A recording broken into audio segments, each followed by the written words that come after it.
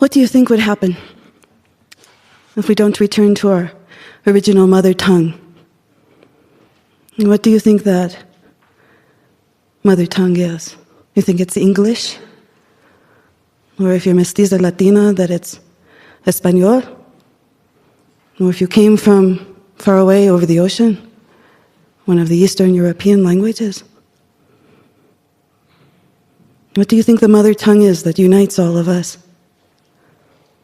If it's not symbolic language, the language of dreams and imagination. For a long time now, I've heard commentators say that there's something wrong with symbolic thought, that there's something wrong with the language of the heart and of the soul. Now, this is not true, as you know. However, there are those who, at this time in our culture, would try to eradicate that language and keep only a language of sequential, linear thought, a mathematical language without the mysteriousness attached to it.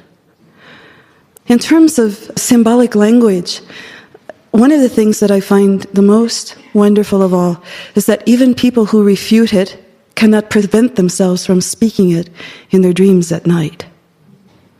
Those who say that the language of art, dance, sculpture, painting, the language of writing, poetry, lyricism, any creative thought or idea meaning something that exists today, that you created, that you made, that did not exist before. That all of those ways of being come out of the symbolic life. As you know, there's been a big discussion about whether the National Endowments for the Arts should continue. And almost unbelievably, some senators and some Congress people feel that maybe it would be a good idea to do away with supporting art. If all the mysteries of the universe were known, there would be no need for artists. Because that's the artist's work, is to talk about mystery, or to paint about mystery, or sculpt about mystery, or make music about mystery. And so because there are so many mysteries, one being the mystery of war, the mystery of hatred, the mystery of racism, we need artists more than we need anything else. So this symbolic language is a language that is not irrational, but totally rational. It's based on the idea that we can know something about the most mysterious aspects of life if we will use symbolism to speak about them. For instance, most of you are probably familiar with either Talmud or with the Bible. The Bible is written, much of it, the Psalms and the Proverbs as well, in symbolic language. Gospels also. Why? Because you're trying to talk about the ineffable, you're trying to talk about the great mysteries of life and death. You cannot talk about it without poetry, without metaphor, simile, allegory. This is the way that we can talk about things that are too big for our very small minds to comprehend. And so we can get a feeling of what they are through the beauty of the symbolic language that's used to describe them. You might say my life has been turned a little bit upside down over the last 2 years since Women Who Run with the Wolves has been published. It's not quite the way it was before, although I feel very much the same on the inside. Sometimes I feel perceived differently on the outside. And in fact, Erica Jong wrote a letter to me early on, and she said, being on the bestseller list means that 1 million people have 1 million ideas. She said, none of them are right. I would say that she's correct in that respect. I've been asked 2 questions over and over and over again in the last 2 years, so much so that it becomes very tiresome. And one of the questions is, do you live with wolves?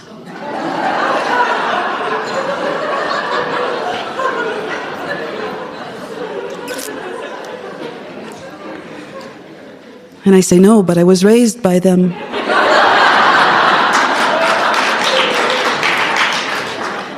The other question I'm asked a lot is, are you a wild woman? And I have different answers depending on who's asking. So I have found, as Gloria Steinem did, she wrote a book called Revolution from Within. And a year later, she added a chapter to her book called 1 Year Later. And in that chapter, she said that she was astounded and amazed that as she traveled across America, giving readings from her work, that the larger the media, the larger the newspaper that came to interview her, the less they understood what inner life was about. And the smaller the newspaper was, the smaller the media was, or the smaller the town was, the more people seemed to understand what it was she was talking about. And I have to say that I have found that also to be so, and it's very mysterious. It almost makes you breathless to think that in the larger cities, in the larger media, newspapers in particular, but also magazines as well, that there are people who have forgotten what inner life means, what symbolic thought means. If I've said it once, I've said it 1,000 times over the last 2 years, that no act of social action, that no act of social justice, and no act of love can be performed without a deep inner life. And what people seem to hear sometimes, especially in the larger cities, thank goodness we only have about 4 in the United States, what they seem to hear is that you have to do some sort of hocus pocus, and that you have to go off into your psyche somewhere and become a narcissistic, psychobabblish person. And so no matter what words come out of your mouth, by the time they go through that person's head and they come down their arm and they're written on the paper and edited and then put in the newspaper, you find yourself saying things that you never said before in your entire life. Tonight, I brought with me a verbatim transcript of a newspaper interview that I did with a reporter who will remain unnamed, whose city will remain unnamed. And then I also brought 3 poems that were written in the late 1960s about trying to tell people who could not read or write, who had no television or radio, that men had walked on the moon. And you'll see how these are all tied together. This poem, called A Newspaper Interview, the direct transcript, is about what happens when people no longer understand symbolic language. A newspaper interview. Well, do you still go out and connect with nature? Oh yes, I still go out. Well, where do you go out? I mean, how do you do it? Well, I go to the desert. The desert? Yes, the desert. At night, I camp in the desert. Does the desert connect you to nature? Yes, the desert connects me to nature. Well, where do you go in the desert? I set my tent high up on a mesa, so from far away at night, it looks like a yellow lantern. Well, what do you do to connect to nature once you set up your tent?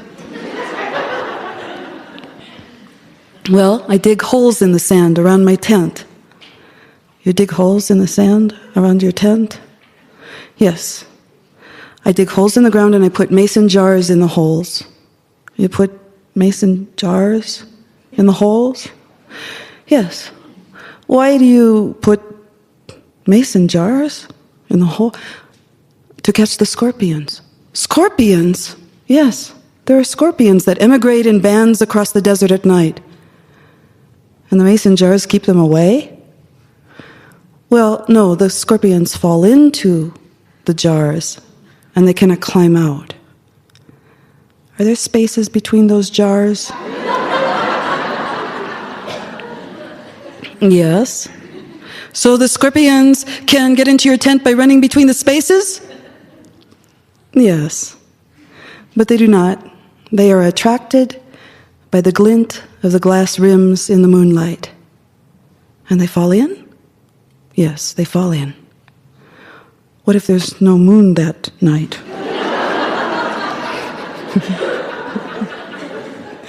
I do not camp on moonless nights.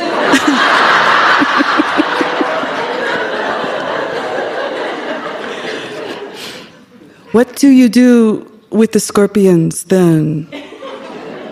Well, in the morning, I let them loose. You don't take them home or sell them? No, I don't know any scorpion brokers. You just let them loose? Yes. This is how you connect with nature? Yes. Well, it doesn't seem like very much to me. Well, to me, it's very much. Well, I don't see how you do that. How do you see that? Well, the scorpions have great respect for me. What do you mean? I am a heroine for letting their young and their old live until the end of their days. Are you pulling my leg? Maybe yes, I'm pulling your leg a little bit. Come on now, you're toying with me. Maybe yes, I'm toying with you a little bit. Well, you had me going there for a while. Yes, I had you going there for a while.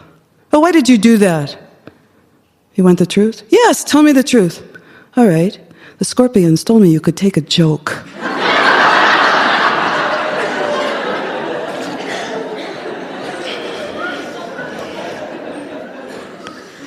It's my favorite interview, except for the sports editor who was sent to interview me because the feature editor became ill. And the first thing he said was, "You know anything about pop flies?" Now, by contrast, I want to talk to you about a very different kind of people who live in the interior of Mexico and who are very hardworking people. They're farmers. They live down around Ubalama, which is south of the Sonora Desert.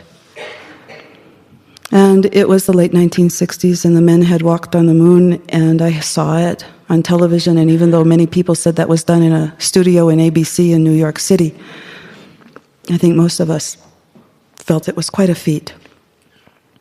So here's the first time. Los Indios hear of the astronauts for the first time. The people here do not know that humans have walked on the moon. They do not know that the moon has been walked upon. They think I'm telling a good story, and they gather all around. I say, "Food floats up there." And they cry, "Oh, that's very, very good. That's good. That's good." I say, no, really. Food floats up there and people float upside down and you can lift enormous weights with one finger and people have to chase their drinking cups. And they say, "Oh, that's very good. Oh, that's so good. That's such a good story." And I say, "Honest, this is really, really true." But they're already sorting their tump lines and their packages and they're hoisting things upon their backs and their packages and their pots don't float on one finger. And they bend under their burdens and their bundles and their vertebrae pop and their ropes creak and they say, "Goodbye, good morning." And they go off to market and they tell about the woman who sat at the hairpin of the road and told the story about the time the moon was walked upon. The second telling. The people of Ubalama hear of the space program for the first time. This is a group of people who are letter writers. I went to visit them because I, as a child, had been a letter writer in my own family for some of my family members who could not read or write and who were attempting to carry on love affairs. And so it was fine when they were in love, but when they were having a fight with each other, they wanted me to come and write, "Use the black crayon, I'm really angry." "Use the red crayon, I want to show that I'm bleeding." So I found out that in the next village, which was also called Ubalama, which is often true in Mexico, you have the old village and the new village, that there was a group of people who could not read or write, and that was the village that sustained this other village economically, that they had tied themselves together. And so I went to that village, the old one, and I told this story to a group of people who were all gathered around, and I said, "The astronauts went up in a rocket, see? Well, it's like an airplane." "Well, all right, it's like a gourd." "Yes, good. It's like a drinking gourd. The drinking gourd went up into the sky."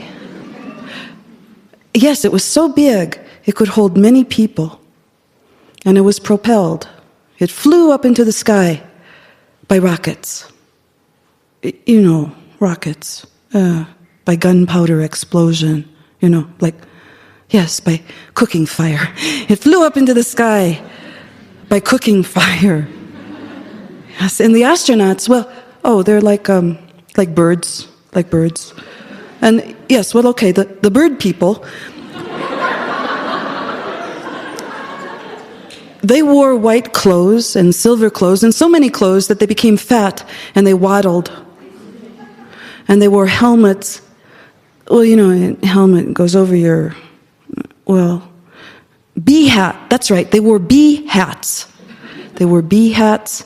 So the bird people entered a drinking gourd. And they wore all the clothes they owned. And bee hats to keep them safe. And when they arrived on the moon, they had become like babies. They could only walk so far because their umbilicus had grown back. And the moon was a mother who gave birth to the bird children who were still attached to her by the birth cord. And the bird people spoke into little hearts on sticks.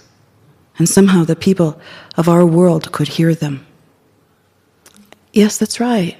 Yes, that's good. Sometimes we can hear them in our dreams. The third telling of the man who walked on the moon. Afterward, my friend Aguilar said, "Come with me," and took me through a pine forest to a shed of a blacksmith. And there was an old man, and next to him was a barrel on fire with 12 iron rods inside of it. "Tell him," motioned my friend, and both men squatted as I told of the man who walked on the moon. And the sun drifted through the slats in the walls and made white stripes on the earth. Well, finally, as I got close to the middle, the old blacksmith interrupted me. He said, "Oh, yes, I've been there. I've been on the moon. Mucho polvo, much dust there. I'm glad someone else finally found their way there. It takes such a long time to get things right." He laughed, and he lifted an iron rod from the fire barrel, and with tongs at one end and hammer to the other, he struck and struck and struck again the orange glowing rod and threw it into a barrel that was brimming with cold mountain water, and the hiss made him disappear.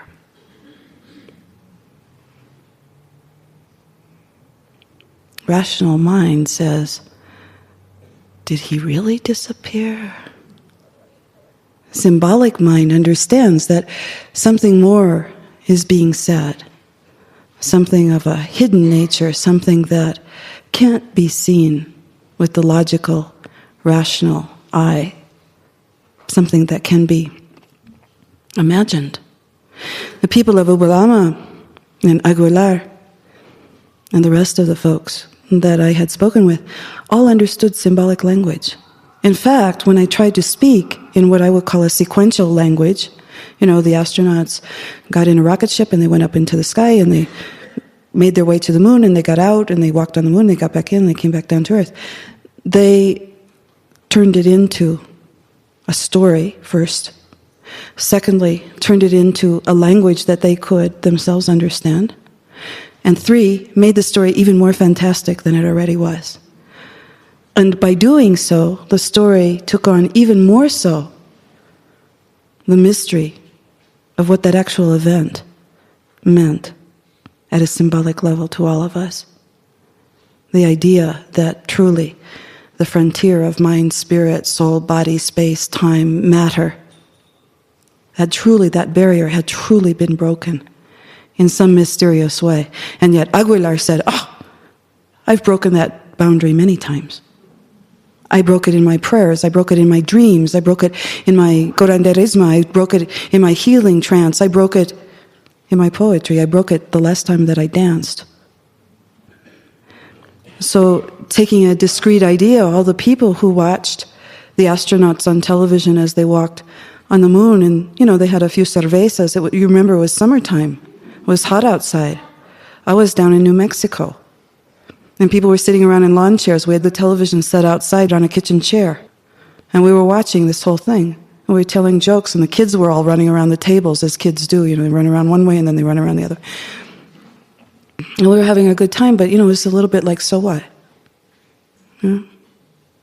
But when I told Aguilar was telling me that, I know about that. Yes, there's more meaning to that than meets the eye. This is a dream that we have, this going into outer space and going to other places, stars and planets.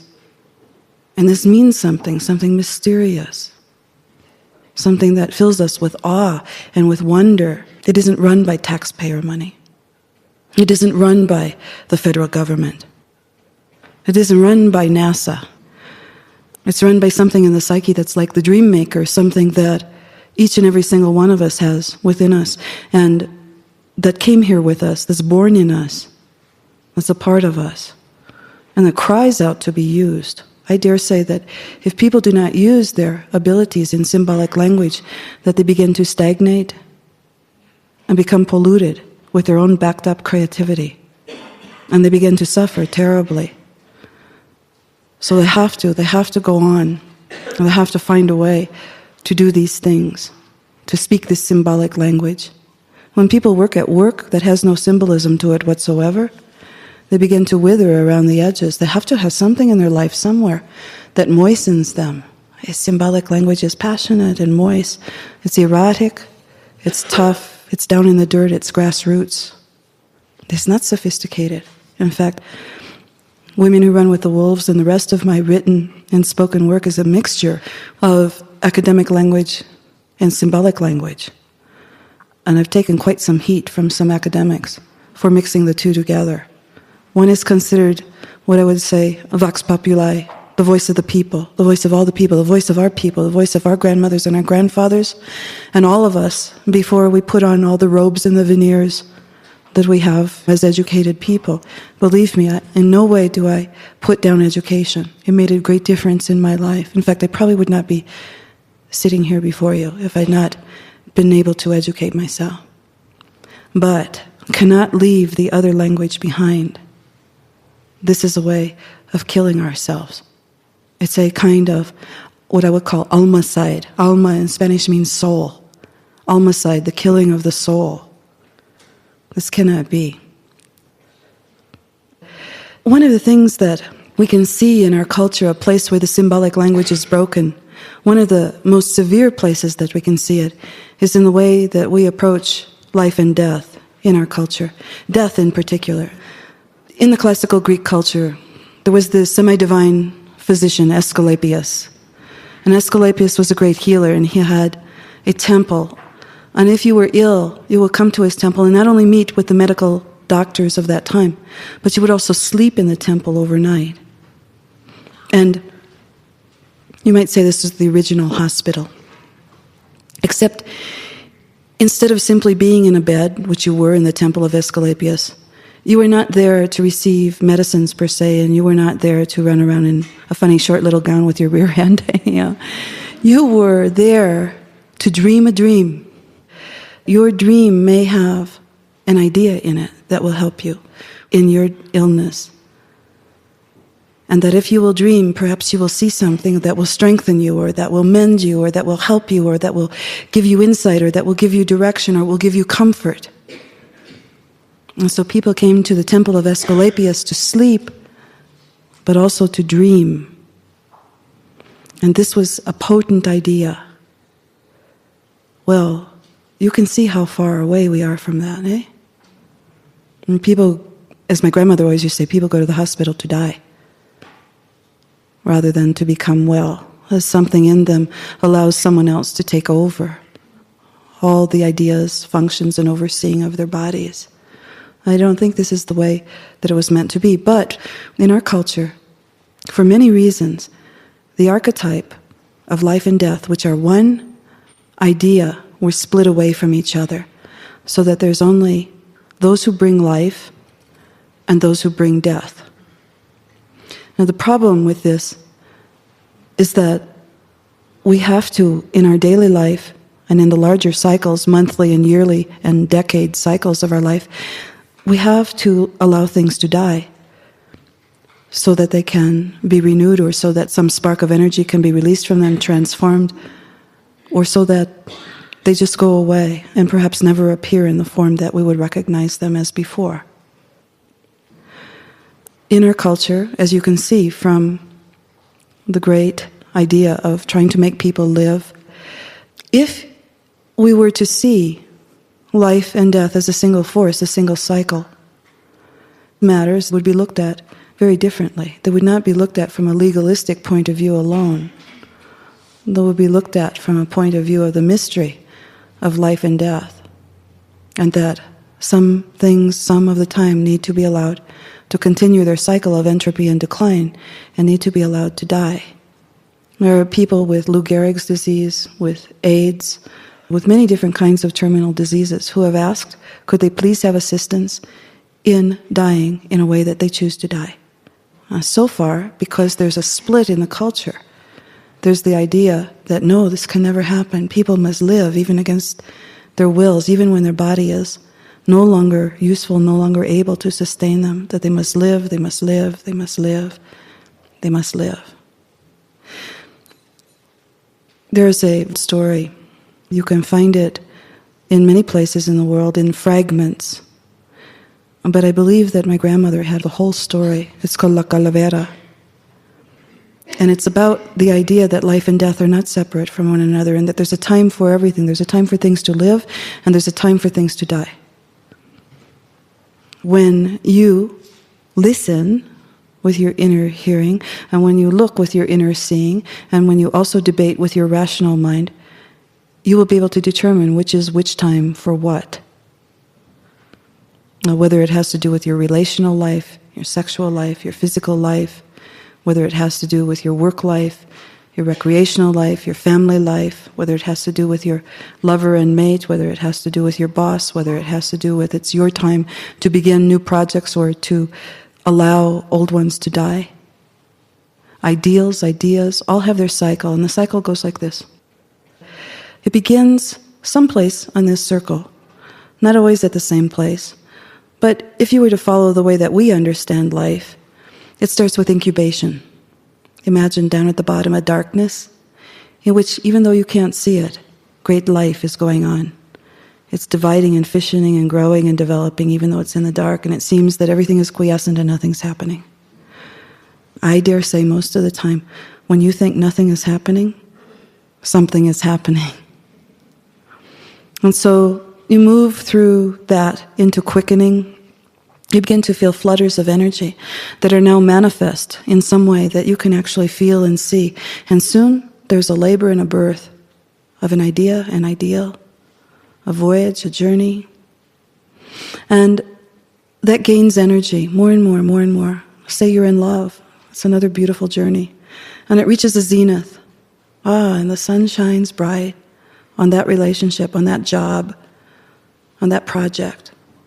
And gradually, almost imperceptibly, without us realizing it, it begins to go into decline or entropy.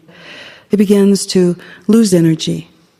And it comes down, and at some point, it begins its act of dying.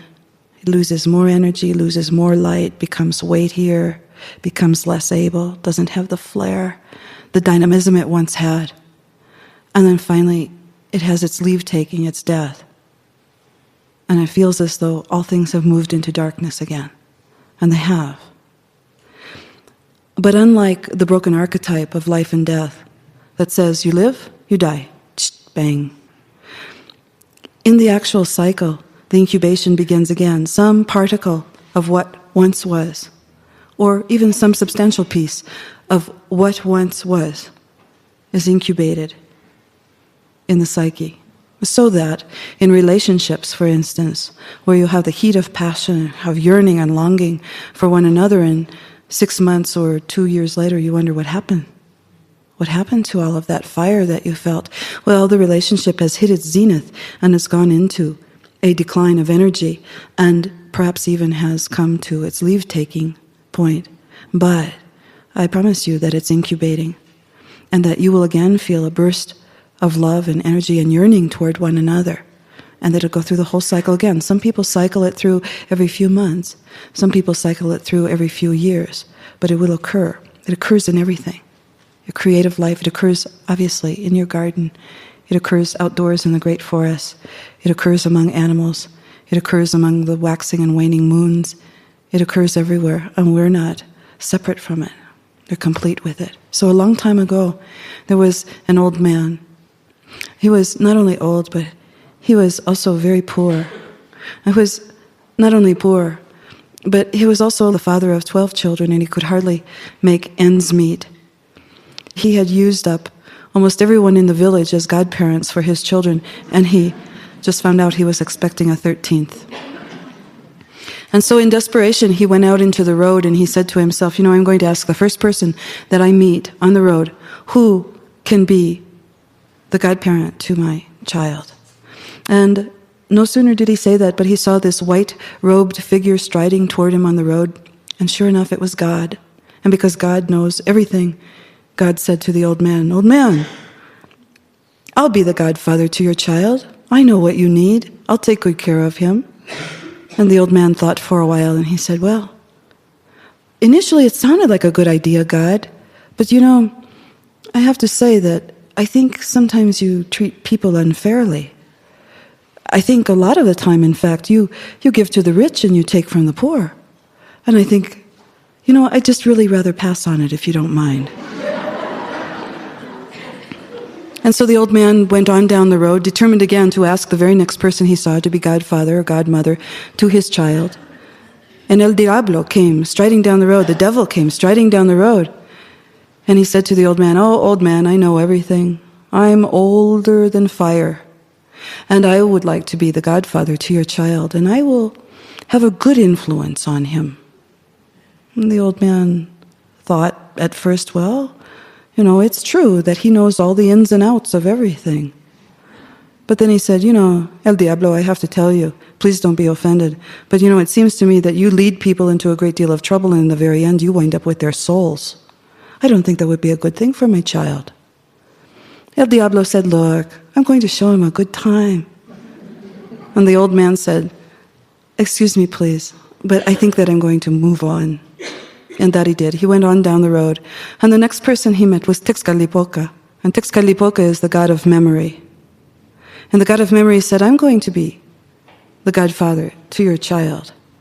And the old man thought for a minute. He said, "Well, that would be pretty good. I mean, it would mean that he would remember everything. He would perhaps get an education. But I have to tell you that your other name, Tezcatlipoca, is smoking mirror. You also forget a great deal. I wouldn't want my child to forget. Maybe he would forget me. Maybe he would forget his family. No, I don't think it's a good idea, Tezcatlipoca. I think I'm going to pass. I'm going to go on." And so he went down the road further until he ran into Chacmul. Chacmul is the rain god. And the rain god said to him, "Well, I've been hearing about all this goings-on about that you need a godparent for your child, and I'd like to do that for you." And the whole time that Chacmul was saying this, all these tears were running down his face, because he's also the god of mourning, and he's the god of melancholy. And the old man looked at him and he said, "Chacmul, please don't be offended, but I wouldn't want my child to live his life in melancholy. I wouldn't want him to have so tender a heart and so sensitive a skin that he would feel everything that's wrong with the world all the time and never be able to see the sun." And so he went on down the road. The next person that he met was Coatlique, the lady of the serpent skirts. And Coatlique said, "Well, I would be the godmother to this child." And he thought, "Oh boy, I'm in trouble now. She's got a bad temper." He said, "Well, Coatlique, those skulls that you wear around your waist? I think that's maybe a little bit harsh for a little child to start out with. So, if you don't mind, Coatlique, excuse me very much." And the old man showed lots of teeth. He said, "I'm going to go moving down the road. Thank you. Thank you very much." And down the road he went. And he walked for quite some time, and no one came by, and he was feeling disheartened because it seemed that he wasn't going to be able to find a godparent. And all of a sudden, almost out of nowhere, onto the road stepped La Calavera. And La Calavera is Lady Death. And she was all in her black bone glory, and she had on her long dark robes. But she was beautiful in an odd kind of way. And she said, "You know what, old man? I will be the godmother to your child. And not only that, I have the ability, because I am the god of life and death, I have the ability to teach your child to be a great healer. Oh, the old man thought of it for a while. And he said, La Calavera, maybe you're right. You bring life, you bring death. You treat everyone equally. You don't cater to the rich, you don't cater to the poor. You give everyone life, and you give everyone death as well. So I think it's a good idea. Yes, let's do it that way. And so La Calavera came on the christening day and held the little child. And then, many years later, when the child was almost grown, she came back again. And she said, I'm your godmother, La Calavera, and I would like to teach you something. And let us go out into the woods together. And so La Calavera and the young boy went out into the woods. And she said, now listen, here's how to be a great healer. When you go into the room of the patient, if I am standing at the head of the bed, this means that the patient must die. They belong to me. It is their time. But if I'm standing at the foot of the bed, it means that this patient can recover, and you should give them this little herb that grows right here on the forest floor, and they will recover, and all will be well. Well, they practiced this together, and soon, the healer was the greatest healer in all the land, and also the most wealthy, because people said he could always tell when people would live and when they would die. And it was most remarkable. He was right 100% of the time. And so one day, there was a call from the soldiers, and they came riding on their horses, saying, come quick, because the king is very, very ill, and he's called for you, no one else except you. And so the healer went, and as he went into the king's chamber, the king said to him, oh, physician, I am ill unto death, but I promise you, if you will heal me, I will give you half my kingdom. And the healer thought, ooh, half a kingdom. And he looked around and, well, La Calavera was standing at the head of the bed, meaning that the king should die. The physician thought, half a kingdom. And before he knew it, he picked up the bed and he turned it around.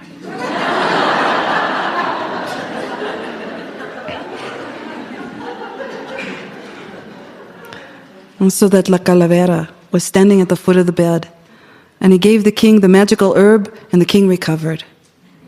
And the healer was quite proud of himself. And he stepped out into the hall, and La Calavera grabbed a hold of him by the wrist and said, listen, don't ever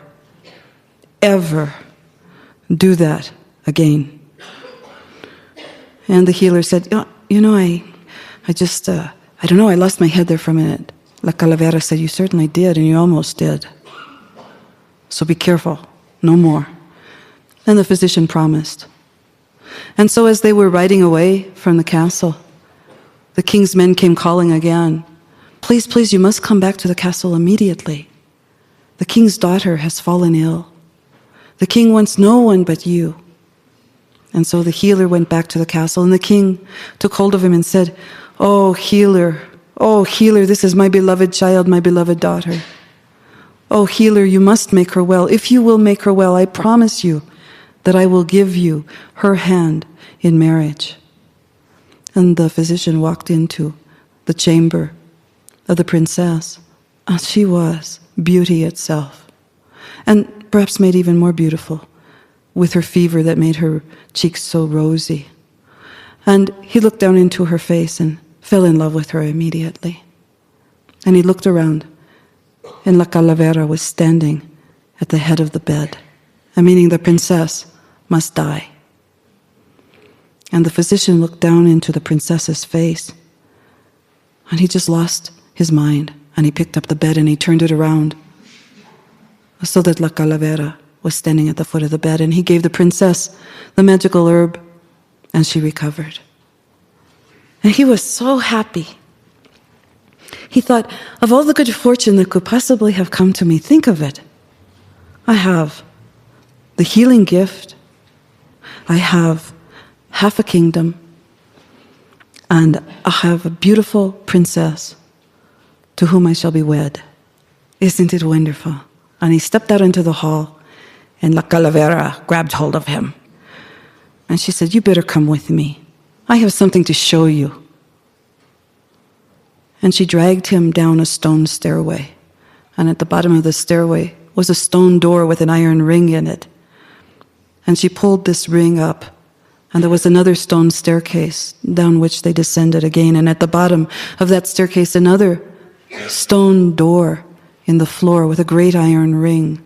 And this also she opened, and they descended down another stone staircase that was dripping with water and moss. And there, at the very bottom, it opened up for as far as you can see into a huge cave that was filled with thousands upon thousands of lighted candles. Well, where are we? Well, La Calavera, where are we? It's a little bit cold and drafty down here, and what are all these velas, what are all these candles doing here?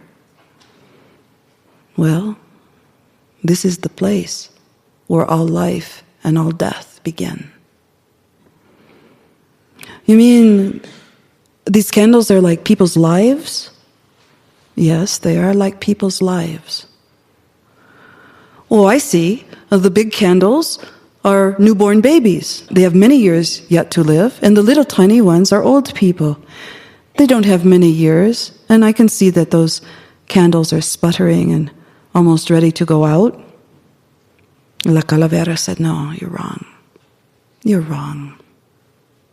Some of the big candles are newborn babies, but some of them are very old people. And some of the very tiny candles that are guttering and sputtering and ready to go out, some of those are old people, of course, but some are newborn babies, and some are middle-aged people. Well, said the healer, you'd show me my candle. I want to see mine, thinking it would be a great big candle. And she pointed to the tiniest, smallest candle that was smoking and guttering, and she said, that's yours.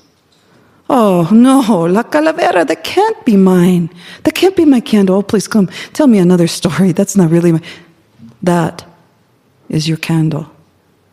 Oh, La Calavera, please. The healer pleaded with her. I'm your godchild. Come now, surely you can do something for me. I have half a kingdom. I have a beautiful princess that I'm going to go back and marry. My life is just beginning. Please, La Calavera, help me. La Calavera said, I'd like to, but you can't light a new candle until the old one goes out. Oh, La Calavera, please, please. You've been my godmother all these years. You love me, do you not? Do you not love me? Please light me another candle. And La Calavera reached over for a brand new candle, a great big one.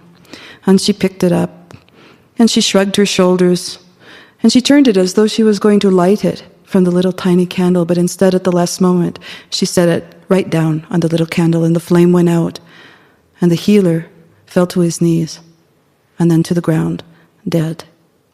Because you can't fool death, nor are you supposed to. Now, this is what I would ask you to contemplate for yourself. There are many things at any given time that are on that circle I talked to you about. It's what I call the life-death-life circle, because there is no death that is complete in a sense of the lights go out and nothing ever happens ever again. So all the different parts of your life that I mentioned before, your soul life, your creative life, your recreational life, your love life, your sexual life, your erotic life, all the other parts of your life, there are all of them somewhere on that cycle, and not all in the same place at the same time, which can be a little bit confusing. It's like, why do I feel so filled with ideas, and yet I feel so dead in my family life? Or why do I feel so excited about work, and I don't care if I see my lover again for 5 years? These are because all these things move at different points on the cycle. So I would ask you to contemplate this. Think of the things that are supposed to be dying that you are falsely keeping alive, so that they cannot go through their entropy and their death, and of course can never come to their incubation or their re-incubation, so that they can live again or be transformed in a new way. Think of the something inside you that knows absolutely when it is time for things to die and when it is time for things to live. And understand that this idea of being the life giver or the life bringer and being the death dealer lives inside all of us. It's something that comes with us. It's part of the equipment that humans come with. It's the innate knowing about when it is time for things to die and when it is time for things to live. Tsatsari is also another figure of the life and death life cycle. And she carries a copper bowl with her everywhere. And she uses it in many different ways. She holds it against her chest wall, and it becomes the breast that the milk of human kindness flows from. And she puts it over her belly, and it incubates new life. And then when people are dying and they've become too frail to sustain life anymore, Tsatsari comes to their bedside with her bowl, which becomes the sarcophagus. And she picks them up and puts them in her bowl, and she swirls them around and around and around and around, more and more and more and more, until they become smaller and smaller and smaller and smaller, until finally they become this tiny little black dot. And then she flies up into the sky. She lets down her long hair that becomes wings. And she flies up into the sky, and she flies over the land looking for a woman who has just made love. Now, when she finds a woman who has just made love, she drops that little dot, ding, right into the uterus of that sleeping woman, where life begins anew. So all over the world, there are symbols, a symbolic language, symbolic stories about the idea that whatever comes to an end is incubated in a new way and comes back to life. Perhaps not in the same way, but in a different way. Different. But it can never be renewed. In other words, it can never be fresh. It can never be exciting. It can never be enthusiastic. It can never be filled with itself if it's not allowed to die from time to time. In some of the old pre-Hellenic sculptures, you see people pruning trees, and the trees have figures that look very much like women, as though there's a woman inside the tree who is a tree, who is a woman, who is a tree. And people are pruning the branches in order to make them grow more fully in the spring. And that's another symbolic piece of phrasing about the very same thing, that bringing something down, lessening it, trimming it, makes it grow even more full. So I would ask you, what in your life is it time to let die? That you keep turning the bed around, administering your magical herb, whatever it is. And it recovers for a while, sort of as a shade of its former self. It doesn't have true robustness in it. If you think it does, you're not telling yourself the truth. And the idea in La Calavera is that La Calavera is part of our own psyche. It's a knowledge or a knowing that's inside of us, has always been inside of us, will always be inside of us. In analytical psychology, the kind of psychology that I do, which sometimes is called archetypal psychology and sometimes called depth psychology, with fairy tales, which I think is a valuable thing to do. You know, folklorists do one thing with fairy tales. They often try to look at culture and how this fairy tale evolved out of the culture and what that means about the culture that the fairy tale evolved from. And other people who are, sometimes they call themselves storytellers, they gather stories and they tell them, often to children, and they have a basket of stories that they carry around and that they distribute from place to place. And that's another use of stories. And then there's also stories, of course, for entertainment. There's a whole group of stories, in fact, among Buddhists, for instance, that are jokey stories, they're funny stories. And they're told to teach a little bit, but more so, they're really taught to entertain, to make people laugh. And that's a good story, too. But the way that I learned them in my own family was more as apothecary, as a, you might say, a long string of medicines, each story being a medicine for the right time and the right place and the right person. And also how to tell the story in different dosages. You know, some stories, for some people you would shorten them, and for others you would expand them.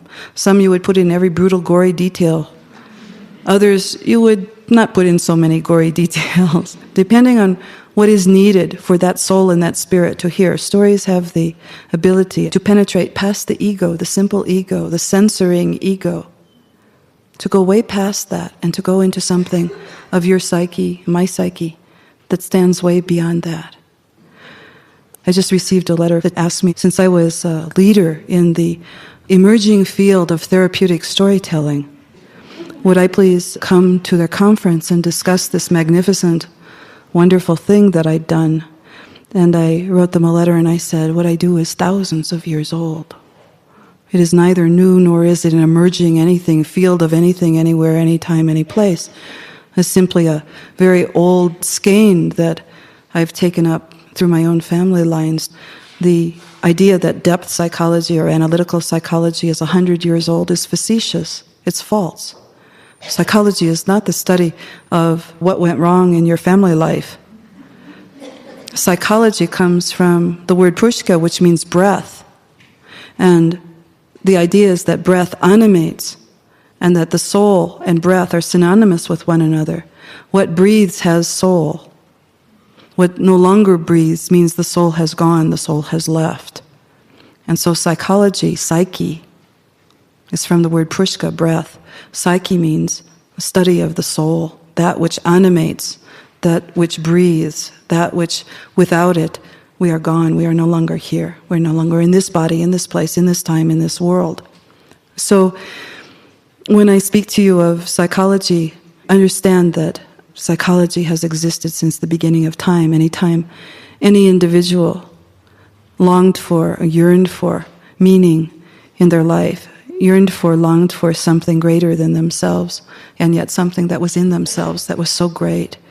Look at the story as though all the elements of the story belong to a single person's psyche. Take a story like La Calavera, and you would say, what does it mean to have 12 children and still be poor, still be trying to make ends meet, and to be expecting a 13th child?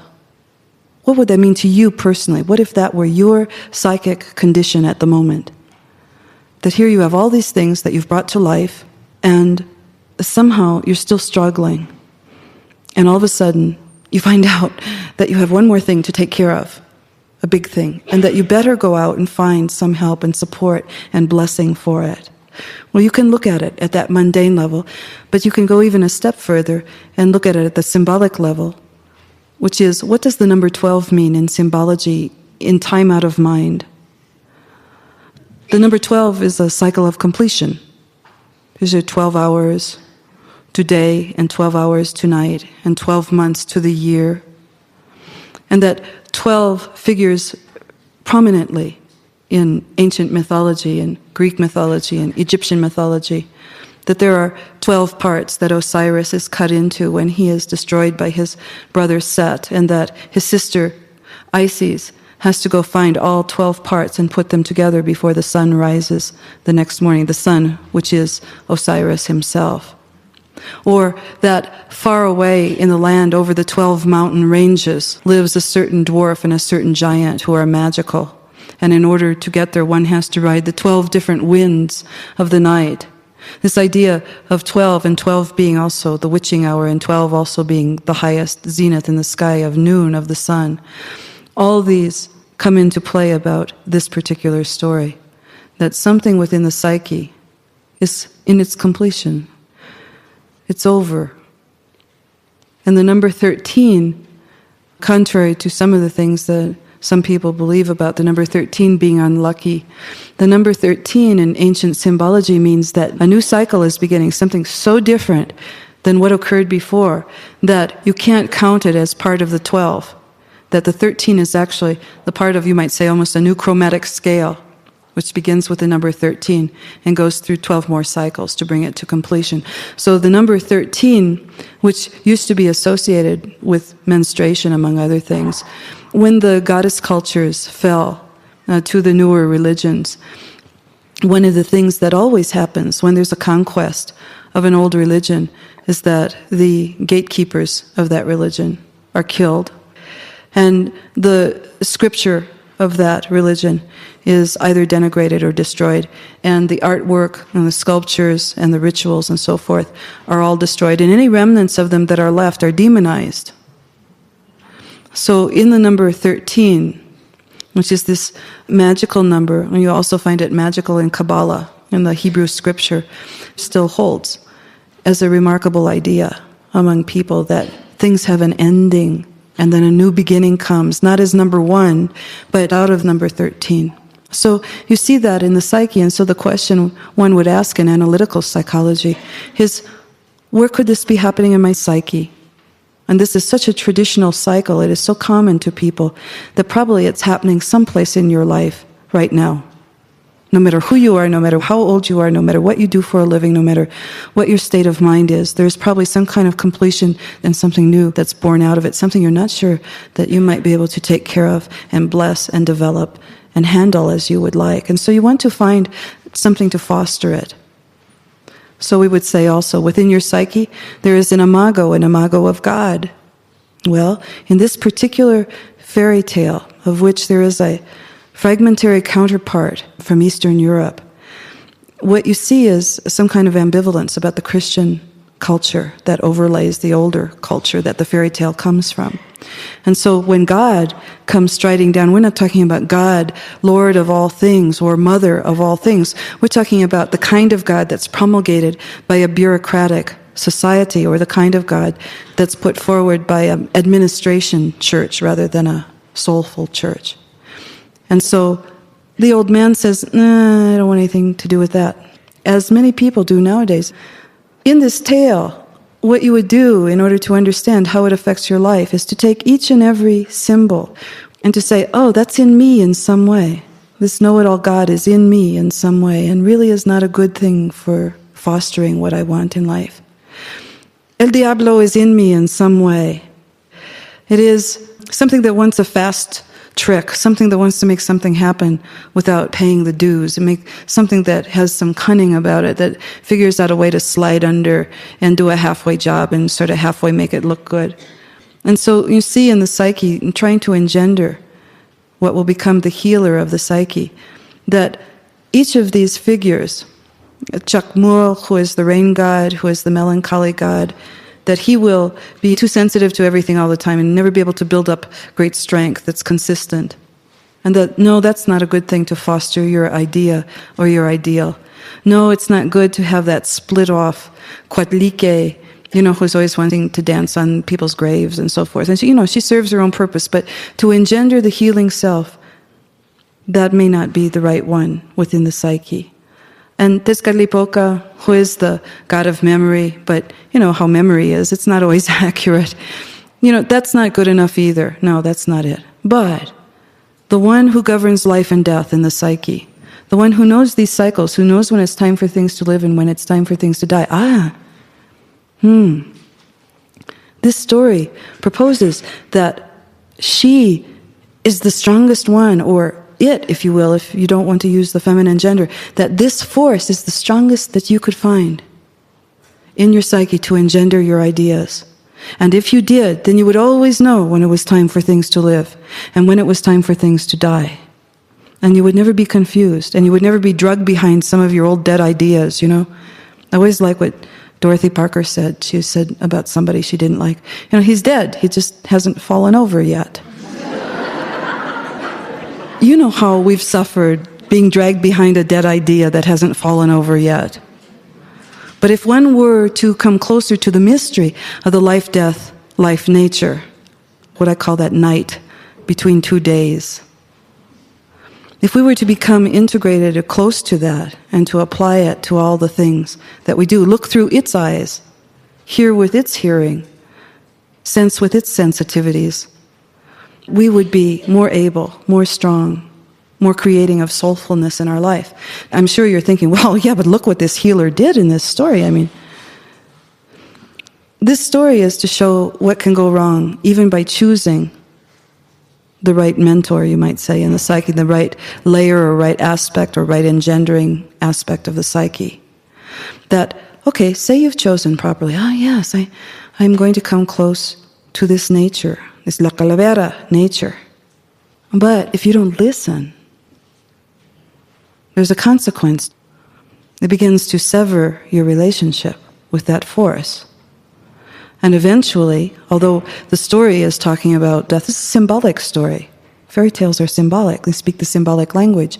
So I'm talking about dying to this force, talking about not having properly worked with it, understood it, respected it, and that there's a consequence for that. And the consequence is to become psychically disabled in that process of knowledge or that process of knowing. So sometimes people say to me, oh, fairy tales are so brutal. There are fairy tales like the Red Shoes where her feet get cut off in the end, or the Handless Maiden, which starts out with the father cutting off the daughter's arms, or the little match girl who freezes to death in the snow while she's lighting matches to create fantasies, to entertain herself and to keep her warm in a way that she's not able to keep warm with her clothes and with her surroundings. The reason there are brutal fairy tales isn't because somebody made up a group of mean stories. It's to show what can go wrong. It's choices and decisions that you can make at the spiritual and soulful level and the creative level and the actual living of life level that can take you down the wrong path, make you weaker, make your life smaller instead of larger, make you frail instead of fuerte, instead of strong and durable. So, as you look at this fairy tale in the days to come, think about how you are doing in your relationship with La Calavera. Are you getting along pretty well? How many times have you thought of turning the bed around, lately? Do you really think you should continue to do that? What good could come from you allowing what is ready and what is time to die, to die? You think about what good can come from that. And I always sincerely hope that by the time my time comes to die, that I can choose to die the way I'd like to, without turning the bed around, that I would know when is the time, and that I could go. And the only way I really know how to do that is to practice in the mundane world, in all the things that have very little to do with physical dying. So that hopefully by the time we come to the ends of our lives, that we're maestros, we're masters at it. We have come to govern and have sovereignty, not only over our life, but also over our leave-taking of the world.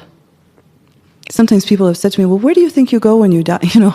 Where do you go? And, different people have different ideas. And I always felt that because I work so hard at my writing, there are times where you hold your head, it hurts. It very much is, like Zeus, he gives birth out of his forehead. He has this 3-day-long headache. And then finally, he gives birth. Well, it feels like that sometimes. And so I thought, if I had the choice, I would like to be an inspiration. If once I leave this world, I would float or fly around in the etheric atmosphere, and I would look for artists, painters, sculptors, writers, dancers, and I would be their moment of inspiration. I would, of course, from the other side, I would know it all, right? I would be this know-it-all God. And I would come along and go, I just drop the thought right into their mind. Bing! And they go, oh, now I can see it. Now I can hear it. Now I can write it.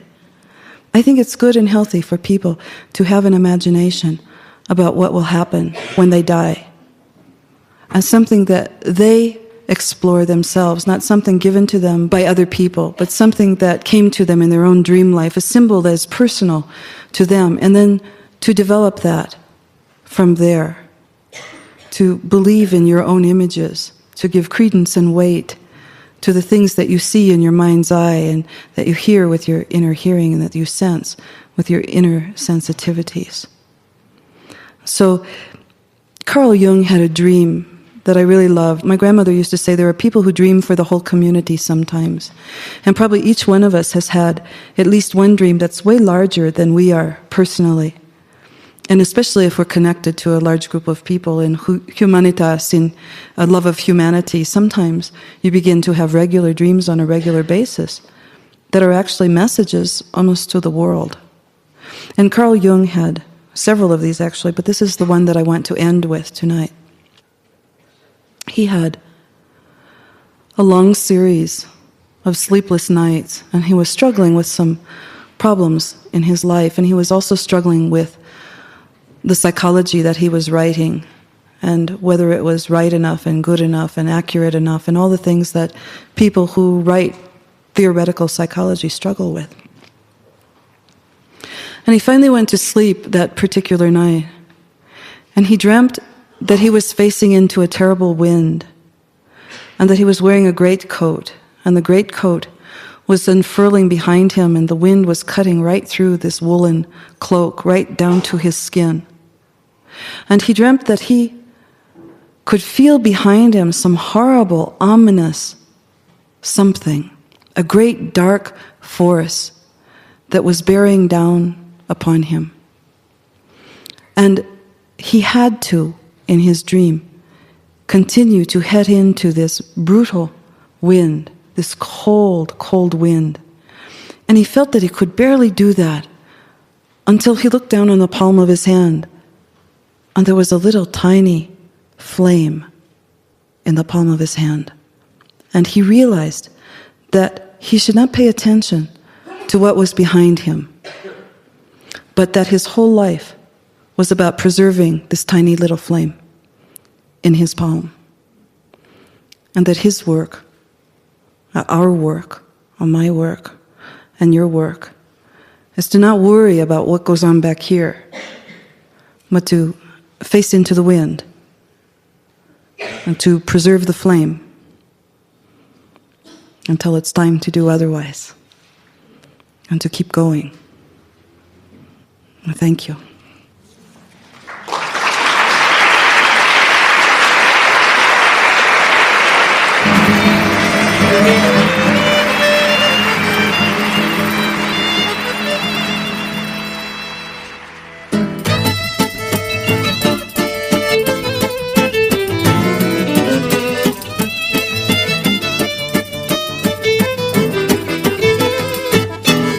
This concludes Part 1 of Volume 1 of Theater of the Imagination, the story of La Calavera, Godmother Death, on the cycles of death and renewal with Dr. Clarissa Pinkola Estés. Music by Dave Willey, Steve Trisman, and John Stubbs. Engineer, Steve Van Zandt. The original stories on this program, including La Calavera, Godmother Death, and Tassadi and Her Bowl, as written and performed by Dr. Estés, and the anecdotes and commentaries on this program, as well as the original poems, including The Newspaper Interview, Los Indios hear of the astronauts for the first time, The People of Uvalama hear of the space program for the first time, and the third telling of The Man Who Walked on the Moon, are international copyright, with all rights, including performance, print, recording, film, derivative, and adaptation rights, reserved to the author. The poems are from Dr. Estés' poetry collection, La Passionata, forthcoming from Alfred A. Knopf. The stories are from Dr. Estés' forthcoming book, When This Tree Has Stood Winter, also from Alfred A. Knopf Publishers.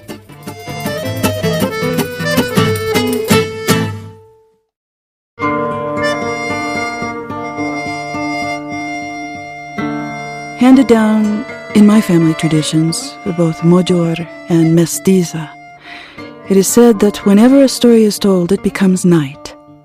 The telling of a certain kind of story in a certain kind of way with a certain kind of intention causes a starry sky and a white moon to creep from the eaves or from the corners of the heavens and to hover over the heads of the listeners.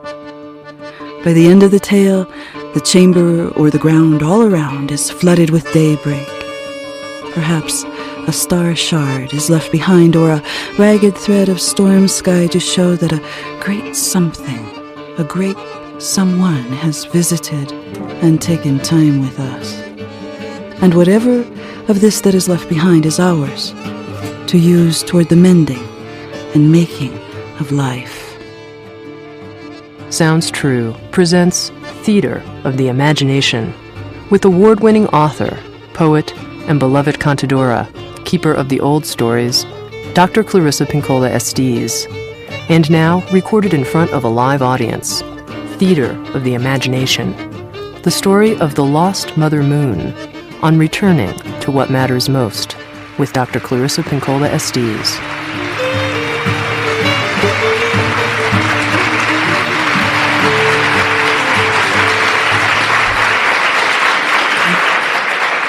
Good evening. How are you this evening? We've been talking about symbolic language, about the language of the dream life, language of poetics, and the language that comes to us as a lyric language through poetry and fairy tales and mythos and stories. We've also been talking about the life and death cycle that is actually not ending in death, but actually a night between 2 days that moves from an incubation or darkness into a quickening and a birth, and then up in a rising energy to a zenith, and then in an entropy, a decline, a waning of energy, and then down into a quiescence, and then finally death, and an incubation, a quickening, and a rising again. One of the things that I've heard this week that I hear so often, and I thought I would make an effort to give some help and some healing. You know, sometimes when people come from varied backgrounds, varied heritages, more than one in particular, a very common one in the United States is Scots, Irish, and English, for instance. And people say to me, I have no heritage. And when I hear that, I feel a hurt in my heart. Or people say, I'm Heinz 57. Or I'm a mutt, I'm a mongrel. And I don't think anybody has a purity to them, but each and every group that is in the United States once had a tribe that they came from, a heritage that was theirs, of which there was a richness of story. And I'm interested in encouraging people to return to a portion of symbolic life through the stories of their own heritage, their own bloodlines, their own culture. I'm well aware that the melting pot is very good in some ways, causes us to all decide that we have pretty much the same values of hope and health and happiness, but sometimes it severs them away from their roots. So tonight I have 2 poems for you. Cuentitos, right? Little stories. Whenever you raise a child, leave the hairy roots on, the dying leaves under the new leaves, and the dirt clogs swaying behind so that they have something to sashay with in life. Something to show them, remind them that they are made from dust of earth and dust of stars. Something to point them toward home. For if you make them too clean, the visitor cannot find the way in. We are, all of us, flying in the saddle of a horse called fast home, toward the place we once tore ourselves from, to the place that is still open and still there, with obvious clues to our origins. As we live in the torso, we find the heart. And on the bottom of the foot, we find the answers written by the miles we covered in the dark. If you would look into the last room of the starry night, there are powers there with names. Each and every one of you may be a descendant of a great European tribe, or a great Asian tribe, or a great African tribe, or a great Latin tribe. If you would look into the last room of the starry night, there are powers there with names. Tanenbo and Valdar and the Yaga, and they are your ancestors. They are your ancestors. And they sneeze with all the waiting for you, and they've been wondering, where are you? Why do you never come to visit? They want to give you sword making and show you hidden ore among the earth's gases. They are a dust of glitter and light. So the names, The names, quick, the names, call them by name, for they have gone shadowy from lack of your love. The deep earth drum still lives, though more and more faint now. And down there, they have a theater waiting for you that is lit by storms, and it only takes a name to start it. And some firesides, the good princes show up, and the blind one who steals earrings during the night, and the wise one who sings souls into nod, and the long chin who concocts sweets and herbs for healing, and who lays huts of boughs for grieving and extracts her cost. The one who bleeds gold breathes in your ancestors. They are all there.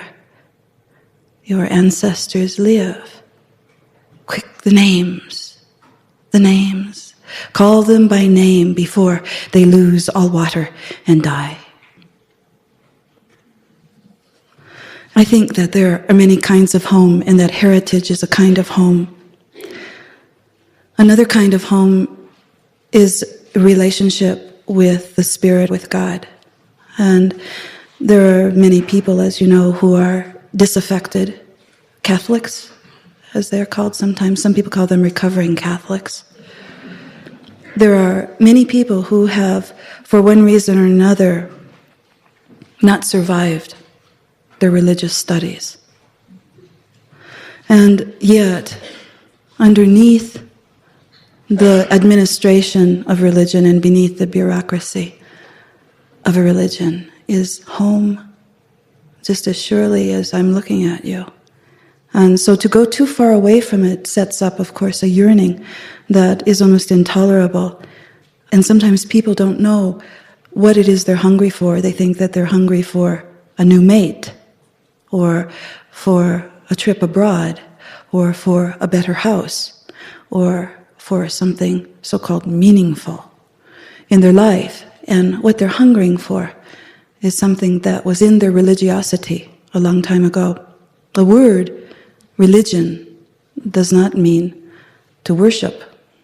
The word religion comes from the Latin religare, and it means to bind together in the way that you make a bouquet, or in the way that you would gather notes together to make a song, or in the way that you would gather colors together in order to make a painting. And the religiosum is composed of taking aspects of yourself, aspects of nature that are awesome and beautiful to you, aspects of other human beings or humanity that are meaningful to you and astonishing, and to bind yourself together with all of them to make something greater than just your simple self. Binding yourselves together with something that is numinous, something that takes on a life with you that is bigger than your life was before or without it. And for many people, that place is home, that the point of which things are bound together creates their home. A few weeks ago, a colleague of mine made a comment that a lot of people who are involved in symbolic life seem to be nostalgic, seem to be less than rational. And I said, well, what do you mean by that? And they said, well, it just seems to me that it's sort of a somewhat foolish yearning for old things, for things that are old-fashioned, things that have no use anymore. And I thought about that word nostalgic because I've heard it all my life. Nostalgic for this old song, for instance, or nostalgic for this and that. So I looked it up. I love etymology, which is the study of the origins of words. And I found out that this word has been misused in our culture for decades, if not centuries. That this word, which comes from the Latin nostalgia, means pain for home. Pain for home. Many fairy tales, mythos, are all about finding home and the pain for home, the pain of separation, and the desire, deep desire, to find one's way home again. The fairy tales that came to mind were Peter Pan, with the children trying to find their way home, but also Peter Pan trying to find his way home in that he lives in a land of the lost. That is not his home. It's a home that he's created to live in, a temporary home, a temporal home.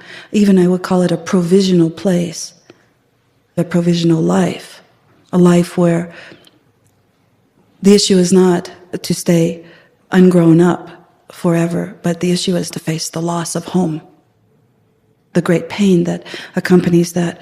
Other stories that came to mind are the story of the Wizard of Oz and Dorothy wanting so much to find her way home, and others, Mr. Fox, which is about finding your way home, and then there's the Silver Hands, which is about finding her way home again, and then there's the Red Shoes, which is about trying to find her way home again but not being successful. What is it that would separate us from home to begin with? Certainly a certain amount has to do with necessary socialization when we're little children, so that we, as grown-ups, don't do harm to each other, who understand personal boundaries and kindness toward one another. What is the function, then, of the fairy tale for young children? I think it has a great deal to do with the fact that while one is paring down a young child, in other words, socializing them, teaching them values and manners and so forth, all of which is necessary if this child is to live in this culture, also, you might say, preserving for them the world of the imagination through the stories that we give them, almost like a satellite world that they cannot occupy full-time, that no one can occupy full-time, but that is nevertheless held for them, cared for, maintained lovingly, so that when and if they wish to enter that world, it is there, it exists for them.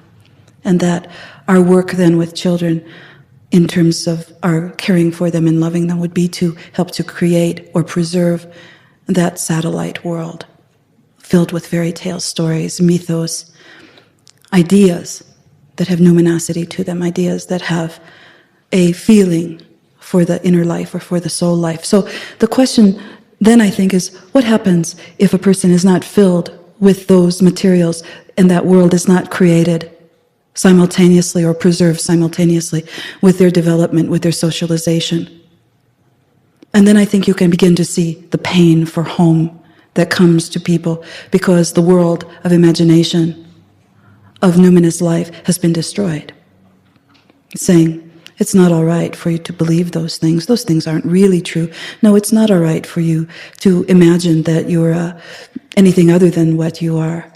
Oh no, that's foolishness. Let's only speak rationally with one another, and so on. There was a group of parents who stopped a school from teaching young children, 4th grade, 3rd grade, guided imagery. They felt that it was against their religious ideas and that it should be stopped immediately, and it was. So that in that school system, when I was an artist in residence and I wanted to talk to the children about dreams, I was cautioned to be very careful about what I said to them, because I might cause a legal action of some sort to happen to the entire district. Now, something is wrong when imagination is something that is considered more dangerous than guns. So, this return to home is important for adults to reconstruct it, to be examples to the children who are around you, whether they're your children or not, is beside the point. To reconstruct this inner world that is filled with characters and symbology and ideas and actions and prayers and gifts and all the things that make up the inner and numinous life. There's a story that I like very much. In Spanish it's called Madre Luna. In English it's called The Lost Mother Moon. And it begins as a story about how separation from the light, from a source that illuminates, allows you to know certain things that would ordinarily be hidden in the dark. My grandmother always used to say, when she was angry with someone, she would say, he's so stupid, he thinks that the stars don't exist because you can't see them during the day. Understand? So there's certain things that exist in the psyche, in the objective psyche, that cannot necessarily be seen with the rational mind. But if you enter into relationship with them through lyric poetry, stories, songs, music, dance, etc., then you begin to see these wide doors being carved in what looked like formerly blank walls, and you begin to see something about the path back to your own home again.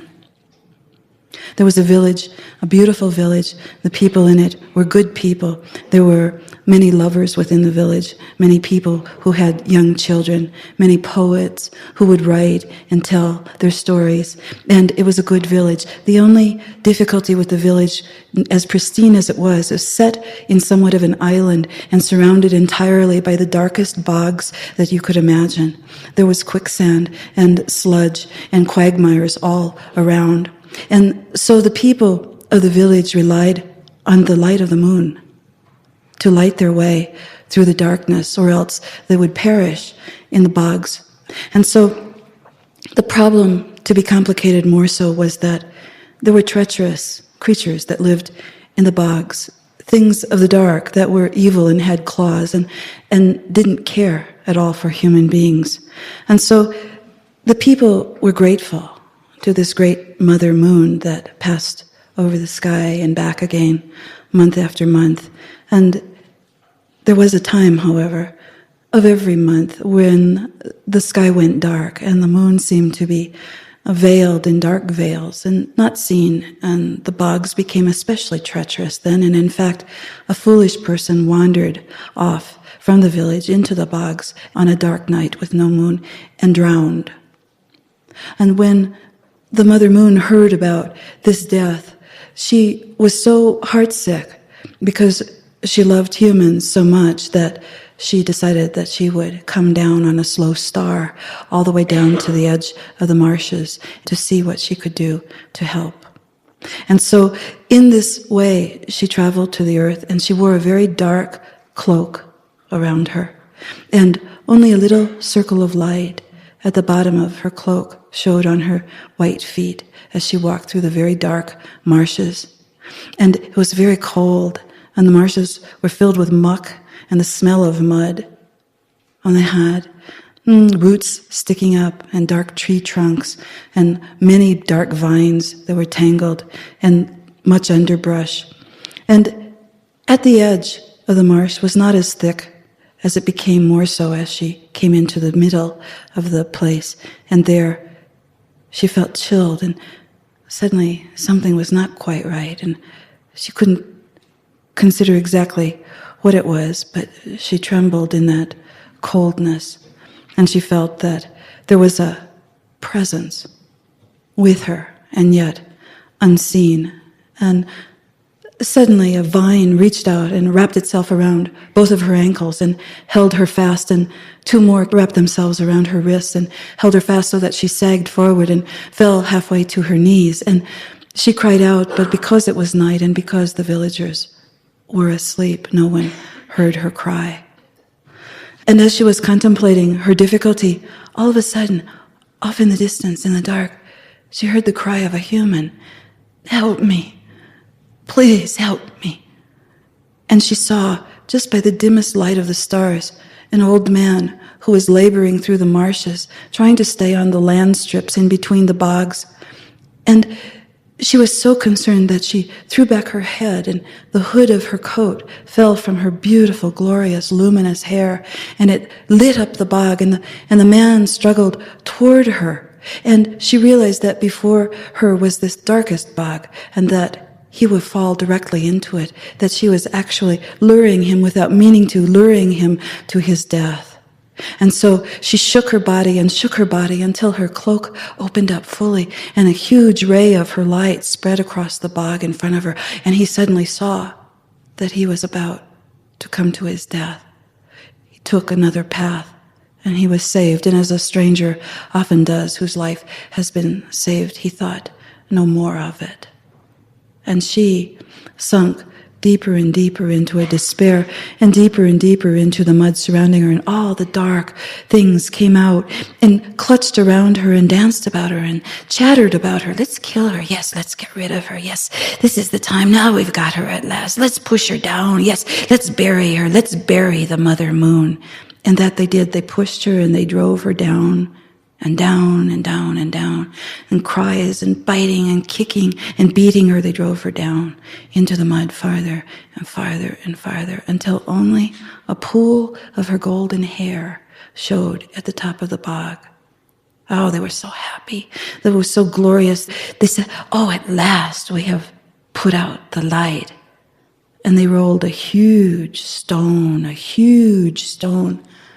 over her, so that at last her light was out.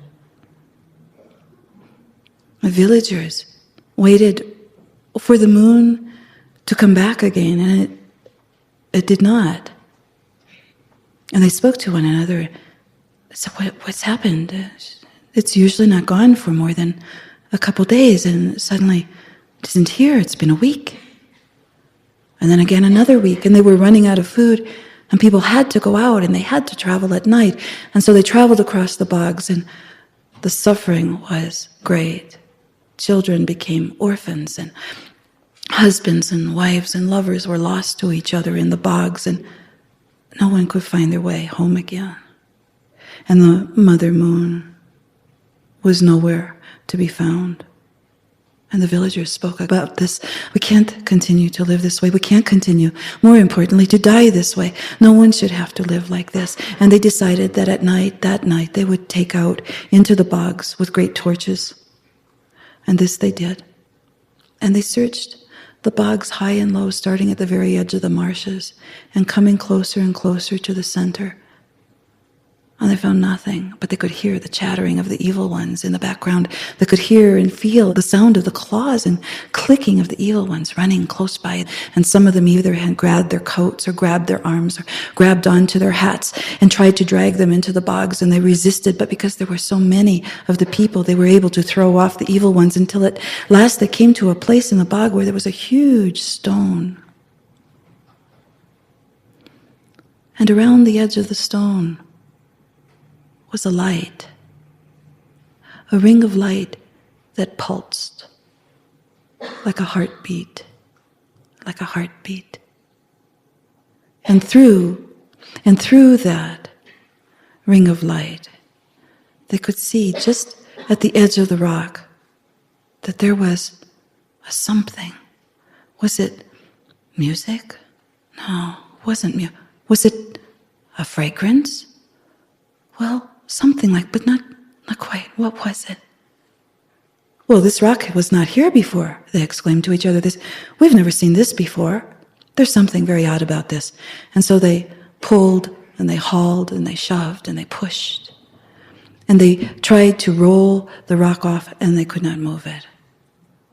And so they went back to the village for more villagers, more torches, and they came back. I said, everyone must push as hard as they can to lift this great stone off whatever it is that lies underneath. We feel that we are going to lever this out. And so the strongest and the weakest all together worked and pushed, heaved and hauled, until finally, bit by bit, they pushed the stone away. And as they looked down into this muddy pit, they saw the most beautiful face they had ever seen, a beautiful, luminous face that was so filled with love of humanity that they were all of them awestruck by it. A beautiful face that had such beautiful eyes that were filled with love of all things that lived, that their hearts broke and stayed broken in a very good way. And the face began to lift up and up, shedding light, golden light, farther and farther afield, farther and farther, higher and higher. The face rose up, shedding its golden light all the time, down on the people, down on the land, the marshes, the bogs, and all the evil things ran for their underwater holes and were seen no more. And soon, it seemed the face was vague, and more vague, the higher it climbed in the sky, until at last it was a golden orb in the sky. And the villagers went home content that once again they would have the light to show the way through the bogs that surrounded the village, that they would know now that there would be a short period in every cycle when the sky at night would be dark, and during those nights they would stay home, and the poets would write, and the lovers would make love, and the children would come close to their mothers and fathers, and they would tell the stories of the night the moon disappeared and was found again.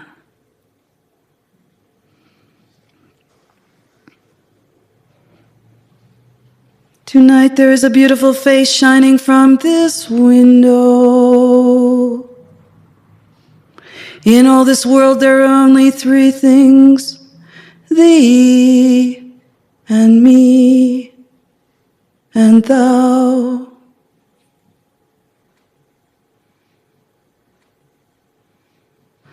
The moon represents time. The word moon actually comes from the word morte, which means month.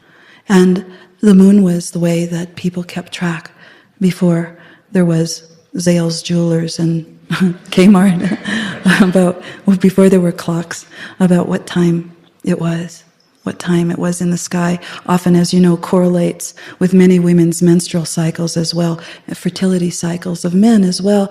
Doctors are just finding out now that men's sperm, development's not the right word, manufacture, that sounds like factories, doesn't it? Little factories down there in the testicles, little smokestacks and little little conveyor belts, little people working very hard. Some people have lots of shifts.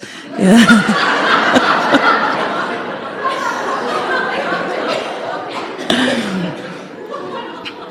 Scientists are finding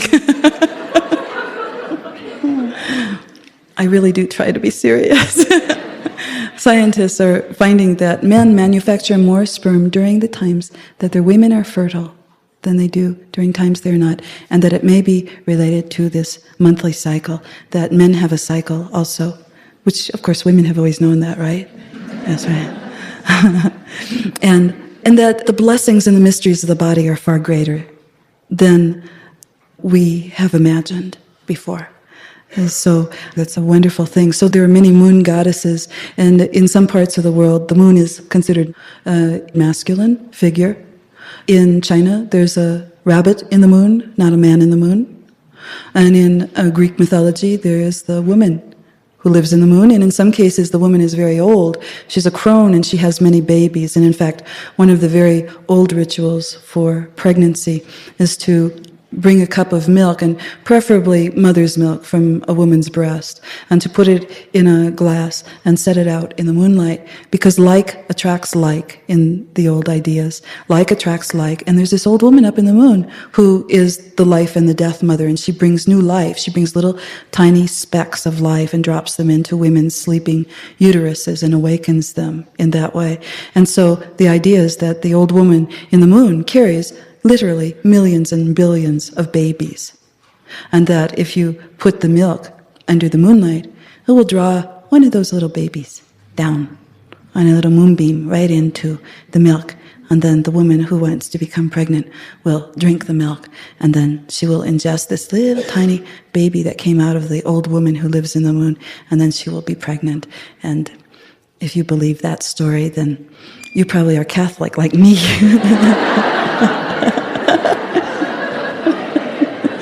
It's very similar to the parthenogenesis of the Virgin Mary. So, moon or luna has everything in the world to do with cycles. It has to do with that cycle we were talking about zeniths and entropy.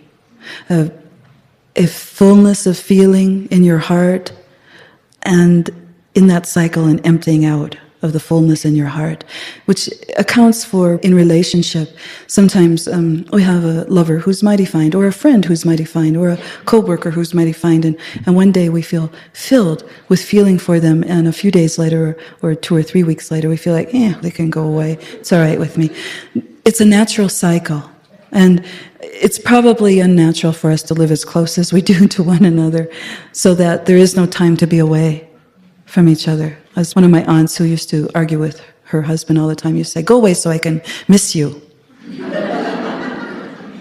Then come back. They send them fishing all the time, fishing in the summertime on the lake or in the rivers, and then ice fishing in the wintertime. That was also their form of birth control. It's just to send the men send the men fishing at certain times of the year.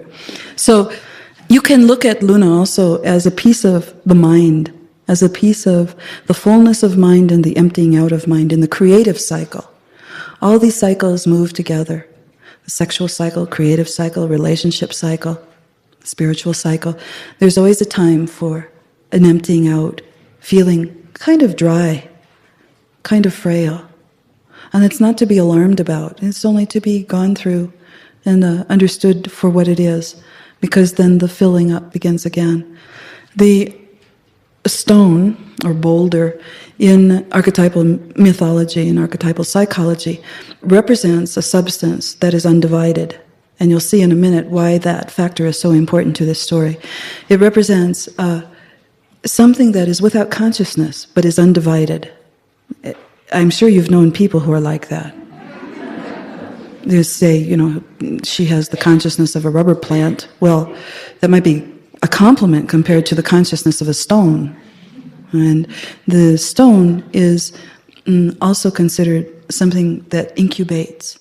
Like Mithra, for instance, was born from a stone. So it has this odd quality to it of being something that, in its negative light, can be so stable that no life can come from it.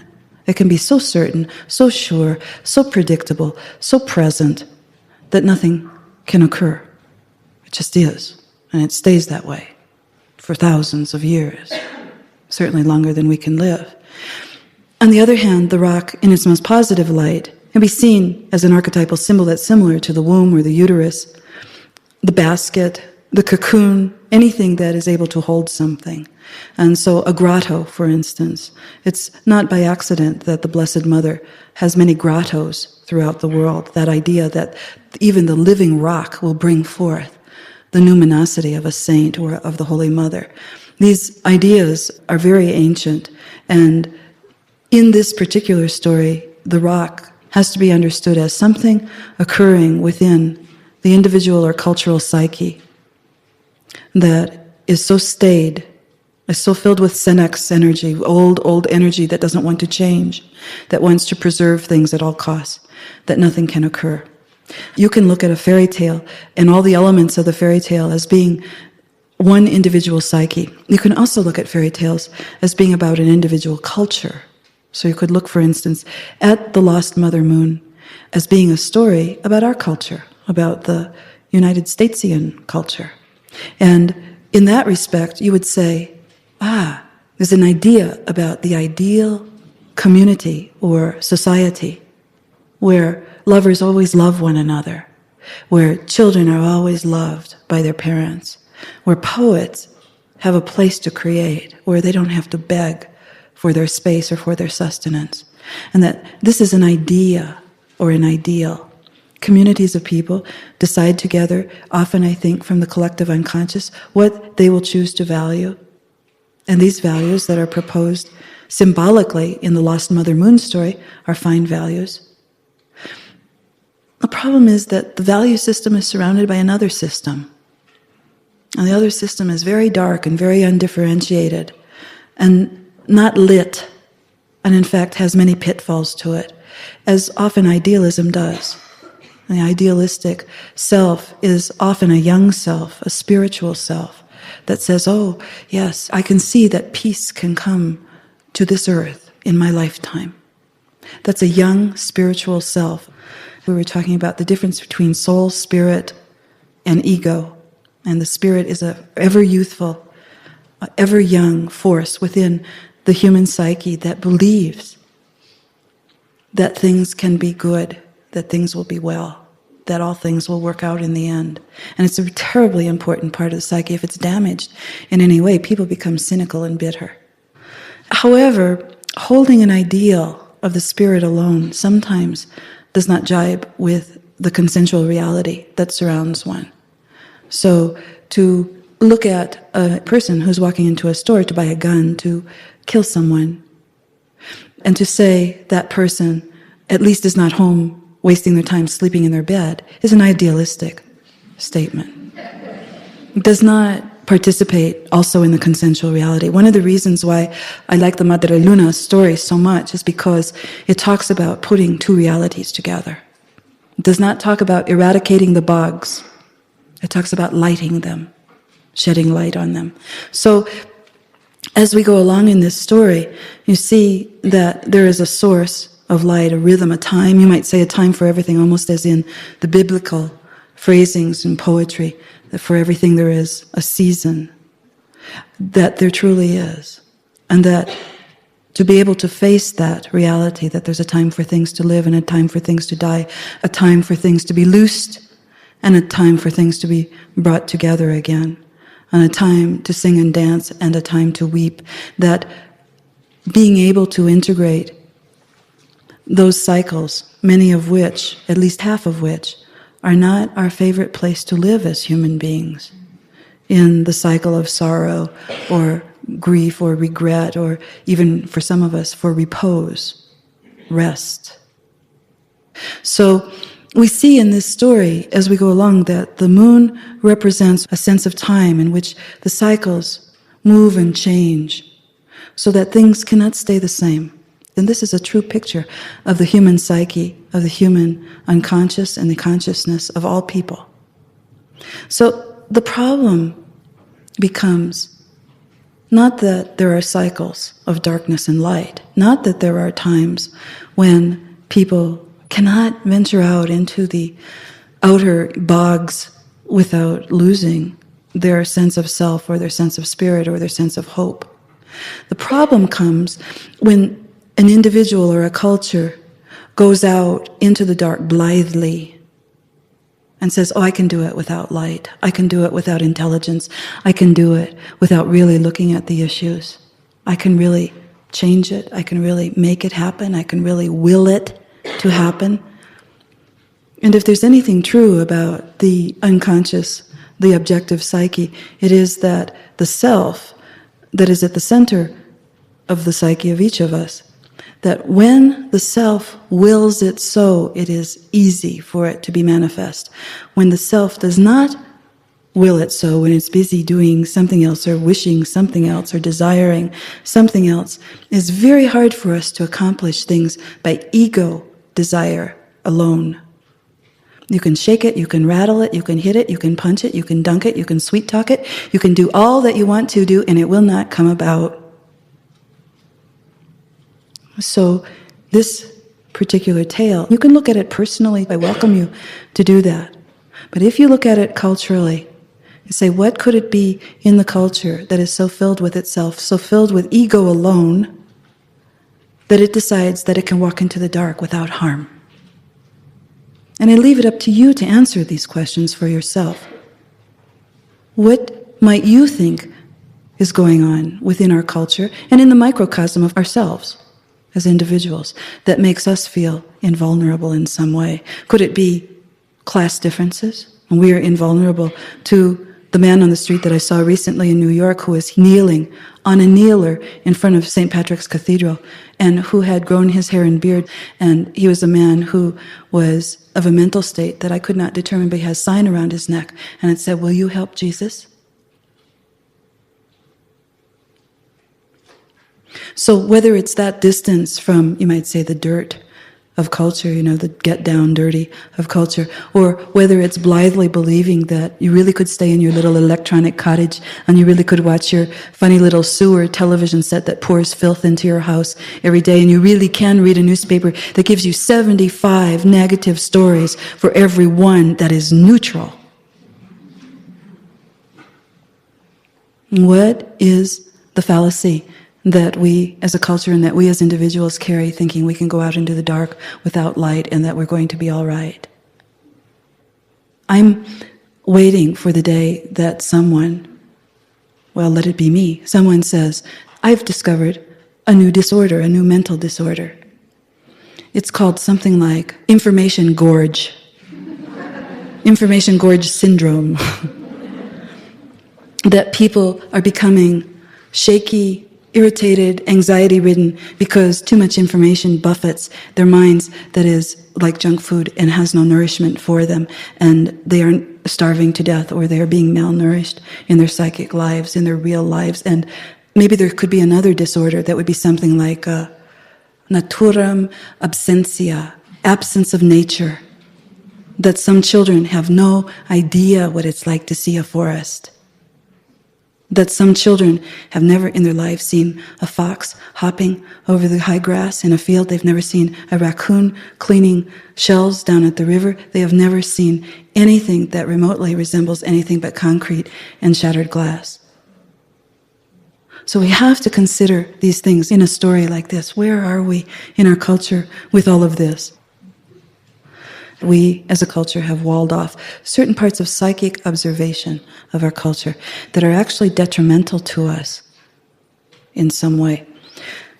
The part of the story that's the hidden part that doesn't show is the wound. We've spoken a little bit about the wound coming from not paying attention to what happens when there's darkness and idealism and no light. Wound is an Old English word. It's a Teutonic word. It comes from Wunde. It's very interesting because it also is related to the word to have wonder. Now how can that be? Wound is related to wonder. Not to wonder as in I wonder what that's about, but wonder as in a wonder, the Magi, a wonder, a nova in the sky, a great wonder. The pyramids, a great wonder. How could that be? Well, it works like this. A long time ago, there was the idea that the wound is the only thing that brings light. In fact, Garcia Lorca wrote about la luz violeta, the violet light that emanates from the wound. That there's something about being wounded that begins a process that ordinarily would not occur. So, to be wounded, the word originates from the idea to be separated, one thing from the other. That's what the word wound means, one thing separated from the other, or an essential separated from other essentials. One way to think about this is to think that if we are separate from nature, we are automatically wounded. If we are separated from the rest of humankind, we are automatically wounded. That our wounds may not come so much from the personal, but that the deeper and larger and continuing wounds may in fact come from the way that we live and the way that we perceive how we're surrounded and by what we're surrounded with in this culture that we live in. So in this tale, the idea is that something of the cycle of time actually has some sentience to it, tremendous sentience, in fact, and that this thing that is represented in each of our psyches as some kind of chronos, in this fairy tale represented as a female, that something about this measure of time actually notices that we are dying. Someone has gone off into the bogs when there's no moon that night and has died. And that's what calls this force that keeps track all the way down into the human, the most mundane sphere, the earth, and says, what has gone wrong here? I love you. I care very much about this whole season of time that you are living in and this way that you live in it. And something has gone terribly amiss. So let us see what it is. And there's an interesting idea because this fairy tale has an element in it that is in a lot of the great religions. It's in Christianity, where God gives His only begotten Son to be born through a human being in order to save the world in order that immortality of the soul can continue. And this old tale shares that motif, the idea that there is something that is watching, that is knowledgeable and probably omniscient, and that watches and is so concerned that it comes down and actually begins to participate in our lives in various ways. I personally have always felt that if you ever meet a stranger at the side of the road, if you ever meet a person who you've never seen before, who helps you in a way, and when you turn to thank them, they're gone or they're driving away or walking away, that is a manifestation of spirit. That's not to say that person was not a real person or that person was a ghost or anything like that. They may be a very real flesh and blood person, but something in them was very much of spirit to reach out to you and to help you in whatever way. I have a colleague who recently went to the museum in Munich, the Holocaust Museum, and she's a Jew, and she was weeping, could not stop, and sobbing and heaving and bent over, chest to knees, and was just, and an old woman came out of nowhere. I handed her some Kleenex and said, I know. I just sort of wiped her nose and wiped her tears and then just turned around and disappeared. These manifestations of godliness that occur between human beings are truly remarkable. And they are some of the best of life that can ever happen to us. The problem is that when they cease, that something, in the sense we're speaking of the culture, something in the culture that is very dark and destructive wants to catch hold of this humane love of human beings and destroy it and say it doesn't matter, it's, this silly, it's trivial, it's stupid, it'll never work, can't do it, it's too much money, you can't change everybody, send them all to hell. And so we have a culture that in some ways resembles the time of the guillotinings in France, when they would announce by poster and by crier that there was to be a beheading, and many people's prurient interest would be aroused, and they would all gather at the village square to watch the people be brought in chains and to mount a scaffold before the whole crowd and go through the whole ritual where the priest was there to supposedly put a blessing on their damned soul, and to watch them be stripped of their clothing in some cases, and to lay their cheek upon a bloody block and have a huge knife come down with force to cut their head off and fall into a basket. There's something similar to that goes on in our culture that is very, very dark, and it often comes, unfortunately, through the television. I was watching for the 10th time, at least, an interview with Charles Manson, who is a man who is mentally ill and who, in my opinion, cannot possibly give his permission to be interviewed on television because his mind is not there. And it's an exploitation of a very ill person in the manner that the Marquis de Sade used to take socialites into the insane asylums for entertainment. These are the dark things that are in the bogs, that trip the light, that lash it around its ankles and its wrists and bring it to its knees. So here we are in this terrible place where the light is driven down into the dark. And worse, a huge stone, an unliving, unfeeling thing is often brought by people who say, you can't change it. If we did it for you, we'd have to do it for everyone. Well, your idea is immature. I can't hear you when you're crying. I can't hear you when you're so angry. I can't hear you when you're acting so brazen. I can't hear you because your ideas are stupid. I can't hear you because your ideas don't conform to mine. I can't hear you because your ideas are just beyond me and over my head. I can't hear you. I can't hear you. That is a stone, an unmoving heart. And so we see in this story what occurs when, on top of driving the light down and saying, this love of humanity, this love of one another doesn't matter. Other things are more important. And then putting something unmoving onto a weight on top of it.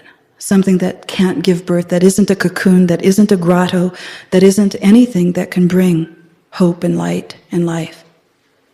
So there we are. But there is hope. There is hope. Because we see in this really beautiful tale that this issue, even though it is peculiar to us in the electronic era and about to be the cyborg era, the accoutrements that surround us, but it is not peculiar in terms of human beings who have lived for thousands and thousands and perhaps millions of years, that this issue of caring for the group comes up over and over again. And that stories about this come up over and over again. You see in the Madre Luna story that what has to happen is that the creatures have to be chased back, pushed back, and that can't be done by fighting the creatures. This is very interesting. So the story proposes something very unique and very different, and it is to bring tremendous light back into the situation again. And you see in the story, it's not one person. This is not a story of the lunar hero or the solar heroine who comes out and says, oh, I and I alone am going to roll the stone away from this deep grave. No, the entire village comes, the entire community comes. This idea of power in numbers is an old piece of knowledge. Groups of people ought to say their piece, to say what should happen next and influence things hopefully for the better.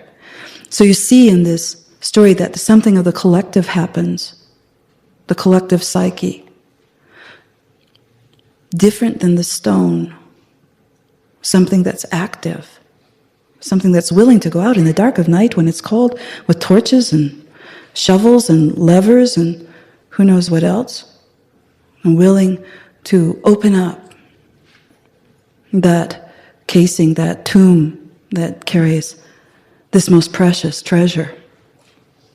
This precious treasure of cycles and time that gives us an idea of where we are in our lives, how to go forward, and when it's time to fall back and when it's time to proceed. So one of the things that I think you can see in the story is this idea of this beauteous face, the beauteous face. You may not remember that there's a story called The Ruinous Face. It's related to the picture of Dorian Gray, the idea that you begin to look as how you are on the inside. You begin to look on the outside as crabbed and weazened and difficult as you might be on the inside, or that you might begin to look on the outside as kind, as hopeful, and as fruitful as you feel also on the inside. And this face that is under the earth, that is in the mud, this face of the Mother Moon, this is a remarkable image. She has been literally through hell. Oh, she has been tripped, she has been tricked, she has been pushed down, she has been kicked, she has been beaten. And the first thing that happens when this stone is lifted is something so pure and so filled with love of humanity inside of us still lives, regardless of all that this part of our nature has endured, regardless of the fact that the light that glows through us has been resting in a grave for so long. And she begins to rise back into her position. She rises back into the sky, shedding her light over all the bogs and over all the community. And she's filled with love, not bitterness. She's filled with love. She has an inextinguishable treasure that is love. And that is in us. That's not a metaphor, some story that lives between the pages of a book or in your mind. That's not just a simple metaphor, it's the truth. It's a remarkable truth that no matter how cut down, burnt down, pushed back, tortured, beaten a human being is, or a nation is, or a community is, no matter how difficult it has been, that you can come back as a loving individual again, and that you can feast on the love that is inside of you, It's an inexhaustible source. Sometimes people get on the dry side of the river and all travails become magnified. And when they become magnified, they feel overwhelming. And we feel like we have to build walls and all sorts of resistances in order to deal with our perception of what has occurred to us. But there's another side. The other side is full. The other side is magnanimous. The other side is everlasting. It's ever filling itself. It never goes dry. It's a headwaters. And that's the place where this story ends, in the reclamation of that which is unendingly bountiful. So in archetypal psychology, there are many symbols of bounty. There are headwaters, there is the moon, there are the stars, there is the sun. They tend to be objects in nature. There is the world tree, the tree of life. In the Hebrew mythology, there's a huge tree from Kabbalah. So all of these figures from nature that go through their own cycles are often used as the metaphor for this inexhaustible way that we have of being. And the wound, what happens to a wound? The wound in the culture, an old wound, has to be cleaned out. Hurts. Might hurt almost as much as the original wounding or separation. Has to be cleaned out. Has to be sutured. Has to be put medicine on and allowed time, allowed chronos, allowed cycle to heal. And what you have after that is not new skin. You have scar tissue. The scar tissue is 10 times stronger than skin. And so even though it may not be the mark of an unsullied innocence in a culture or in an individual, it is a sign of strength that some kind of terrible separation occurred and was mended, some kind of separation from the center of your home place, the center of your heart, the center of your psyche, the center of spirit, of soul, of mind. And that you manage by hook or by crook in one way or the other, by thinking, talking, finding, learning, that you manage to find your way back. That's a remarkable thing, especially in a culture such as we live in. So this wound in the culture should be seen as an opportunity. And I say that not lightly, not in a glib way, not in a, crisis and opportunity come together. I don't mean that at all. I take this wound very seriously. There are some days when I rise up and except for the hope that fills my heart constantly and consistently, I sometimes wonder if we are living in the last days of this planet. So I say it with the same kind of feeling that I have for saying that a person is sorely wounded, and that if it isn't attended to, that an amputation at the very worst is going to happen, and at the very least, which is also not good, is that a necrosis sets in, a dying, a blackening of the flesh, so that there is no life in that whole area of the psyche or of the culture. So I challenge you to see what you think and where you're going to take this medicine and apply it, not only to yourself, but to your community around you, whatever community that is. If you'd like to help, there are plenty of people within your own reach, and that you can help immensely, or that you can assist, or sometimes, the best way of helping is to stand out of people's way. So there are many ways to do this.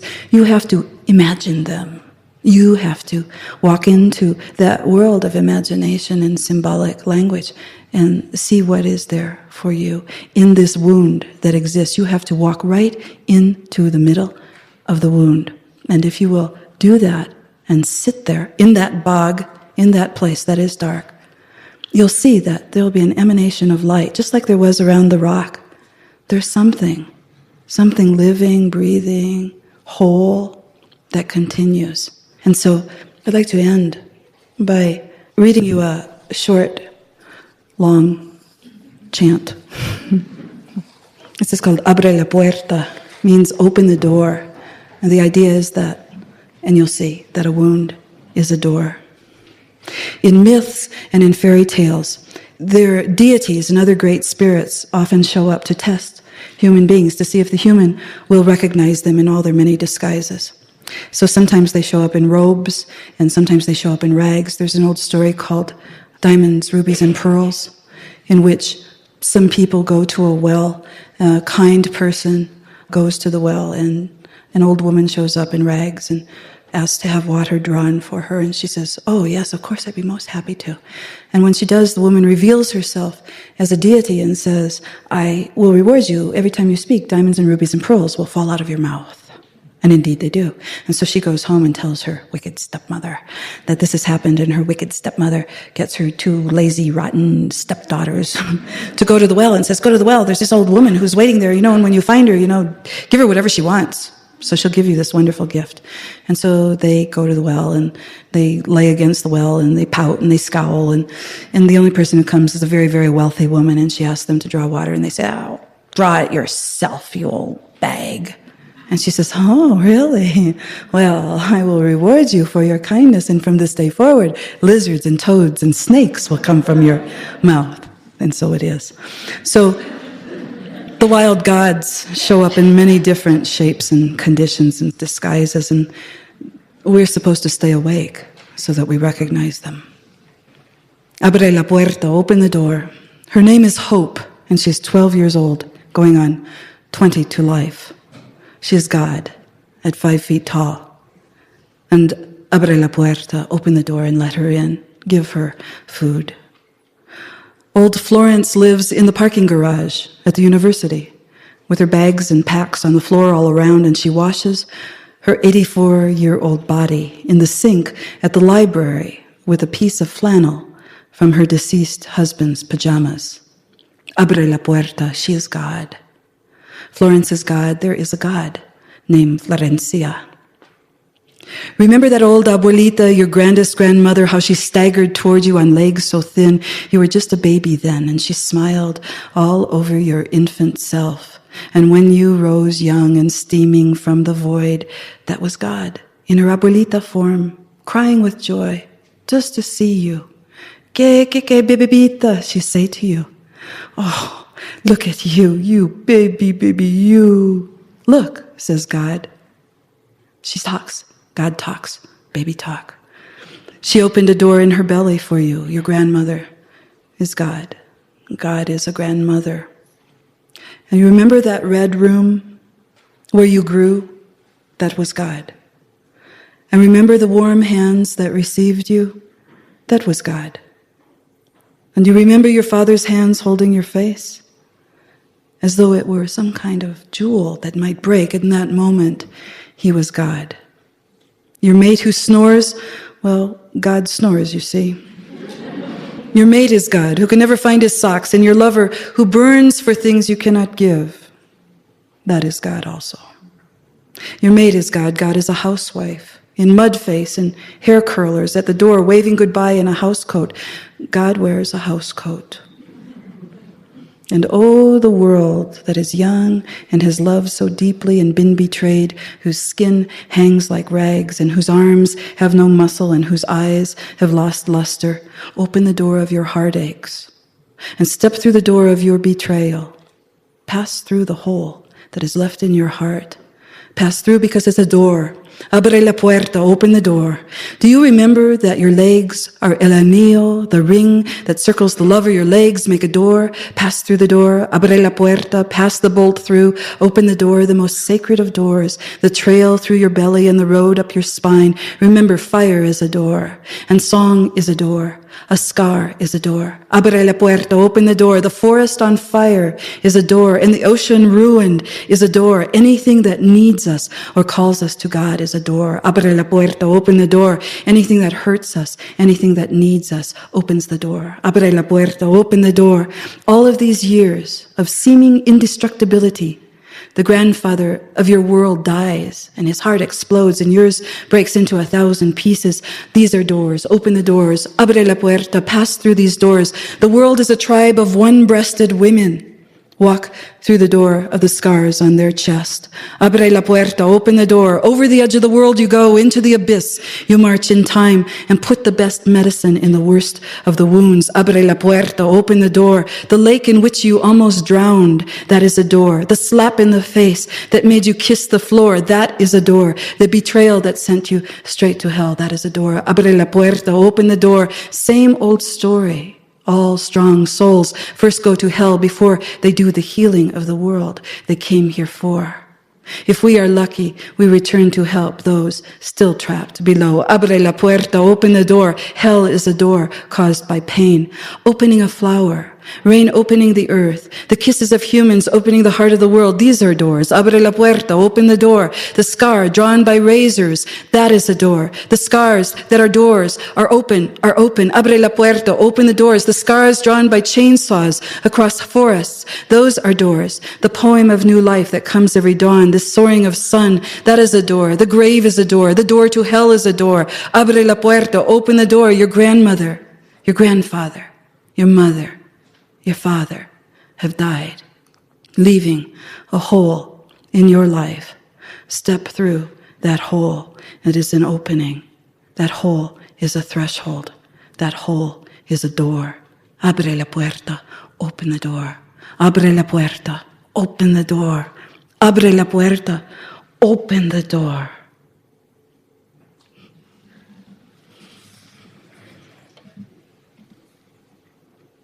Guillaume Apollinaire, a poet.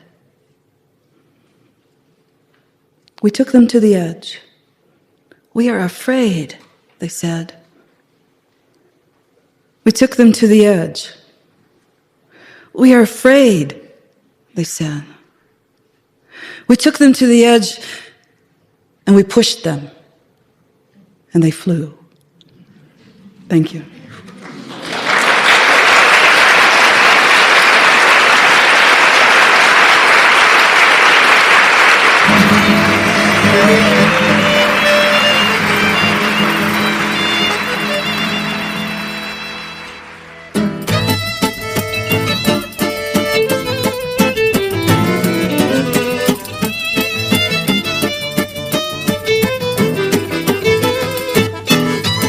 This concludes Part 2 of Volume 1 of Theater of the Imagination, the story of the lost Mother Moon, on returning to what matters most with Dr. Clarissa Pinkola Estés. Music by Dave Willey, Steve Trisman, and John Stubbs. Engineer, Steve Van Zandt. The stories on this program, including The Lost Mother Moon and The Rose Tree Story, as written and performed by Dr. Estés, and the anecdotes and commentaries on this program, as well as the original poems, including Whenever You Raise a Child, Look into the Last Room in the Starry Night, and Abre la Puerta, Open the Door, and the song, The Beautiful Face, are international copyright 1992, with all rights, including performance, print, recording, film, derivative, and adaptation rights reserved to the author. The poems are from Dr. Estés' poetry collection, La Passionata, forthcoming from Alfred A. Knopf. The stories are from Dr. Estés' forthcoming book, When This Tree Has Stood Winter, also from Alfred A. Knopf Publishers.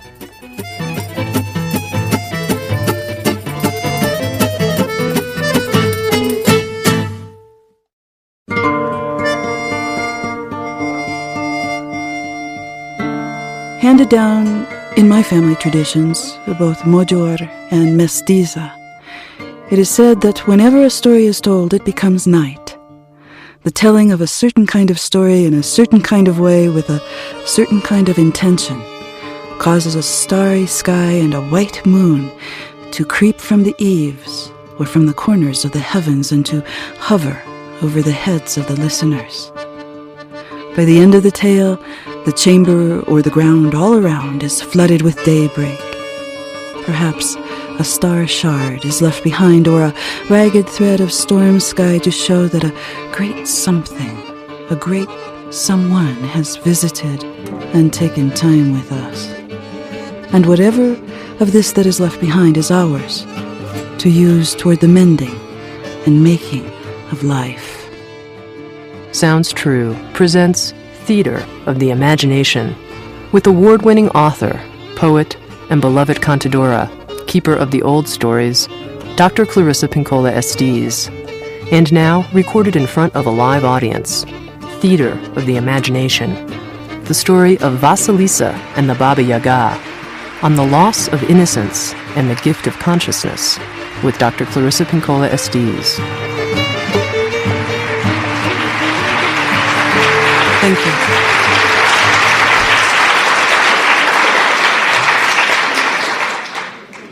How are you this evening? I thought I'd start out this evening talking about the word archetype and what it means. It's an ancient word that means an irrepresentational force, a force that cannot be represented in any way, that brings its fullness to bear. For instance, there's a story about Moses up on the mountain, and he's just had an encounter with Yahweh Jehovah, and Yahweh says to him, "You're a good man, Moses." And Moses says, "Since I'm so close to you, could I please see you?" And God says, "No, I'm afraid that's not possible." And Moses says, "Why not? If I'm a just man and I've served you well all of my lifetime, why can't I see you?" And God says, "Because if you were to see me, you would die. You would not be able to bear the experience." And so Moses says, "Well, how about if you just let me see a little bit of you?" And so God says, "All right, I will put you in the cleft of this rock, and I will walk past you and allow my shadow to fall upon you." And in so doing, Moses being in the cleft of the rock and God walking past him, allowing his shadow to fall upon him, Moses' hair turned to white, and he ran throughout the desert for 40 days and 40 nights, ranting in a religious ecstasy. This is one of many stories that has been handed down over the millennia to try to talk about the great forces of the world, and that I suspect human neurology is not quite made for those forces, that it's so much greater than we are. It's something like putting 5 billion volts through 110 wiring. And so what happens instead is that we spontaneously erupt in evocative images, and these images we also call archetypes, archetypal images more properly.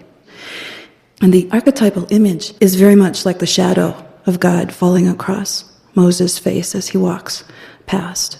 It's sometimes so much that it's what we call numinous, which means that it changes us, it shocks us, it transforms us, it sets us back. It is not the ordinary, but the extraordinary. And we are changed because of it, often in a better way. We become a better, wider, broader person who has an odd mediumistic capacity after that numinous experience. Now, this is something that we often speak only in religious terms about. The mediumistic capacity. I know some of you are thinking about seances, for instance, and that's not what I mean. Originally, the word medium came from the Latin medius, and it means middle. It means the middle of, as in media, the middle.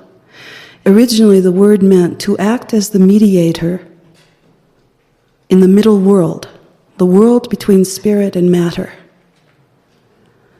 And so when a person has contact with an archetypal force, direct contact, with a piece of archetypal imagery that's numinous, that changes them, they then become the medium.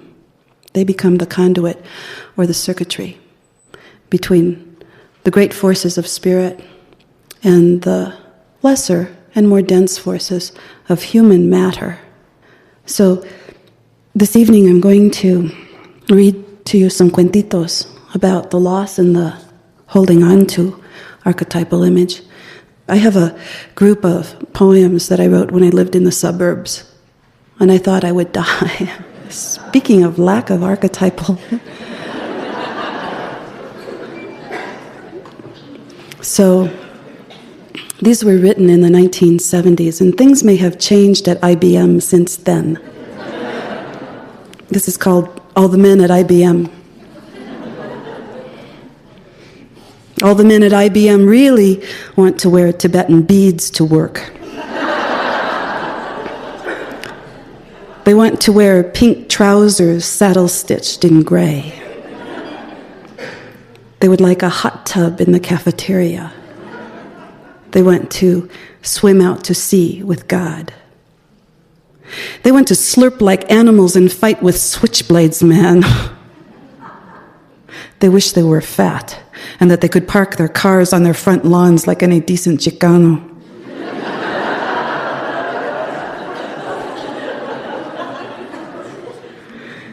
They'd like a rod with real loud mufflers and beautiful baby moon hubcaps. And they wish they could move to a shack where birds never hit the picture windows with a pitiful cheep.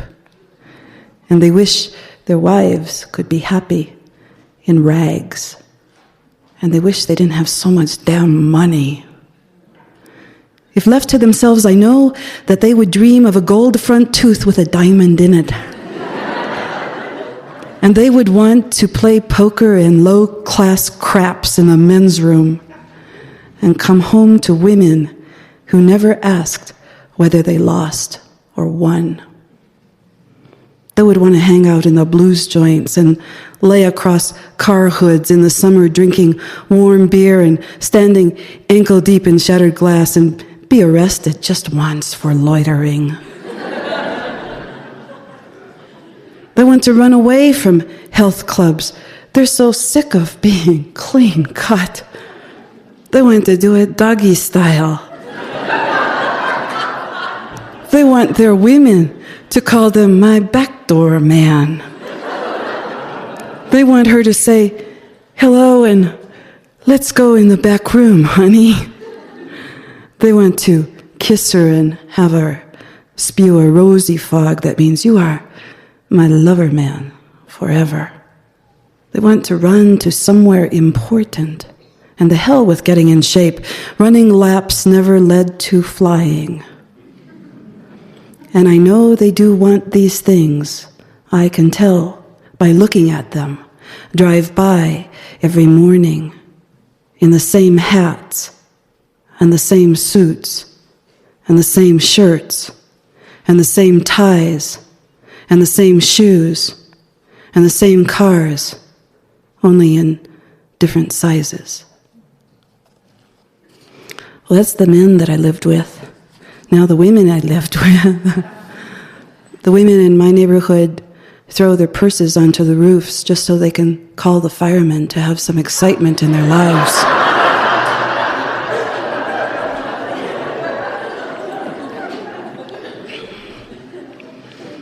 The other day, after a magnificent purse rescue, I came back into my home, and the gigantic loom in the hallway on the wall caught my hair and wove me back into the wall again. This cuentito is called The Dream Detectives. When women dream, pot roasts rise up over the rooftops. When I lived out in the suburbs, I had this little cartoon I had found in a magazine, and I put it in a frame, and it was a housewife, with a scarf on her head, knotted in the front, and she had her vacuum cleaner, her blender, and her toaster on little kitchen stools, and underneath it says, Mrs. Duhingus reads poetry to her Monday morning poetry group. When I was a little child, I thought that when people dreamed, their dreams rose up through the rooftops and hovered over the houses, and that there were these cloudy images. If you get up in the middle of the night, that if you looked over the rooftops of all the houses in the dark, you would see these starry constellations, cloudy images over each rooftop. And that's where this poem came from many, many years later. In our neighborhood, when women dream, pot roasts rise over the rooftops and and crock pots. This is going to be a great show, I can tell. And crock pots float out through kitchen windows. Off they go into the speckled blue yonder. Girdles of pink rubber with garters flapping, wend their way heavenward, and pointy circle-stitched brassieres aim and launch, vaulting ahead of black-crusted ovens.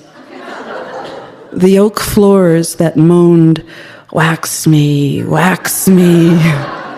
creak apart and stave by stave glide upward till they are flying in formation. Wax jars and rags caked with gudge and boxes of suds dust ebb and eddy up there along with crystal and china, the kind that must be scalded in order to come clean.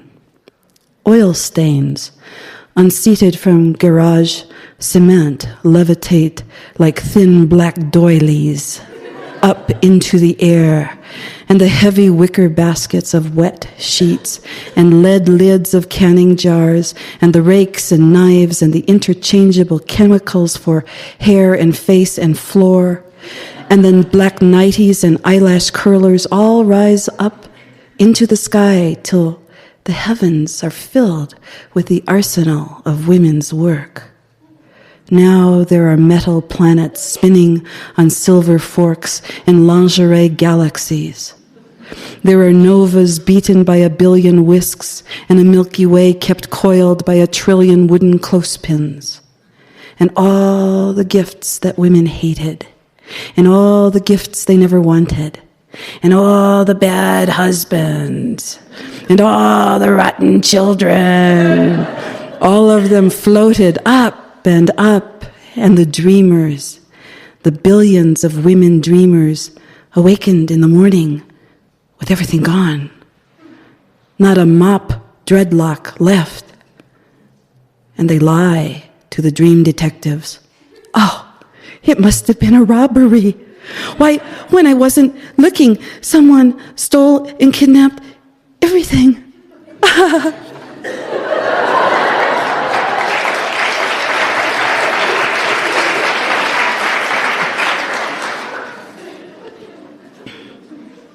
One more of a different vein. This is from the time that I lived in Guatemala. The medial component is what makes life rich when you flatten it out too much, as in the cuentito, the men from IBM or the dream detectives. When you flatten life out too much, it begins to lose meaning. And you, more importantly, you begin to lose your desire to live that life. A lot of the ennui that men and women feel, or the moderate to substantial depressions that they feel, don't have to do with not wanting to live. Have to do with not wanting to live the life they're living. And so the medial images that represent meaningful ideas, meaningful forces between the spiritual life, the inner life of soul and spirit, and the outer world, those images mean everything. In Aboriginal cultures, all the way from the Ainu to the Tanu to the Santo Domingo de los Colorados to the Laconton, to any tribe you can think of, either here in North America or anywhere in the world, their mediumistic qualities of their culture are actually the glue that holds the culture together, the mortar that holds things together. And so not only are humans mediumistic, but also trees, flowers, birds, animals, certain rocks, fire, wind, earth, all manner of things that are precious because without them there can be no conversation between the inner life and the outer world. So you'll see from this cuentito what has happened here. This is called the Missionary Radio Broadcasting Company of Guatemala. A religious missionary group recently built a second radio transmission tower that electrocutes the birds that land on it. From chemical seeds, these towers sprang up. From chemical seeds, these towers sprang up. There is a war of gods here. Teknato against Rain Howler. 50 flying shamans ride their drums into the air but are chased back by airplanes, hidden in the cloud banks. The shamans are shot down, all the way down to the ground again. Magadeta, a 1,000-year-old healer, says to me, they destroy our play and our players. Always just singing a song.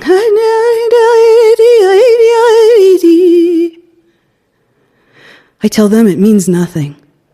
It is only the bird not yet created, only the bird that I am. Only the bird that wants a stream of clear water.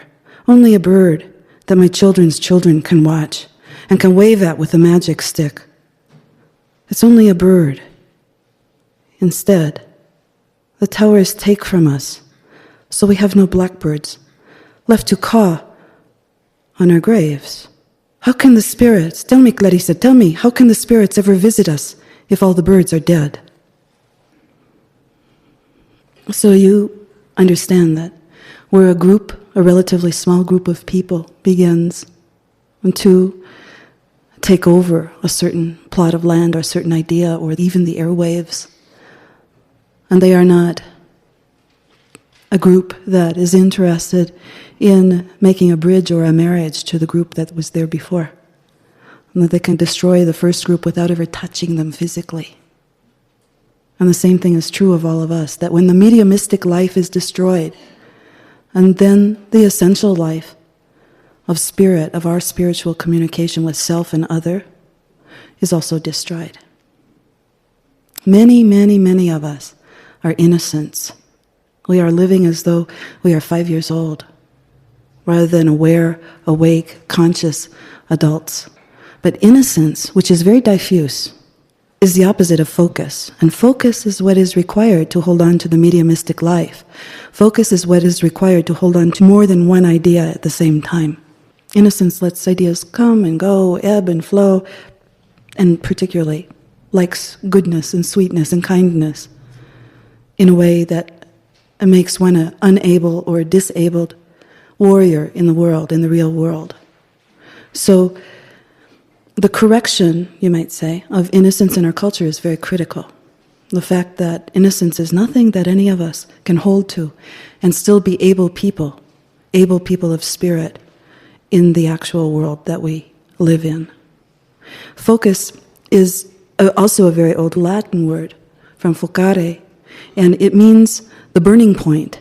As you'll see in the story I'm about to tell you, the burning point is everything. The burning point means the point at which all the rays of light converge into one very tiny area, as in a magnifying glass or a mirror, and create fire, create light for the darkness, or warmth for the coldness. And this ability to focus is based on the stripping away of innocence, of a view of the world that is only happy-tappy, only Pollyanna, only goodness and light, only sweetness and kindness. Now, I know that some people feel that if you live life properly, that the fairy police will come and they will reward your life and make everything good for you. That if you just do it right, at the right time, with the right timing, with the proper attitude, and you read the right books, and you hang with the right people, that you'll be spared. That's not true. It's not only not true, it's regressive. It keeps a person in a state of weakness. So it's very clear that archetypally no one can remain innocent without burying their head in the sand.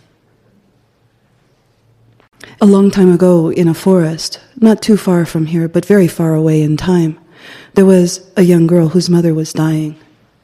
And this was the sweetest, most dear little child in the world. And she wore little red boots and a little black skirt and a little black vest and a beautiful snowy white blouse, and she had beautiful long braids. And her mother, her sweet, sweet, dear, dear mother, who loved her more than anything, was dying. And as her mother lay in the bed with her face pure and transparent, almost like wax roses, the little child knelt beside her, weeping. And the mother said, "Oh, I feel so much sorrow to leave you. But here I have something for you. Even though I have no legacy to leave you, I have no riches, I have no money, I have no land, I have this one." And from beneath the covers, she pulled a tiny little doll.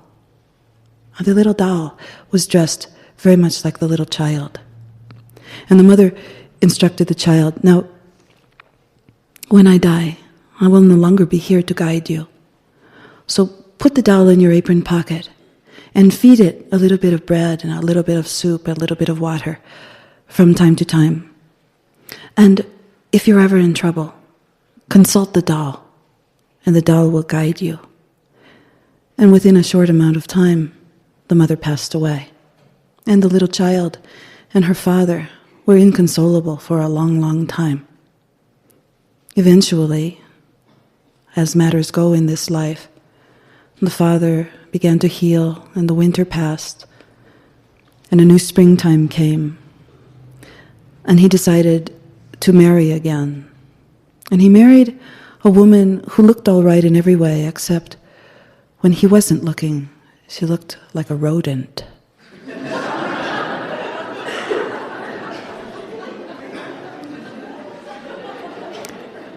And she had 2 daughters who looked all right in every way, except when you weren't looking, they looked like vipers. And these were the family that the young girl, whose name was Vasilisa, inherited. Now, Vasilisa felt very happy to have a stepmother and stepsisters, even though they made her do all the work. She had such a sweet temperament. She was so pliable that soon they were saying, "Fetch my slippers, comb my hair, light the fire, fetch the wood." And Vasilisa always said, "Of course, I'd be happy to do that for you."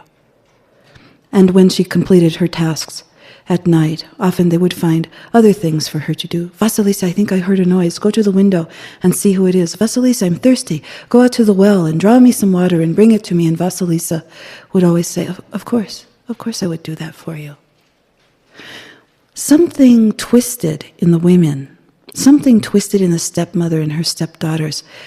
The nicer, sweeter, kinder that Vasilisa became, the more they began to despise her. "Ugh, that Vasilisa, she thinks she's better than everyone else. You know, she's disgusting. She puts on that act all the time. She's just trying to toady up to us to get in good with us. Well, we'll show her." And soon, day after day, no matter what they made her do, they made her go farther and farther for the wood. They did all the things to her that they would never think of doing to themselves. And no matter how much they oppressed her, she became kinder and sweeter than ever to them. And finally they were at the end of their ropes, and they conspired together one night, and they said, let's fix her. I'm so sick of her, aren't you? And yes, they all agreed. They were disgusted with her. Let's pretend to put out the fire on the hearth. And then let's send her into the middle of the woods, deep, deep, deep into the darkest forest. And let's say, you go get a coal, an ember, from the great Baba Yaga who lives at the center of the forest. And of course, because Vasilisa is so sweet and kind, she'll say, of course I will, of course. And what will happen is the Baba Yaga will take one look at her and she'll kill her and eat her, and we'll be done with her at last.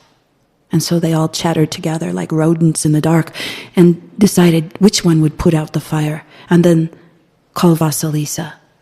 And soon the deed was done, and Vasilisa appeared before them, and I said, Vasilisa, oh, a terrible thing has happened. We don't know how it happened. Well, the fire went out, and we don't know what to do about it. Well, I can't go out into the forest and go find fire. I'm an old woman, and, I might get lost, and that would be a terrible thing. And Vasilisa says, oh, of course, stepmother, I would never expect you to go out into the forest. And the stepmother continued, and I can't send my youngest daughter to go because, she's afraid of everything, and she would probably be frightened to death, and then we'd have to pick up her body and bury it, and that would be the end of her. And Vasilisa said, well, of course, I understand that. Of course she can't go. And my oldest daughter, she's such a fool. She's a flibberty-gibbet, and she can't think for herself. And so I can't possibly send her out because she'll get lost and she will die too. And you're the only one because you're the smartest and the bravest and the strongest among us. And Vasilisa put her hand on the arm of her stepmother and said, don't worry. Don't worry about anything. I'll take care of it. I'll do it. And so she put on her cape and disappeared out the door into the dark of the forest, and she walked, and she walked. And pretty soon, instead of walking, she was trudging. She was tired. And soon she came to a fork in the road, and she did not know which way to go. And suddenly, she remembered the doll in her pocket, and so she had a little piece of bread, and she fed it to the doll, and soon the doll awakened and began jumping up and down a little bit in her pocket, and the doll said, "Go this way, to the left, to the left." And so Vasilisa went to the left. And every time they came to a fork in the road, she would ask the doll, "Which way now?" And the doll would say, "Now, to the right. Go to the right now." And so she followed all the doll's instructions. And as she traveled on through the forest, it appeared that there was a lighting of the light. And sure enough, soon she saw a white man on a white horse, all in white livery, going through the staves of the trees of the forest and disappearing. And sunrise came. And still she walked with her little doll telling her left or right or go straight. Until very late in the afternoon, as the sun began to set, she saw a red man on a red horse with red livery, winding his way through the staves of the trees of the forest. And as he disappeared, a brilliant red sunset occurred, and the sun stopped its cause for a moment and hovered on the horizon line. And shortly after, a black man on a black horse in black livery came wandering through the forest staves and disappeared also, and night fell. Now, Vasilisa was in total darkness, and it felt as though there were eyes, seen and unseen, out of the corner of her eye that were somewhere near her. And she could hear breathing of many different kinds. And she was frightened. The doll in her pocket said, "Have no fear. Have no fear. Just walk straight ahead." And soon Vasilisa saw a glow off in the darkness. And as she came closer and closer to it, she saw that it was a ring of light. But, it was made by, Blessed Mother, it was made by skulls on a fence made of leg bones. And in the heads of the skulls was fire blazing, so that it was blazing out of the eye holes and the ear holes and the nose holes and the mouths of the skulls. And this is what made this brilliant light in the middle of the dark forest. And as Vasilisa was holding her heart and hardly catching her breath, all of a sudden, down out of the sky came a huge, giant black cauldron, and inside it was the oldest woman she had ever seen in her entire life. And this old woman's nose was so long and curved over, and her chin was so long and curved upward that they met in the middle. And the long, greasy hair of this woman flew behind her as she rode with her broom through the sky. And her fingernails, Vasilisa could see as she came down closer and closer. Her fingernails were brown and corrugated like the rooftops. And the Baba Yaga landed her cauldron, stepped out, took a look at Vasilisa and said, "So it took you so long?" Vasilisa said, "Well, excuse me, Baba Yaga.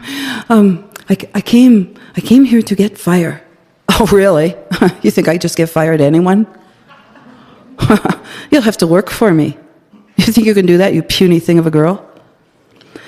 "Well, yes, I'll be more than happy to work for you. But what would you like me to do?" "Well, for starters, you can wash my clothes. They're over there in a bundle near the wall." And Vasilisa ran over to the wall, and sure enough, there was Baba Yaga's clothing, her skirt, her blouse, her sash. The problem was the Baba Yaga was very, very big. And so as Vasilisa began pulling on the skirt, she pulled, and a day and a night passed. And she pulled, and another day and another night passed. And it took 3 nights and 3 days for her to drag all of Baba Yaga's clothing down to the river to wash it. And she laid it out in the river, and then she walked upon the cloth to wash it. And it took her 3 days and 3 nights to wash the miles of clothing that ran all the way down the river. And then another 3 days and 3 nights to haul it out of the river. And all the time, the doll in her pocket said, "This is the right way. This is a good thing to do. Just keep on. Just keep on." And so after she had dragged all the clothing out of the river, she spread it out over bushes that promptly wilted down to the ground. And when the clothing was dry, she began to roll it. And for 3 days and 3 nights, she rolled up the Baba Yaga's blouse and her skirt and her great sash and carried it over her shoulder, heavy, heavy as could be, back to Baba Yaga's hut. Now, Baba Yaga's hut was up on chicken legs, and it walked around and changed directions with the rising and setting sun, so that when Baba Yaga was eating, as she later did when Vasilisa prepared a meal for her, that she could always face the sunrise or the sunset, depending on which time of the day it was. And Baba Yaga had required, of course, that Vasilisa cook her 3 hogs, 47 chickens, and 46 turnips. And after she had eaten, Baba Yaga lay down in her bed with her foot out one window and her nose out the other, and began to snore. So much so that all the great trees of the forest, who were hundreds of years old, leaned inward with every inhalation and snapped backward with every exhalation. The Baba Yaga, when she awakened, she said, "You know, you're not half good or half bad, but now I have some very serious work for you. You see that pile of dirt over there?" And Vasilisa said, "Yes, I do." "Well, look closer." And Vasilisa looked, and she saw that in this huge pile of dirt were little tiny poppy seeds. And the Baba Yaga said, "You think you can sort those poppy seeds out from the dirt before tomorrow morning?" And Vasilisa thought, "Oh my word, I have no idea how I could ever manage such a thing." And the Baba Yaga said, "Well, you better figure it out, because if you don't, you die." And with that, the Baba Yaga got back into her cauldron and flew off into the sky, and night fell. And Vasilisa began picking the poppy seeds out of the dirt, one by one. And she could see after a couple hours that she was getting nowhere fast. And she began to cry. "What can I do? I can never accomplish that. I'm going to die." And the little doll in her pocket began to jump up and down and said, look, it's just, go to sleep. Go to sleep and I'll take care of it. Just go to sleep. And with those very words, Vasilisa became more and more sleepy and more sleepy, until at last she was fast asleep. And when she awakened in the morning, there was a gigantic pile of dirt and a smaller but very substantial pile of poppy seeds. And when the Baba Yaga came in and said, "Now, you oh, well, I see you managed to complete the task that I set for you." Well, Baba Yaga scratched her mustache. "Well, I'll tell you what, I have another task for you. You think you're so smart. Over here, you see this room full of corn? Well, you see the black ones among the gold ones? The black ones are mildewed. You must pick out all the mildewed corn from all the golden corn and have it done by tomorrow morning, or else you die." And with that, Baba Yaga stepped into her cauldron and drove off into the sky, and night fell. "Oh dear," Vasilisa said, "here we go again." And she began to pick out the black mildewed corn from the golden corn, and she could see very soon that it was not going to matter how long she stayed at it. The job would not be completed by morning. And the little doll began to jump up and down in her pocket and said to her, "Now listen, just go to sleep, just like last time. Just go to sleep, leave it to me, and I will take care of it." And so Vasilisa fell asleep. And in the morning, when she awakened, there was a huge room full of golden corn, and in one corner, a rather substantial pile of black mildewed corn. And the Baba Yaga strode into the room and said, "Now you are going to die." I see. "What kind of magic is afoot here, child?" And Vasilisa said, well, I don't know. I just have found that I have abilities that I never knew I had before. And I'm not quite sure, but I have completed the tasks, and so now will you give me fire? And the Baba Yaga clapped her hands 3 times, and hands, disembodied hands appeared in the air and picked up the poppy seeds and began to wring the oil out of them. And she clapped her hands again, and another set of hands appeared on the other side and picked up all the corn and began to wring the oil out of the corn. And all of these were stored in jars and bottles. And when the task was done, the Baba Yaga said to Vasilisa, so, tell me, aren't there some questions you'd like to ask me? Vasilisa thought, well, yes, I do have some questions. What about that man, that was in that white horse and that white livery? Baba Yaga said, well, that's my sunrise. And when he strides across the forest, the sun comes up. Oh. Well, may I ask another question? Oh, yes, please ask another question. Well, the red man on the red horse with the red livery, what is that? Oh, well, that's my sunset. When he strides across the forest, everything turns to blazing red, and the sun sets. And Vasilisa said, well, now that begins to make sense. And then the black man on the black horse, and Baba Yaga said, I'm so glad you asked me one more question. Yes, the black man on the black horse is my night. And when he strides through the forest, night falls. And you see over there in that great trunk, all of them are in there. They live in my house. And Vasilisa said, well, you're clearly a very powerful Baba Yaga.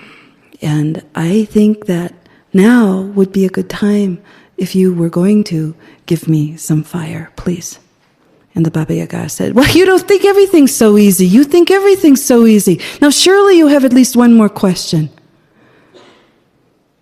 And Vasilisa thought, I really would like to know about those hands that came out of nowhere. And as soon as she thought the thought, the doll began to jump up and down in her pocket and said, no, shh, no, don't ask. No, don't ask. No, shh, I mean it, shh. And so Vasilisa remained silent, and the Baba Yaga said, are you sure you don't want to ask me one more question? And Vasilisa said, no, I have no more questions. You're sure you don't see anything unusual in this house that you'd like to ask about? No, I have no more questions. Well, you're lucky then, because if you had asked one more question, it would have all been up with you, because anyone who comes here doesn't get more than a few questions, and you cannot ask about the mystery of life and live. And Vasilisa, well, I'm glad to know that. Thank you very much. Baba Yaga said, there's something peculiar about you.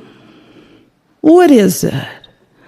How do you know how to sort the seeds from the dirt? How do you know how to sort the mildewed corn from the golden corn? How do you know these things?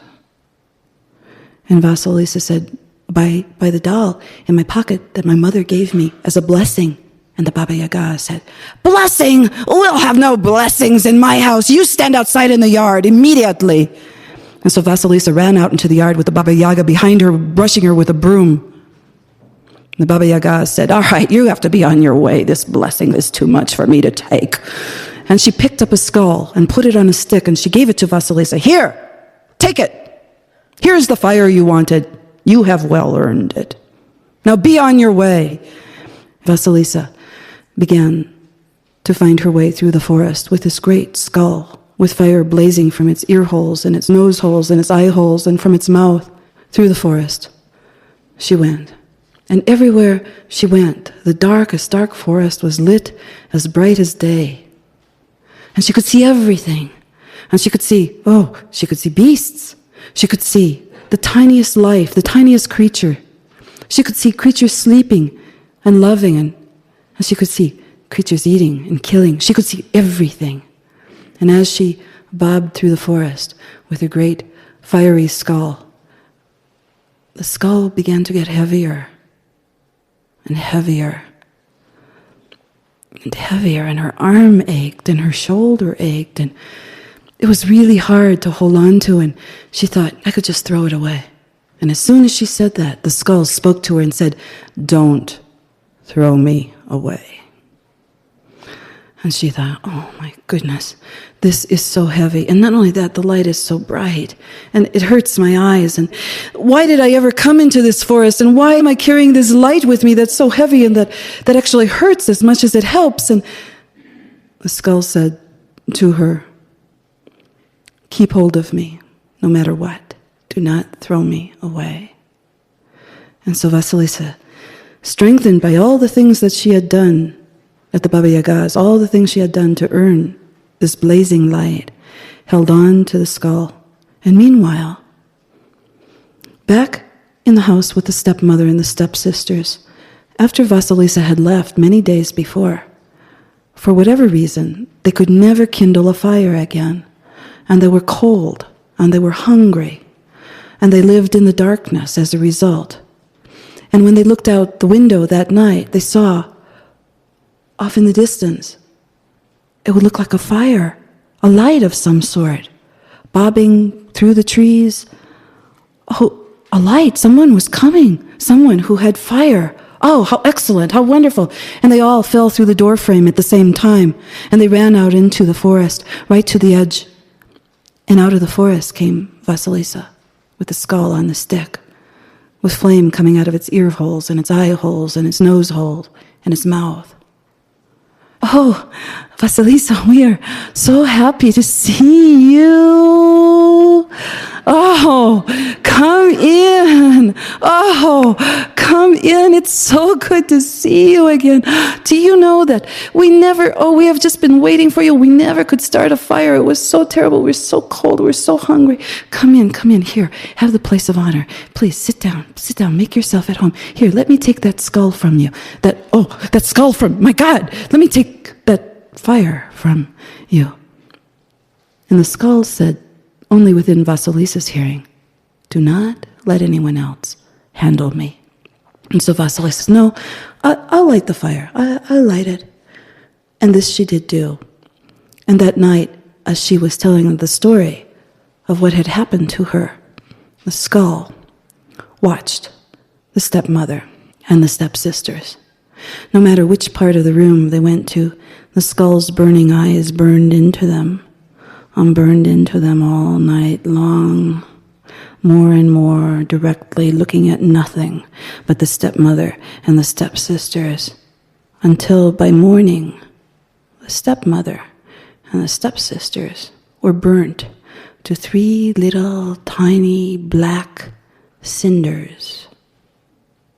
And Vasilisa kept the skull in a place that only she knows.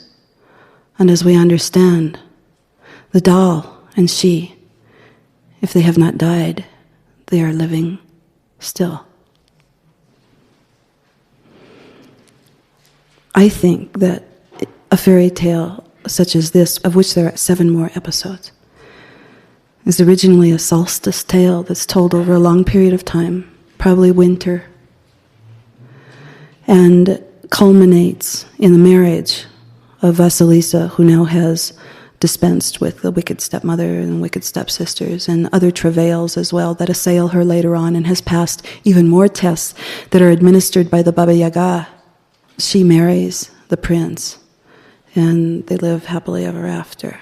In terms of this mediumistic or medial life that we must live, that is the connecting place between the inner world and the outer world, that it would be good to talk about what it means to earn consciousness, the light of consciousness, to be stripped of innocence. In other words, Vasilisa has what I call a too good mother It's this sweet, kind, loving mother that always protects, always shelters, always says the right thing, is always in your corner. In other words, the mother that probably we all dreamt of at one time of our life and none of us got. Right? Or the father that all of us dreamt of and never got. It's an archetype. The reason that we have the fantasy or the image of the perfect mother or perfect father or the all-knowing or all-good mother or father is because it's an archetype, something that a human can never live up to, an archetype of any kind.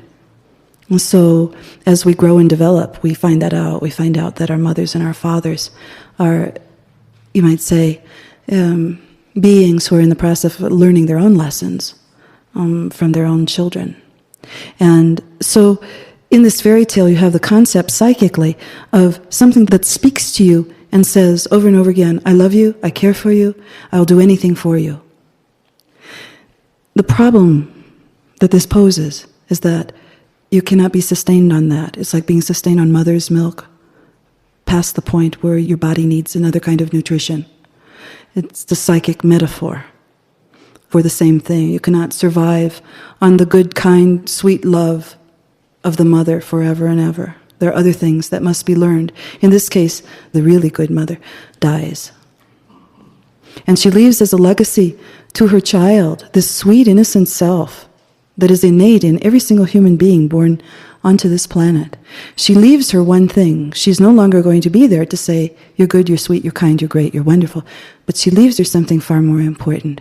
And that is something of the medial world. She leaves her the ability to have inner seeing, inner hearing, inner vision. In other words, she leaves her intuition. And so we begin to see that if one is stripped of their innocence and of this total succor and support, and one begins to venture out into, let's say, a meaner world, a less lovely world, that the number one thing one has to have to take with them is a mediumistic quality of intuition, of sudden and instantaneous knowing that is 99 and 100% accurate. Now, you say, well, when you think of intuition, maybe you think that that is some kind of hocus pocus or some kind of woo-woo talk, but most of the really good business people in the world have garnered what they've garnered because they use not only facts, but deep intuition. So, in a materialistic sense, you can see that intuition, hunches, strong ones and truthful ones, can bring you closer to some sort of acquisitive standard. But also, intuition is a part of all artistry. Picking the right word, it feels right, it intuitively feels right. Picking the subject or the topic for your thesis intuitively feels right, has the passion and the power behind it, versus some other subject or topic that is all flattened out and really has no interest for you. Also, in relationship, we have intuitive sensors toward people. There is not a single person that I've ever met in my consulting room who did not honestly know that this person who came in through their bedroom window with a knife in his teeth, with a bag over his shoulder, with a mask on his face, with banknotes in the bag, that they didn't really know he wasn't a burglar. They knew. Their intuition told them. It said, this person who acts this way, looks this way, talks this way, is XYZ, whatever it is. So, intuition is, in its best light, the system that is innate in us, born into us, that allows us to know things of all sorts from, you might say, the mediumistic world. Intuition that has been severed or that has been assaulted in some way does not work properly. And that's why when the man comes with the bag, with the mask, with the knife between his teeth and tries to tell you he's in high finance, that people who have injured instinct, because intuition is an instinct, might say, oh, hey, great, yeah, I've got some money to invest, you want to have it? So this idea of the little doll in story is a figure in analytical psychology. We call it a homunculus, which means the diminutive image of a human being, but more than just a human. It's slightly extraordinary. It has a quality to it of knowledge that we tend not to call the ordinary. Science, for many years, has said that we have 5 senses. But I think that if you use empirical observation to observe human beings and their interactions with one another and with the world, you see that intuition is easily a 6th. So This doll represents the wholeness of intuition. It's not broken. It works perfectly well. All you have to do is give it a little bread, a little water, and a little soup. In other words, it exists on very little. You don't have to go out and exercise intuition, and you don't have to go out and develop it. It's all there for you. It's all inside of you. So you see that if the stripping away of innocence is to occur, then intuition has to assert itself. And believe me, the worst state in the world is not innocence. The worst state in the world is innocence that is stripped away and no intuition has taken its place. That person is prey for every predator that comes down the pike, inner predator and outer predator. So this concept of intuition is extremely important. As the story goes along, you see that she runs into her, you might say, her own dark nature. She runs into stepmother, stepsisters. In fairy tales, these are usually characterized as the darker nature of oneself, a side of oneself that is niggling and greedy and picky and petty, that the sweet innocent self will never own up to. So one way, of course, looking at fairy tales is as though all the elements within the tale reside in one person's psyche. So that you have the sweet innocent self, you have the intuitive self, you have the wily and cunning family that now comes onto the stage and is going to test this person. Well, how sweet are you? If I poke at you and I push at you, are you going to drop that phony thing or not? No, she's going to do it even more so, which sometimes gives us the impression maybe that someone is saintly and that maybe they are people who are not made for this world. If you push, you poke, and no matter how hard you do it, they become kinder or they remain kind. But that's not most of us. Most of us find that the sweeter we become, the darker we become in another part of our psyche. And you see that in this fairy tale. Remember, these are all aspects of a single person's psyche. The sweeter Vasilisa becomes, the darker the stepsisters and stepmother become. And they want to extinguish the light at the center of the psyche to show her. The fire, that locus, at the center of the psyche where all the rays of light converge and have the ability to create the burning point, the point at which something can be seen through, where something can be set afire and can light up the world. That is very important, and Vasilisa isn't able to get to that point through her sweetness. She's only able to come to that place by a meeting with the old wild hag of the universe. The Baba Yaga is Mother Nature. She owns the sun and the moon and the stars. She holds the daybreak and the sunset and nightfall in a trunk in her house. She calls them my night, my daybreak, my sunset. She is without peer. There is nothing like her. With that archetype of the wild creatoress, goddess of the universe, there is nothing to compare her to. So as we follow this along, we see that the thing that will ignite consciousness is not being kind and sweet and gentle and loving. What will ignite it is by being tested in many magical ways in the medial world. Do you really believe what you have inside of you is applicable in the outer world? Or are you a spiritual derelict? Do you rub the belly of your Buddha every time you go out the door and then hell with it the rest of the day? This is what her test is. Her test is, do you believe you can count and rely on your medial nature, your intuitive nature in this case? Or are you kidding yourself? You want to be in my world, the world of the Great Mother? Then you must comply and live by the medial nature, otherwise you die. As the story goes along, we see that she relies on her doll to help her to put together all the tasks that the Baba Yaga requires, the cleaning of the clothes and the feeding of the Baba Yaga and the differentiation between the seeds and the dirt. And this ability to sort one thing from the other is a perceptive ability. It's different than intuition. And I would call it cognition, for lack of a better word. Cognition meaning I know the difference between two things that are very similar. Dirt, specks of poppy seed. I can tell the difference between something that's good for me and looks good for me and something that looks good for me and isn't good for me. I can tell the difference between something that is a lie that looks like the truth or a truth that looks like a lie. I can tell the difference between those very subtle things. And this, too, is part of becoming conscious. At the very end of the story, the Baba Yaga says, wouldn't you like to ask me some questions? What she's trying to do is trick her into asking about the archetypal mystery of life that no one can understand. It's very similar to Moses saying, God, show me yourself. Instead of, as in Yahweh Jehovah, who's being caretaking of Moses, saying, no, you don't understand, you foolish little human. No, you can't do that, it'll destroy you. The Baba Yaga doesn't have scruples like that. She says, yeah, come on, ask me. I like some nice young innocent flesh for dinner tonight.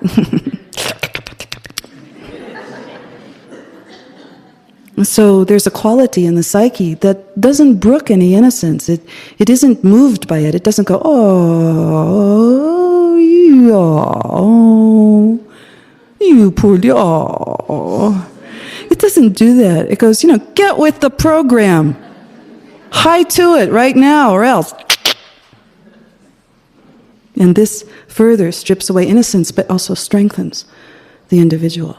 Makes their reflexes, psychological, spiritual reflexes, very quick, both in their own service and in service of the world. So as we go along in this fairy tale, we see, in the end, that the idea is a skull on the stick brings light to the world. And the fact of consciousness is that to bear the burden of consciousness takes strength. Consciousness sends light into corners of your world and the world that many of us would rather not see. We feel that it's a burden to see them. We can't bear them. Whether it's the holocausts that occur in this world that we live in on a daily basis, or whether it's people selling drugs off the front porch of a house in your neighborhood to little tiny children. There is and has to be an ability, a strength that comes and develops to be able to bear what you see. If you believe that the medial world exists for the good of the world and not just for you as an individual, if you believe that by living your life in a way that shows that you can put the inner and the outer world together, that this alone is an example to others, and that this alone matters, and that if you reach beyond that, that may be even better than simply being a living example, but being a living example is also a blessed thing. If you really believe that, then you have to bear the weight of consciousness. You have to say, even though your arm aches, your heart aches, your eyes ache, your ears ache, everything aches from hearing, seeing, knowing the things that go on in your history, in your family, in your community, in the larger world. Being able to know those things and bear them, bear the sight of them, and hopefully eventually to mediate them in one way or another. That's what makes the light so heavy. So when I hear people say, oh, I would like to be enlightened, I always feel like, let me put my blessing on you. You need, blessing, incidentally, is not praise. Blessing means to strengthen someone. It literally means, from bletzein, it literally means to invest someone in closeness to God, to make them so close to God that God's strength is flowing into them. And that's what a blessing is. So when the Baba Yaga says, we'll have no blessings in this house, what she's meaning isn't that she doesn't bless Vasilisa, because in fact she does in a very large way. What she's meaning is that the too good mother blessing isn't anything she wants to have any truck with. In the very end of the story, we find an idea that the darkest aspects of the psyche, the stepsisters and the stepmother, are by the burning light, they are rendered or purified. They are reduced down to nothing. That it's through shining the light not only into the dark corners of the world or into the culture or into, the bureaucracy, but shining the light into the dark corners of self, that begins to eradicate them, take, you might say, the demons of our minds, the complexes that assail us, the negativities that distort our creative lives and so forth, and reduce them, take the energy out of them so they become little black cinders. They become, in other words, beginnings again. The dit or the dot or the black cinder is often the symbol of the seed. It means that whatever was is no more, and that it's now been reduced down to some kind of new potential that if planted and nurtured, will grow into something else under conscious light rather than in the dark. So this evening I thought I would end with 2 words that have meant a great deal to me. Words that talk about concepts that are not possible to speak about in English. And one word is Schmerzensreich, which is a German word, and it means the ability to bear sorrow. And it means literally being rich in sorrow. And Vasilisa's bearing the light of consciousness. The skull is so heavy, she thinks, I'm going to throw it away, Whew, boy, I took this on, I didn't realize what I was doing. As most of us don't. When we say, I'd like to be conscious, yeah.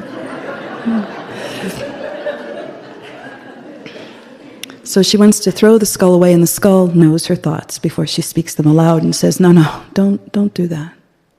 And in that sense, I understand this part of the story as saying, the ability to bear what you see, to say what you see, to stand up for what you see, to speak about what you see.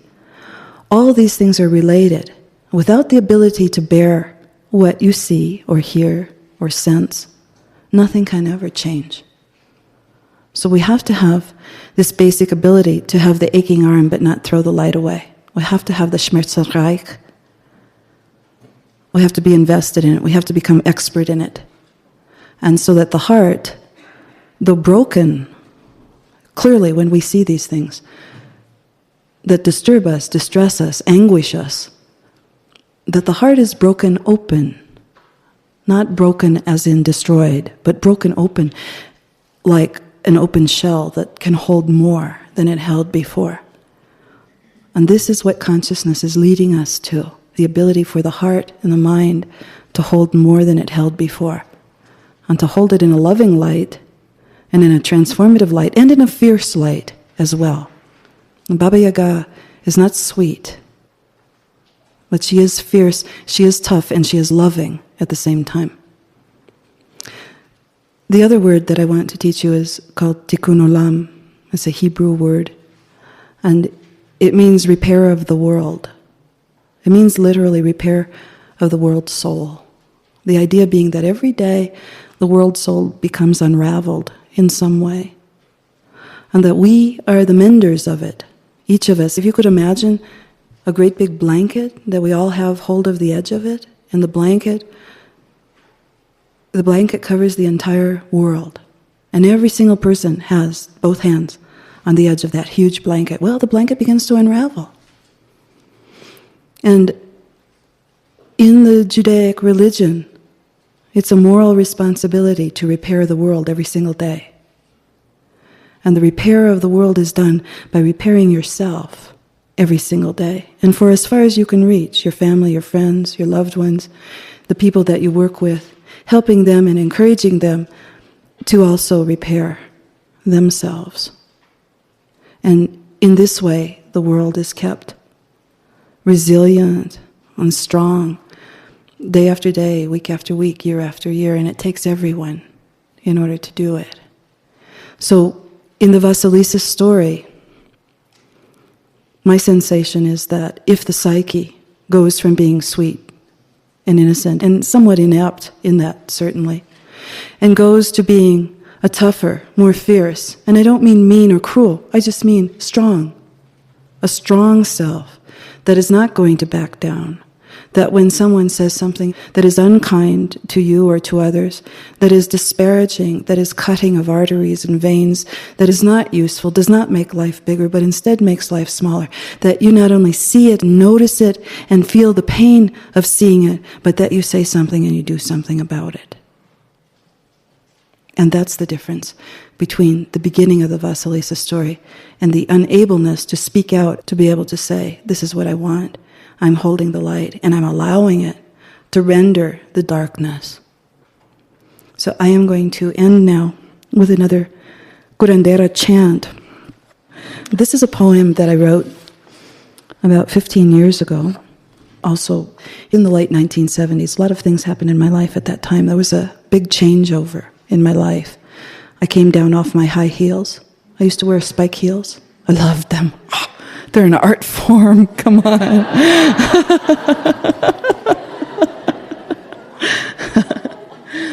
I did a lot of things differently. And as a result, a great many capabilities that had formerly been, I think, latent came and began to blossom. This poem was originally called How to Silence a Woman, Retrieving Her Voice. It was a time when there were so few avenues for women to speak about their lives. There were so few opportunities, and even when there were opportunities, often the women themselves would not be invited, but their experience would be interpreted by someone else who was not them, not like them, not from the same class, not from the same background, not from the same ethnic group, not from the same educational background, so that the medial quality was missing entirely, and instead what you got was like a USDA report. So I wrote this at that time. Since then, of course, I've come to see that men and women sometimes have very few opportunities to speak their truths, the things that they deserve to speak, the things that they must speak. And so even though this was originally written about women, I include all people with it. This is called How to Silence a Woman, Retrieving Her Voice. When someone says, we're saying the same thing, say, we're not saying the same thing. When someone says, don't question, just have faith, say, I am questioning Vato, and I have supreme faith in what I think. When someone says, don't defy my authority, say, there's a higher authority I'm following. When someone says, your ideas are seductive, say, no, my ideas are not seductive, they are substantial. When someone says, your ideas are dangerous, say, yes. Yes, my ideas are dangerous, and why are you so afraid? When it is said, it's just not done, say, it will be done.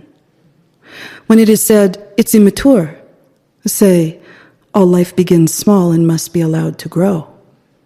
When it is said, it's not well thought out, say, it is well thought out. When they say, you're overreacting, say, you're underreacting. When they say, you're being emotional, say, of course I have well-placed emotions. And by the way, what happened to yours? When they say, you're not making any sense, say, I am making sense. When they say, I can't understand you when you're crying, say, make no mistake, I can weep and be fierce at the same time. When someone says, I can't understand you when you're being so angry, say, you couldn't hear me when I was being nice and sweet and kind either. When someone says, you're missing the point, say, I'm not missing the point, but you seem to be missing my point. When someone says, you're breaking the rules, say, yes, I'm breaking the rules. When someone says, that's not practical, say, it's practically a done deal, thank you very much. When it is said, no one will do it, believe you or follow it, say, I will do it. I will believe in it, and in time, many will follow it. And when it is said, no one wants to listen to that, say, I know you have a hard time listening to that. When it is said, it's a closed system and you can't change it, say, okay, I'm going to knock twice, and if there's no answer, I'm going to blow the doors off. When it is said, they'll ignore you, say, they won't ignore me, and the hundreds of thousands of people that stand with me. When they say, it's already been done, say, it's not been done well enough. When they say, it's not time, say, it's way past time. When they say, it's not the right day, not the right month, not the right year, tell them the right year was last year, the right month was last month, and the right day was yesterday. And what is going to happen because they're running behind schedule? When they say, who do you think you are? Tell them. And don't hold back. When they say, I put up with it, you'll have to put up with it too. You say, no, no, no, no. When they say, I've suffered a long time, and you'll have to suffer too, say, no, no, no, no. When they say, you are an incorrigible, defiant, hard to get along with, unreasonable woman, say, yes, yes, yes, yes. And I have worse news for you yet. We are teaching our daughters and our mothers and our sisters. We are teaching our sons and our fathers and our brothers to be just like us. Thank you.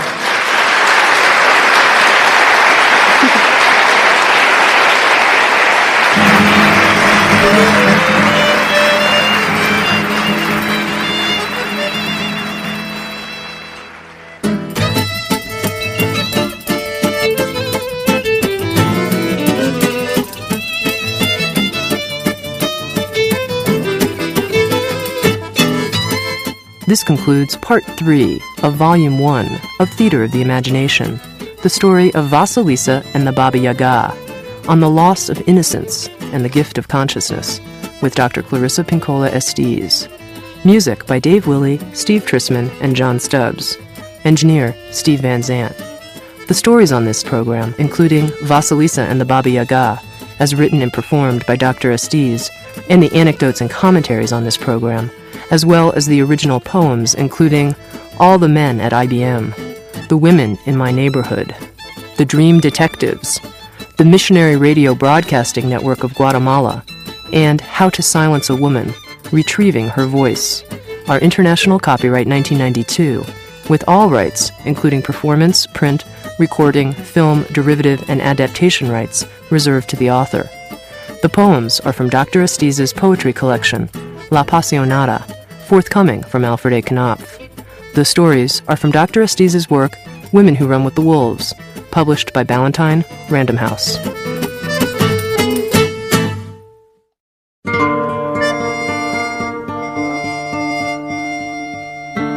Handed down in my family traditions, both Mojor and Mestiza, it is said that whenever a story is told, it becomes night.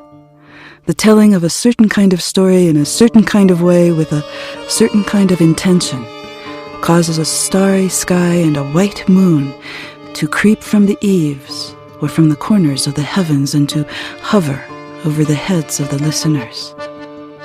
By the end of the tale, the chamber or the ground all around is flooded with daybreak.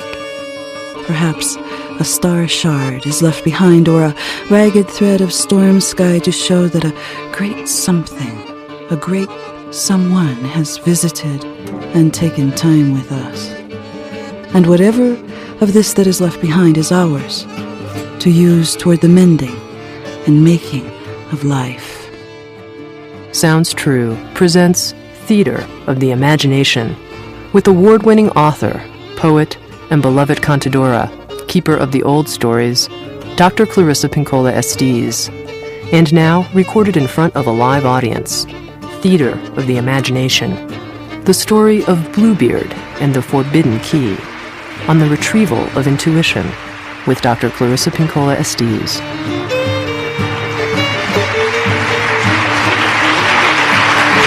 Thank you.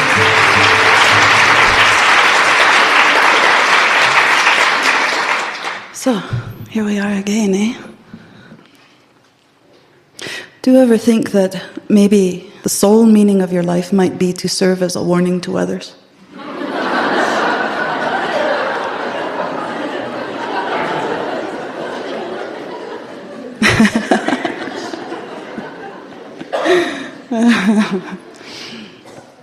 You know, the most common, you might say, disorder that we have in our culture is the loss of insight, which is related to something that's been called the normalization of violence. What that means is that when something occurs that's shocking, mildly arresting or completely shocking, over and over again, that eventually we become inured to it. My youngest daughter is going to be married soon, and her novio, her fiancé, is born and bred Mexicano. And he grew up without television and without cinema. And all of us together went to go see a Western. And I saw, for the first time in years and years, what an unruined psyche looks like. He could not bear the violence. He put his hands over his eyes, and he kept saying, "Ai, ai." And he had never seen anything quite like it. There was an experiment that was done many years ago with dogs. As you know, in the days before people working to protect animals from experimentation, there were many, many experiments, and this is one. The bottom of a cage was wired, and a dog was placed in the cage. The left-hand side of the cage was wired so that it gave the dog shocks if it stayed on that side of the cage. And of course the dog learned immediately, having good instincts, that it would be better to stand on the right side of the cage. And so after the dog had learned to stand on the right side of the cage, then they stopped the shocks on the left side and made the shocks occur on the right side of the floor of the cage. And soon the dog learned to stay away from that side of the cage and stood only on the left side of the cage. The next stage of the experiment was to put the dog in the cage so that the wiring in the floor gave the dog shocks wherever it stood in the cage. And the dog learned, after a period of time of jumping and hopping and trying to escape, the dog learned to literally lay down in the cage and not move. And so its hindquarters would be shocked, and then its front paws would be shocked, and then its belly would be shocked. And it stayed, laying down. Now, the most remarkable part was that when the door of the cage was opened, and the dog could have escaped, the dog did not. It lay there, being shocked. It was so used to it that it continued to think that that was all of life that existed around it. So one of the basic elements of choice that we have in our culture about all things, about who we work for, where we work, how we work, for what kind of recompense we work, how we have relationships, who we have relationships with, for how long, under what terms, according to what we receive, what is reciprocal, and what we give. All the matters of life, how we relate to our families, our mothers, our fathers, our sisters, our brothers, how we relate in friendship. The choices that we make about how to spend our money, how to live, where to go, where to be, what to believe. All these things are predicated on our insight into life. Except sometimes things can occur that cause our basic insight to deteriorate. A series of shocks.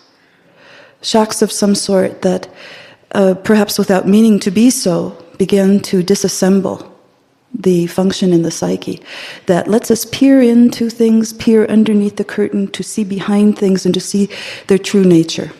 Now, some people were born to parents who were broken when they got them, if you understand what I'm saying. Some people had perfectly acceptable parents, what a lot of people call the good enough parent, which is a perfectly adequate parent. It isn't, a spiritual angel God with wings who fulfills your every wish, but more than adequate. Some people are born to neglectful parents who do no harm in terms of abuse, but actually leave out many important facets of the upbringing of the child. Some people are born to very harsh religions that shun them if they do not cooperate with the doctrines and precepts of that religion. Sometimes people are sent to schools where their way of learning or their creative life is not enhanced in any way, shape, or form because the methodologies that are used to teach are not ones that they grasp easily. So the instinctual insight factor in the psyche, which is in all of us, it's like 1,000 eyes inside of us that can see into, over, around, and underneath all things. Sometimes those eyes are blinded one by one, by one, by one, through a series of shocks to our intuitive system until we can no longer see. However, there is also a state of being called adolescence, during which all the eyes go to sleep. Sometimes people stay in perpetual adolescence until they're 80 years old. And they're walking around like this, trying to see where they're going, what they're doing, who they're doing it with. And of course, their choices may not be the best, in their best interest, may not be the best for them in the long run. So there's two ways to arrive at a certain kind of blindness or a darkening of one's insight. One, you might say, is a natural How do I want to say? I want to say something like it's a natural fall into the abyss that comes for everyone who lives. It often comes, most often comes, during adolescence. The brightest people in the world, I think, are 10-year-olds. If you could figure out how to harness the energy and the creativity, the insight, the intuition of 10-year-olds, they could rule the world. But somehow by 11, 12, and 13, you see all the eyes beginning to droop. And I think most poignantly, it comes to something like this. Open the refrigerator door. It's filled with food. There's nothing to eat. There are games, there's television, there's stamp collection. There's nothing to do. What is going on with these children? Something that is natural to their process. It often corresponds with falling in love for the first time. You know the saying that love is blind. It doesn't mean you become blind literally, of course. It means you become literally stupid.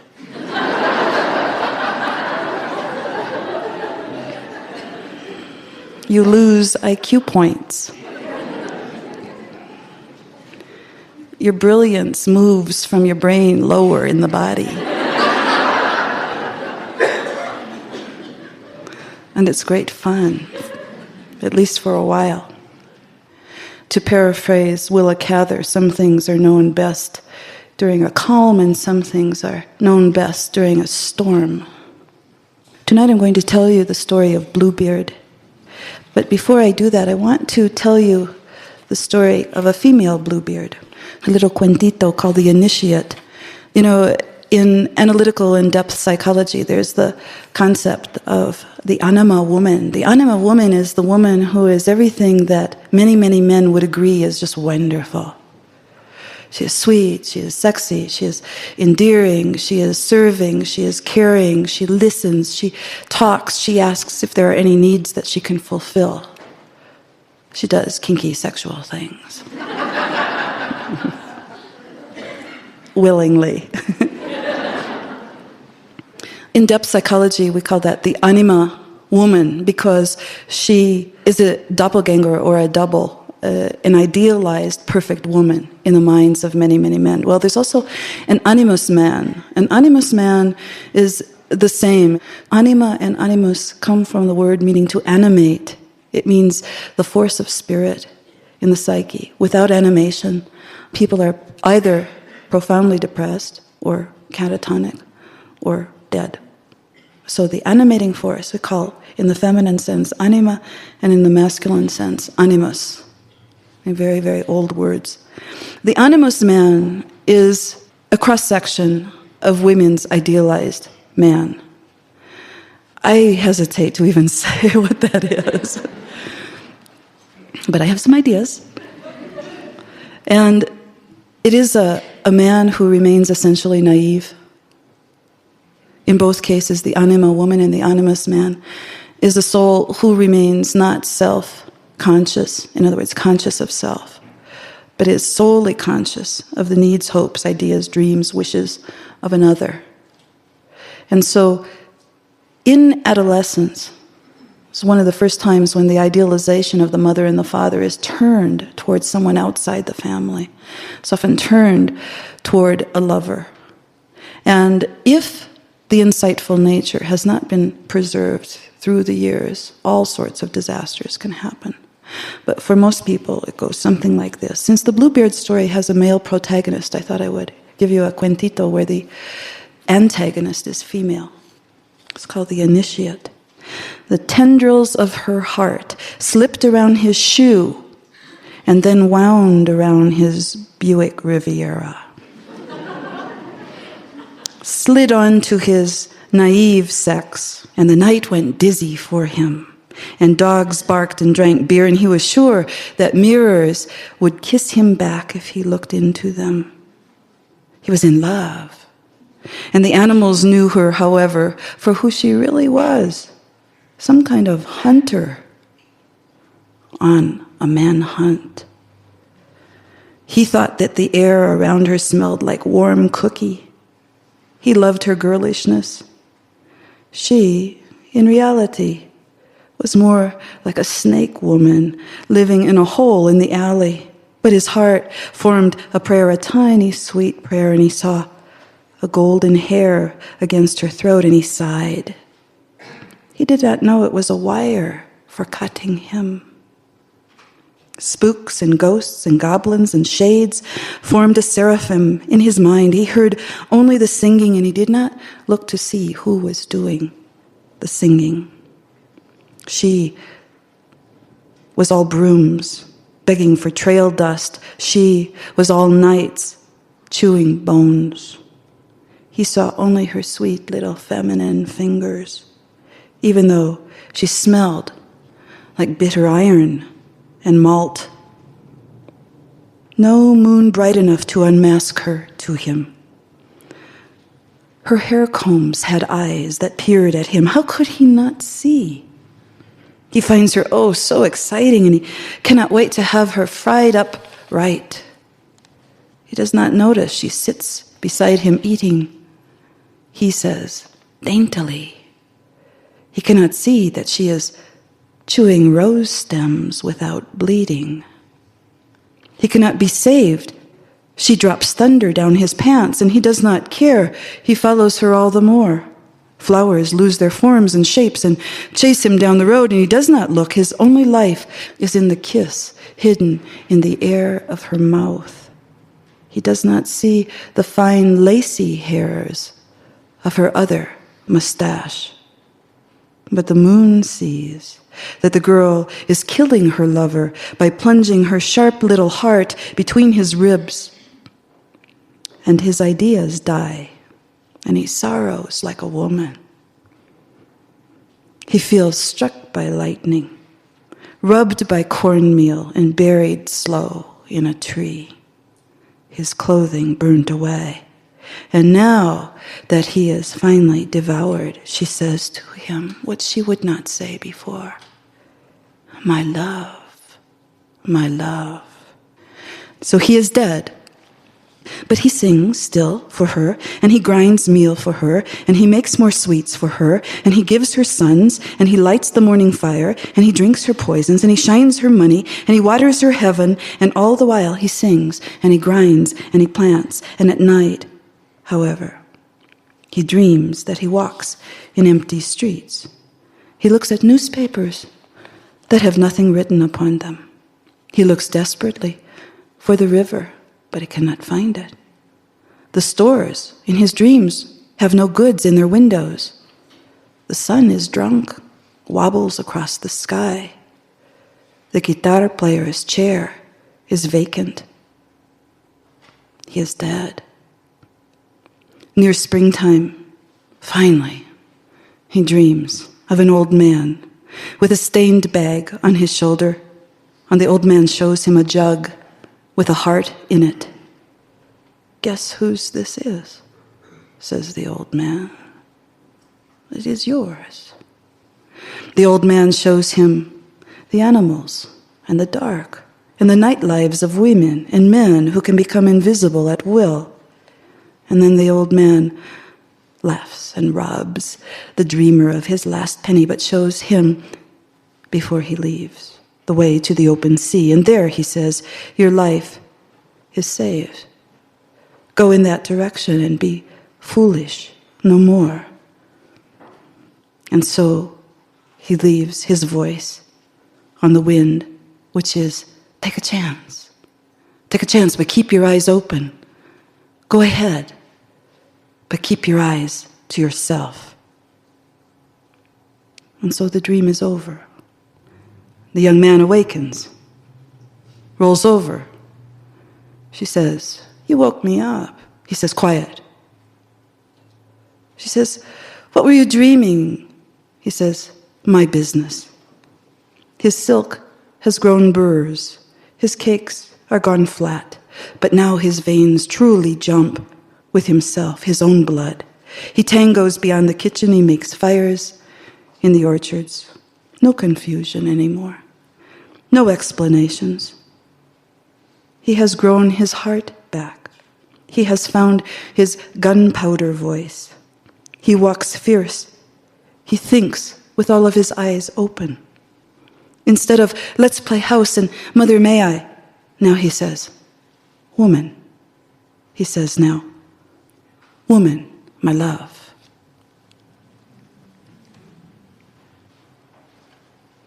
My Aunt Teresa told me that in a convent in the White Mountains above the Urals, there is a group of nuns who have a small museum.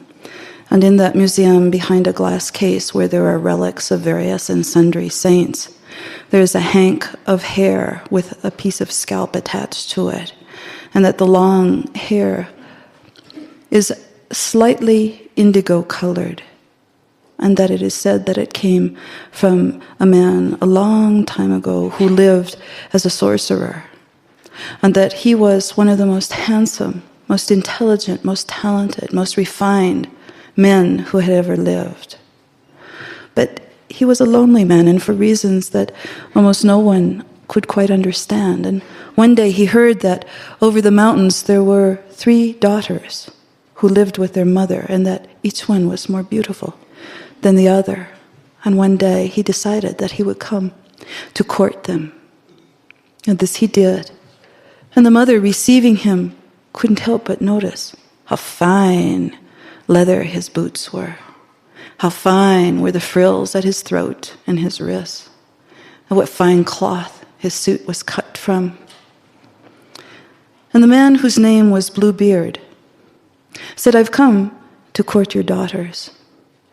And she called them out, and the oldest ones looked at him and thought, his hair and his beard are certainly an odd color of blue. And then she called the youngest daughter out, and the youngest daughter paid her courtesies to the Bluebeard, and all excused themselves. And the Bluebeard said to the mother, well, you know, you have 3 very beautiful daughters. I would like to woo all of them all at once, to see which one will have me. I'm not a difficult man, but for some reason I seem to have had some difficulty becoming betrothed. And so all the better it would be to court all 3 of your daughters at once. The next day he came back. He was leading several horses that were all dressed out in long red ribbons and beautiful silver bells and had their tails all braided up tight. And he took the 3 daughters and the mother off into the forest, where they galloped and they rode. Oh, it was so beautiful. The sunlight came through the treetops. It was a gorgeous day, and underneath a huge tree they stopped. They dismounted. They had beautiful little cakes that he had made for them with his own hands, and wonderful wines, and he regaled them with stories, jokes, and they laughed, and they ate together, and they drank together, and they had a wonderful, wonderful afternoon. Well, as evening was coming, they rode back, and you could hear them coming through the woods with all the bells on the horses. And when they came at last back home, he excused himself from them and said he would return in the morning to ask for the hand of whomever might have him. Well, the mother, she was all very taken. Oh, what a good husband. You know, I hear that he has a castle in the woods. I hear it's a very fine castle. I hear that he's very wealthy. He's certainly intelligent. Well, he can quote poetry, and he sang to us. And, well, the funny stories he told us could have entertained us for weeks on end. I think he's a very good catch. Don't you, eldest daughter? And the eldest daughter said, well, yes, he is intelligent, it's true. And yes, he does tell good stories. And yes, I hear that he is rich, but there's something about him. I don't know what it is. There's just something about him. I don't like it. Well, what about you, next eldest daughter? Well, all the things you say are so. He seems refined. He certainly is intelligent. And a rich, intelligent man. I mean, what more would one want? But, you know, there's something about him that just isn't quite right.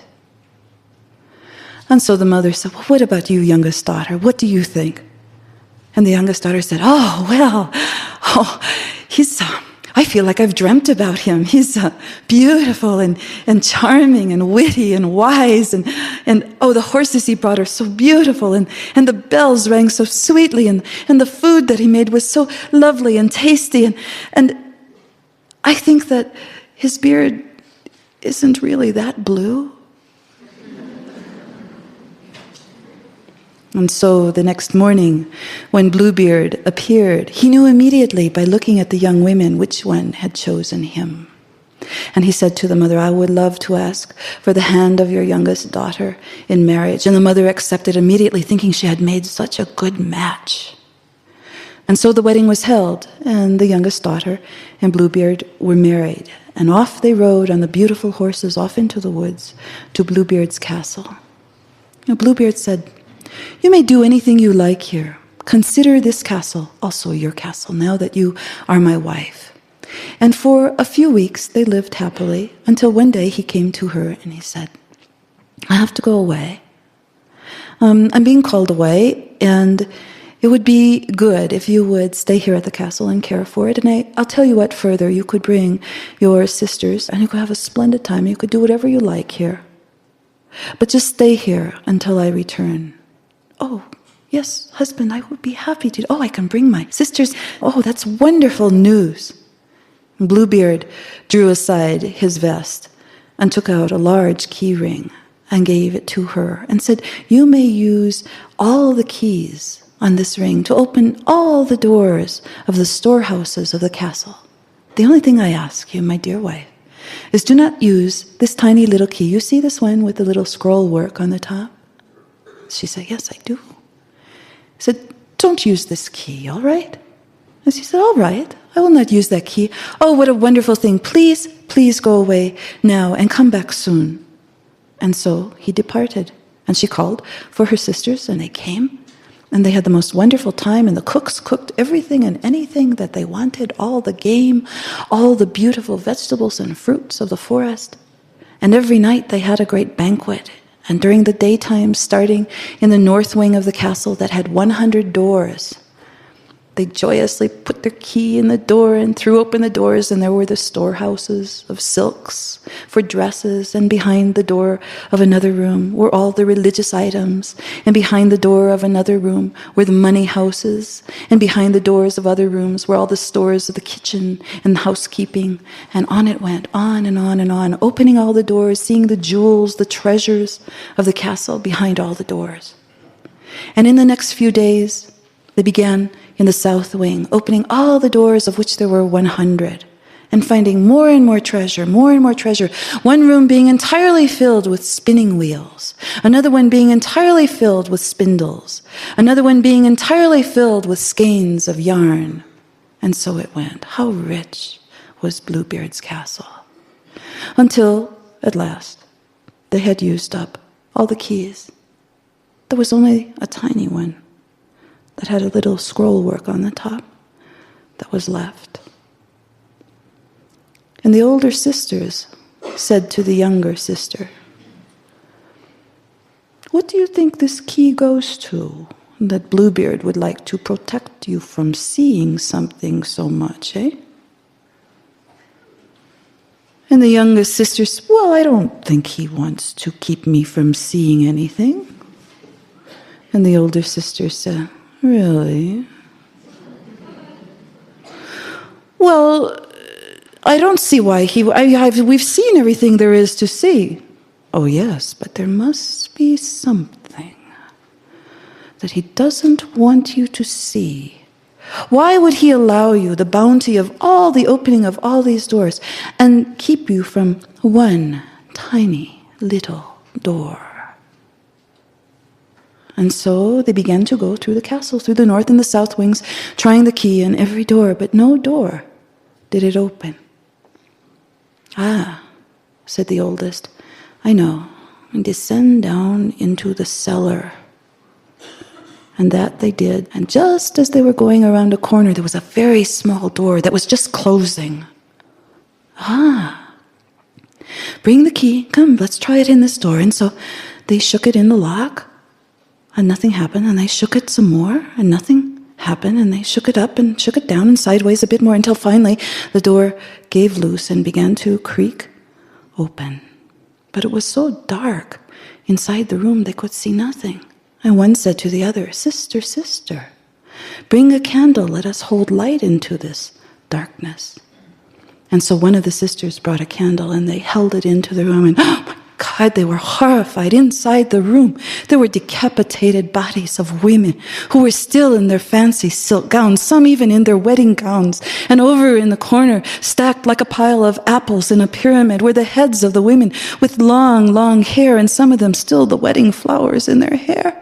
Well, they slammed the door as quickly as they could, leaned against the hallway walls, breathing and sobbing. My God, my God, what is this?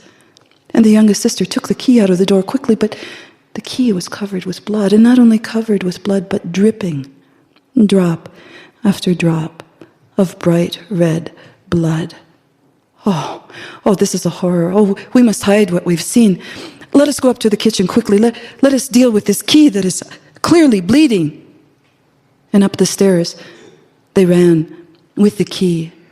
And by the time they had reached the kitchen, the youngest, who had been holding the key, was stained from her waist to her hem with the blood that dripped, drop by drop, darkest, darkest blood from this key. And so she went to the cook and said, "Cook, what is the method by which to stop bleeding?" And the cook gave her several. And so she held the key into the fire to try to sear it shut. But still, it continued to bleed bright red blood. And so then she rubbed it with ashes from the fireplace and attempted to stop the bleeding. But still, the key continued to bleed bright red blood. And at last, she thought, "Oh, just hold it very tightly. And perhaps this will cause it to stop." But no. Not even that. Nothing. She put cobweb over it. All the remedies to staunch wounds and bleeding, and nothing. Nothing caused the key to cease its bleeding. She said to her sisters, "This is very serious. I'm taking this key upstairs. I'm going to put it away. I'm going to hide it, and we will forget that this ever happened." And upstairs she ran to her chamber, opened her wardrobe, where were all her silk gowns, and up on the highest shelf, she pushed the key all the way to the back and slammed the wardrobe doors shut, leaned against them, took a deep breath, and said, "All right, now it's done." The next day, Bluebeard returned home. When he saw his wife, he said, "Hello, wife, how are you? How have things been since I've been gone?" "Fine." "And how are all my storerooms?" "They're fine." "And how are all my grounds?" "They're also very fine." "So everything is good then?" "Yes, my lord, everything is good." "Well, then you'd best give me back my keys, eh?" "Oh yes, of course. Here they are." "No, really, it seems to me that the key ring is a little lighter than it was before." "Oh, no, I'm sure it's exactly the same." "I don't know, let me look closely here." And Bluebeard began to count the keys, and he came all the way to the end, and he said, "You know, what has happened to the smallest one, the one with scroll work on it? What has happened to that?"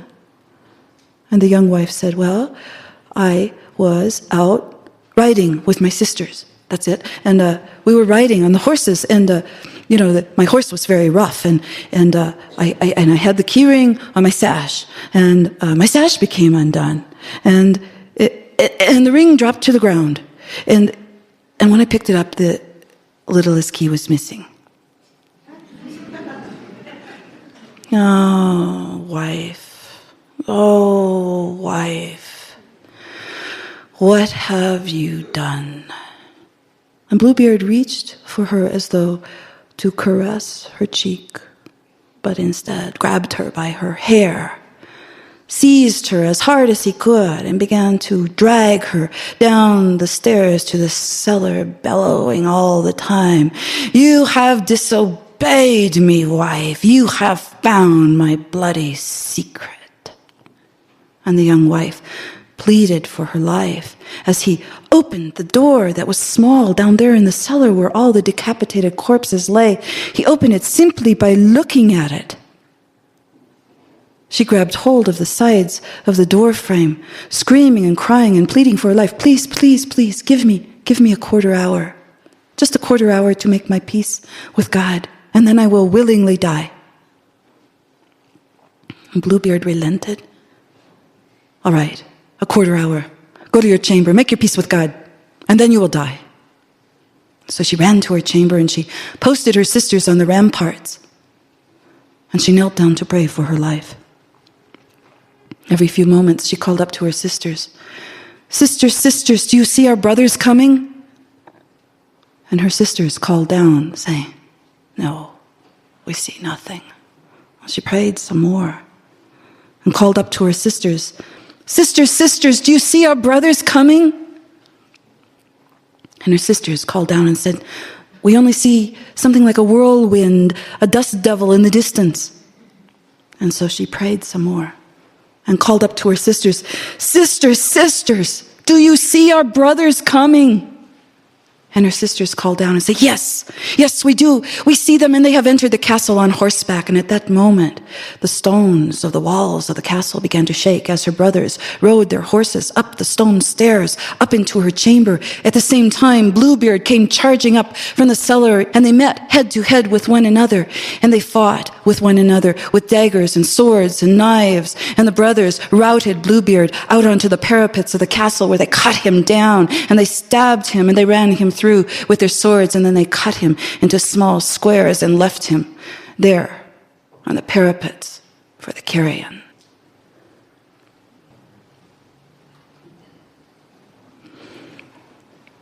Sometimes people have asked me, when I teach this story, why do the brothers have to rescue the woman again? And I think it's a fair question, but also if you remember that we're looking at the mythos, the leitmotifs of story, as though they are all factors within a single person's psyche, as though they all belong to one individual, so that within a single psyche is the Bluebeard, the predator. Within the psyche are the older sisters. Within the same psyche is a young sister, a mother. Within the same psyche is a castle, filled with bountiful riches that is under the control of the sorcerer. Within the psyche as well are the brothers, and, more importantly, the key, the tiny key with scroll work on it. And so, though we could take a story like this literally and say, well, yes, indeed, it is a way of looking at how the masculine might rescue the feminine, I think we can learn more by saying that something fierce exists in the psyche, in the form, in this story, personified by the symbol of brothers, and that the gender may not be as important as the fact of fierceness. So that you see at the very beginning of the story that in the naive psyche, the psyche that either is naive because it is the time of life to be naive when one is very young, or naive because the instincts have broken down and one's ability to have insight is no longer intact. Some kind of shock has happened over and over again until the person no longer can respond properly to threat, just like the dog in the cage that cannot respond, not only to threat, but to the ability to leave. If you've ever seen on television commentators who seem to be genuinely puzzled by the fact that many people who are in battering situations often do not leave, the reason for their not leaving is that instinct is broken so far down that even though the shocks continue and the door is wide open, they cannot think about how to leave. They have become so accustomed to the shocks. They have learned to normalize the violence. In this fairy tale, Bluebeard, I like the symbol of the bleeding key because it's the only thing in the entire tale, as we can see, that actually begins to turn the tide, actually begins to cause the naive person, the person with a broken insight, to wake up. Imagine this, in every psyche there is a naive individual. There is an aspect of psyche that wants things that it wishes for to be really true, whether they are or not. As said earlier, the animus man or the anima woman is an idealization or a personification of your greatest hopes and dreams and wishes, as though, however, you're a little child who wants everything given to you and wants to be taken care of forever. Nice try, but no cigar. Nobody gets to have that. And I think that there are rewards for being an adult and for not being taken care of that far outweigh those of having someone constantly be at your beck and call. Freedom being one of them. So in the psyche you have the naive self, and then you also have the older sisters. And this is in very young people. It's in little babies, it's in young children, it's in teenagers, it's in adults.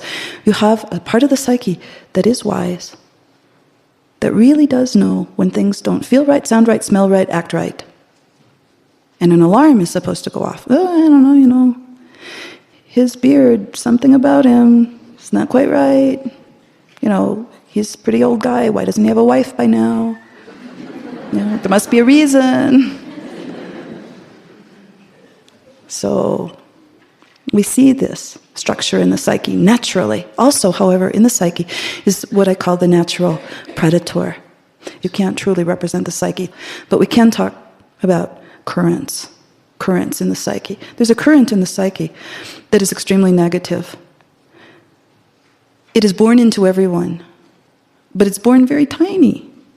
If you could imagine for a minute the image of a post that is magnetized, has nothing surrounding it, it just exists. But it exists to attract certain kinds of feeling-toned ideas, experiences, memories, assumptions.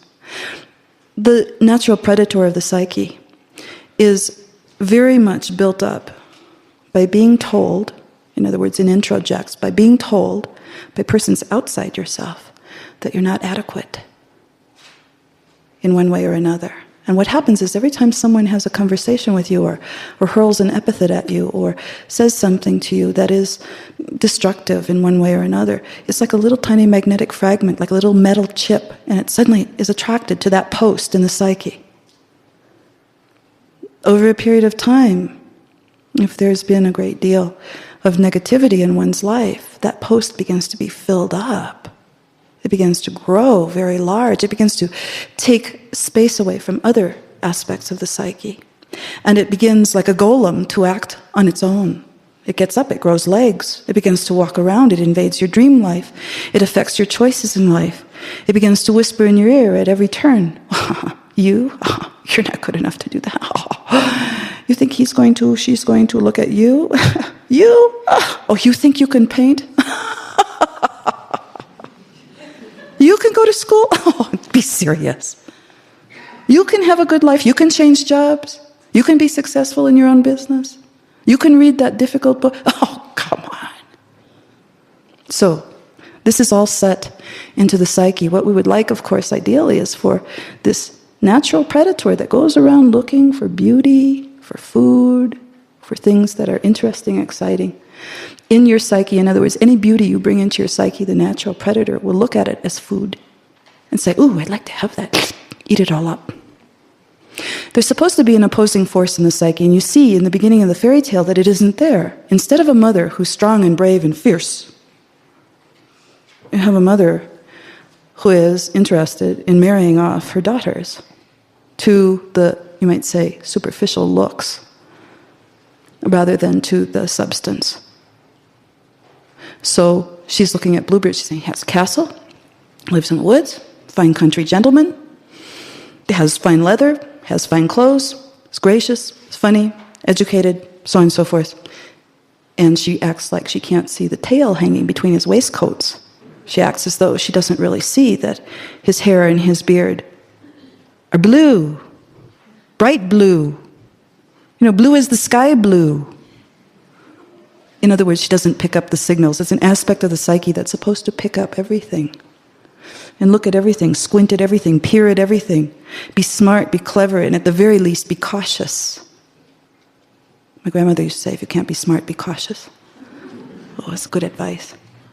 And so what you see happen is that the older sisters of the psyche are able to maintain their integrity, and they say, nix.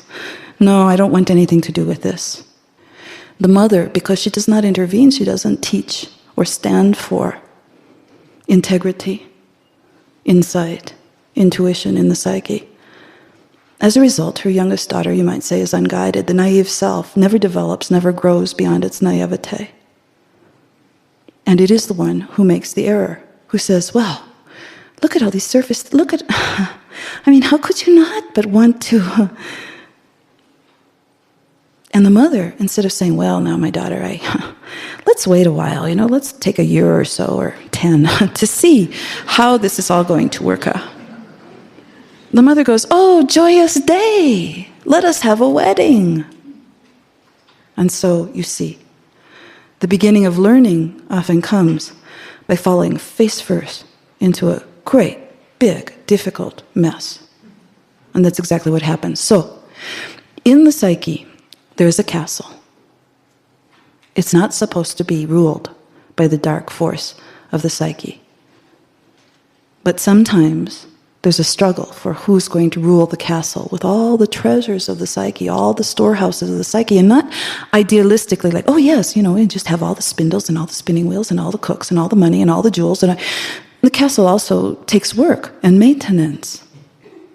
There are many, many facets that are necessary in order to keep the castle alive and running properly. So it's not an idealized frame of mind, but it is, you might say, a higher frame of mind, a part of psyche that is immensely rich and immensely creative, and in this case has fallen under the control of the one who's least able to bring creative life out of it. In fact, what does he do? He marries creative life, he marries the fresh young forces of the psyche, he marries the most beautiful, the most innocent, the most sweet, the most alive, the most vital, most inexperienced, and he kills them and sucks the life out of them. Anybody who has ever begun an idea, a wish, a desire, a yearning, a longing, a project, and who has within sometimes a few hours, sometimes a few days, cut it off at the knees, slit its throat, left it for dead, left it scattered by the side of the road, given up on it, thinks they're not good enough to finish it, not able enough, not knowledgeable enough, not skilled enough, not talented enough. The litany goes on and on and on. What has occurred is that the natural predator of the psyche has gotten a hold of the inexperienced self who had this idea to begin with, has cut its throat, thrown it into the cellar, into the unconscious, into an aspect of psyche that is not readily available to conscious knowledge. I love the Bluebeard story for this. This is a story of true hope.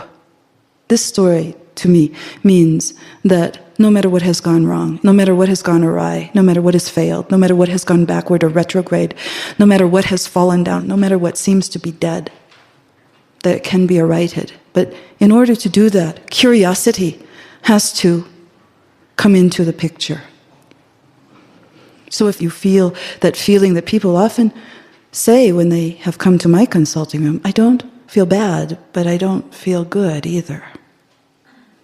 This is the common malaise of our time. You can be certain that there are many aspects of psyche that lay dead in the cellar that have not yet been discovered, and that the person has not a clue about what's going on in their life, and that they allow the predator to prey upon them over and over again. Sometimes the predator is outside of ourselves, sometimes it is in the culture, sometimes it is in a relationship with a boss or a lover or a friend or a family member. But almost always it is also inside. It is also something inside that's agreeing with whoever's on the outside, saying, yes, you're right. You are too whatever. You are too harsh. You are too fat. You are too silent. You are too, you name it. It has no compulsions against being rude and cruel to you. So the sisters have to show up again, the oldest sisters who are carrying the insight factor of the psyche. And sisters are related to so many things. There are the Griae in Greek mythology who are a set of sisters. There are the Harpies, there are the Erinyes, there are the three old women who stand together at the center of the earth. The sisters are always representative of some kind of interested and related knowledge. They each carry a segment of that knowledge. And sometimes there are 7 sisters, sometimes there are 3, sometimes there are 4, sometimes there are 12. And the whole idea is that these all function as a whole. Like Demeter, Selene, Persephone, Hecate, Babo, all of those goddesses in Greek mythology are aspects of one single idea. And they are all sisters to one another in one way or another. So that idea of the sisters has to come back. It's an old idea, it's an ancient idea, it's something that's inborn in the psyche. And it says, let's be curious. Let's find out what this is all about. What is this castle? What is this place? And this is the job of the teenager. This is the job of the adolescent. This is the job of the naive adult. Or the adult who has become almost chronically a wiping mat for other people. This is their work, to find out what is this castle made of? What is this wonderful center of self made out of? And so you begin to put the keys in all the doors that you have, and you open the doors and you look inside yourself. You look in every room of the psyche, you look in every chamber. You see, what riches do I have? This is the beginning of healing the sense of negativity that comes upon one when one has been decapitated over a long period of time, over and over and over again. One psychoanalyst wrote about 25 years ago and said that the Bluebeard fairy tale was about punishment for women's sexual curiosity. And that the key represented the male penis, and the lock of the door represented the female vulva, and that the first penetration, as he said on the wedding night,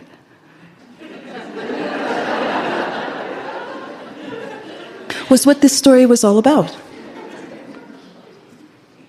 This story is an old woman's teaching story that is meant to teach individuals about what will become of them if they do not awaken all the thousands of eyes that they were born with. It teaches them what must happen when you go through a natural closing of those eyes in adolescence, and perhaps later in life through a series of shocks, and what has to happen for them all to be opened up again, for you to perceive your riches once again, those that have been shut away from your sight or your vision. So the key in ancient mythology is a question. You've heard the phrase, the key question, meaning the question that will unlock the door. In the Demeter and Persephone story, where Persephone is stolen away to the underworld, Demeter cannot find her daughter, and she rages over the land, seeking her unthinkingly, with great feeling, a great agony, but without thinking. And finally, Hecate, the old woman, comes to her and says, Demeter, you've got to think of a question to ask, otherwise we're never going to get anywhere. Instead of just looking for your daughter, who do you think took your daughter? And Demeter lights up. Oh, the key question allows me to move further than I was before. And often the key question is, who do you think took, stole, hid, somehow pulled the rug out from under, covered over, put away, whatever it is that belongs to you? Who or what or how do you think this happened?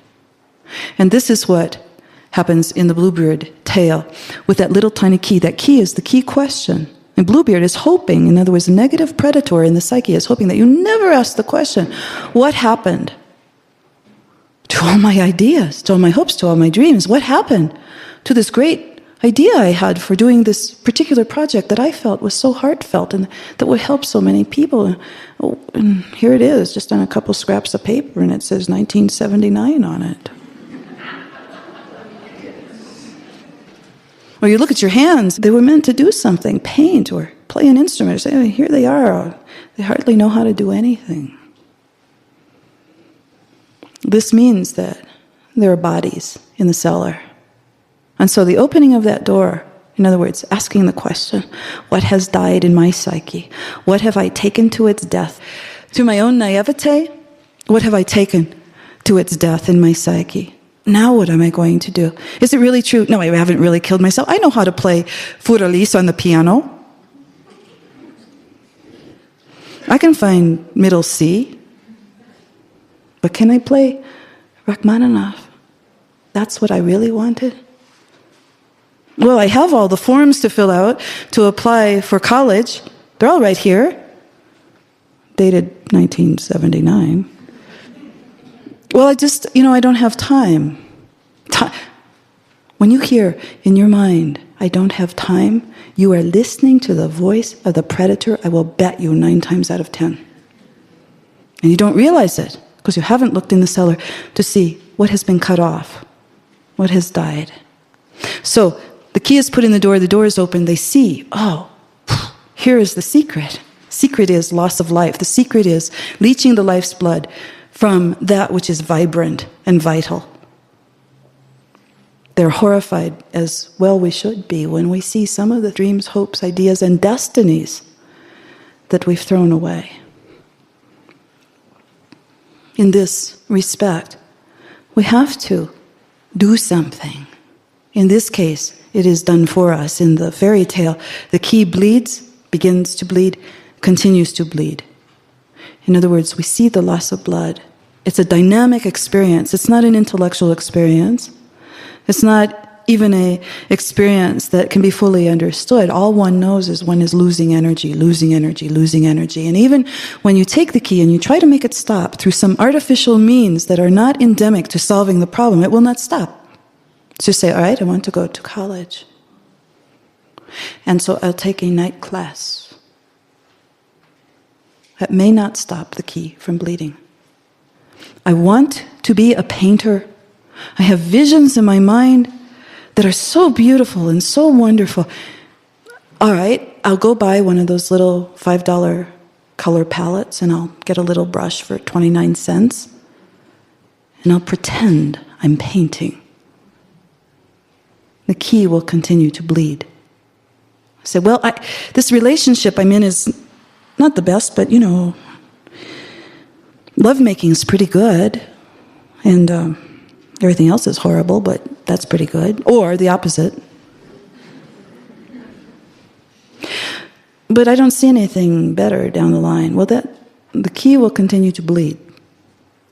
Say, well, my relationship is really horrible. I think I'll have an affair. That should boost me up. That should make me feel better.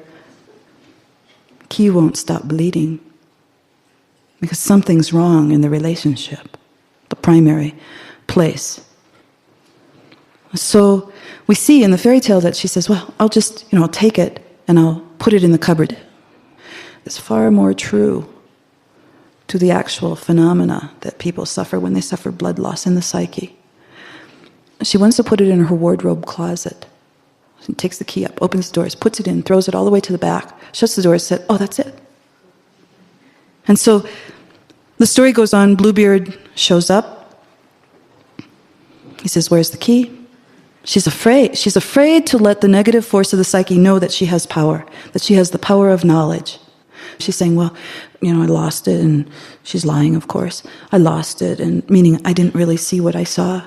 I didn't really experience what I experienced. This isn't really happening. And you see this often also in difficult and abusive relationships, where a person said, well, yes, they pushed me, but, it's just a little bruise on my arm. Or, well, yes, I got passed over for the promotion, but the person who is promoted is really better than I am. So there's that effort to hide what one has knowledge about. And as the story goes on, and in a way, mercifully so, Bluebeard becomes more aggressive, more confrontive. He says, I think the key is missing.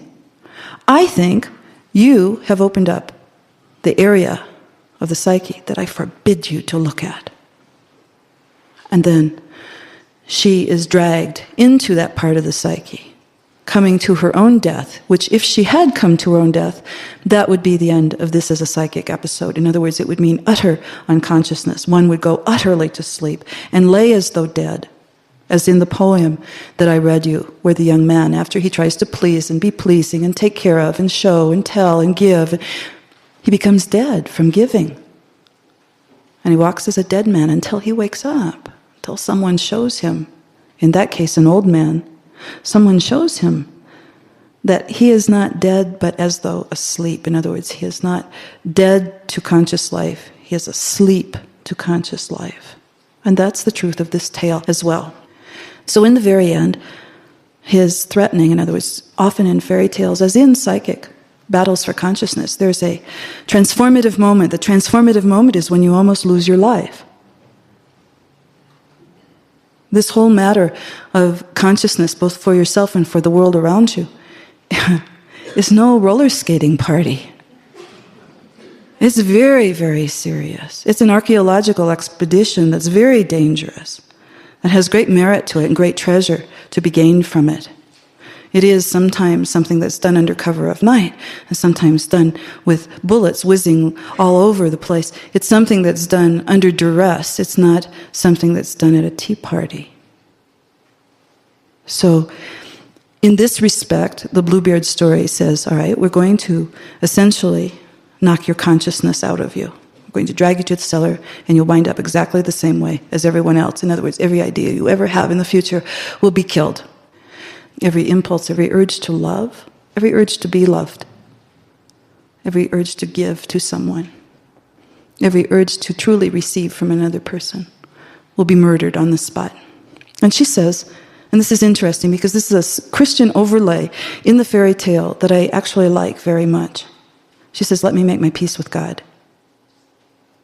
She's saying, something else has to happen. I have to have a force of good to balance this force of negativity. Have to appeal in some way to everything I can think of to preserve my life, to remain conscious, to remain awake, to acknowledge that what I saw can no longer go on the way it has. And so she prays. And prayer is a way of making one's voice heard by God, by the power that is larger than oneself, is at the center of oneself and yet is not oneself alone. The idea being that sometimes the force to catapult us out of a mundane situation of immense difficulty may not come solely by the will of the ego alone, that it may be necessary to have a meditation, a spiritual practice, a belief, a person, a group of people who somehow together, when their energy touches your energy, it makes you greater than you were the moment before. It makes you braver, stronger, more enduring, and more tenacious. And so we see that come to bear there. The analysis of your own dreams is a way of connecting with something intrapsychically that is greater than the mundane self alone. So there are many, many ways. Art is my favorite of all. To paint, to draw, to sculpt, to dance. All those, I believe in a dancing God. All those are ways to come to be somewhat larger, stronger, more enduring, and more tenacious than you were the moment before. She posts her sisters on the ramparts. She wants these insightful factors of the psyche to have high profile, to be up there, to be ever watchful, eyes open, and to let her know, are there other forces of the psyche that are here to help, that can help? Yes, there are. They are the brothers. And brothers come, and they cut Bluebeard down, and these should be thought of as the more aggressive aspects of the psyche. These are the parts of the psyche that represent the force that is going to never allow things to sink back into darkness again. They defend your ideas. They defend your creative life. They defend your love that you have for things, people, places. They defend the thoughts that you have. They defend the beliefs that you have, the ones that make your life larger rather than smaller, that make you a true member of the world community. Bringing the brothers in is the, you might say, the antidote to the poison of Bluebeard. It's the part of the psyche that not only sees like the sisters see, but says, by God, no. And I mean no. No further discussion. It's the part that, were it possible in the animal experiments that were done, the dog who lay down on the wired floor of the cage, even though the cage door was open, continually still being shocked.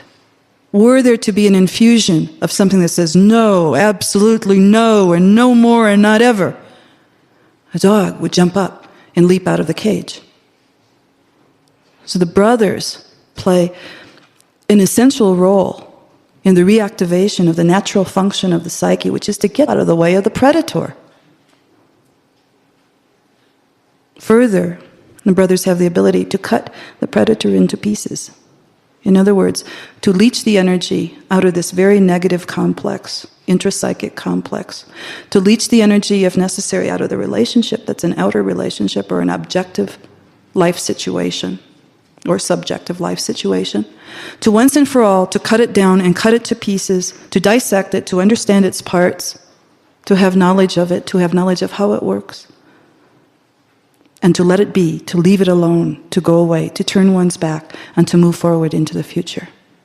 And this is what we see in the Bluebeard story. And so, in the end, the phenomena, of course, is that the key ceases to bleed. The key ceases to bleed because the individual has been able to say, it stops here and right now and no more. That is the only factor that I know of, that ability to say no more.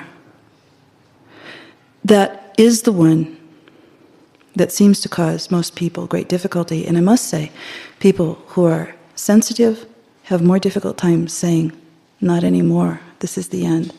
People who are heart-filled, who you might say are born with the gift of heart, they're the ones who hang in for the 14th inning. Bases are loaded. Nobody knows how to bat.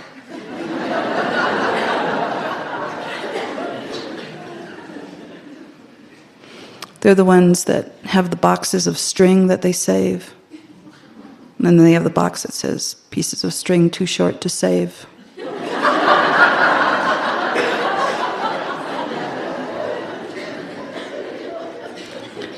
They are the ones who have been in the darkest darkness, who are preyed upon by the internal predator, the natural predator of the psyche, the one that everyone has inside of them, that has grown somehow large inside of them, and that the only solution to is to ask the key questions. What am I killing off in my life in order to stay in this relationship, this job, this position, this intellectual life, this skeptical place, this cynical place, this whatever it is? And of course, the answer is to move on, to move on. I'd like to quote to you from The Velveteen Rabbit by Marjorie Williams. It doesn't happen all at once, said the skin horse. You become. It takes a long time. That's why it doesn't often happen to people who break easily, or have sharp edges, or have to be carefully kept. Generally, by the time you are real, most of your hair has been loved off, and your eyes drop out, and you get loose in the joints, and very shabby. But these things don't matter at all, because once you are real, you see, you can't be ugly, except to people who don't understand. Thank you.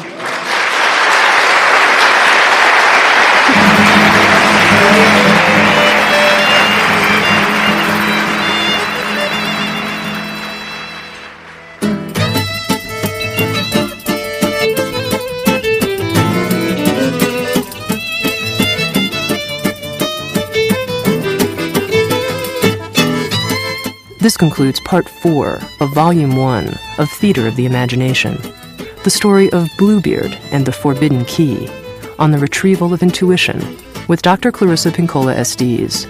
Music by Dave Willey, Steve Trisman, and John Stubbs. Engineer, Steve Van Zandt. The stories on this program, including Bluebeard and the Key That Would Not Stop Bleeding, as written and performed by Dr. Estés, and the anecdotes and commentaries on this program, as well as the original poems, including The Initiate, are international copyright 1992, with all rights, including performance, print, recording, film, derivative, and adaptation rights reserved to the author. The poems are from Dr. Estés' poetry collection, La Pasionata, forthcoming from Alfred A. Knopf. The stories are from Dr. Estés' work, Women Who Run with the Wolves, published by Ballantine, Random House.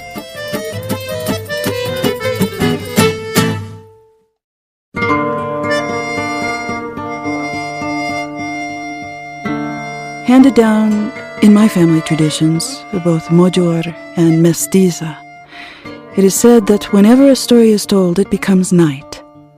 The telling of a certain kind of story in a certain kind of way with a certain kind of intention causes a starry sky and a white moon to creep from the eaves or from the corners of the heavens and to hover over the heads of the listeners. By the end of the tale, the chamber or the ground all around is flooded with daybreak. Perhaps a star shard is left behind, or a ragged thread of storm sky to show that a great something, a great someone has visited and taken time with us.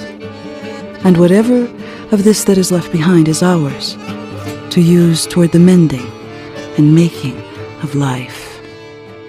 Sounds True presents Theater of the Imagination with award-winning author, poet, and beloved cantadora, keeper of the old stories, Dr. Clarissa Pinkola Estés. And now, recorded in front of a live audience, Theater of the Imagination, the story of the ugly duckling on the tests and triumphs of exile, with Dr. Clarissa Pinkola Estés.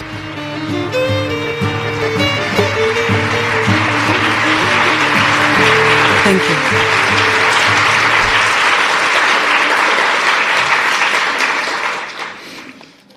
We're going to speak of the exile tonight. My personal feeling is that the exile who has been taken from their homeland, whatever that is, a heartland, a homeland, a family land, spiritual home, a home of love, home of grace, and who has survived outside of that land, is the strongest person of any of the sufferings that an individual might endure.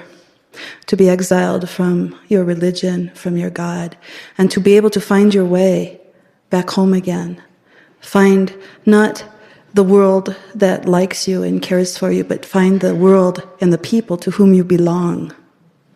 That is the strength of the exile, the power of the orphan. Orphan as a symbol is prevalent in fairy tales. Often a fairy tale begins with one or the other parent dying, and sometimes both. And then the orphan child must in some way go off to seek their fortune in the world.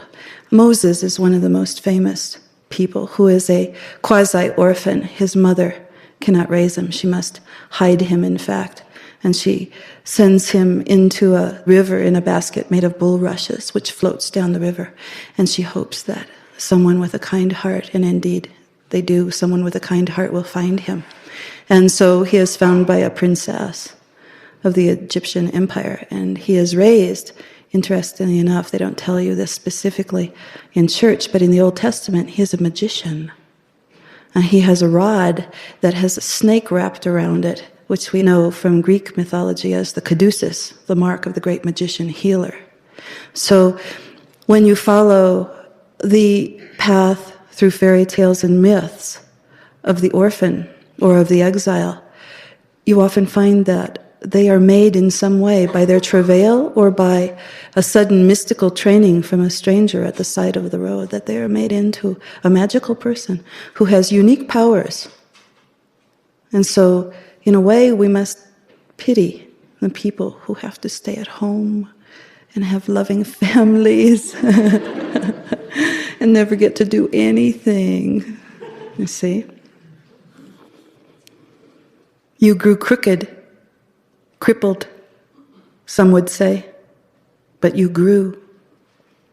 And you are now the fiery tree whose tresses stream all down over the clay wall. You were an elm seed on black rock, and the sun boiled you, lined your skin, and the wind blew you into so-so dirt with a few cells of water. You found them. You ached with life. But a builder of houses put a slab of flagstone over you, so that just one of your wings stuck out. But the rain pooled in the builder's footstep, and you sucked and drew in the rainwater, and you lived. And in the early morning sun, you were toasted, roasted, broiled, until you burst open, and a green twig of flesh escaped, just enough. And now you are finding that every knuckle is a bud, and you are tasting green leaves between your teeth, and once in a while a thorn, and a few drops of blood, but you have not died. In fact, all that you are made of now is blossoms and fragrance. There are stories like Vasilisa, a story of the exile, also of Hephaestus, who is the god of the forge in Greek mythology. Hephaestus is a peculiar and interesting person. He is an unwanted child, and he is beautiful and perfect in his own way. And one day his father, Zeus, and his mother, Hera, are having a pitched battle on Olympus over one thing or another. And Hephaestus takes his mother's side in the argument. And Zeus, Hephaestus' father, picks him up by the arm and throws him off Olympus and breaks his leg. And because his father says, "No one should come and help or heal my son, let him be punished," his leg heals crookedly. And as a result, he is lamed for life. Before this occurred, he was a beautiful and proud son. He knew that he belonged to the mountain of Olympus, of the great gods, and never truly had to develop anything other than the fact that he was the son of Zeus. After he was crippled by his father and sorrowed for a long time and fell madly in love with Aphrodite and other beautiful women, and they spurned him, hurt him, made him feel less than a person. After all of that, he began to tinker at the forge. He began to make lightning bolts for his father, and he began to make various and sundry shields and armors. But there was something in him, in his isolation, that made him feel he didn't want to be creating for the storm god. He didn't want to be creating for Ares or Mars, the war god. He didn't want to be creating for any of the gods that had murder in their heart. And so, as a lonely, lonely man who sat by his forge, he began to create 12 beautiful women made of silver and gold. And he lined them all up full size, like dolls, with jewels for eyes and beautiful silver strands for hair, and they were shapely and comely. And yet there was something that was not quite right about them, not entirely right about them. And he went to sleep one evening, and he dreamt that the floodgates of his heart opened, and that there was a great rain that came into his heart and flowed out of his body and filled his forge room with water and flooded higher and higher. And at the moment that it touched the 12 women made of silver and gold, it seemed like they shivered a bit. And as the floodwaters drew higher and higher, it reached their knees, and then their thighs, and then their hips, their waists, their breasts, their throats. They seemed to shiver a bit more. And finally, the waters came over their mouths and then over their noses, and as soon as that occurred, they came to life. And they began to cry out, and Hephaestus awakened from his dream. And he felt love in a way he had not felt it for a long, long time. Not the love of yearning to possess something, but the love to bring life to something. And when he entered his forge that evening, there were 12 women made of silver and gold who were tending to the forge fire. And you may have heard about them later, or maybe before, in the Old Testament, as the women who tended the fire, as the wise temple virgins. Those were Hephaestus. He also created a little owl made of gold and silver named Bibo, who would fly wherever he wanted him to and find out information. I bet we'd all like to have one of those, huh? There he goes. He is one of the prototypes for the exile because he could no way come back into the family again. In fact, there's a secondary story about Hera. Once Hephaestus develops his talents at the forge, he also begins to make jewelry. He becomes a gemsmith. Hera becomes so enamored of his jewelry that she invites him to come back to Olympus again so that she can have that bounty. And Hephaestus comes for a time, but it doesn't work. It doesn't work because it doesn't work. Because he was born there, but does not belong to those people. Hephaestus belongs to a whole other world. And as soon as he finds that world, the world of creation and bringing to life through love, then he becomes a contented man.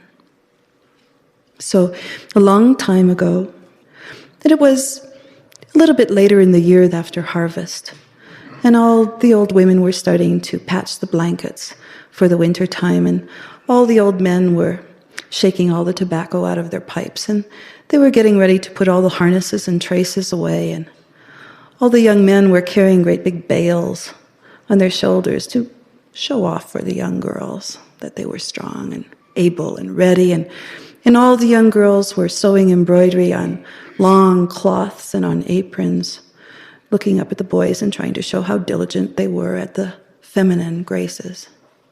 And in all of this, down by the water, there was a mother duck. And the mother duck was sitting on a nest of eggs. And one by one, the eggs began to crack and then fracture. And out tumbled little tiny ducks. They were all wet. And one by one, they got their footing and flapped. And she was very proud of them all. But there was this one egg that she was sitting on that was odd somehow. It was larger than the others had been. It had a few specks on it that weren't quite like the other eggs had been. In fact, one of her friends had come by and mentioned to her, that egg does look a little strange. It's not quite shaped the right way it should be. And do you know that one time I sat on a turkey egg for the longest time? And when I hatched it, of course, we being a duck family, this terribly large turkey rolled out and, of course, wanted to eat everything, house and home. And maybe it's a turkey egg. And the duck mother said, I don't think so. I think it looks pretty much like the others. It's probably just a really big duck. And so she sat, and she sat, and she sat, and she sat, and she sat some more. And pretty soon she was becoming worried. And she said to herself, I really must go consult someone about this.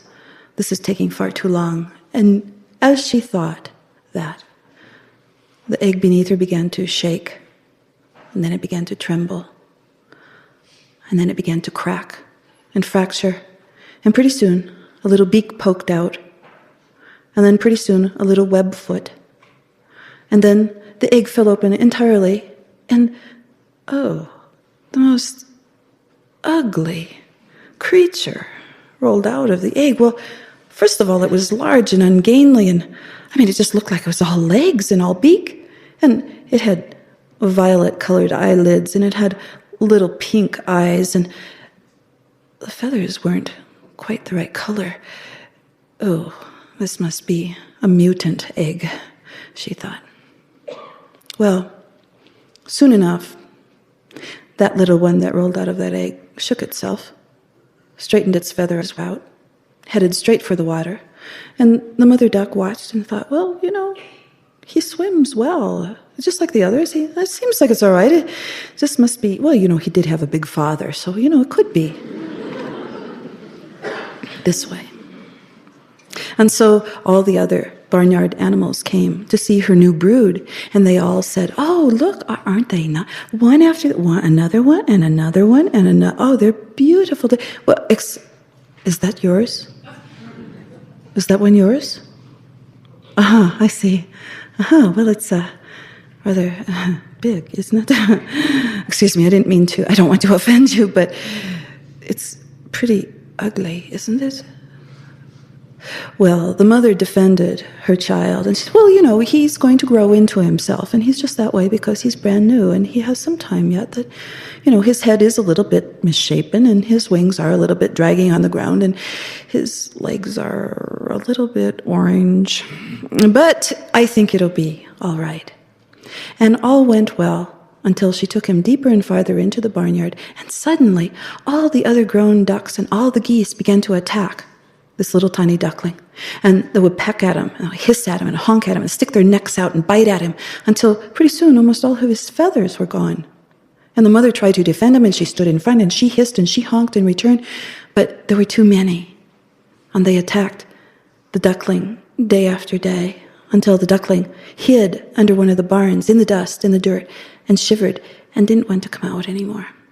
And the other creatures in the barnyard said to the mother, listen, that one doesn't belong to you. Come on.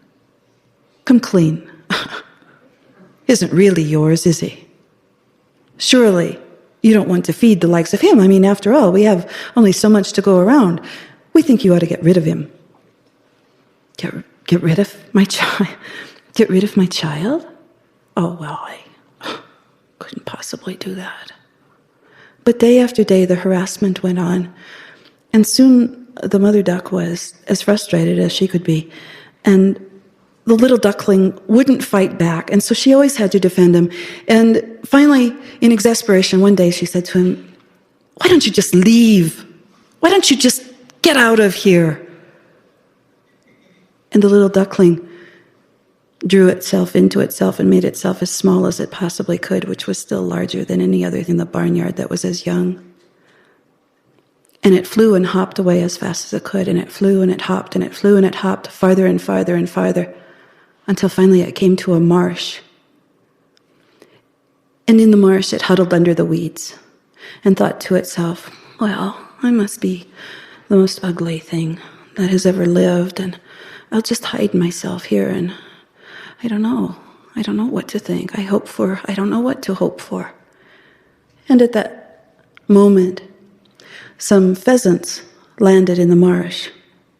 I took one look at him and I said, hey, you're kind of young, but we're going over to the next county. There are some good-looking pheasants over there. They're single. You want to come with us? And the duckling just huddled under the weeds. And the pheasant said, what use are you? Boy, are you lame. Well, we're going to go. And they lifted up into the air, and at that moment, shots rang out. And the pheasants dropped with a thud into the marsh, and the water in the marsh ran red. And the duckling was horrified and terrified and ran and hopped and flew and hopped as far away as he possibly could, until he came to the house of a very old woman. Well, the old woman looked out and she thought, a duck. Well, I have a hen who lays eggs, and I have a cat that catches mice. And maybe this animal, this duck, will give eggs, and then I can have even more. And so she let this poor shivering thing into her house. And A few days went by, and of course the duckling could produce no eggs. And the old woman said, well, maybe it's just cold outside, and it'll get over it soon, and pretty soon it will be able to produce, and we'll just have to wait and see. But meanwhile, the duck was tormented by the cat. And the cat said to the duck, I don't understand what it is that's important to you, duck. You don't like mice, eh? And the duck said, no, I don't like mice very much. And it was odd, because the chicken said too, well, if you can't lay eggs and you don't like corn, then what use are you? And the duckling said, well, I don't know my use yet. And they harassed him and they made fun of him, and they also pecked at him and hissed at him until finally he ran out of the house and down the road, and he went farther and farther, as far as he could, until he came to a pond. And by now, the leaves were loosening on the trees and there was a cold wind that was blowing.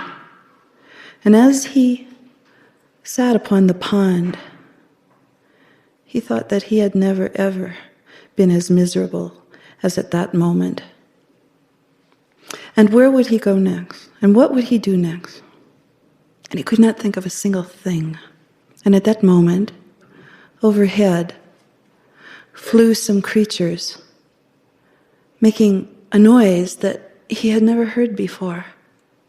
And something leapt in his heart, and he made a noise that he had never heard before, and the noise was so loud, it frightened him, and almost broke his heart somehow. And these great white creatures that were flying overhead seemed to honk down at him. And he tried in his hoarse little voice to talk back, but they continued on their way, and he circled and circled in the water, watching them until they flew out of sight, and he had never felt more miserable in his entire life. And he dove down to the bottom of the pond, and he stayed there shivering, thinking, what is my life? Well, he had to surface, and he did. And he hopped, and he flew down the road, and further, until finally he came to another pond, and then another house, and then another pond, and then another house. And each place that he went, he was chased. He didn't fit. He didn't belong. There was nothing for him. One day he sat upon a pond, and it was bitter cold, and he had to keep swimming in circles so that the ice wouldn't freeze around him. And yet, at last, sleep overtook him, and in the morning he found himself frozen into the pond. And he thought, now, here I am at last. This is the way it all ends. I see now. Along came a farmer with an axe who saw the duck frozen in the pond, and he chopped him out of the ice. He put him in his jacket, and he took him home. And the children of the farmhouse were so excited that in the middle of winter there would be such a beautiful little creature, and they could play with it, and they could dress it up, and of course the duck was terrified of the children. And so he flew from one place to another, and finally flew up to the rafters and caused the woman of the house to begin to chase him with a broom, because all the dust came down from the rafters into her butter that was sitting on the table. And he ran, chased by her broom, flew all the way around the room, until finally he fell into a bowl of milk. And then she poured him out and berated him and chased him some more, and then he fell into a great big bowl of flour, so that he was coated all over. And she started saying, he's battered, let us fry him. And the duckling was absolutely terrified, and so he tore out of the house, and he tore down the road, and he went as far as he could until he came to the end of the road, and there he sat and sat. Oh, what's to become of me, he thought. And so on he went still. Maybe, I don't know, one more try, one more house, one more pond, maybe. I don't know. I just keep going. And he did all during the winter until soon that very fine green lace came onto the trees, and the wind only had a little tiny thread of cold in it, and much more warm than cold.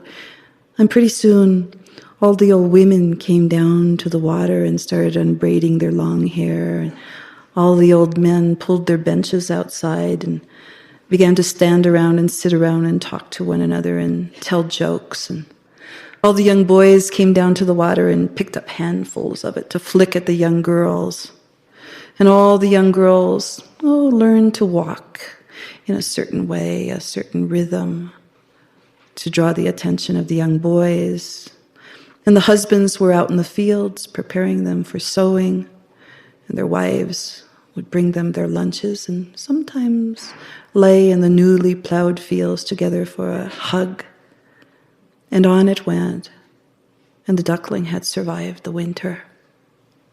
And so, as he was flying over this beautiful orchard that was in blossom, flying over some of the very lakes and ponds and houses where he had barely survived, feeling the stretch of his strong, strong wings, he saw below on a lake the most beautiful creatures he'd ever seen in his entire life. The very same ones he'd seen long before. They were white and snowy and had beautiful slow eyes, and they were everything.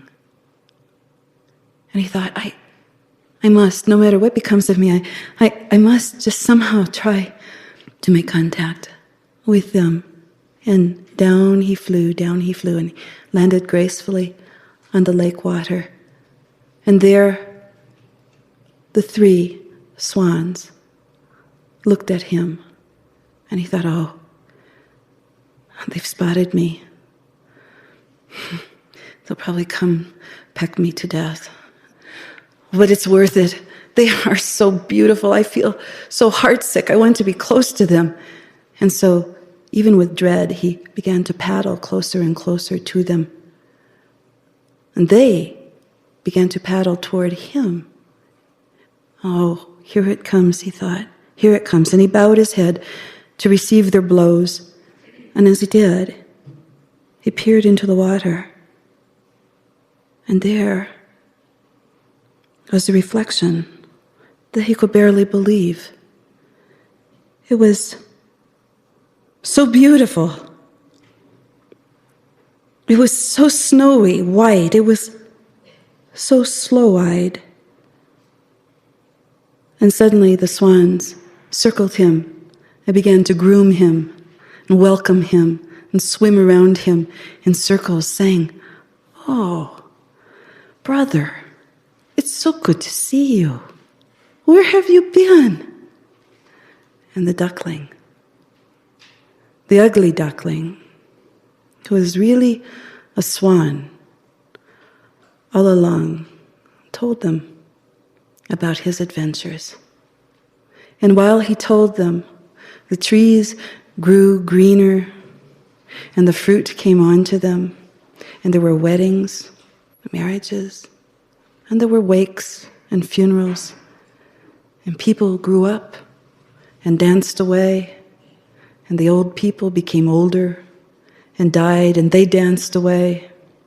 And the turning of the seasons continued and continued as a great wheel, and the seasons danced away until only one thing was left, and that was a mother duck down at the edge of the river, sitting on a nest of eggs, one of them a little bit bigger than all the others.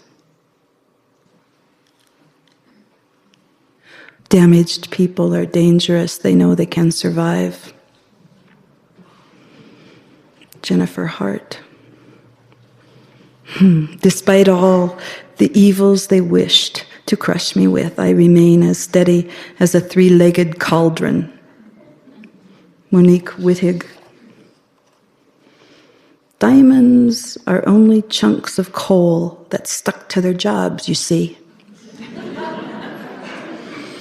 Minnie Richard Smith. We women here get children by digging them out of the ice. Months of holes and finding no child. The terrain at her house looked like the moon.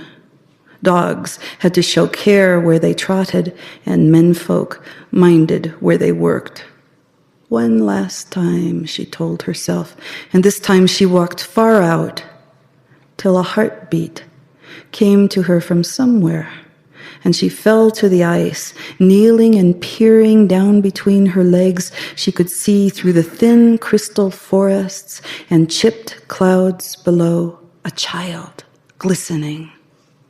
Its mustachios quivering, its hair shone like morning blade on dark lake rock. And there it lay in its ice cradle, waiting, its feathers outlined with a diamondy line, and its necklace of bones carved with instructions for sexual being and gods who are bears. She began to sing like a mad woman. What words? Who knows? She roared like a hungry thing, singing up food during a winter when nothing moves, and she sang the melting song and dug toward the child, ice shards flying, slivers cutting small crescents all over her face and arms. My child, she cried, my child. And at last, with it under her arm, like a bundle, she loped to the bruise on the ice, the hole to the upper world, back to her house in the city.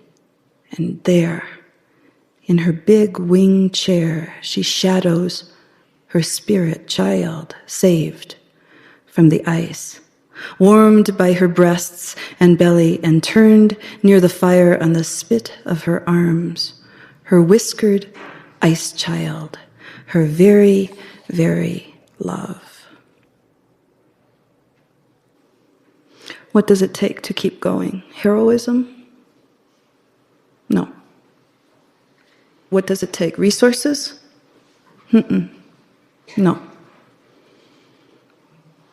It might take something that cannot be spoken in words, something that has to do with the yearning of the heart. Just like Hephaestus yearns with his heart for something that he knows not what. The same way, the ugly duckling yearns when he sees those who are of his kind, but he doesn't know yet that they're of his kind. It is his yearning that motivates him. It is his yearning that is, you might say, the engine, the fuel that makes him continue and makes him go. This is a peculiar thing because we think that in order to get something, we have to go there. In order to have something, we have to do something. The remarkable part of this story is that the heart has reasons of its own that are not within the realm of reason. The heart, the emotive heart, that is not cognitive, has an idea of what it loves, even though it has no words for it and barely has images for it. It has a sensation of when it is home. And so, the peculiar thing about many people who are exiles, as you know, is that they're born into families who look at them and say,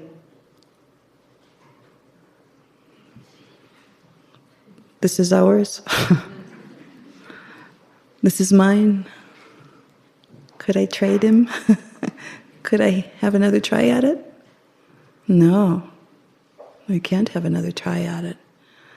This is your child. And what you see in the drama of The Ugly Duckling is a psychological truth, and it is this, that when there is a gifted, talented person born into a family of television spores,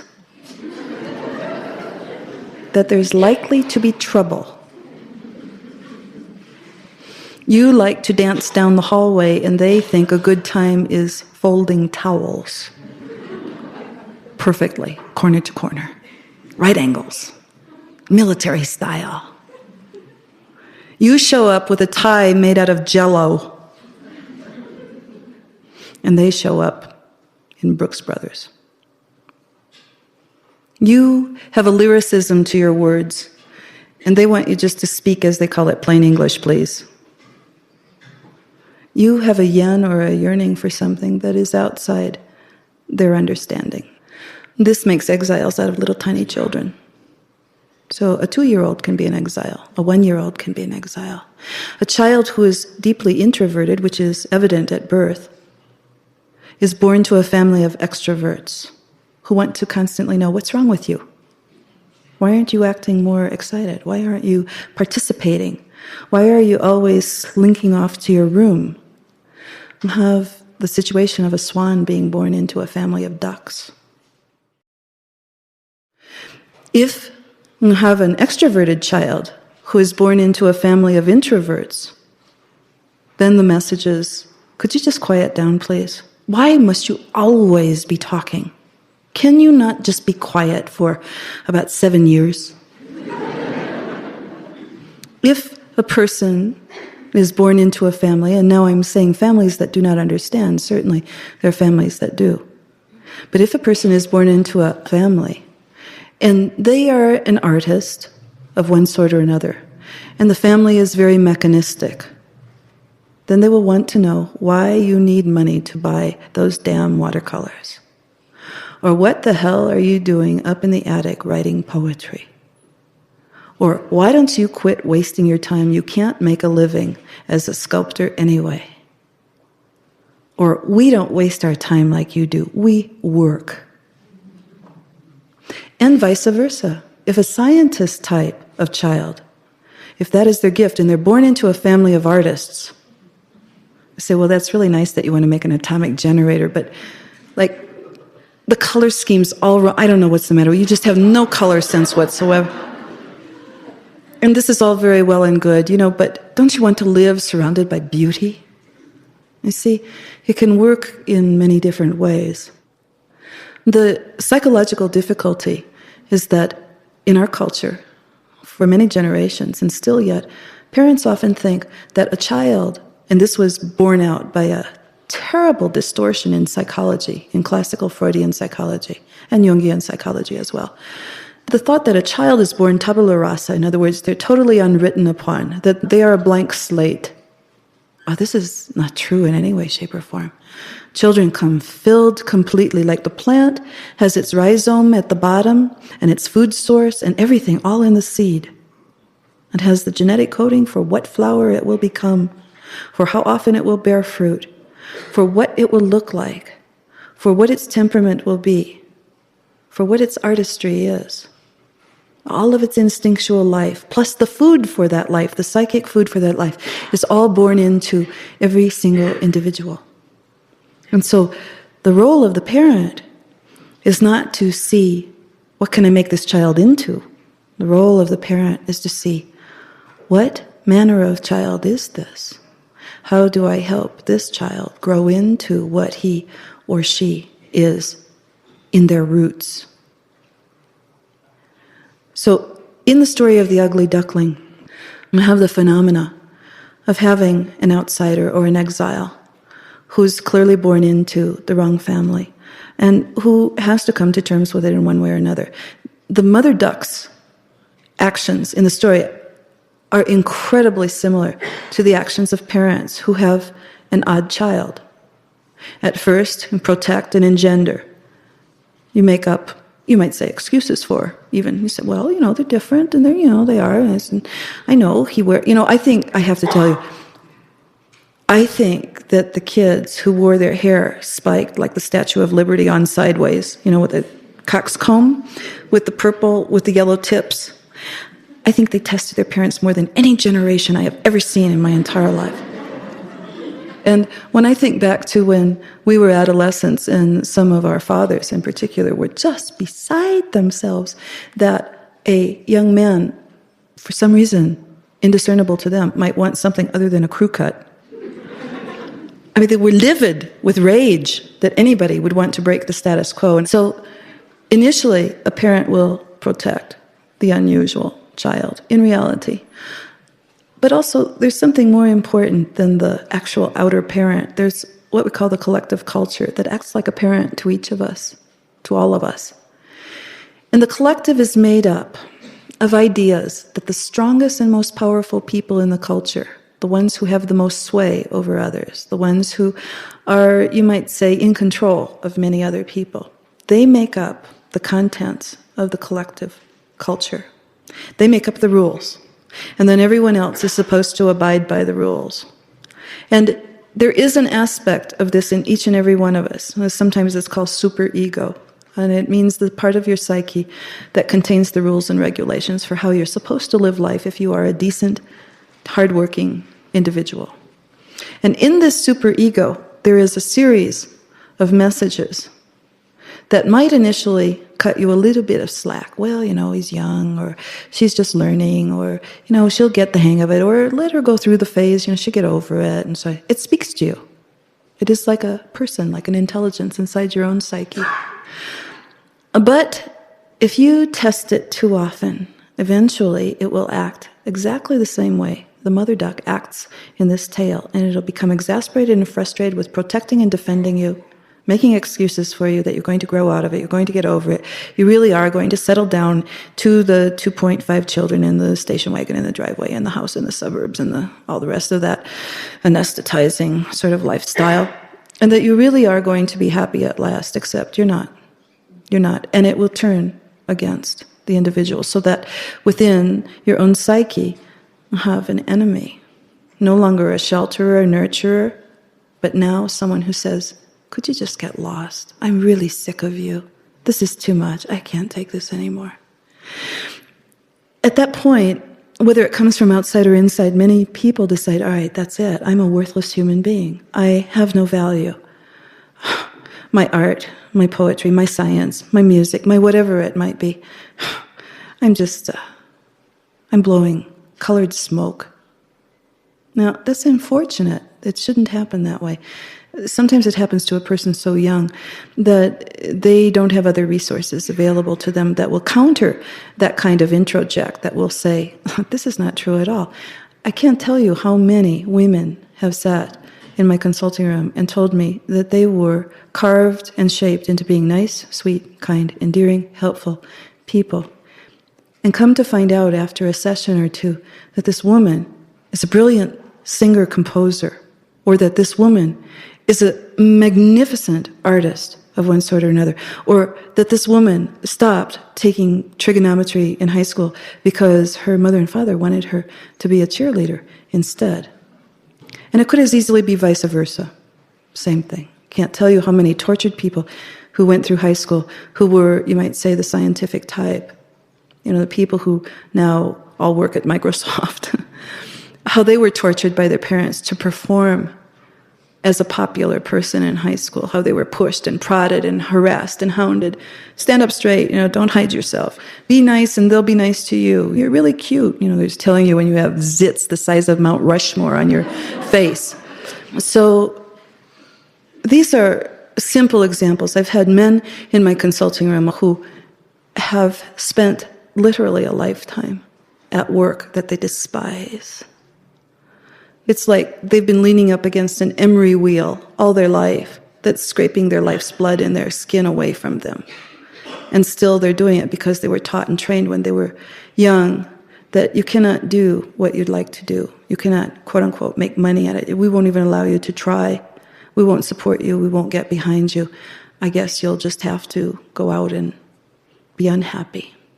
So for most people, in terms of exile, if you had to make a choice, and this is a harsh truth, if you had to make a choice, it might be better to be unhappy because you're not advancing quickly enough in your chosen life or your chosen trade or your chosen art than it would be to be miserable and despairing because you're pursuing something you despise. So in the tale, we see that there's something in the psyche that is collapsed. The nurturing function of the psyche, in this case represented by the mother, is not able to stand up for the child, is not able to stand up for its difference. And there's so many ramifications to this in actual reality that that a mother, a woman who has had a child, who is different and who is alone, like the duck is in this particular story, who has an unsanctioned child in one way or another, and no father present often is an open game or an open season to be attacked by others. So there's a cultural truth to this story, as well as a psychological truth. The heart of this duckling is the most important point of the entire story, because no matter what happens, this heart continues to beat. And when people say to him, in the form of the cat and the hen, I say, what is your life about? What use are you? He's able to say, I don't know yet, and keep going. And it's, to me, one of the most salient points of the entire story, because there are many times when it seems impossible to find or see what you are. What you are. I remember I was at a high school reunion, and someone came up to me and said, "Who did you used to be?" And I said, "I don't know. Who did you used to be?" And they said, "I don't know either." I said, "Well, who are you now?" And they told me. And I told them. So it's a long way from the beginning all the way to the place where you might know. And in this path of exile, you have looking different, acting different, of being attacked, which is very much a part of the exile's life, also part of the gifted person's life. Now, what will you say if I tell you all persons are born gifted? Who's not getting the message, huh? What is going on here? Maybe there's another reason why culture and parents want to cause people to conform. Maybe there is something in the psyche of all human beings that when it's involved with the other person, not yourself, but when it's involved with the other person, you want to make them all straighten out. It's easier that way, You know what it does if they're straightened out? It keeps you from having heartache. So perhaps in the evolution of human beings, perhaps what we need to develop as a focus, as a conscious goal, psychologically, is to not try to make things conforming so our heart doesn't hurt. Not try to make our children so conforming. I mean, some socialization must happen, of course. But not to make them so conforming so that we don't have to feel worried, so that we don't have to feel like, oh my God, what's going to happen next? So that we don't have to feel like, oh, I'm going to have to fish them out of the river if they keep going like. We have to feel that. We have to feel that. Otherwise, we become like the mother duck who collapses and said, that's it, I can't take anymore. Get out of here. Go away. So, pretending for a moment that you are in the position of being the different one, and pretending for a moment that you have something strong inside your psyche that wants you to conform.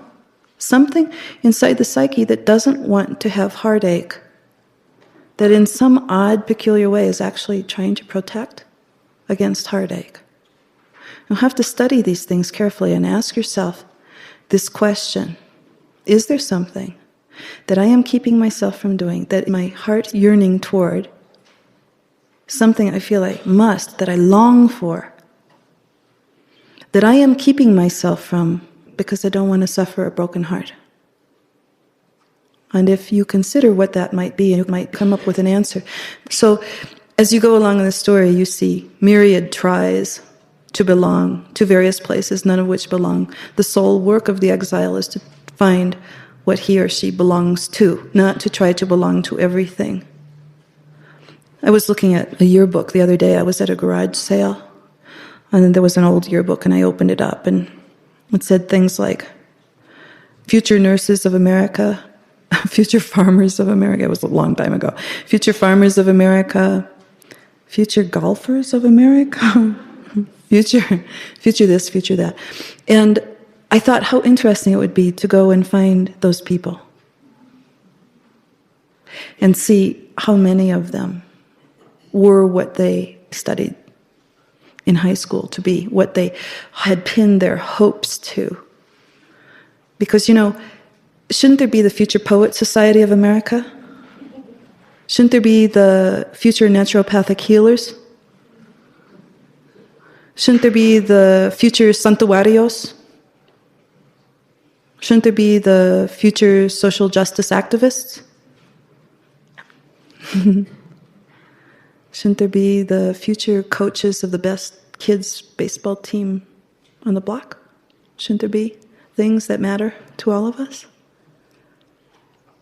And so the culture, you might say, is not set up for the gifted person, and so you can count on the fact that if you've ever felt exiled, it's probably proof positive that you're gifted. That's it.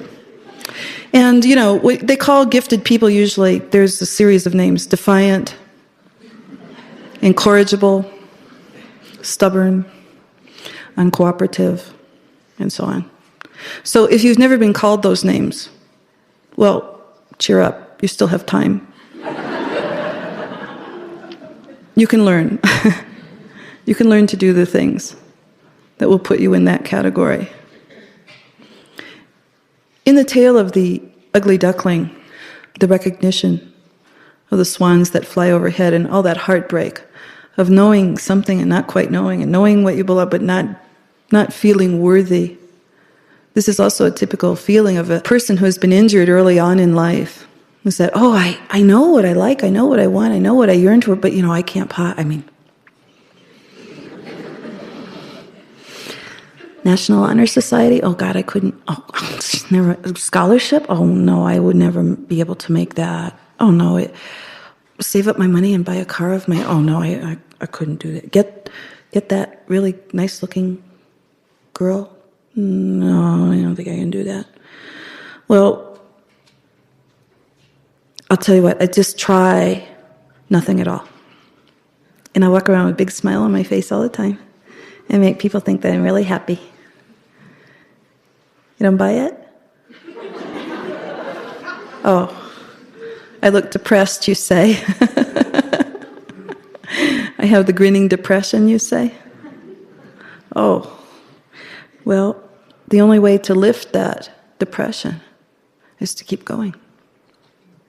Now, in the ugly duckling story, incidentally, it could be the other way around. It doesn't mean swans are more beautiful than ducks or vice versa. It just happens to be a story that's configured this particular way. But the purpose of the whole story is to show what happens when you keep trying to belong, trying to belong, trying to belong, trying to belong, trying to wheedle your way in, trying to fit your way in, trying to put a square peg in a round hole. And all it does is hurt. All it does is hurt. And the entire story hinges, doesn't it, on worthiness and self-worth. Self is an old word that in Old English is actually pronounced selb, S-E-L-B. And it's an interesting meaning. It means to be the same all the way through. So that, for instance, a long time ago, color saturation was called self, meaning the same color all the way through. In classical psychology, identity, the word identity, as in self-identity, means to know who you are today and to have the reasonable expectation that you will be the same person tomorrow. That's identity. So when people have disturbed identities, that they may not know exactly who they are, not only right now, but also they may think that maybe they will change that dramatically in the next hour or so. And you see that, don't you, in adolescence? They're 4 years old one moment and 40 years old and divorced the next, right? So their identity is not completely solidified. The idea of selfhood, self-esteem, self-knowledge, self-consciousness, as being something that is the same all the way through. Frankly, I like the idea of saturation, but you are saturated with what you are all the way through. So that if you are an artist, you are an artist when you're at breakfast, you're an artist when your hair's in your face, you're an artist when you're making love, you're an artist when you're at church, you're an artist when you're at home with your mother and your father, who may or may not honor your art. You are an artist. You're a woodworker all the time, all the way through. All through the psyche is the identity of yourself as not exactly what you do, but how you live your life. And this is what happens at the very end of the ugly duckling tale. The ugly duckling, who feels so unworthy, in other words, has no idea who he really is, first of all. Secondly, feels unworthy to be anything other than what he perceives himself to be, which is merd, dreck. Of course, none of us have ever felt that way, eh? Nah. And so, what you see at the very end is that he actually capitulates to his heart. He follows his heart one more time. His good instinct is, I must go where my heart leads me. And he goes. And even though he feels like he's going to be done in for wanting such a thing, and who really has not felt that? I might be done in by the gods for wanting such a high hope, whatever it might be. Let's go back to school, learn to ride a motorcycle, go to Bali, whatever it might be. I have such high hope that I surely am going to be punished for this. But he goes ahead anyway. And there's something responsive among those who belong with one another. They recognize each other at first shot. They tend to be people who make you laugh. They tend to be people who, I don't know, there's a something about them. Some kind of, it feels like a familiarity, doesn't it? We call it affinity or kith and kindred. We call it many names. But you see a person or a practice or a work style or a lifestyle that you truly belong to, and something clicks. You go, boy, I don't know what it is, but that is it. And to identify it is one thing, but to merge with it and become a part of its psychic family is a whole other thing. So in my practice, I often tell my clients, they sometimes say, in a somewhat self-pitying, well, to be truthful, a hugely self-pitying way. You say, what will become of me? I'm just a fill-in-the-blank who doesn't have a home in the world because my parents fill-in-the-blank, and my culture fill-in-the-blank, and my boss fill-in-the-blank, and my kids fill-in-the-blank, and my mate fill-in-the-blank, and woe is me, and what shall become of me? And often, of course, they are yearning deeply and sincerely for something that is like water and air. And so I usually say, well, the reason that you're suffering, there are 3 reasons. Now, one is a totally rational reason. One is a silly reason. And one is the true reason. Now, which one do you want? I say, well, let's try the rational one first. Okay? The reason you are suffering is just because. They don't like that. You go, okay, now they would like to know, well, what's the silly one? Okay, the reason you are suffering is because God is mad at you. And by now they're smiling and they're laughing a little bit, but they're not quite sure. Is this woman crazy or what's going on here? All right, do you want to know the true reason? Yes, I want to know the true reason. All right.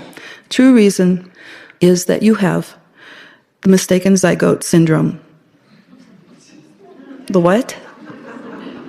You have the mistaken zygote syndrome. Well, what's that? Well, a zygote, is a fertilized ovum. And there is a zygote fairy. And the zygote fairy takes fertilized ovums, or little zygotes, into a basket every night, and she flies over all the towns and villages all over the world. Well, you were a particularly feisty little zygote, and you were hopping up and down with excitement because you knew you were going to be implanted soon. And you hopped up and down, and she hit a little bit of turbulence in the air, and you know what? You fell out of the basket. You fell out of the basket and you rolled over and over, head over heels, down into the uterus of the wrong woman. You were meant to be implanted in a woman 3 miles down the road. And that's why you always like that family 3 miles down the road. A lot. Because they were actually meant to be your true family, and that's why you're suffering. What you're doing right now is just about what they do. I said, all right, we don't know the reason. That's the real reason. We don't know the reason. What we know is that you are involved in a dynamic process. It's the process of loss and return. You didn't do anything to deserve it. It just is what it is. And it's leading you somewhere. It's leading you somewhere good, I promise you. And you have to hang on, and you have to keep trying to find what you belong to. And when you do, you will recognize it. You'll recognize it not through your mind, but through your heart. And once you are there, if you will get over being unworthy about the whole matter, you will feel home and find home in a way that you have never found it before in your entire life. And you will be all of one piece. Well, it doesn't mean that life will be perfect from thence on, and that all the good gods of the crystals and the music and all the rest of that will smile down upon you. No, it doesn't mean that. It means that you will feel like you found a bastion, like you found a harbor, like you have a safe place, like you are sheltered, that you are not out in the cold all by yourself. You are not freezing in the ice. You are not handling yourself in such a way so that you feel like you are about to die.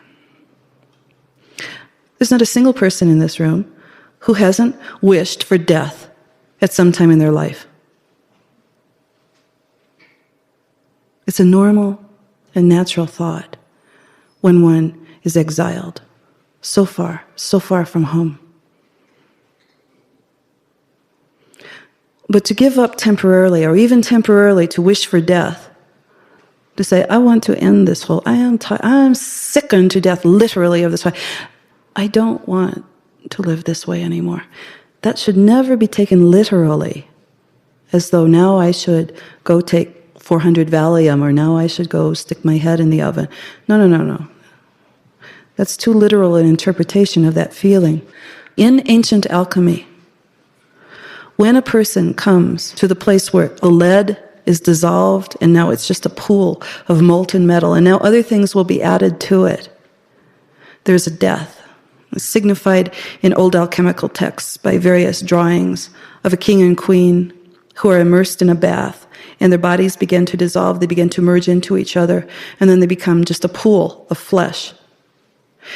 It's in that moment that the transformative spark takes place in the psyche. You've heard the saying, the darkest hour is just before dawn. You've heard the saying, the 11th hour. You've heard the saying that nothing of new life can come except through the dark.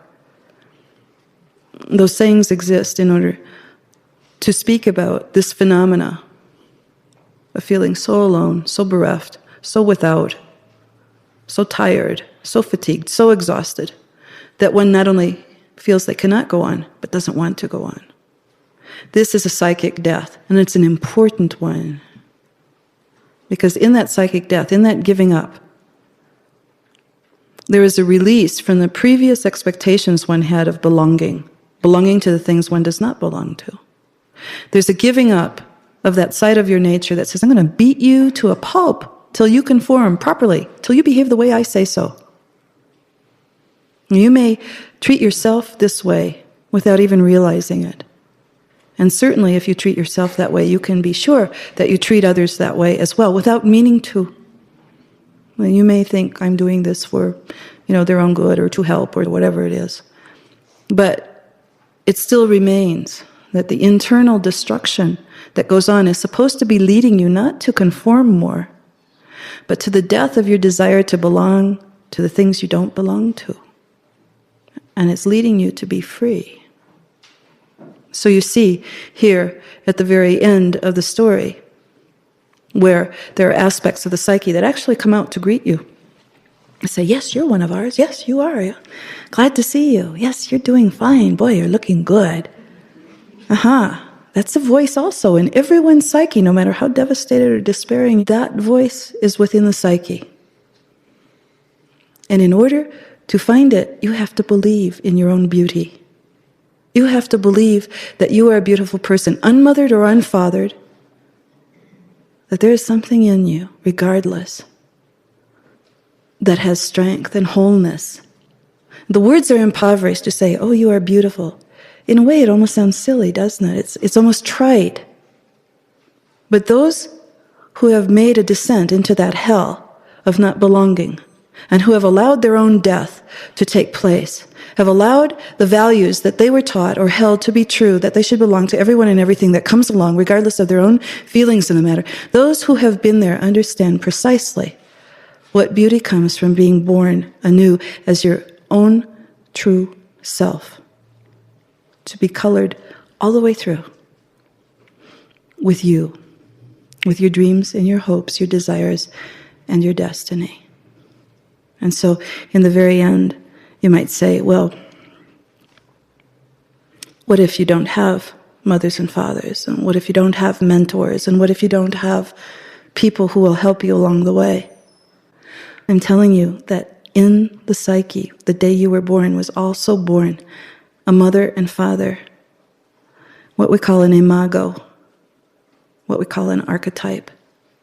That even if you don't have the guidance of those around you, if you will consult within yourself, if you call to your mother of the psyche, if you call to the father of the psyche, they will answer you and they will guide you. If you set aside your little rational monkey mind for a little bit, you will see that there are multiple layers to the psyche, and that hidden in those layers, you see that the figures show up in your dreams. You can, through active imagination, continue your conversation with those figures. I feel most people have someone waiting at the side of the road for them one way or the other. I certainly have in my lifetime. Most of us need one word or one phrase from a person we respect or admire, or a person who steps out of the shadows suddenly and says something and puts a blessing on us. And it's enough. It's enough for 20 years. And we take all of those that we can have. So we are going to end here, and I chose this cuentito to end with tonight. It's an odd one. It's called The 10th Father.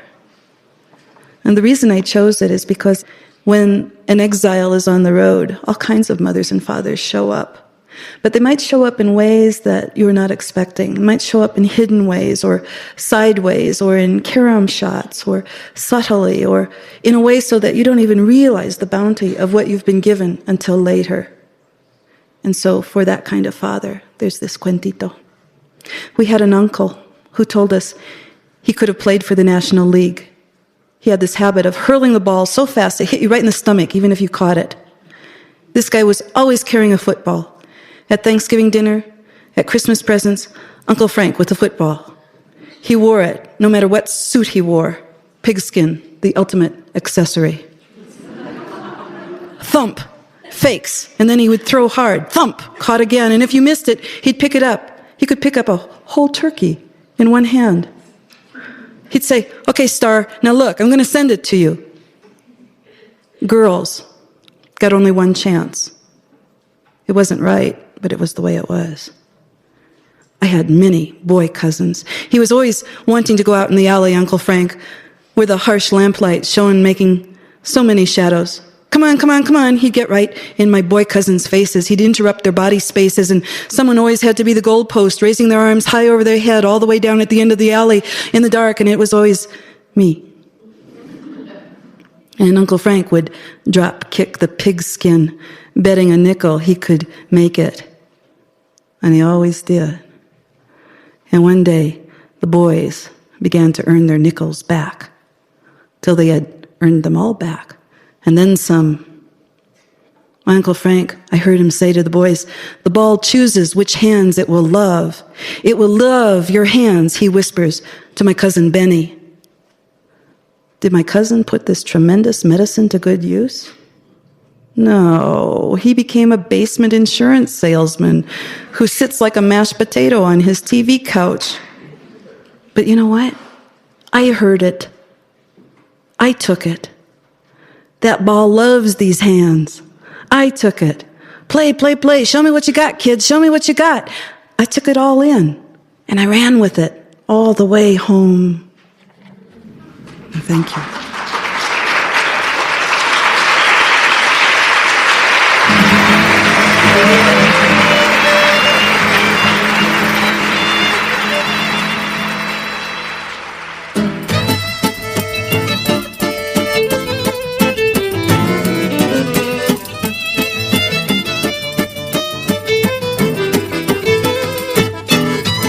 This concludes Part 5 of Volume 1 of Theater of the Imagination, the story of the ugly duckling, on the tests and triumphs of exile, with Dr. Clarissa Pinkola Estés.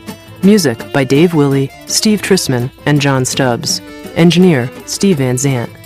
The stories on this program, including The Ugly Duckling and The Mistaken Zygote, and the Hephaestus stories, as written and performed by Dr. Estés, and the anecdotes and commentaries on this program, as well as the original poems, including The Ice Child, You Grew Crooked, Crippled, Some Would Say, and The 10th Father, are international copyright 1992, with all rights, including performance, print, recording, film, derivative, and adaptation rights, reserved to the author. The poems are from Dr. Estés' poetry collection, La Passionata, forthcoming from Alfred A. Knopf. The stories are from Dr. Estés' work, Women Who Run with the Wolves, published by Ballantine, Random House.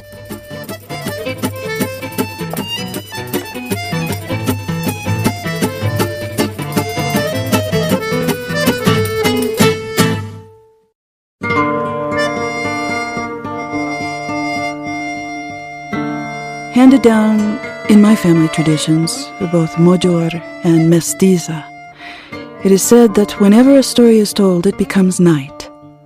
The telling of a certain kind of story in a certain kind of way with a certain kind of intention causes a starry sky and a white moon to creep from the eaves or from the corners of the heavens and to hover over the heads of the listeners. By the end of the tale, the chamber or the ground all around is flooded with daybreak. Perhaps a star shard is left behind, or a ragged thread of storm sky to show that a great something, a great someone has visited and taken time with us. And whatever of this that is left behind is ours to use toward the mending and making of life. Sounds True presents Theater of the Imagination with award-winning author, poet, and beloved cantadora, keeper of the old stories, Dr. Clarissa Pinkola Estés, and now recorded in front of a live audience, Theater of the Imagination, The Joyous Body with Dr. Clarissa Pinkola Estés.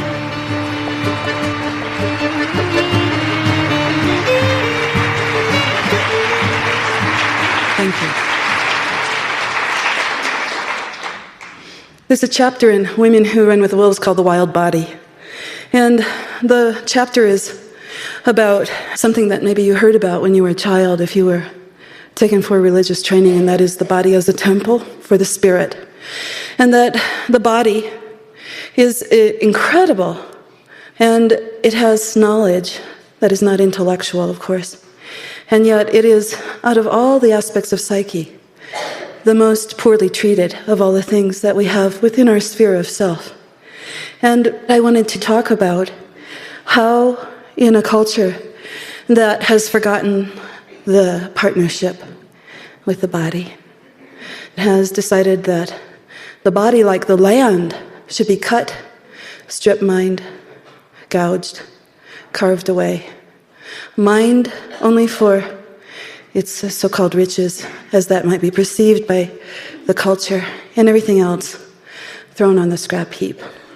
Because I came from a family of large women and large men as well, I learned not from my own culture, but from the outer culture, that it was not a good thing to look the way we looked. It was not a good thing to walk the way that we walked, to roll the way that our bodies rolled, and that we should try as hard as we could to look like the pictures that we saw in magazines. I'll never forget when my father's sisters came from the old country. They had long hair down to their ankles. And after they'd wash it, they'd braid it in two braids, and then they'd wrap the braids around their heads, coronet style. And the first thing that someone talked one of my aunts into, she hadn't been here but perhaps a month in this country, was to go to the beautyteria, which was the name for the local beauty parlor down the road, and to have her hair cut off and to have it permanent waved. And in those days, permanent wave was like sticking your head in a bucket of lye for 3 hours. These vast chemicals were used on the hair, and they literally burnt the hair. They're chemicals that heated up on the scalp so that the person who was enduring that could actually feel the heat. And I remember her coming home with this very short fried hair that had been lightened by the peroxide in the solution so that it looked like dead grass all over her head. And I remember her hiding, wanting to put her babushka on. One of the signs of being an American was that you stopped wearing your babushka, among other things, even though you were still maybe wearing dark woolen hose and you had all gold teeth maybe, and you didn't look quite like you fit. That episode stuck with me for a long time. That idea that there was an image or an imago that people should adhere to.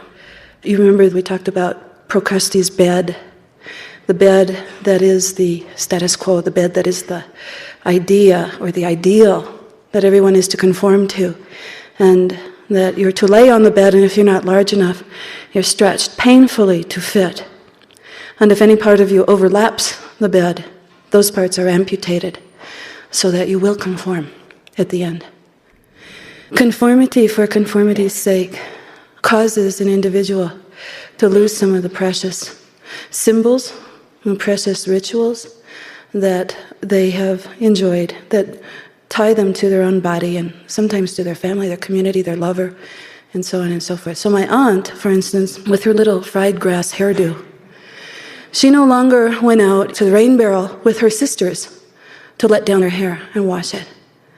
She no longer had the luxury of sitting on a wooden chair in the sun to dry her long hair before she braided it. And because she no longer participated in those rituals, because she had a 3-minute wash it and dry it hairdo, she no longer heard the gossip, she no longer heard the jokes, she no longer heard the prayers and the troubles. She no longer was able to sympathize with, give comfort to, hear the stories of the other women who went to the rain barrel.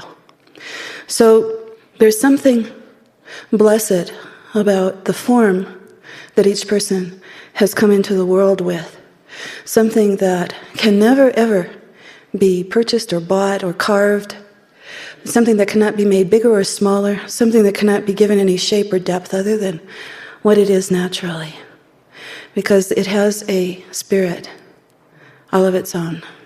Yeah, I realize that there are some people in the world who would say, what do you mean, a hair? What is hair? Hair is dead protein that grows out of your head, and it means nothing. But in the culture that I come from, hair is a woman's adornment. It is her beauty. She wears it like a cloak. She uses it seductively at the proper times and places. She wraps it over her baby to keep the baby warm. She wears her hair as an instrument of her feeling for life and for the world. And so everything about us has a feeling or a meaning to it that our culture tries at every turn to cut us away from. One of the things that's been of great interest to me is why people of size, people who are large, are considered in some ways pariahs in our culture, regardless. I tried to think, what is it that they could represent that would be so distasteful? What is it about a woman's hip if it moves from this wide to this wide, or this wide, or this wide? What is the difference between this span of 13 or 14 inches and this span of 20? What's the difference in that 6 inches of hip? Or what's the difference in a man's genitalia between centimeters? That 1 centimeter more is supposed to mean something rather than whatever is, and whatever is having feeling and doing what it's meant to do and what it's meant to feel as a result. Or a woman's breast. I had a friend who was old when I was young, and now she's really, really old, and she used to say, a dog liked to run off with her falsie. This came close to her breast tissue and her body oils, and it had a certain flavor to it. And the dog was always snuffling in her dresser to try to find her falsies, and he would run off with one. So she said all of her life she's been looking for things to put in the other side. Kleenex, handkerchiefs, watermelon. No, not watermelon. And that for the longest time her whole life revolved around trying to make the appearance of her breasts being larger than they were in actuality. This is a woman who has 6 children and who nursed all of them, and who is a sensual woman who has enjoyed her body and yet publicly she felt that she had to put an act on. Can you imagine wearing a false nose or a false ear or a false hand or something that is beyond functional? I received a letter from her a few weeks ago. She no longer wears falsies, but now the dog runs off with her dentures. Just one, just the uppers. I don't want to ask. So as we look at all these things, and we also look at the idea that a woman in particular, who's very thin, whose hip bones are protruding and whose arm bones are maybe this big around, that for years and years and years no one realized how sick she was and complimented her on looking good, and the fact of the matter was she was dying from anorexia. She was not eating. And there's nowhere in the world that we know of, except in so-called civilized countries like ours, where such a phenomena exists, where people choose not to eat because they fear being fat. So something has gone drastically awry. I remember, sometimes well-meaning people have come up to me in my lifetime and said things like, it's usually more or less a version of this, "You have such a pretty face." Silence, pause. And I say, yes. And they say, well, you'd be so pretty if you... What? Were different? Had a different body under here? Why would people even think to say such a thing to another person? You don't go up to people and say, those arms you have, you've got a pretty face, but those arms are too long. Now, if you could just do something about those arms, you'd sure be good looking. So in analytical psychology, there's a theory that some groups in each culture carry the shadow for the culture. And what would be the shadow of people who don't conform to an ideal of beauty?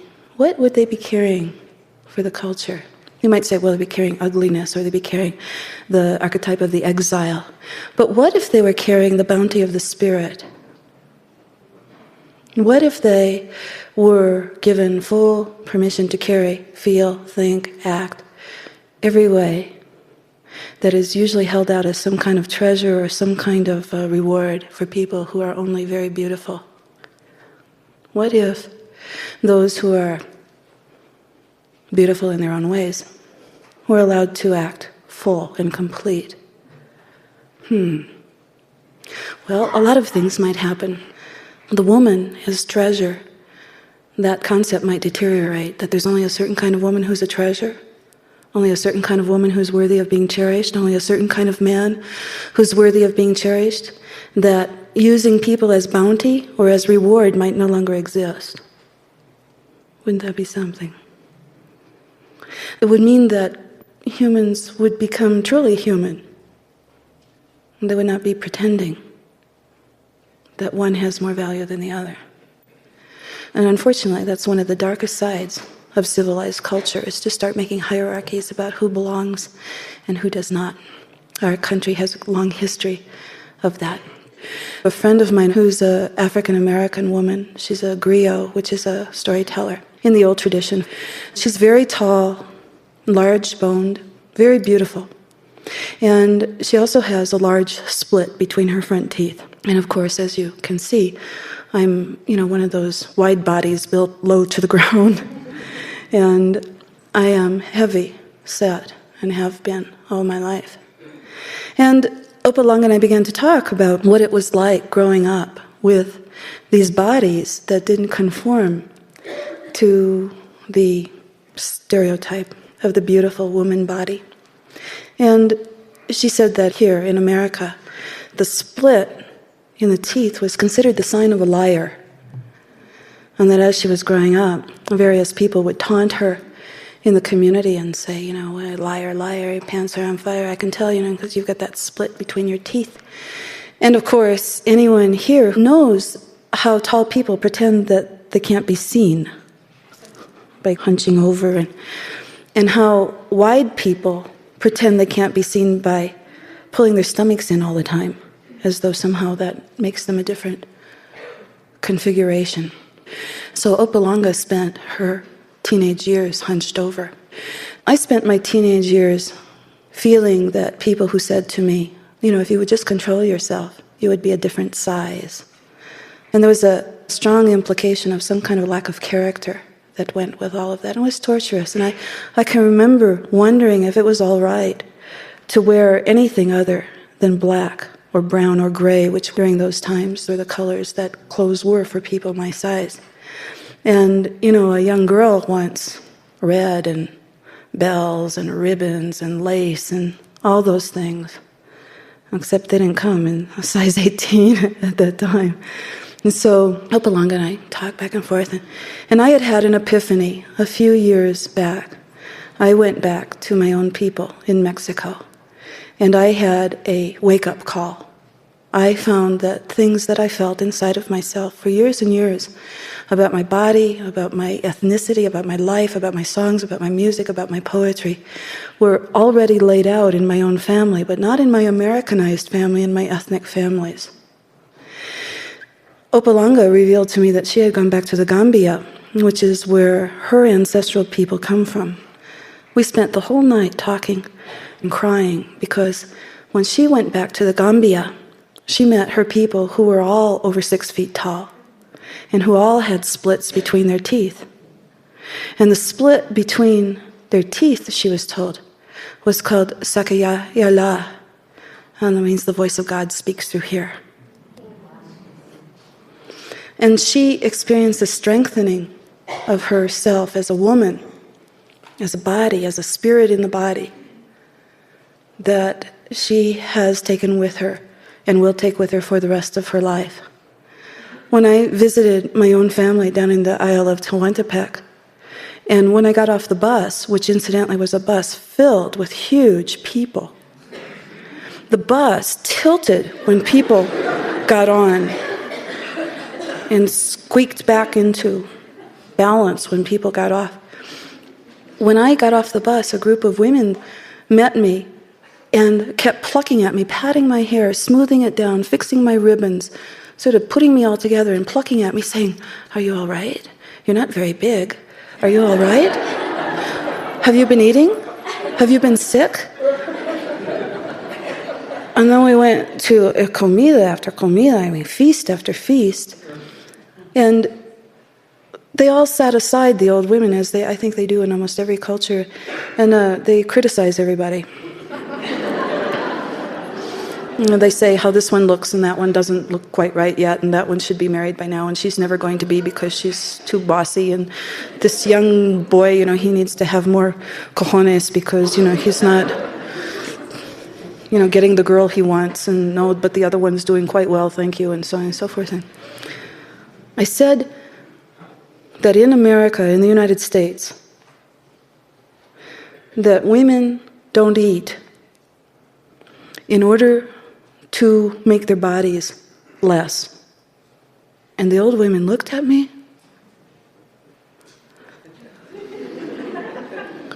and they said to each other, "I must be a demon. A demon comes into the women and they don't eat anymore. That's a very strong demon." And I said, no. The woman is considered more valuable if she's a certain size. I said, "Oh yes, we feel that way too." I said, no, you don't understand. I mean, unnaturally so. And the more I explained to people who don't have television, don't have radio, don't read magazines, who are almost a pure oral culture, the more I explained, the more insane I realized things were here for women and men who tried to live their life conforming their body to a certain size and shape. Tia Rosa. I have 2 Aunt Roses. One is my Mexican aunt from my bloodline, and the other one is my Aunt Rose from my Magyar Hungarian adoptive parents. And they're both very similar. They're both very big women with rosy cheeks, and they're very funny, and they have a beautiful laugh. And I often wish that I could have them meet each other, because they'd know each other right away with that width of their hips and their shoulders. There's something that women who are the size that they are know about each other, recognize it on sight. Some kind of strength and power that's inside of you if you live in your body, truly, truly in your body. And when my Tia Rosa said to me, the body is supposed to be round and it's supposed to be big if it's a woman's body. And the reason are, of course, many. Some of them are commonsensical. Children are supposed to be able to hold on to her legs. There's supposed to be something to hold on to. Her lover is supposed to be able to grab hold of her hips or make something with her. Her breasts are supposed to nourish the baby, but they're also supposed to bring pleasure and to feel. And her arms and her thighs are supposed to be strong because she carries people, ideas, things. She carries God inside of herself. God's no lightweight. So her body is made to carry, to lift, to birth, to shelter, to make love with, to feel, to be in a glory. And that's why in Mexico, in the Isle of Tehuantepec, my people call a woman's body La Tierra. La Tierra means she's the earth. Not the earth like the ground, the earth like the globe. She's the globe and she carries everything. And this is how her body is meant to be. And Tia Rosa would take that one step further and say that if you take away the function of a woman's body, that you are cutting not into her body but into her soul, into her spirit. So when I came back from there, I wrote a poem, a cuentito, and it's called Old Big Mother. Do you think you know the goddess? You think you have a personal relationship with her? Well, if you would really know her, if you would truly know her, then you have to know that once upon a time there was respect for a body such as mine. Don't you understand? I'm a globe. I'm a world, a planet on stilts, and my skirts and my veils are the rings about me. You don't understand. I'm an ocean. You hope to catch me and fillet me and eat me? No, no, no. You hope to take me and nourish yourself with me till I'm thin and a nothing, a wisp of my former self. I'm not here for your food. I'm here for beauty's sake. I am here for your medicine. My beauty is what makes humans sigh. I am not here for you to roll me over or do as you like or strip my flesh away from me or strip mine me. I'm here to fill you with my beauty and cause you to sleep, asleep in my arms. I am here to give you my skies and my stars at night that kill the pain of broken hearts. My body is reparative. My body is here with armfuls of fields and meadows that make old women and old men run fast and make them young again. Oh, yes, I'm big. I'm here to bring big beauty. My body is here to heal you. Yes, I'm big. Big because oceans are big. I'm big because the mountains are big. My thighs go whoosh, whoosh. As I walk, a woman is meant to announce her arrival with the sound of her thighs. My arms are great outriggers, and my back, as you can see, is broad, and it is one that a dolphin would love. Can you see that my legs are filled with live oaks? Can you see that my chest is full of clouds? And my breasts? One is the underworld and the other is the thunderworld. Can you see what is contained within my body and why? It must be round because it carries so much. There are rainforests in these thighs. My hair is the net to catch the fish from the sky and feed them into the ocean. If you love me, if you know me, you'll not pare down my daughter's hips. You'll not pare them down to apple cores. If you love me, if you know me, you'll love the lap, the larger, the better. And if you regard me, you'll forget about size and shape. A good breast is a breast that feels. Good legs are legs that circle the lover in el anillo, in the ring. There is no such thing as the right size, the right shape, the right body. So perhaps it would be best if the world would understand that the world is a woman's body, and so that all the people might go down on their knees and feel the breath of the woman's body over them, and perhaps go down on their knees to find each of the veins on her legs that are words, if they could only read them, and to go down on their knees and touch all her scars, and yes, kiss all her scars, for they are sentences and phrases that are there to be read down on your knees, reading them, seeing them, down on your knees, reading them, seeing them, reading the old words, the old ways, read them down on your knees, and suffer with us, and solve with us, all of us, this spirit in this house that they said was ramshackle, that in fact is a cathedral, that in fact is a basilica, that in fact is a spire that reaches to heaven. Once upon a time, there was respect for a body such as mine. Next, I went up to Puye. Puye is a very dusty mesa out in the middle of nowhere in New Mexico. There's many rocks that have strange mouths and eyes, wailing mouths and sad eyes carved into them because once Puye was a underland sea. And on top of this mesa, in the late summer, there are held intertribal dances. And there's a long dirt road that winds up around the mountain up to the top of the mesa. And the road was made for moccasins and for horseback.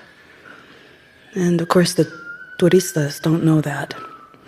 And they try to drive their Cadillacs up that road with their engines smoking and their brakes whining.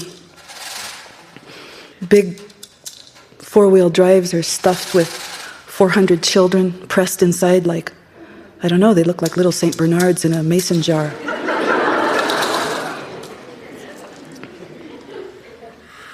And the mesa is enormous and dusty, and at the top is a makeshift parking lot, and pretty soon, by the late afternoon, there are cars and campers and vans and trucks that are parked chochemoche, which means willy-nilly, all over the mesa. And the tourists, usually they're from farther back east than Chicago. And tourists often park their big cars next to the 100-year-old hollyhocks that are thick around as a man's wrist, thinking they'll just open the car door and knock the hollyhock over. Hollyhocks are really strong. They don't budge. Tourists are trapped in their cars, opening the windows for fresh air. And so all day long the dances go on, and there are dances from Tesuki, from Pojoaquí, from Santo Domingo, from Taos. And there are sometimes some Lakota come down, and some of the other people who are in the various tribes in northern Mexico. Occasionally a Tarahumara will show up. And soon all the hoop dancers and the fancy dancers and the fringe and the shawl dancers and all the dancers have danced. And everyone's waiting for the last dance of the day. So the tourists come, of course, with all the pods of film cans around their necks and the cameras, and you can't use a camera at Puye. So they walk around with the film pods and the empty camera case And so a lot of little children are asleep on a little blanket or towel on the dusty ground, or else they're falling asleep over their father or mother's shoulder. And many of the natives have umbrellas. And so you'll see an old woman with white hair, and her skin and her dress are the same color. And she almost fades into the dust and the dirt there, except for her red parasol. Or maybe you'll see an old grandfather, and he's bedecked in 5,000 pounds of turquoise and silver. And he's bent over because of the weight of the jewelry, not because he's so old. And he'd be walking along with a white parasol, shading him from the sun. And so at the end of the day, pretty soon, everyone's waiting. Tourists tend to suck their teeth and jingle coins in their pockets. Sometimes my friends who are native people make comments about, what is that ritual where men, do the jingling in the pocket? They're dancers, right? They want to dance. And nothing's happening in the dance ring. Nothing's happening. And the fry bread is all bought up, so there's no more. The squash blossoms that you put in batter and then fry, there are no more. They're all gone. And suddenly, a very old man comes out with his bandana across his forehead, and he shuffles out up to this 1930s microphone that squawks and gives feedback until everybody's holding their ears. Then when it all settles down, he says, and next, we're going to have the butterfly dance, la mariposa. And he walks away on the cuffs of his jeans. And so everybody prepares themselves. Oh, la mariposa, the butterfly dancer. And time passes, and nothing happens. Nothing happens. And if you go back out into the back part of the mesa where all the campers are, you'll see people painting their body paint on. You'll see people putting feathers with a little bit of pine tar onto their arms and their legs.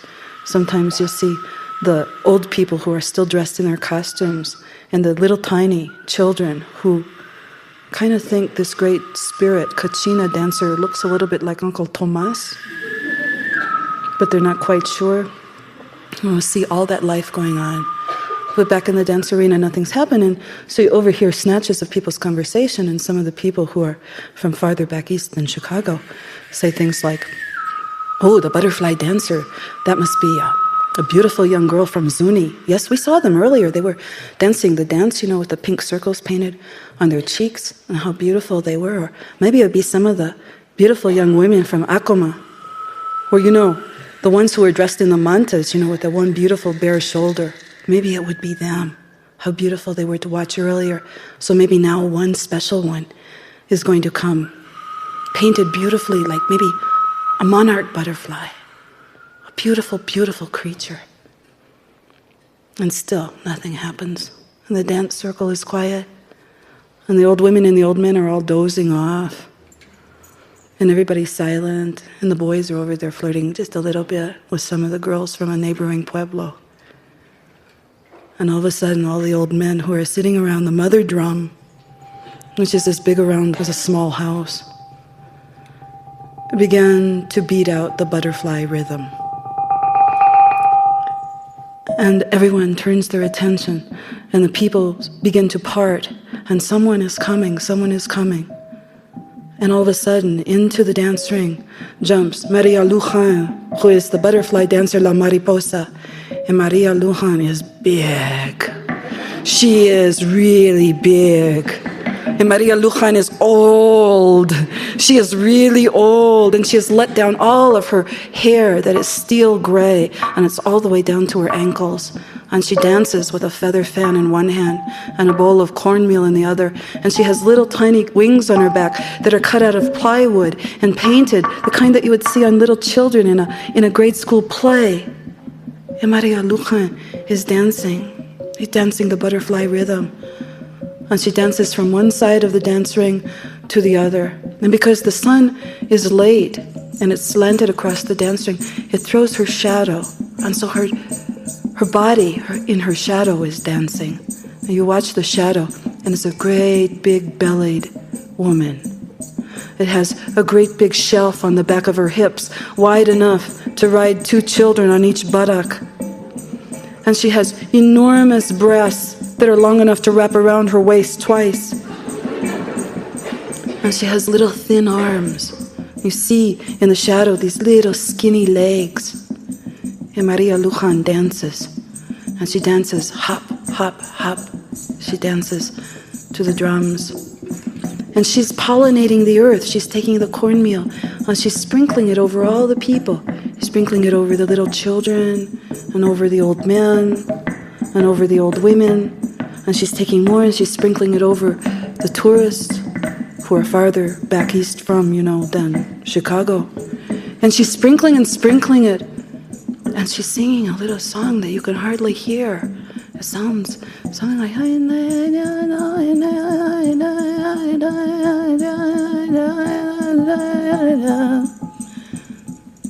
And she's waving her feather fan, and she's dancing. And the drummers are drumming for all their worth. And the tourists turn to each other, and they say, "This is the butterfly dancer? This is La Mariposa? Is there someone else who's going to come in the dance ring? Someone younger or more beautiful?" But no one's coming. Maria Luján is it. She is La Mariposa. She is the butterfly dancer. She knows that the butterfly can take a little bit from here and put it over here. And that exchange of a little bit of pollen from here to a little bit over there as the butterfly does its work is enough to make transformation. That it doesn't take lightning and thunder, and it doesn't take some great force of nature, but all it takes is a little butterfly spirit to delicately take a little bit of the fertilizing force, a new idea, a piece of music, a poem, some words that mean something, a relationship with someone that is so loved, and to move it from the inside to the outside, and to fertilize the world around oneself. And the reason she knows this is because she's old, and because she's big, and because she's lived a long time. And she knows things that young people don't know very well. And all around the dance circle, she dances. And she's sweating. And the sweat is running down, and still she dances. She's huffing and she's puffing. She's old. And it doesn't matter. Everyone is being renewed by her. Oh, look at that. Can you believe she still dances? She's sweating. She still dances. Still going on and on and on and on. And this is her message.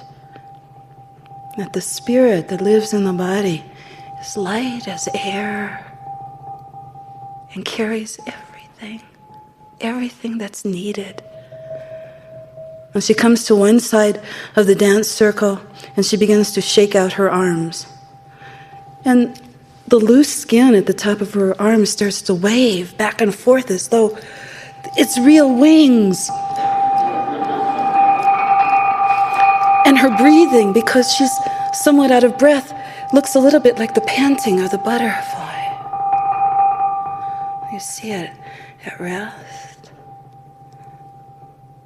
And suddenly thoughts begin to go through our minds like, this motion is sexual. This motion is like the petticoats of a woman. This motion is like genitalia. This motion is like sea anemones. This motion is like some of the most beautiful things that we've ever seen. It's like the fissioning of a cell that's dividing. It's like the wings of the spirit. And she continues until every person is filled with images of the butterfly.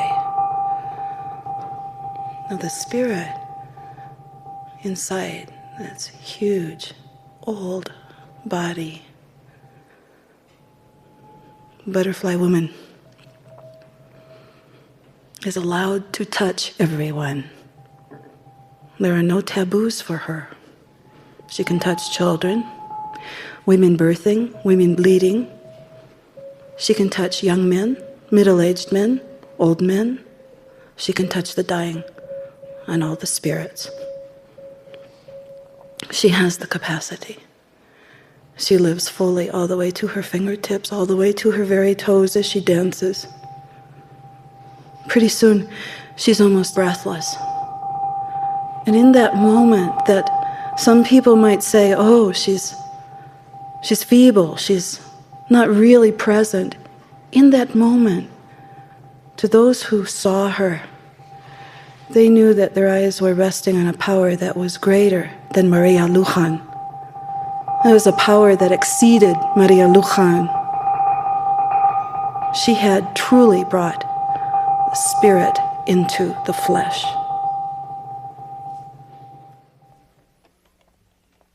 When I was a young girl, there was this man, and he was an entomologist.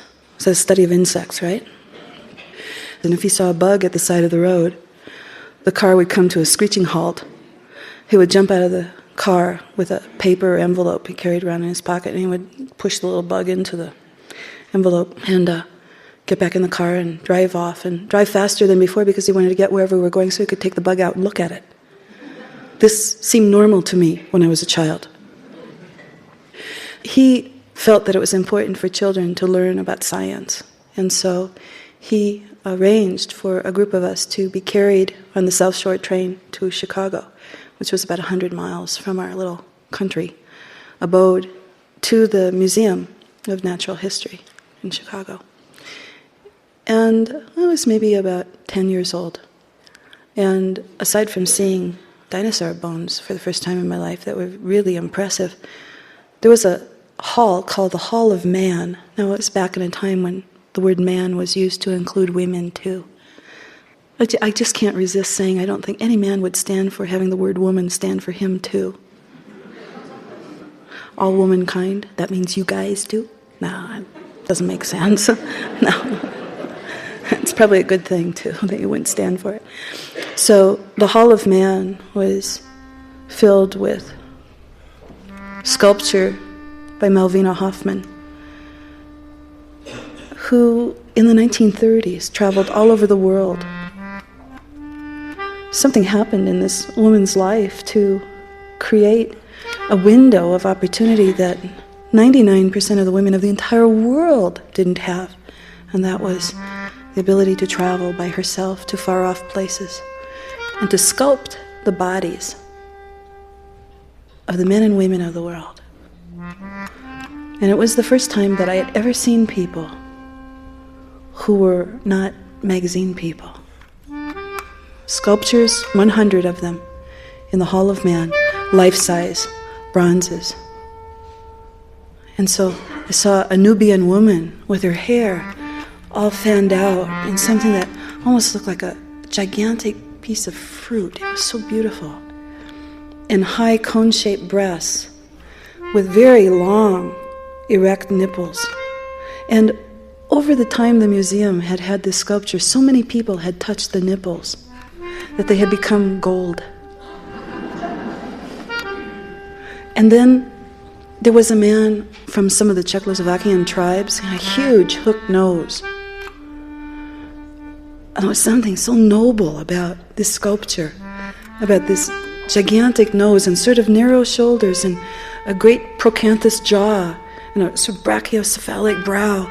And this sculpture's nose was golden. From all the people, they wanted to touch that great big hook of his nose. And then there was the little bushman, who was like a child. He was our size. He was little and had long, skinny arms, and he had hair that looked like it was made out of yarn, and a great big wide nose, and his nostrils were different than some other people's. They were sideways. almond-shaped and sideways instead of straight back and forth the way many other people's are. All the sculptures were naked, and his testicles hang halfway down to his knees, and his testicles were gold.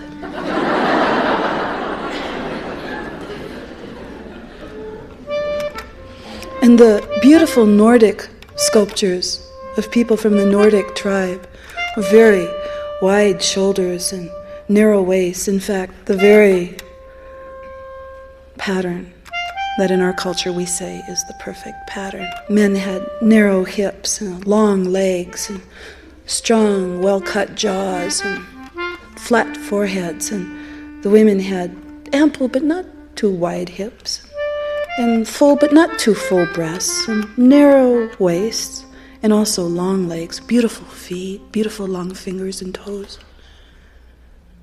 And nothing was golden.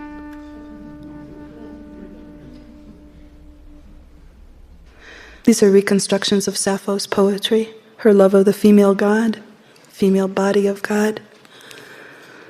The wind of love. You come to me at night, Aphrodite, when I'm alone, with no one to know you through, with no one to touch, so I can hear you moan, Aphrodite, through the lips of my lover, so I can hear you, Aphrodite, moan through the lips of my lover. Come back tomorrow. Come back tomorrow, can you? Come back when I have within my range of touch the one I love. And then, like a mountain wind, chopping, chopping, chopping at the hardwood of my being, your love will make me heartwood once again. The women who will not be tamed come to the doors. The women who will not be tamed come to the doors. They leave the faintest smell of violets behind. It makes you want to gather those women that smell that way. It makes you want to pick them like flowers, crush them in a rough embrace, and force more of this divine smell from them. What are you doing, wasting your time walking around in the streets looking at women? Huh? Take the one you have and tangle in the sheets all night long, till even the nightingales, who are not amazed at anything, are once again amazed. All night long, believe me when I say that I have prayed our time with all those little breaths between us would last twice as long. In the crooks of your body I find my religion. I float to the goddess' thighs and drink from her lap. Here is my prayer to you, goddess. Give me 3 more days before morning.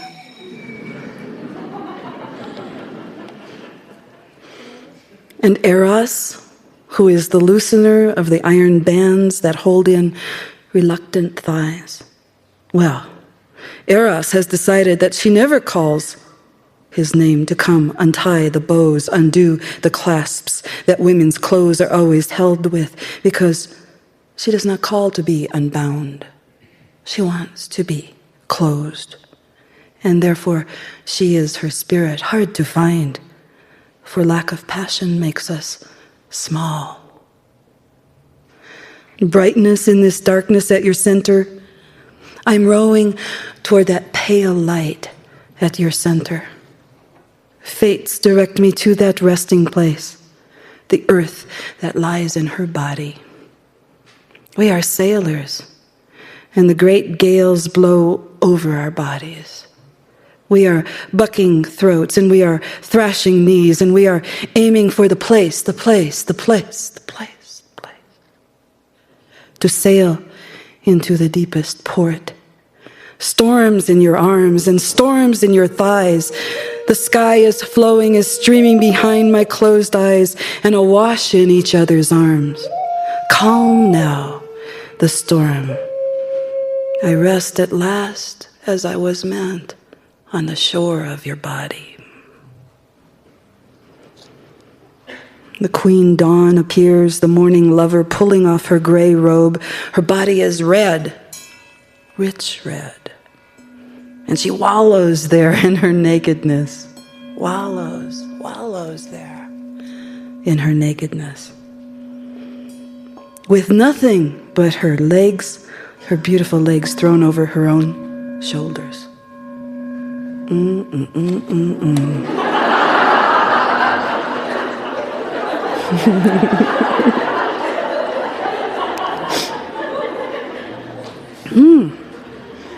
Yes.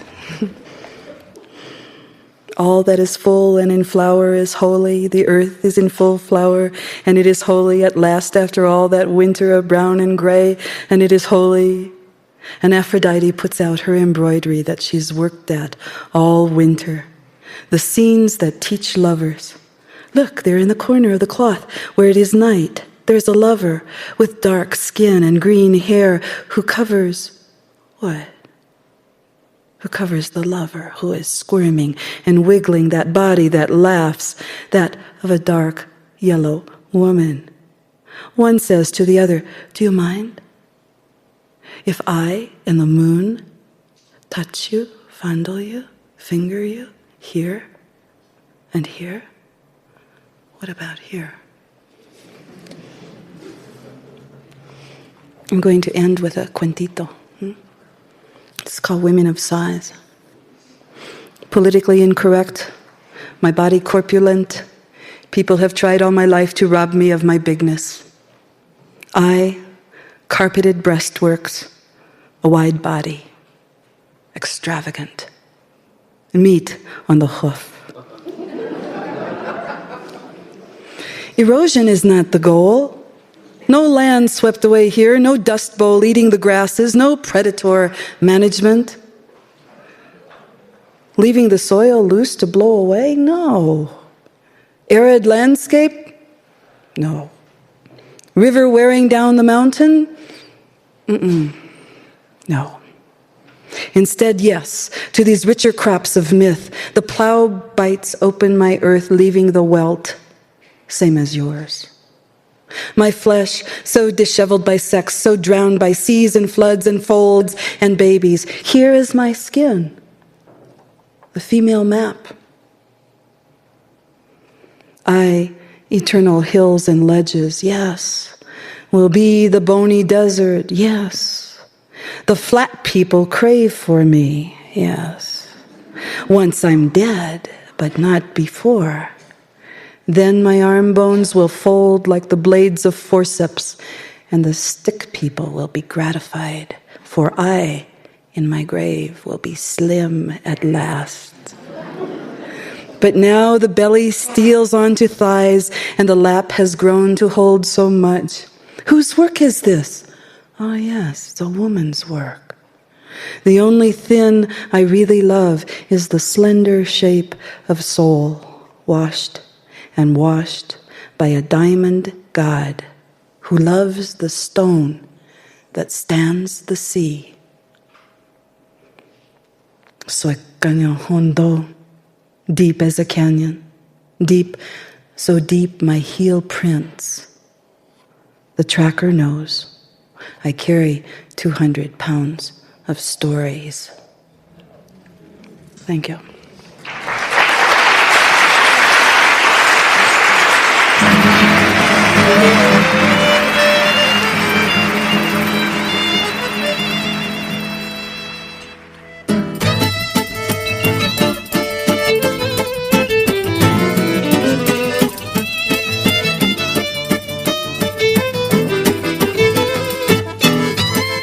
This concludes Part 6 of Volume 1 of Theater of the Imagination, The Joyous Body, with Dr. Clarissa Pinkola Estés. Music by Dave Willey, Steve Trissman, and John Stubbs. Engineer, Steve Van Zandt.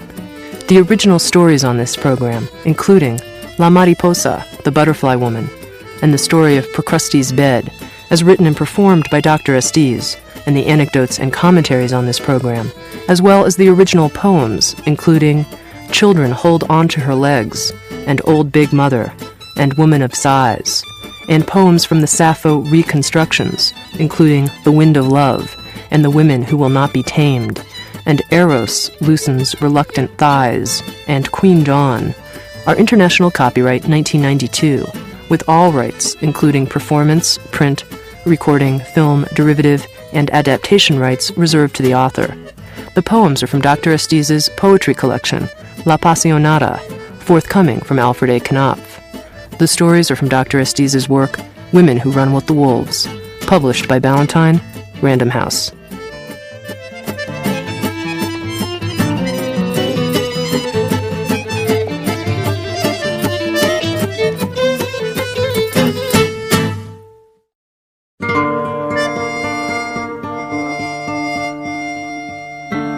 Handed down in my family traditions, both Mojor and Mestiza, it is said that whenever a story is told, it becomes night.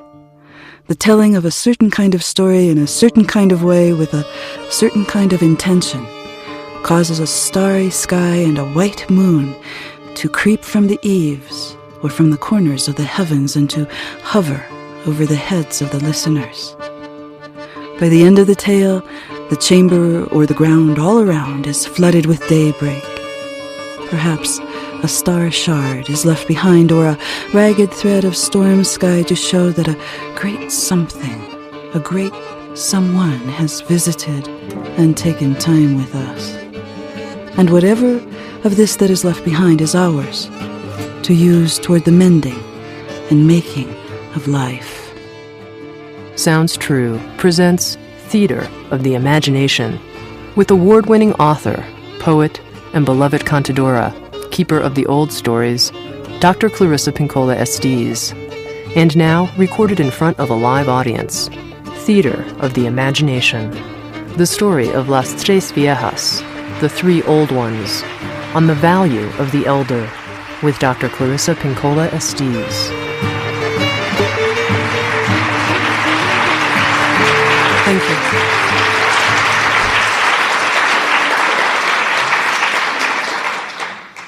When I was a teenager, my parents were in their 50s, and I had a slew of aunts who came when I was a little child, who came from Eastern Europe, from the labor camps after the war, who were in their 70s. And I was surrounded by older people. You can have an older person who's just as foolish as though they were 12 and never had yet lived. And you can have the experience of an older person who's very wise in their bones. And you can have the experience of an older person who's in the midst of learning. And this is not a bad thing, this is a good thing. That no matter what age a person is, they're allowed all options. They're allowed everything. However, I think that there's a special place for people who have lived a certain number of years, by the fact that they are still standing on both feet, or even one foot, or sometimes three, if they have a cane, And there is a special something that begins to descend on people as they become older, an opportunity that is larger than ego and larger than the mundane life. It's very mysterious. It is a numinosity all in itself. I'd like to read you a poem. It's called The Grandmother Blessing. It's a cuentito, little story. We've trolled all days for shadows, and now we sort our catch. From far off, one would think we are only fisherwomen sorting our nets.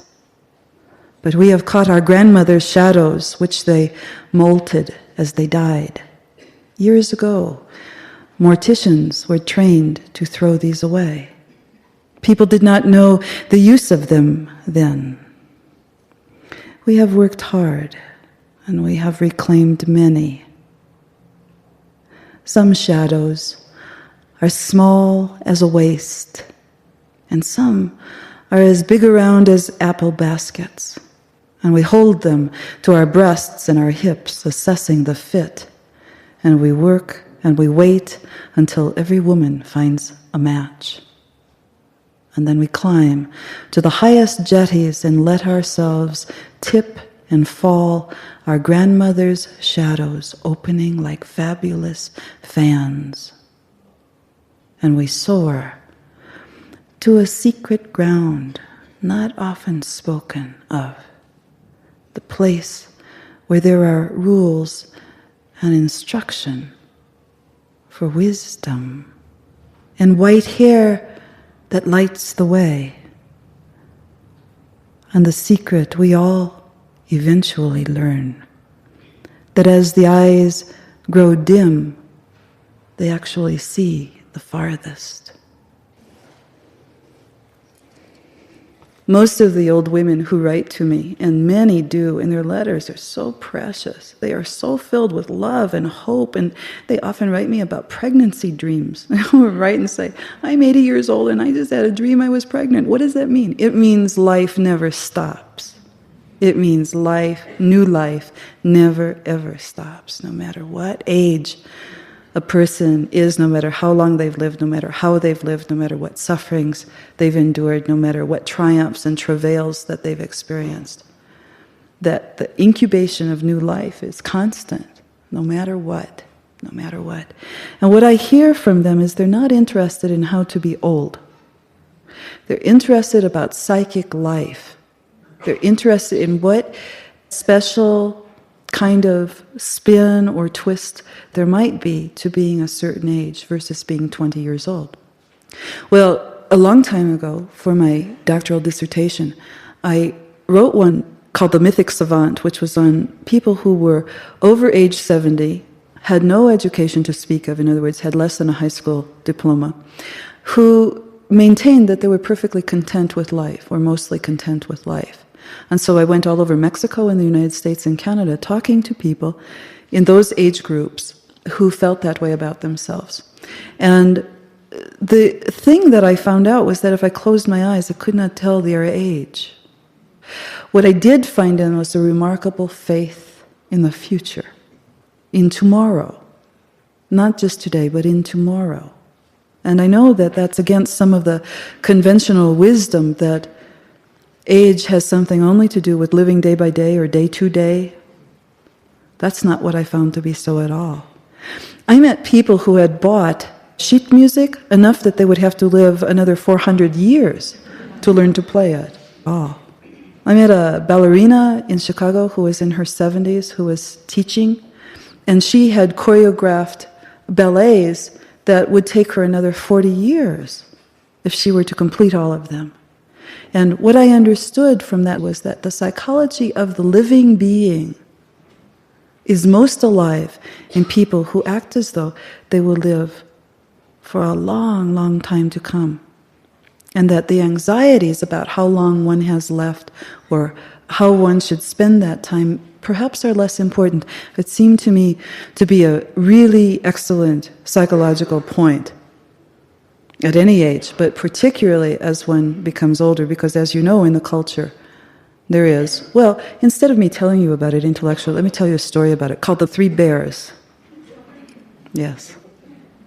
And a long time ago in a forest far away, there were three old women who were laboring through the forest, and each had all sorts of bells and bags and cups tied to her waist, so that as they labored through the forest, they were cheeping and banging and tinging and ringing. And the first old woman, who was quite old, she had a drooping lip. And the second old woman, who was older than the first, she had a thumb that was splayed and very wide. And the third old woman, who was the oldest of all, she had a turned-out foot that was slightly lame. And so they labored through the forest from side to side, making their way at night. And they thought, as they came near morning, that they heard the sound of something in the forest. They couldn't quite make out, was it a bird, or was it an animal nesting, or was it the scratching of an animal in their nest? What was that sound? Well, no, I think, it's the sound of a human. It's the sound of a human woman. Oh, more so, it's the sound, well, my word, the sound of a human woman weeping. And so they labored in that direction, and they came to a clearing, and sure enough, there was a young woman down on her knees in the midst of a circle in the forest, and bent all the way to her knees, crying. And immediately they went to her, and they said, "Child, what causes you so much sorrow? Tell us." And the young woman lifted her head and said, It's hard for me to say. I feel lonely, and I feel I don't know what my life is." And they said, "Well, come travel with us for a while. And if you travel with us, you'll feel better soon." And so she rose up, and they traveled through the forest for weeks on end, and she learned songs, and she learned the times of the moon, and she learned the dances, and she learned to see signs and to interpret dreams, and she learned stories. And she learned all the things that the old women knew, and the old women said, "Now, see, you feel better." She said, "Yes, I do. I feel much strengthened. Except for one thing." "And what is that?" "I wish that I had a companion." "Oh, a companion? Well, that's easy enough. Why didn't you tell us that to begin with? We could take care of that right away." She said, "Well, that's what I really wish, more than anything." And the old women said, "Well, we can arrange that, but you have to promise us that you'll invite us to your wedding." And the woman said, "Yes, of course I would. I love you like mothers. Of course I would invite you to my wedding." Well, enough and done. And just around the next corner came a horseman. And the old women had gone off at this time, calling and waving, saying, "Don't forget, invite us to your wedding." And the horseman was the finest and the most beautiful horseman the young woman had ever seen. And before you knew it, days had passed, and then months, and soon they had fallen in love. And as the woman and the man were planning their wedding, they had made the list, and what they would have to eat, and what the feast would be, and what the dancers, and what the singers, and what the music would be. The groom-to-be pointed at the list and said, "Now, who are these here? These 3 bears." "Oh, well, they are my godmothers." "Oh, those ugly women that you were with? Those ugly women that you were with when you were on the road when I first met you?" "Yes, those are them." "Oh, well, you can't possibly invite them to the... I mean, look at the way they dress. Look at how they look. You can't be serious." "Well, yes, I'm serious. I gave my word." "Oh, no. This is not how I see it at all. No, listen, you're going to have to make a choice. Either them or me." She couldn't believe what she was hearing. "Oh, you don't mean that." "I do." "Oh, come on, surely you don't mean that. These beautiful, wonderful people who have been like mothers to me, I mean it." And she thought about her promise. And she thought about this man that she loved, and she thought about her marriage, and she thought about her wedding day, and she thought about her future children, and she thought about all that could be. And she said, "You'd better go. I cannot break my word." And he left. He went far, far away. And as he was crossing a suspension bridge made of rope and board on his horse, and he was still angry, and he was bearing down on the horse so that the horse clopped very hard across the bridge, and suddenly one of the ropes came undone, and then another, and all of a sudden he and his horse began to fall. He cried, "God, help me!" And the old woman with the drooping lip appeared and said, "If I help you, will you invite me to your wedding?" And he said, I will, old woman." And she took her lip and she wetted her thumb and she spun the ropes back together, and he was safe. And she said, "Now remember, don't forget, invite me to your wedding ere you should marry." And he said, "Well, gladly." And she vanished. Well, he hadn't gone but a few yards, and he thought, surely God does not mean me to keep a promise like that to such an awful old woman. And he rode on, and he felt like a free man. And as he continued along a bit more, he came to a place where there was another bridge. And this bridge appeared to be made of silver and gold. And as he began across the bridge, again, still hot in his temper and feeling the heat of his anger, the bridge slowly began to soften and droop. And then it began to melt more and more, until finally he and his horse were falling, and he cried out, "Oh God, help me, I'll give anything if you save me." And all of a sudden the second old woman was at his side and said, "Anything?" And he said, "Yes, yes, just save me." And she said, "All right." And she took her broad thumb and she pressed it on all the silver and gold of the bridge to make it sturdy, and pressed it together until it was strong again, and said, "You'll promise, won't you? You'll promise to invite me to your wedding ere you marry." "Oh yes, old woman, I do." Thank you. Thank you for coming. I really appreciate it.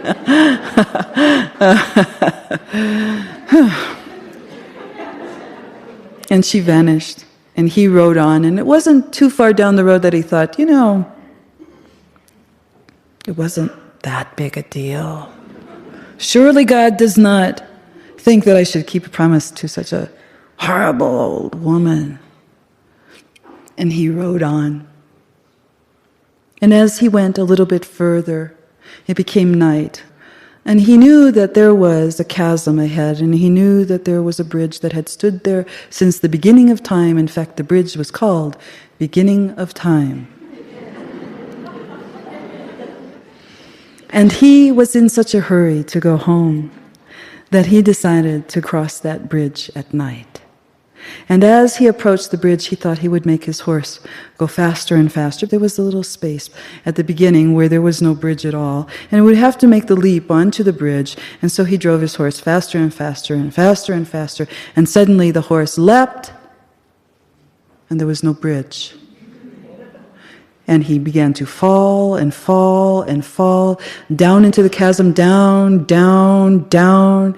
And he cried out to God, "God, help me, I will promise anything if you will save my life." And all of a sudden, beside him appeared the oldest of the old women. And she said, "Do you promise?" "I promise, I promise." And she snapped her fingers and suddenly put her lame foot under the horse, and they stopped in midair. He said, "Thank you. Thank you. And you promise to invite me to your marriage ere you will marry?" "Oh, yes, I do. I really do. I really do." And at that moment, the old woman vanished. And he thought, but all of a sudden he began to fall again. And he fell, and he fell, and he fell, and he fell. And the old woman appeared beside him and said, "What did you say?" He said, I promise, ere I should marry, I will invite you to the wedding. I promise, just stop me from falling." She said, "I'll give you one more chance." She put her lame foot under his horse, and she snapped her fingers, and they stopped again, and they were deep in the chasm. Have you learned to keep your word yet? Oh yes, I think I have. How can I know that you have? Well, we could go back right now, and I could find my bride, and we could get married, and you could come with me. I think that's a pretty good idea. Shall we go now? Shall I call my sisters? He sort of cringed. "Well, all right, call your sisters." And she called with 2 snaps, and her sisters were by her side, and suddenly they were all at the top, on the ground again.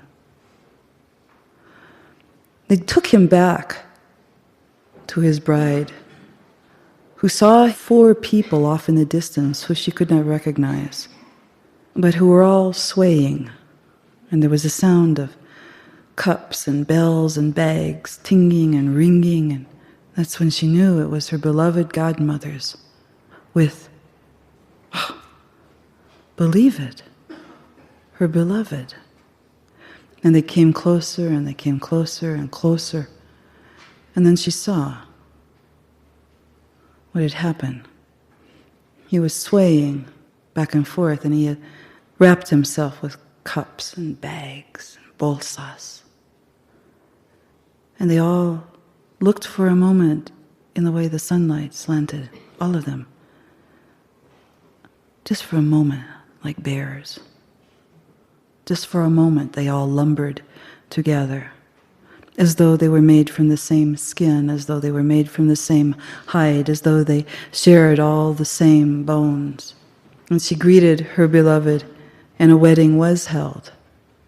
And the beautiful old women brought their gift, which was made from the golden and silver thread that the first one had wetted and wetted in order to make the thread, and that's why her lip drooped down. And the second had taken the thread, and she had made it into the most beautiful weaving, and from weaving with the shuttle of her thumb as the needle, her thumb had become splayed over time. And the third one, because she was the one who spun the thread to begin with, she had put her foot onto the spinning wheel and spun night and day and night and day and night and day, so that all of life could be lived. And people say that after this wedding, the cloak that was made and the cloths that the old women brought protected everyone from sickness, from not disappointment, but from bitterness. Not from death, but from the small illnesses that come to people. That these things that the old women had brought protected people, not from unrequited love, but from foolish love lasting too long. That these old women had brought the things that they had made with their own hair and bones and sinew and gut. They had made the cloaks and the cloths that protected the family and the children of the family and the children's children and the children's children's children of who we are, those.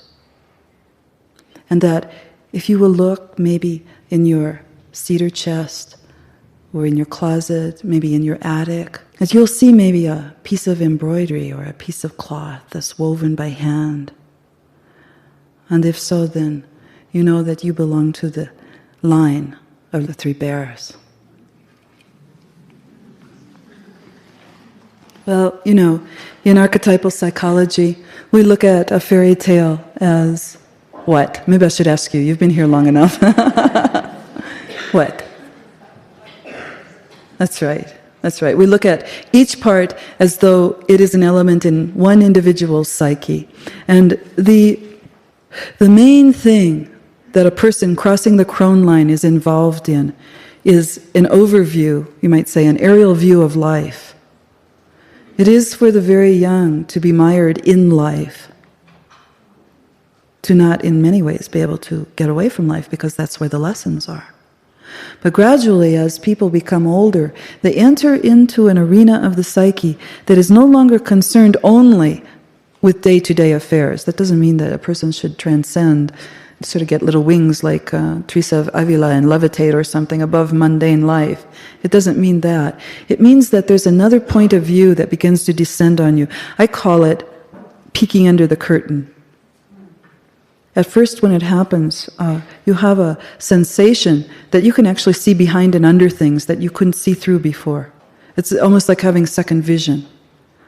And it's something that's very peculiar to having many years.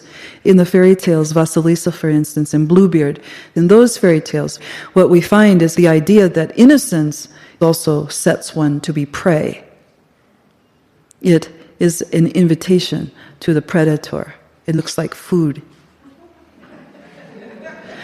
And then what we find in that opposition is that almost every fairy tale that I've studied that has an old person in it, and most often there are far more fairy tales about the old women than there are about the old man. And I think the reason for that is that the women have had, since time out of mind, the significator of being the three fates.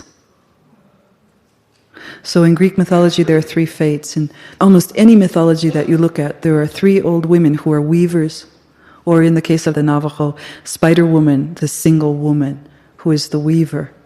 And the peculiar thing in the fairy tales to me is not that. The peculiar thing is that every time there's an old woman, almost inevitably there is a young woman or a young man.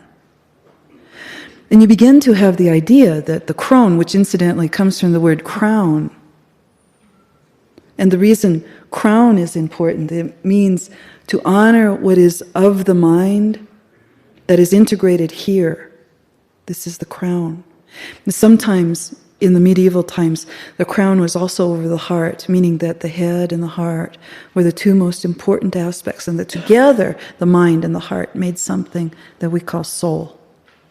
And that crossing the crone line means not to leave life. You don't leave life. No, that's not it.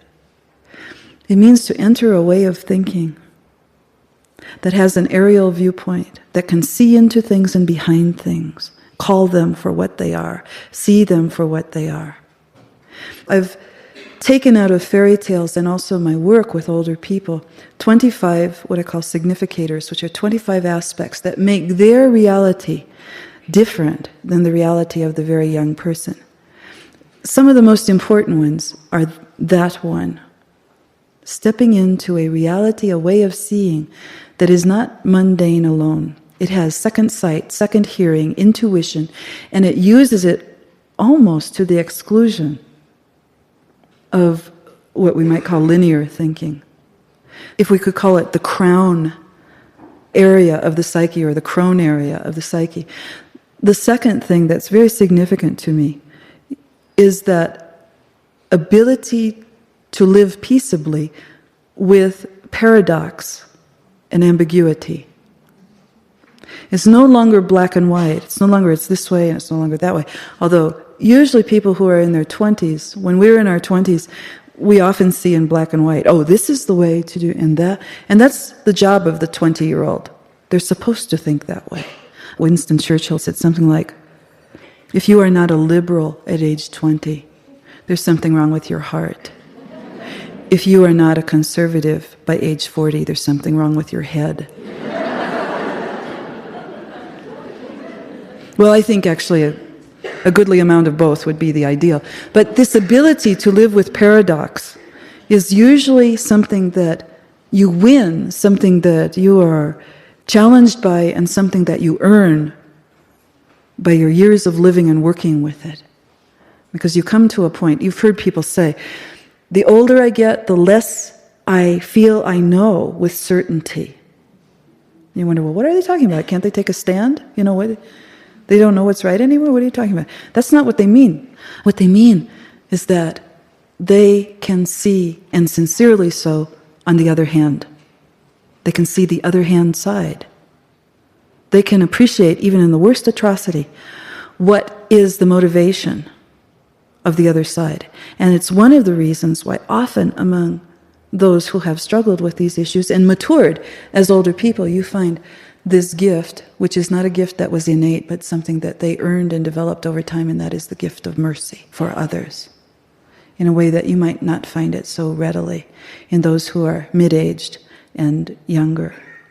So, in this story, the three bears, I mean, you wonder, well, why are these bears? Why are they talking? Well, it just happens to be that in northern Mexico, there's the idea that the bear is reminiscent of the Great Mother, and that it is because the bear goes into a cycle of hibernation, birth, and activity. You probably know that when female bears go into hibernation in the wintertime, their blood pressure lowers, and so on and so forth, that they are usually pregnant when they go to sleep, and that the ovum and the sperm float separate from each other until exactly the right number of days, which will be the future gestation, until the right number of days, and then suddenly there's something inside the bear's body that knows that those two parts are supposed to unite and begin to create a new life.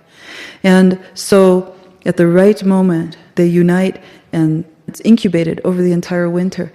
Most female bears awaken not because it's time to wake up, like in the Sleeping Beauty story, but because they're in labor. They're in labor, and they awaken, and they give birth. And the little bears come and nurse at their breasts, and might even venture a little bit around the lair, and then they all sort of go into this sleep-waking cycle that isn't fully active. It's almost like a dreaming sleep. And they're involved with each other in that way until finally the spring thaw is complete, and then the little cubs are old enough to venture out, and the mother wakes up and looks down and goes, "Oh my gosh."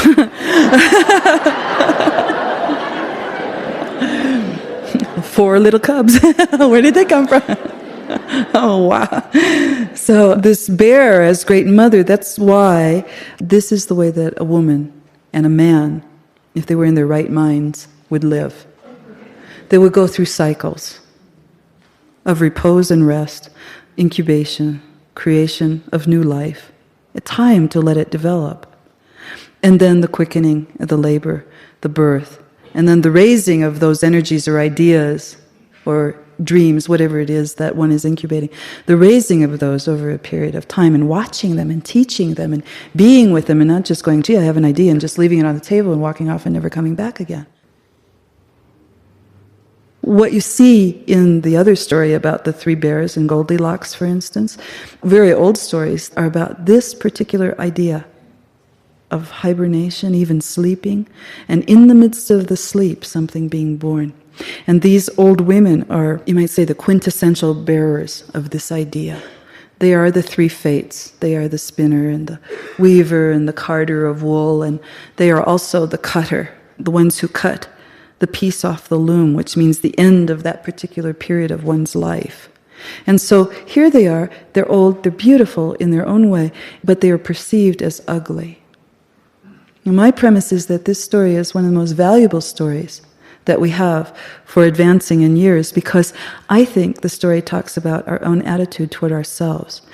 I believe that it's true that in the culture there is a certain amount of invisibility for many different kinds of people. In other words, people do not greet you, they do not say hello to you. And they walk past without eye contact, or they walk past as though maybe you're a lamppost or a mailbox or something of that nature.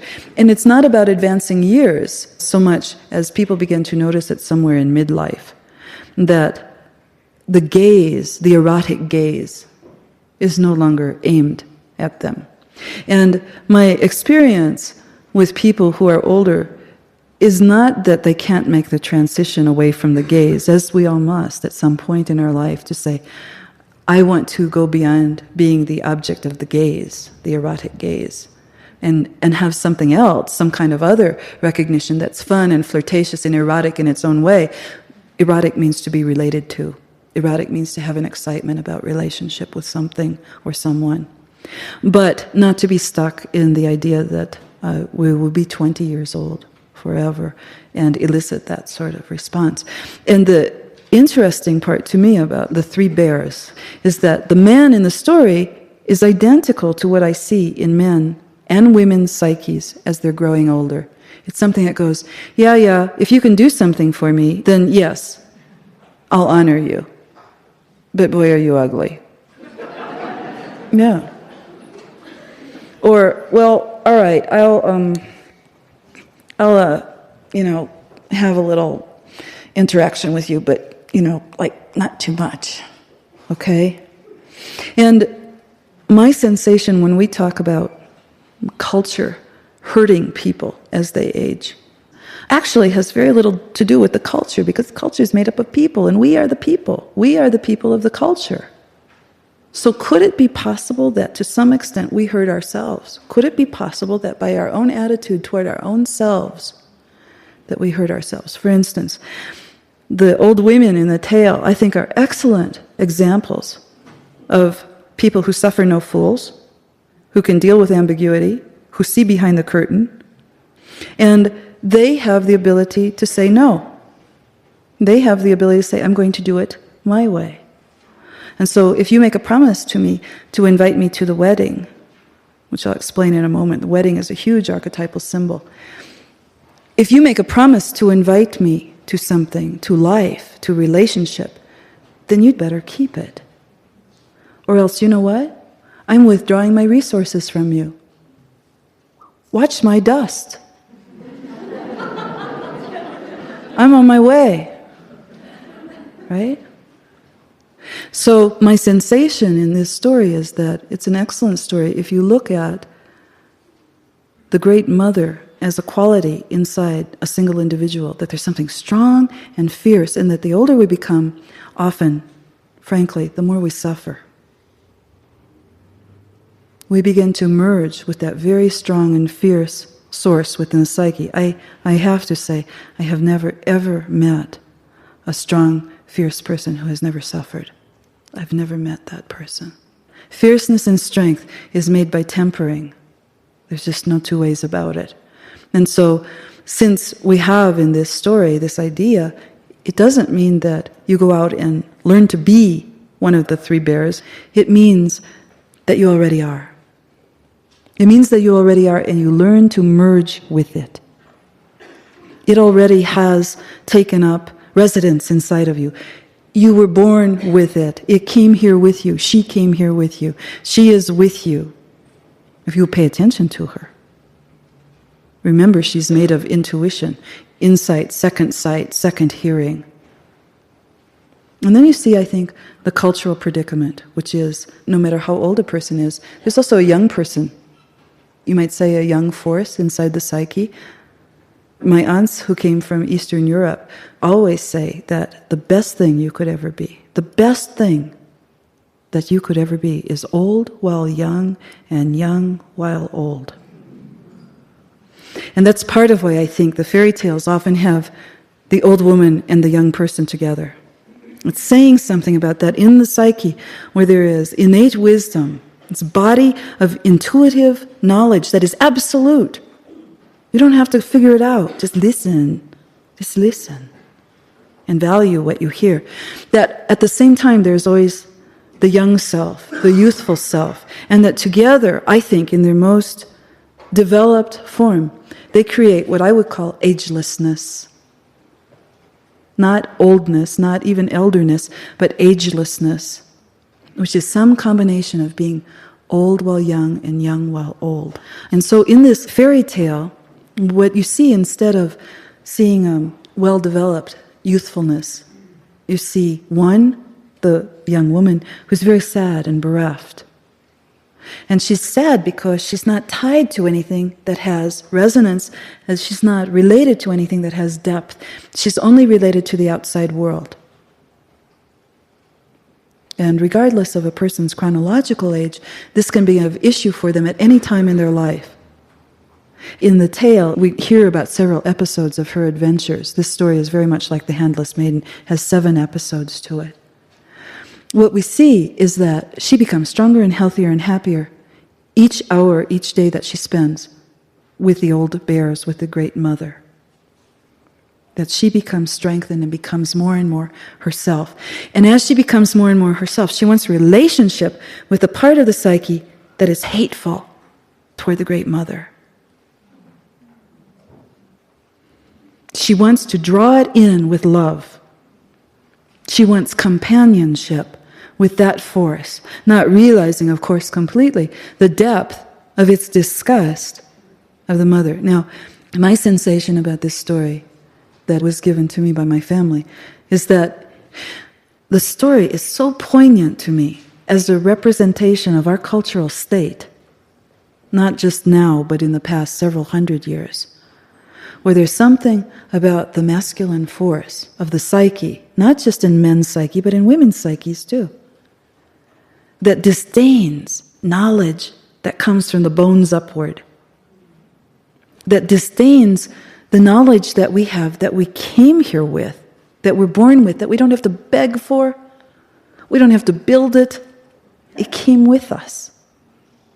And that there's something in the culture that says that doesn't matter. Well, as you know, if you look at any culture that's been destroyed, the Aztec culture, for instance, or some of the native cultures, or even some of the cultures of healing that belong to the Anglo people who are poor in our country, if you see the destruction of their culture, they destroy women who are midwives, would like to destroy the old healing traditions that come from herbs and so on and so forth, like to destroy the poets, the storytellers, would like to destroy the singers, the dancers, the chanters, destroy the artists, and destroy the old people, destroy the priesthood of people who are intuitive, destroy the people who are the prophets, and you have destroyed an entire culture, and at the same time you have destroyed the Great Mother.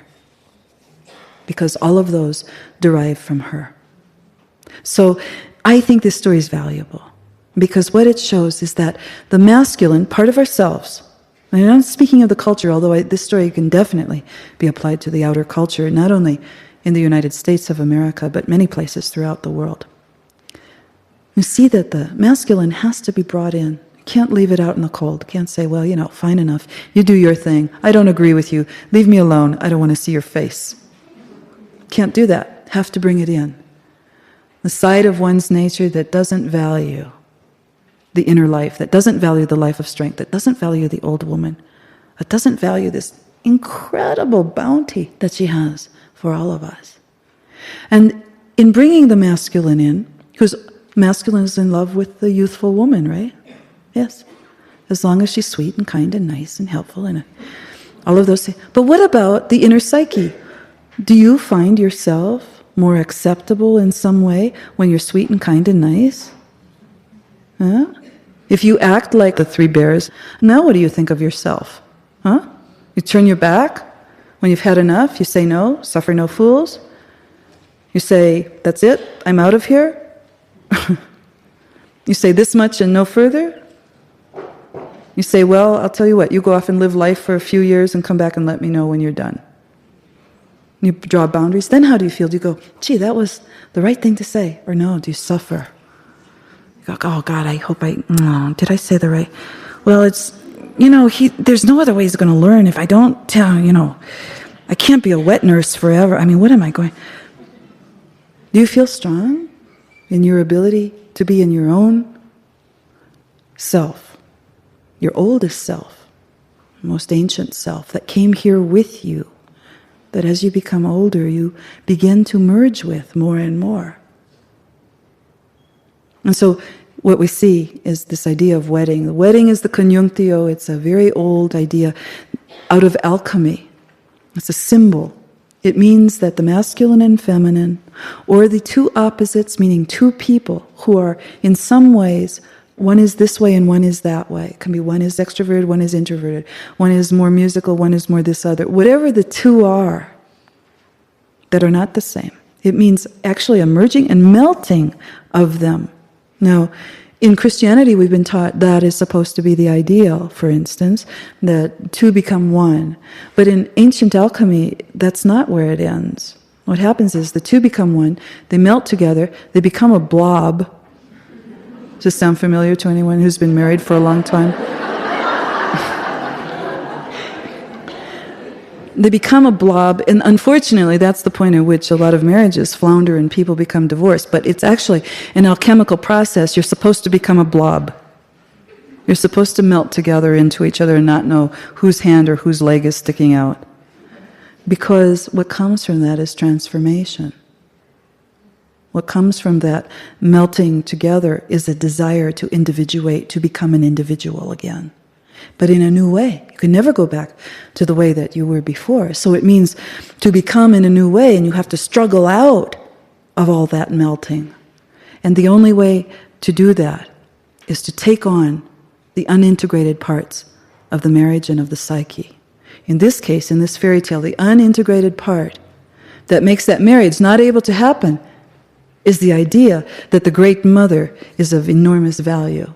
And that not only that, she stands at the center of the psyche, and without her, there is no life. They are representing fate. The ones who create life, the ones who weave life, the ones who take life off the loom and use it in some way for human beings' well-being. So the man in the tale has no idea what the power of the old women is. He just sees them surface-wise. Let me put it this way. I don't think you can see the Great Mother with the naked eye. But with inner sight, you can see her everywhere. And he can't see with inner sight. He has no sense whatsoever He's totally in his logical, sequential, lateral mind, and he thinks that's the way to live. So what happens? Masculine and feminine come together, they break apart. No go. Won't work. And the fairy tale could end there. Fairy tales often do end in disaster to show, well, here's how not to do it. Here's how not to put oneself together.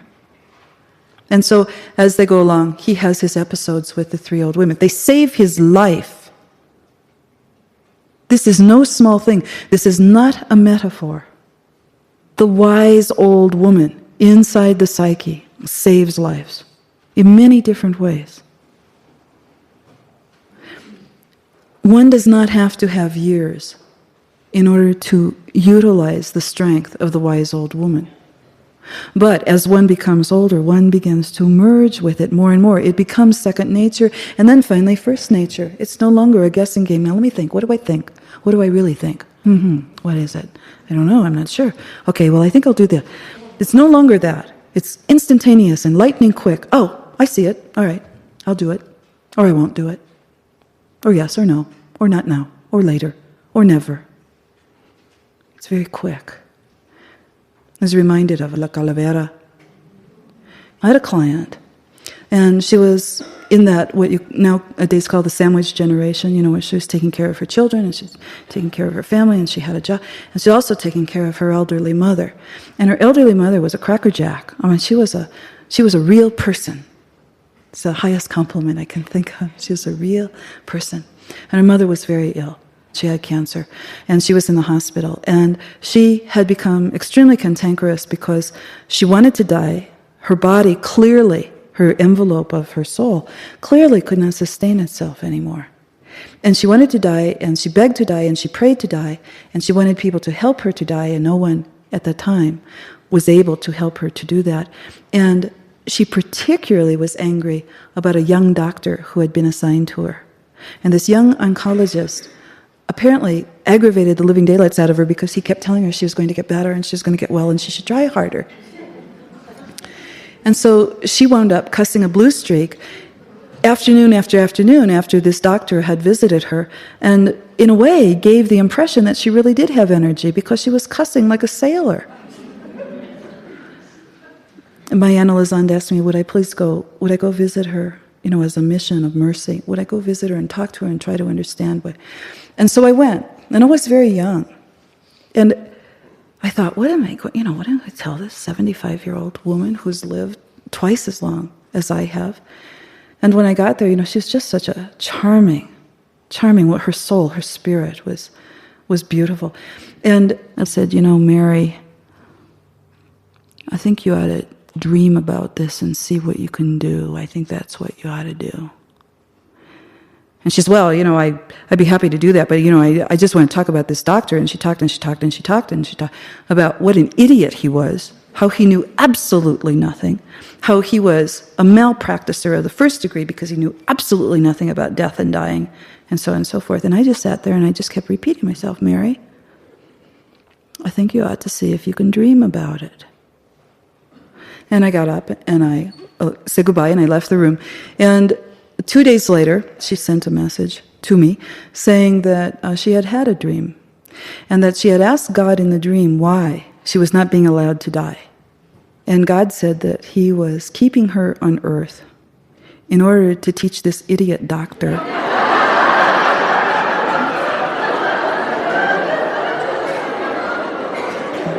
And so I sent word through my analyzan that I thought she should talk to the doctor. She should tell him some things about dying and insist that he stay there and that he listen to her. And the next day, she did, and he did. And she died the next morning. My sensation was there were more people than her, myself, the doctor, and her daughter. I think that all of us, for a moment, those of us who were young, for a moment we were able to stand in the footprints of the wise old woman. And we were able to say from our heart, her voice through our mouth, which was simple and straightforward. I think her daughter said to me in her wisdom, could you please come talk to my mother? I think I sat at her mother's bedside, not being 35 years old, saying something I didn't know I knew how to say. And I think that the young doctor, when he sat and listened to her tell him about what it is to die, that he was in another part of his psyche as represented by the man in the fairy tale who finally in the chasm is falling and falling. In other words, he's falling out of his mind. He's falling out of his sense of an integral reality. He's falling out of his ability to be able to deal with all the parts of the psyche, all the parts of the world, all the parts of spirit and humanity that all of us are called to. He's falling. He's going to die. And the old woman steps in and she stops the action. And I think that's the job of the old woman. She steps in. She steps in and she does something. Who knows what she's going to do? When I used to see my grandmother Beneficia, I would go like this. Who knows what she's going to be bringing today? Whatever it might be. And yet, this is the essence of the old woman. And at the very end, what you see is a reunion. You see a conjunctio of all the parts. You see the old women who are celebrating the marriage of the psyche, of all parts of the psyche, the part that reviled the old, that looked down upon it, that said it had no value, that said it's all right to break your promises to it. What does that mean? That means that when you are in your bones and you don't keep your promises to yourself, that you are being exactly like the man in the fairy tale, that you are robbing the great mother in the psyche of the very things that you promised that you would honor her with. And it's not acceptable, as you see in the dream. It causes you to fall into a chasm, to fall away from yourself, to be without the feminine grace and love of the young, and to be without the wisdom of the old. So that it is hopeless to be old while young and young while old. It is hopeless to achieve agelessness, which I think is the goal of our lives. Individuation means to be no one except yourself. It means to be indivisible, not be able to be divided one from the other, so that in the end, when you see the young woman and the young man married and the three old women at their wedding, you see this magnificent motif of individuation, of not being divided one from the other, not being divided one from the other. Well, ordinarily, I wouldn't say this to a group of 300 people, but I think I'm going to, because it was a horrible thing, but it was a funny thing in the very end. When I was 32, I had a hysterectomy, and my ovaries and my fallopian tubes also went away, and I asked my doctor if I could have them to bury them, and it was unheard of. It was unheard of. I had had an accident, an IUD had perforated my uterus, and I had peritonitis, and so I had an emergency surgery, and I woke up in instant menopause overnight. And my doctor went to the surgeon's staff and said, this young woman back in this room back there, she'd like to have her, she'd like to know if she could have her uterus and her fallopian tubes and her ovaries. And the surgical staff said, "What on earth for?" And so they sent a psychiatrist to interview.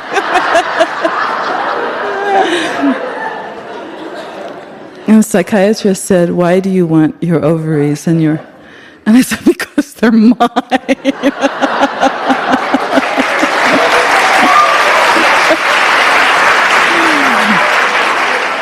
So they arrived on one of those little carts, each one in a little white plastic container. You know, the kind, I hate to say this, the kind that at the store where you get liver in. You know, this plastic thing with the lid on the top. And so there they were, and I took them home in a paper bag, and it felt very odd to be walking down the street with my ovaries and my uterus outside of me. And I took them home, and they were in formaldehyde, I was told, so I knew that they would keep for a while. And I was truly trying to adjust, because 32 is too young to lose your estrogen in your ovaries and so forth. And so I had a huge hormonal adjustment, a huge mental adjustment as well, and my hair began to fall out. I had all the signs of a person who was much, much older. Adjustment is the pitiful word to use to try to explain to you what the process was. So time went on, and after about 8 weeks, I felt like had the strength, psychological strength, to look at what had actually happened to me. I was not done with childbearing, and it was a great sorrow for me. So I took the little containers and I lined them up on the kitchen table, and I said a prayer, and then I began to open them, and they had bisected every organ that they had taken out. They had studied it. So everything was cut in half, exactly in half.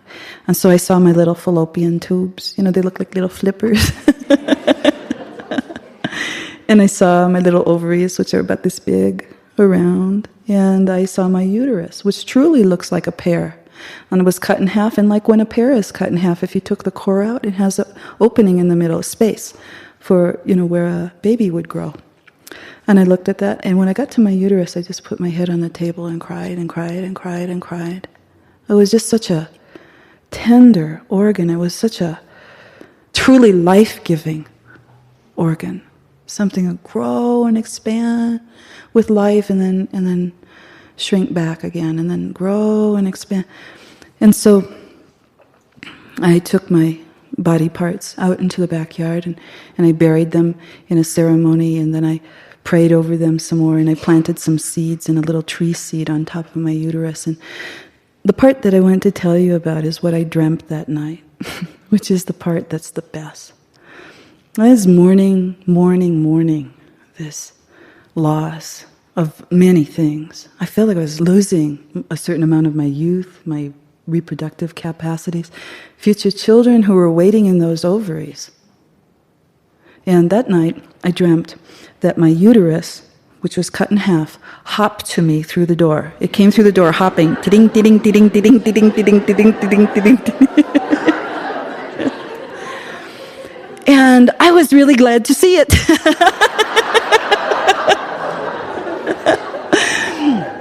And it hopped and hopped on top of my ears, and it said, "Ask us anything and we'll tell you." And they were like headphones. These precious two halves of my body were like headphones. And I think that there is in every loss a psychic gain. That no matter what is lost, no matter what it is, physical, emotional, whatever, that there is a psychic gain. I'm positive. Even though it may seem hard to figure out at first, if you will feel your way through it, it will come to you. Words in Inuit belongs to people who were formerly called Eskimo, but Inuit is what they call themselves. Words in Inuit begin to rise on the backs of my hands. Veins rise higher as a handwriting there. I cannot read these words yet, but I know that they are a map pointing to deeper and colder currents, a place where each shell is ridged, like the nails of my toes, in wavy lines, forfeiting the smooth shell once left on me by mermaids.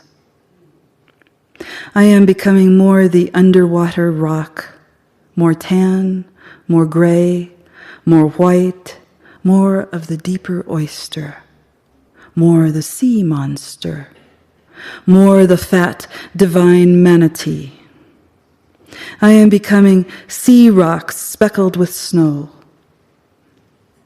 And like the seals, my hair never growing long, no matter how long I grow it, and my hips are round amphibians, O seal, O walrus, O beloved manatee, large animal woman with tiny tetas.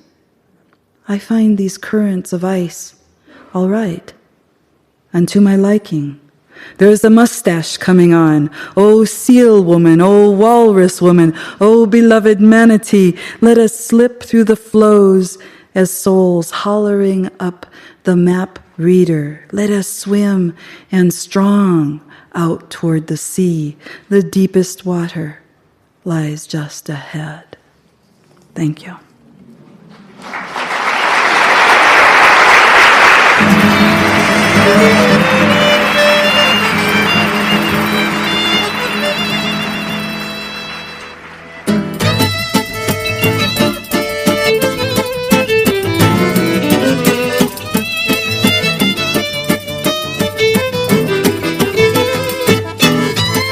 This concludes Part 1 of Volume 2 of Theater of the Imagination, the story of Las Tres Viejas, the Three Old Ones, on the value of the elder, with Dr. Clarissa Pinkola Estés. Music by Dave Willey, Steve Trisman, and John Stubbs. Engineer Steve Van Zandt. The original stories including Las Tres Osas, the Three Bear Women, and the story of the old woman who was angry because she wanted to die, as written and performed by Dr. Estés, and the anecdotes and commentaries on this program, as well as the original poems, including the Grandmother Blessing poem, We've Trolled All Day for Shadows, and Words in Inuit Rise on the Back of My Hands, are international copyright 1992, with all rights, including performance, print, recording, film, derivative, and adaptation rights reserved to the author. The poems are from Dr. Estés' poetry collection, La Pasionata, forthcoming from Alfred A. Knopf. The stories are from Dr. Estés' forthcoming book, When This Tree Has Stood Winter, to be published by Knopf.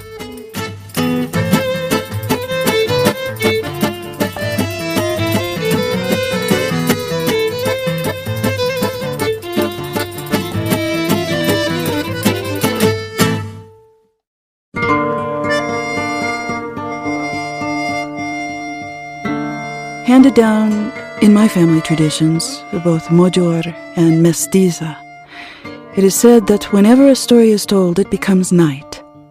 The telling of a certain kind of story in a certain kind of way with a certain kind of intention causes a starry sky and a white moon to creep from the eaves or from the corners of the heavens and to hover over the heads of the listeners. By the end of the tale, the chamber or the ground all around is flooded with daybreak. Perhaps a star shard is left behind, or a ragged thread of storm sky to show that a great something, a great someone has visited and taken time with us. And whatever of this that is left behind is ours to use toward the mending and making of life. Sounds True presents Theater of the Imagination with award-winning author, poet, and beloved cantadora, keeper of the old stories, Dr. Clarissa Pinkola Estés, and now recorded in front of a live audience, Theater of the Imagination, the story of the fisherman's wife on the Good Enough Father with Dr. Clarissa Pinkola Estés.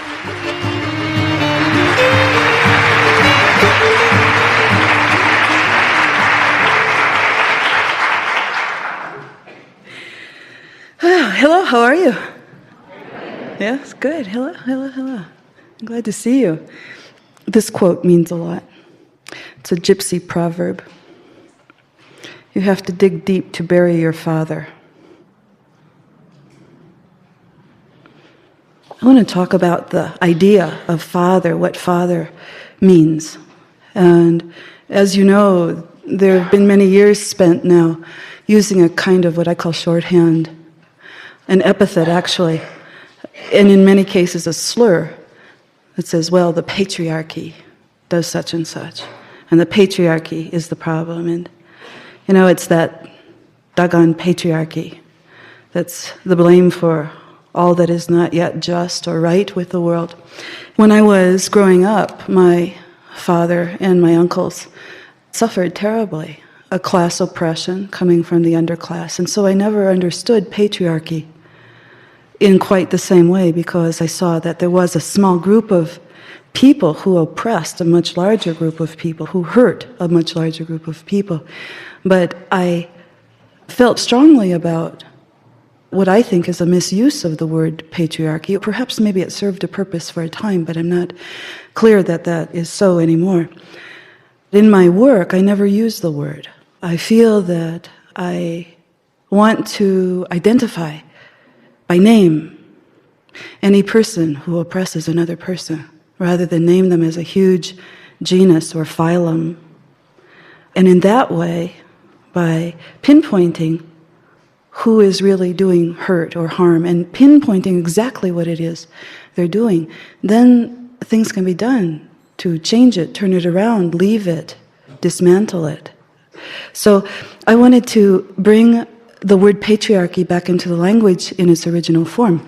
Looking at the etymology of the word, I see that it is from the word patria, which actually means homeland. And more than that, in its oldest sense, in the English language, from its ancient sense in Latin, it actually means the one who leaves the directions on how to find the way back to heaven. Now, patriarch, it's true, is used as a word in institutions, in religious institutions, for instance, in Islam, for instance, as well as in the Roman Catholic Church. There's actually a position called the patriarch or the grand patriarch of such and such city. And it came to be known as the father too. But in its original form, it's closer to the word pattern, which also derives from the same root word. Knowing the pattern or the map. Knowing the pattern or the map. To go to a place or a state of being that is whole or complete. I wanted at the same time to study the word mother, study this in concert with father. And mother, of course, comes from the root words of matria and even mama. Some people speculate that it comes from the mammary glands, mammary, mama, the breast. But in actuality, the word matrix is closer to the original meaning of the word mother. And it means that which manifests several ideas, or several thoughts, or several feelings, several substances, several of anything, and unifies them into a whole and makes matter, matria, matter, mother, matter.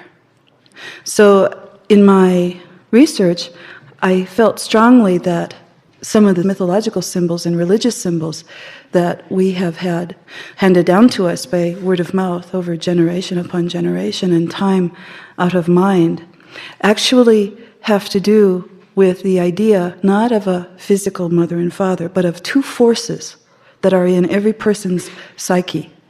One force is the force of the pattern that knows the way home, that knows the way to wholeness, and the other one makes it manifest.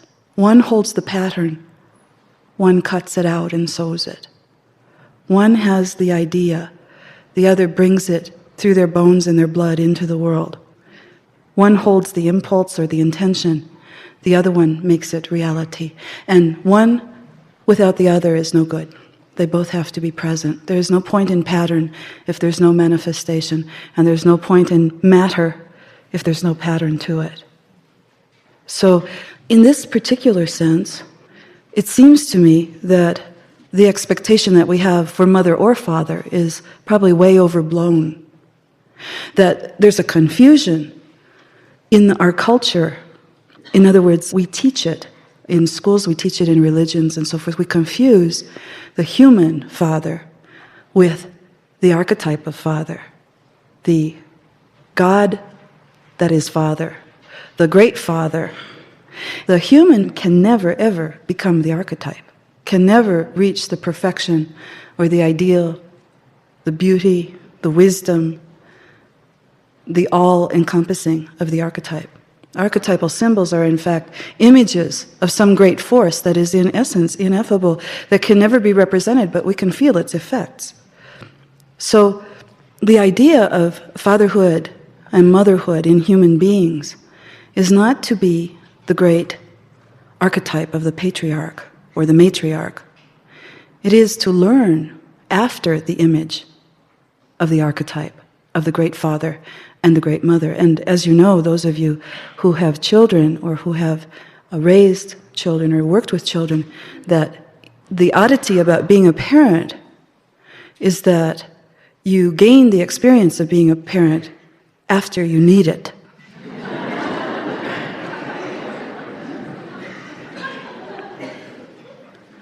So what does that mean? Does that mean that every father and every mother were born stupid? Or is it, in fact, that we're born not entirely integrated in the pattern and in the materialization of that pattern, and that we learn it as we move along in life. When I was a little girl, there was a drain pipe that ran over a gully, and the gully was filled with irrigation ditch water. And part of the gully ran onto this one man's property, and we always just called him Mean Man.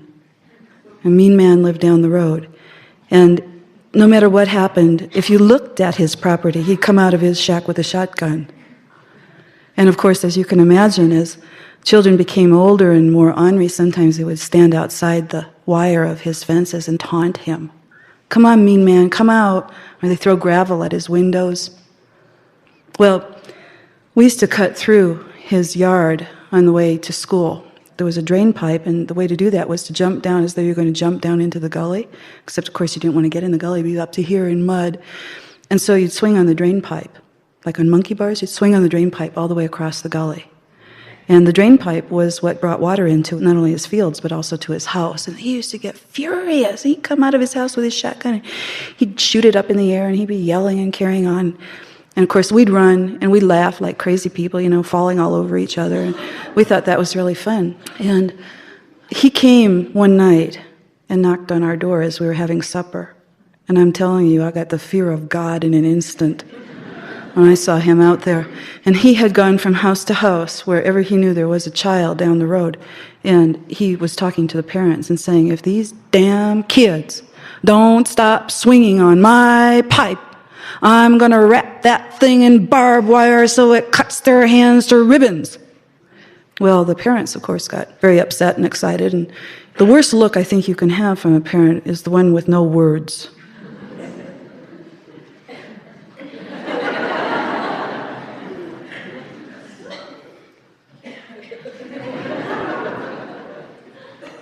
So they called a meeting, and all the kids went, and everybody's ear was longer on one side, and all the mothers and all the men were infuriated.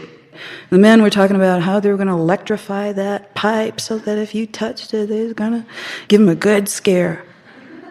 And everybody had ideas for how to torture the children so that they would not swing on this pipe. And finally, one of the youngest people said, "Surely there can be some other solution to this." And that young man's father, who was very old, stepped forward and he said, "I've been looking at that pipe, and I think that if Mr. Todd would agree to let the children cut across the corner of his yard, I believe that I can strengthen that pipe so they can swing on it. And they can swing on it and swing on it for years to come, and it will never break or fall down." And everybody was really quiet. And I think some people were a little ashamed. I think we kids were, I certainly was, hanging my head because I felt bad that we'd done this time after time and thought it was a big lark, and that it really upset this old man. And here was this person who said, instead of punishing everybody and fulfilling the outrage of Mr. Todd, why don't we just strengthen that pipe, make it happen? And I did not realize until I was a grown-up that he agreed to that because he wanted the friendship of the men he was lonely for. And together they got down in that gully, all covered with mud and dead leaves, and God knows what was living down there, water moccasins, who knows what. And they strengthened that pipe so good that they actually put a little jungle gym over the top of it. And that was Mr. Todd's idea. So that we, in fact, could swing on it all we wanted. And it's a memory that I have that I think probably tells me more about fathering among men than almost anything else I can think of in my life. Because the man whose property we were always trespassing on, he is very much like the self-righteous God, with the long white hair and the blazing eyes, or like Thor or Wotan throwing hammers and lightning bolts down on people and punishing them for being bad. And then there was this other man who had what I would call the gift of thought. And that is where instead of only reacting, you give yourself a space of time to think about how you'd like to act, so that afterward you would be proud of yourself. And I think that's where the learning curve is, in being the father and in being the mother as well.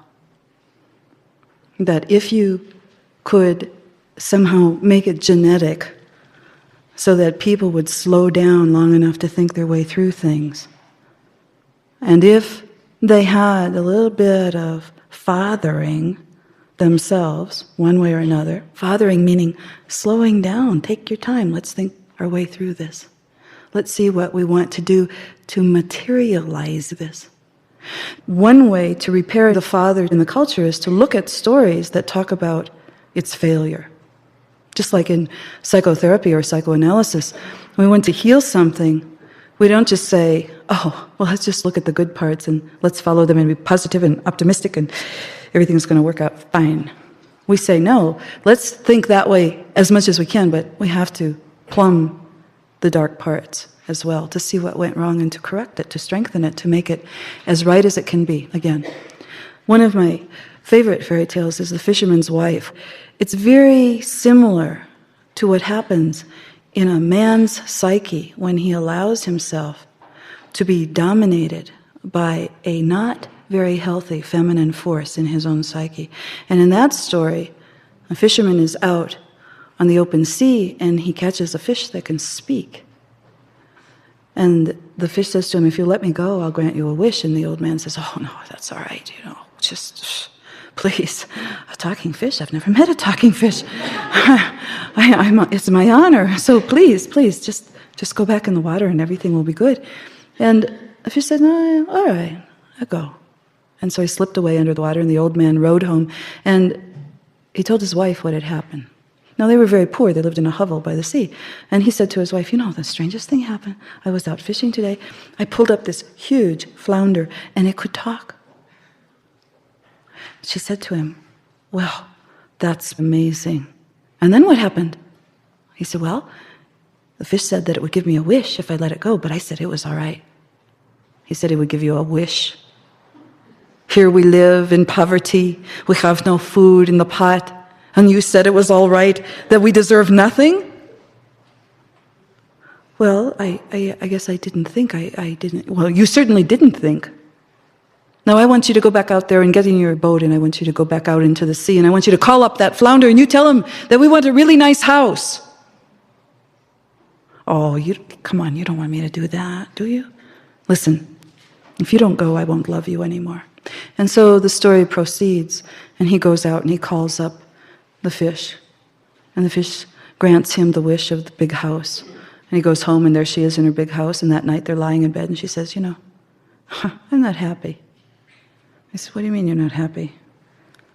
I've been thinking about it, and I think I should be king. And he says, you think you should be king? He says, yes, you have to go back out and call up that fish and tell him I want to be king. And so he goes out, and he calls up the fish, and he tells the fish that she wants to be king. And the fish says, go home, it's already done. And he goes home, and there she is, and she's got her crown on and her robes and so forth. And then that night they're laying in bed, and he says, I'm not happy. Oh no, come on. No, I'm not happy. I want to be Pope. Pope? You want to be Pope? You can't be serious. I'm serious. I'm so serious that I won't love you anymore unless you go out and you call up that fish and tell him I want to be Pope. So the old man rows out in the middle of the night into the sea, calls up the fish. The fish says, go home, it's already done. So comes home, there she is. She's the Pope. She's got the mitre, she's got the red slippers, she's got everything. They're laying in bed that night and she says, I'm not happy. He goes, no, I don't want to hear this. She says, no, I just hear me out. I'm not happy. I have thought of one more thing that I can be. All right, what's that? Well, you go out and you find that fish and you tell him that I want to be God. You want to be God? You heard me. I want to be God. And if you don't go out there and call up that fish and tell him I want to be God, then I won't love you anymore, and that'll be the end of it all. And the old man felt very sad, and he pulled on his clothes, and he rowed his boat out into the middle of the night, and a great storm came up. And as his boat went down into the troughs and rode up on the very high waves, suddenly he called out, and the flounder appeared and said, what is it now? And there was thunder and lightning all around. And the old man said, please, please forgive me, but my wife wants to be God. And the flounder said, she has asked too much. Go home. And at that moment the storm quieted and the old man rode home. And when he arrived, there was his wife just as she was long before, and the house was a hovel, and they were as poor as they had ever been. And so, say, what kind of story is that? It's about not having connection to the feminine that is informing, guiding, directing the matriya. Something is wrong with the matriya in the psyche. Instead of saying, let's think about this. What do we want? What do we not? How can we use this? How can we not use this? What should we have? What should... There's an instantaneous reaction. Oh, something's being offered. Let's take it. Something's required of us. Let's jump at it right away. And so you see in the terms that we use in analytical or depth psychology, the anima, the animating force of the man, the anima, the woman in this fairy tale, is greedy. She wants everything for herself. She wants power. Power meaning, in this sense, the ability to tell other people what to do, when to do, where to do, why to do. Not true power, which is sovereignty over oneself, but power over others. Unearned power over others. Unwise power over others. And so that fairy tale, I think, gives us another glimpse of something that can go wrong in the entire psyche of the father, where if he feels that he must constantly respond to his children, to his wife, to his boss, to his job, that he must constantly respond because they need something, is constantly trying to guess what it is that they need and constantly trying to give it to them. And there's been a lot of talk, as you know, in our culture about men being too soft or being too sensitive or being too hard or being too chauvinistic or, I have to tell you, honestly, I don't feel any of those come down to what the issue is. I feel that they're all diversions.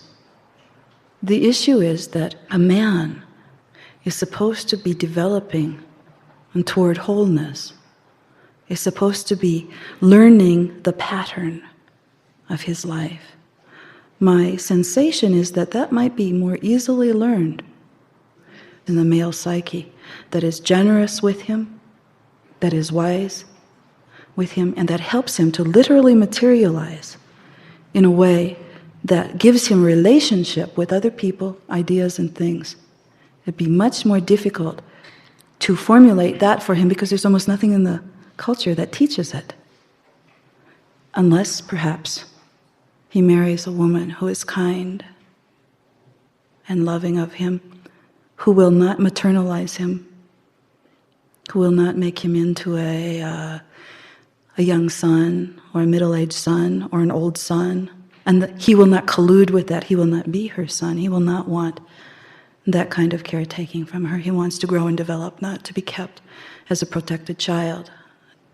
Understand, we could talk for months on end about the father archetype and about the human form that mimes that archetype. Tonight we're just trying to look at one piece, and that's the anima, or the feminine function of the masculine in the father, and what happens when he doesn't have that, as he may become grasping and destroy the very thing that he wanted.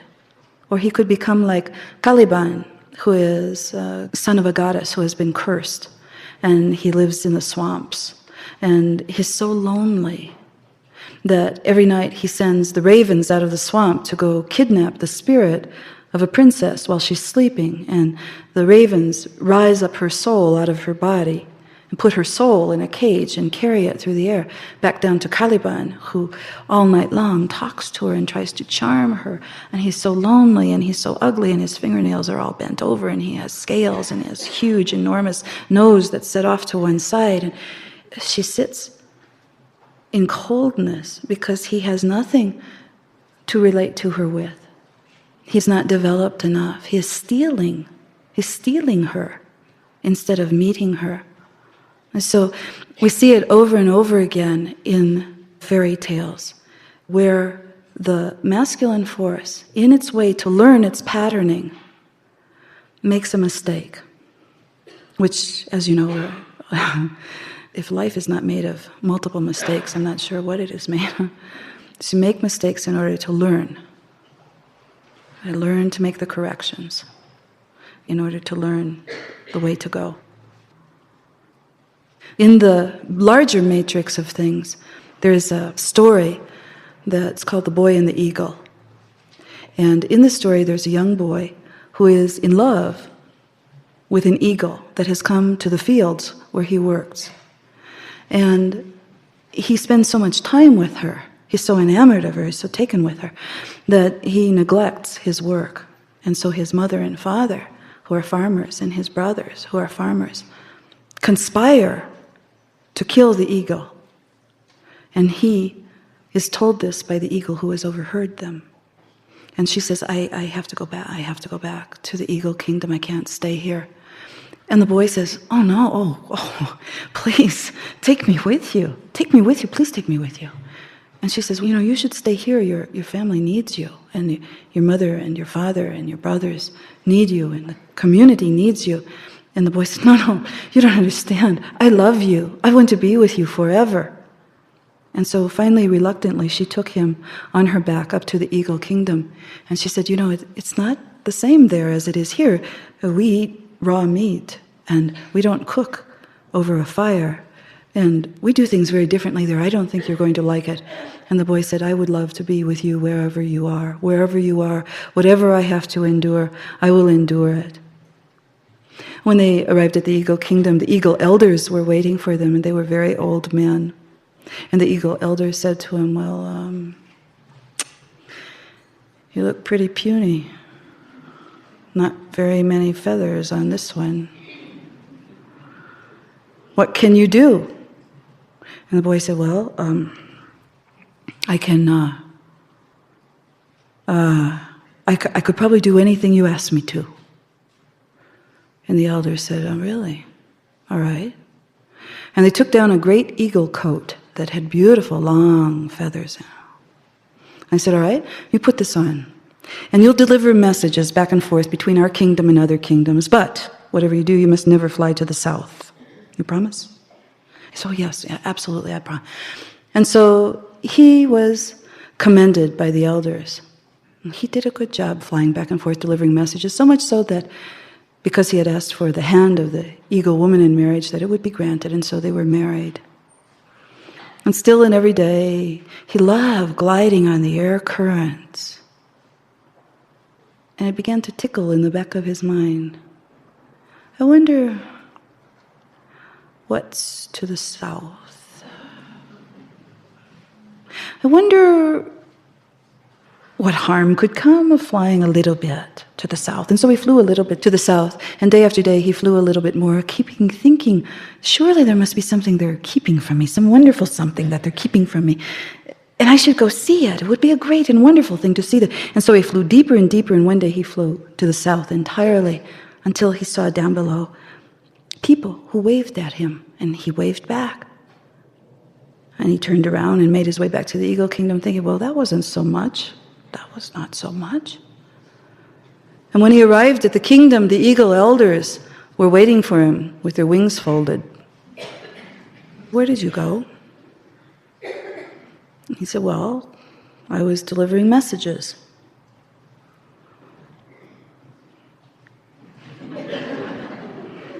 He said, you flew to the south, didn't you? Well, a little bit I flew to the south, a little bit I flew. No, you flew far deep into the south, and now you have doomed all of us. What do you mean I've doomed all of you? What do you mean I've doomed? All I did was I flew to the south. I saw some people down there. I waved to them. They waved back to me, and then I came home. And what do you mean I doomed? You waved to the people in the land of the dead. And now we must go to a dance there. And if we are not able to dance well enough and long enough, we may lose our lives. And so everyone came around, dressed in their finery, and began to fly off the edge of the eagle kingdom to the land of the dead. And they warned the boy, now listen, whatever happens, don't smile, don't eat, don't drink, don't laugh, and don't dance. Do everything we tell you, and things may turn out right yet. And so they went to the dance. And in the midst of the dance, in the late evening hours around the fire, and the food smelled so good. And the drums beat all the way through his body in a way that made his bones want to jump. And finally, resisting all that, out came a group of young girl dancers from the land of the dead. And they were beautiful. And they danced just for him. And before he knew it, the drums, and the music, and the dance circle, and the night, and the stars, and the fire, he jumped up. He began to dance with the beautiful young women. And they giggled, and they pulled at his clothes, and they whispered in his ears. They said, "Let's go out to the desert. We'll make love all night long, all of us, all night long." And so he ran out into the desert with them. And all night long, they made love, all night long. And the last thing he remembered was drifting off to sleep. When he awakened in the morning, he reached out to touch the warm flesh all around him, except he was wrapped entirely with skeletons and bones and skulls and teeth, and he realized that he had been, in fact, sleeping with those from the land of the dead, and he jumped up in terrible fear, and he ran and ran, he ran for his life, and the skeletons jumped up and began chasing him. And he ran and he ran, and he found a badger hole, and he jumped down the badger hole, and at the bottom was a staircase.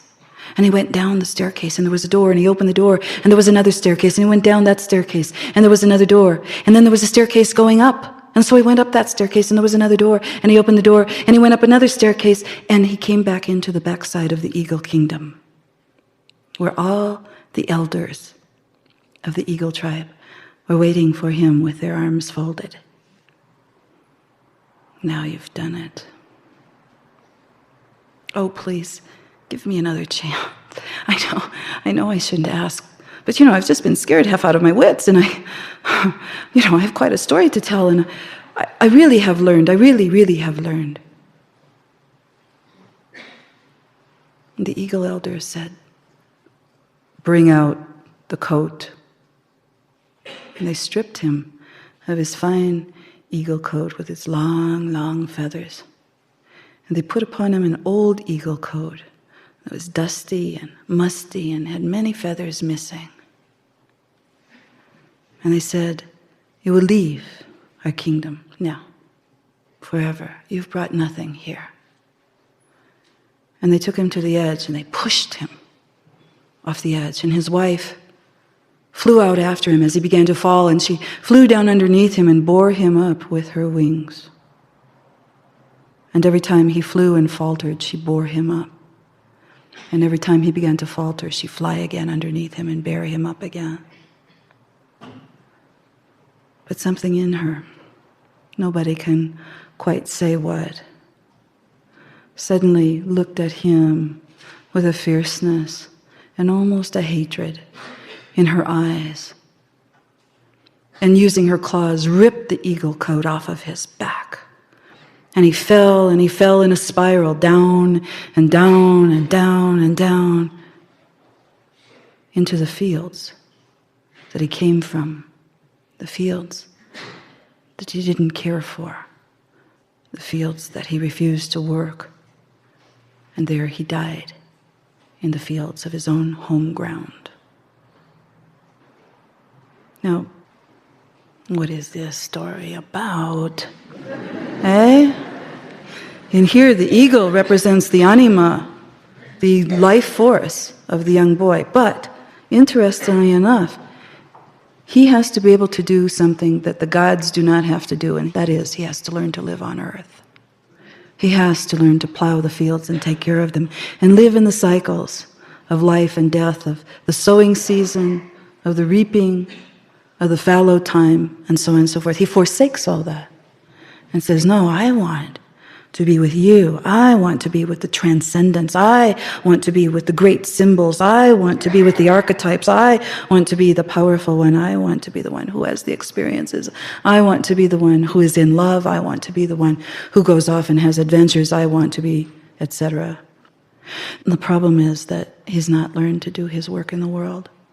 He's not learned to manifest in the matria or the matrix of the earth, the things that are necessary to do. And so, though he has higher ideas, whether they be ideas of having dominion over the world, building an empire, being the best who knows what that the world has ever seen, the best runner, the best tennis player, the best anything that you can think of, rather than doing that with the foundation of the matria underneath him, he transcends into the ideas, beautiful ideas, wonderful ideas, worthy ideas. But before he has his foundation intact, that is of the world, of the ego, of the mother, of the feminine, of the emotional life, of the thoughtful life, of the manifesting life, before he has that. And he tries to work it out in a position of power rather than working it from the ground up, And I think that it's not too much to say that many fathers make that error of judgment when they're very young. And that is that they are supposed to be fully formed and be able to transcend the step-by-step work to being a father, the step-by-step work to knowing the earth, the land, the cycles of human nature, who will, of course, be their children, and they rush things. There's pressure, as you know, to rush things in our culture. We're here to learn. So the eagle is a symbol of instinctual nature. And one of the things the eagle has is far-seeing. And so you might say, this is the right direction to move in, far-seeing. That's like intuition, right? That's like having insight into people. It's being able to touch them and know what mood they're in. It's made of that temperament psychically. The problem is that learning the same thing at the most basic level in the fields from the earth, when it's time to plant, when it's time to harvest, when it's time to help, when it's time to leave it alone, when it's time to cut it down, when it's time to kill it, when it's time to turn your back and leave it, when it's time. That will serve far better than some high notion of transcendent wonder. Will serve far better. So if you would imagine, for instance, that a child who is raised by a father, this can apply to mother too, a person who is raised by a father who is living in the kingdom of the eagles will give you answers that are not substantial, not substantive. They will perhaps ask things of their children that their children can't do because they have a fantasy of what they're doing rather than a grounded reality of what they're doing. A person who lives like the boy in the eagle may say, I don't want to read a book on parenting. I don't want to go to classes, or I don't want to go to a therapist. I want to, figure it out. I feel like it's innate, You remember when we were talking about the nodes in the psyche that we're all born with potential but not with being finished? We're born with potential for things, and we'll have to learn them. They don't come fully blown like Venus on the half shell. So motherhood and fatherhood comes upon people as a surprise sometime. But I think there's a meaning to it. When a conception has come and it wasn't necessarily planned, I think that it is a time for people and an opportunity for people to learn this matrix, this patria, this pattern, this homeland, this manifestation of being a full person in that respect. And so the repair of the inner feminine becomes essential because having children is based on relationship. It's not based on mathematical equations. It's not based on pattern, such as flowchart, or pattern such as electrical schema that comes with your automobile. Those are all important things, but that isn't what relationship is. Relationship comes from the matrix. It comes from the heart, it comes from the center, it comes from the emotive, intuitive, feminine center. Now you can call it anything you like. You can call it, instead of calling it feminine, you can call it X. Because we're not talking about women and men, we're talking about a certain quality in the psyche that has generosity, guidance, ability to manifest, to make things occur, to feel and sense what other people are feeling and sensing, to be close, to stay close, no matter what. And so you'll have in the boy and the eagle again another absorbed person whose only anima figure is his mother, who he doesn't want to pay attention to, who's actually trying to lead him to something that's important, which is his work in the world. And his only anima figure is actually a spiritual figure. And I think that sometimes, especially in our culture with people who are seeking answers in God, that sometimes without doing the groundwork, they seek something higher. And inevitably they fall. They fall down because they can't do it. I have to do the first things first and then the second things second. When I was putting this matrix together tonight, I thought I wanted to tell you about a conversation I had with my father, who has over the years gone from never saying anything emotional. One time, my mother she's a fine cook, She's one of the old-fashioned ones who, when she comes to my house and she sees me start to open a can, she gets this look on her face like, "You dare to open a can? You're going to feed us from a can?" Everything's made from scratch. And so when I was a grown-up and I was visiting, my parents and my mother had spent all day in the kitchen fixing nukadli, jirka paprikas, and a few other very long, involved mojor dishes. My father, he eats with a knife and his thumb. He eats with his knife and the thumb. My mother tried to break me of this habit for years, and I still eat with a knife and my thumb when nobody's looking. So he eats, he picks up the chicken or whatever it is, cucumber with onion and paprika on it, and he puts it in his mouth, and he says nothing, and pretty soon his chin is greasy. And I say to him, "Dad, aren't you going to say something to Mom? Aren't you going to say, thank you?" And he said, "If I eat it, it's good." And he's gone from that to, I have some pictures of him now, he wears an apron and he helps her in the kitchen. And he's gone from when you say, I love you, Dad. He's gone from going, and he pats you, sort of smacks you actually on the arm. You're rocking to and fro. He's gone from that to saying, we love you too. We love you. And then he's gone to saying, I love you. And most recently, he'll be 86 next month. He says, I love you so. And that's the one that, I love you so. So he was in the hospital and he had some surgery. And we had this conversation, and I thought it was a great conversation until I realized he had painkillers. And so the conversation that I thought was pretty lucid became slightly metaphoric and phantasmagoric, I guess. But I thought that he brought up a really good point. When I was a little girl, he used to take me fishing, grew up on the Great Lakes, and that's what people do. That's our job. We fish. And he would play this game with me. We'd be in the rowboat, and we'd be out in the middle of the lake, and the fish would jump. They'd jump way high out of the water. And he would always say, this one fish was a woman fish, and she was always wearing a dress, and did I see what color her dress was? And I, at first I go, no, I didn't see what color was it?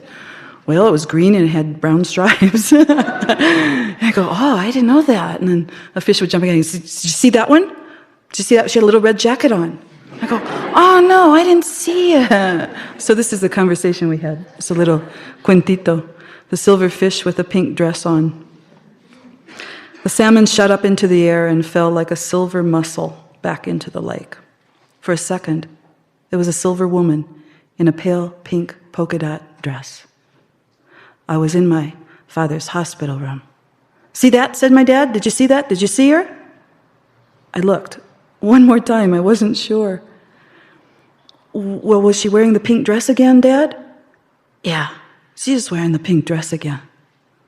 Yeah, I think I saw her. Yeah, I saw her. Hey, Dad, can you hear me? Remember the lady in the pink polka dot dress? You mean the salmon? Yeah, that one. Yeah, I remember her. I saw her many times. One time, she told me where to find you when you were lost. Another time, she told me you were in trouble. You thought you were grown up. You were a teenager. Those phone calls I gave you late at night when you married that guy. She told me to call you. Really? Can you see her, Dad? Yeah, I can see her. Can you, Dad? Yeah. Does she still tell you things? Yeah. if you were lost, my girl, she would tell me immediately. She tells me everything. So that's my father on Percodan.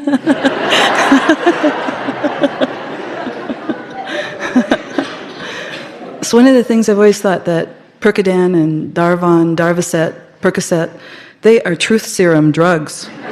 If you want to know what's going on in the farther reaches of the psyche, just find somebody who's just coming down off them and say whatever is on their mind. The main point that I would like to make to you tonight is that the Father is an archetype, the Great Father. The human Father is a learning system. It's a learning system that is dependent on the man slowing down long enough to listen to the fish in the pink polka dot dress, or to his dream life, or to his heart, or to a voice that's inside of his head that speaks to him and is his better self, that will cause him to read and cause him to listen to other people, but particularly to himself, to a force in himself that is not malignant, that is not malicious with him, but is kind with him, but firm, that cares for him, that wants him to succeed, that wants him to have relationship with other people. And that is the role of the Father, to be the learner. So I'd like to leave you with this saying. It's from the Talmud. It is that when you die, God will call on you to account for every permitted pleasure that you did not enjoy in this life. Thank you.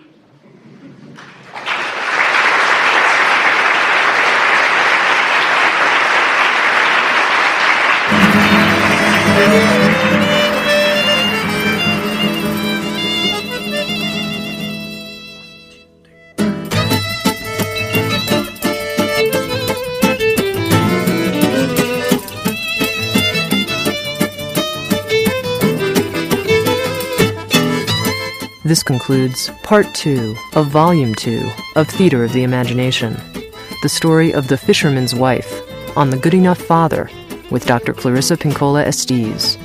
Music by Dave Willey, Steve Trisman, and John Stubbs. Engineer, Steve Van Zant. The stories on this program, including The Fisherman's Wife and The Boy Who Married an Eagle, and The Drain Pipe, as written and performed by Dr. Estés, and the anecdotes and commentaries on this program, as well as the original poems, including The Silverfish with the Pink Dress On, are international copyright 1992, with all rights, including performance, print, recording, film, derivative, and adaptation rights reserved to the author. The poems are from Dr. Estés' poetry collection, La Passionata, forthcoming from Alfred A. Knopf. The stories are from Dr. Estés' forthcoming book, When This Tree Has Stood Winter, to be published by Knopf.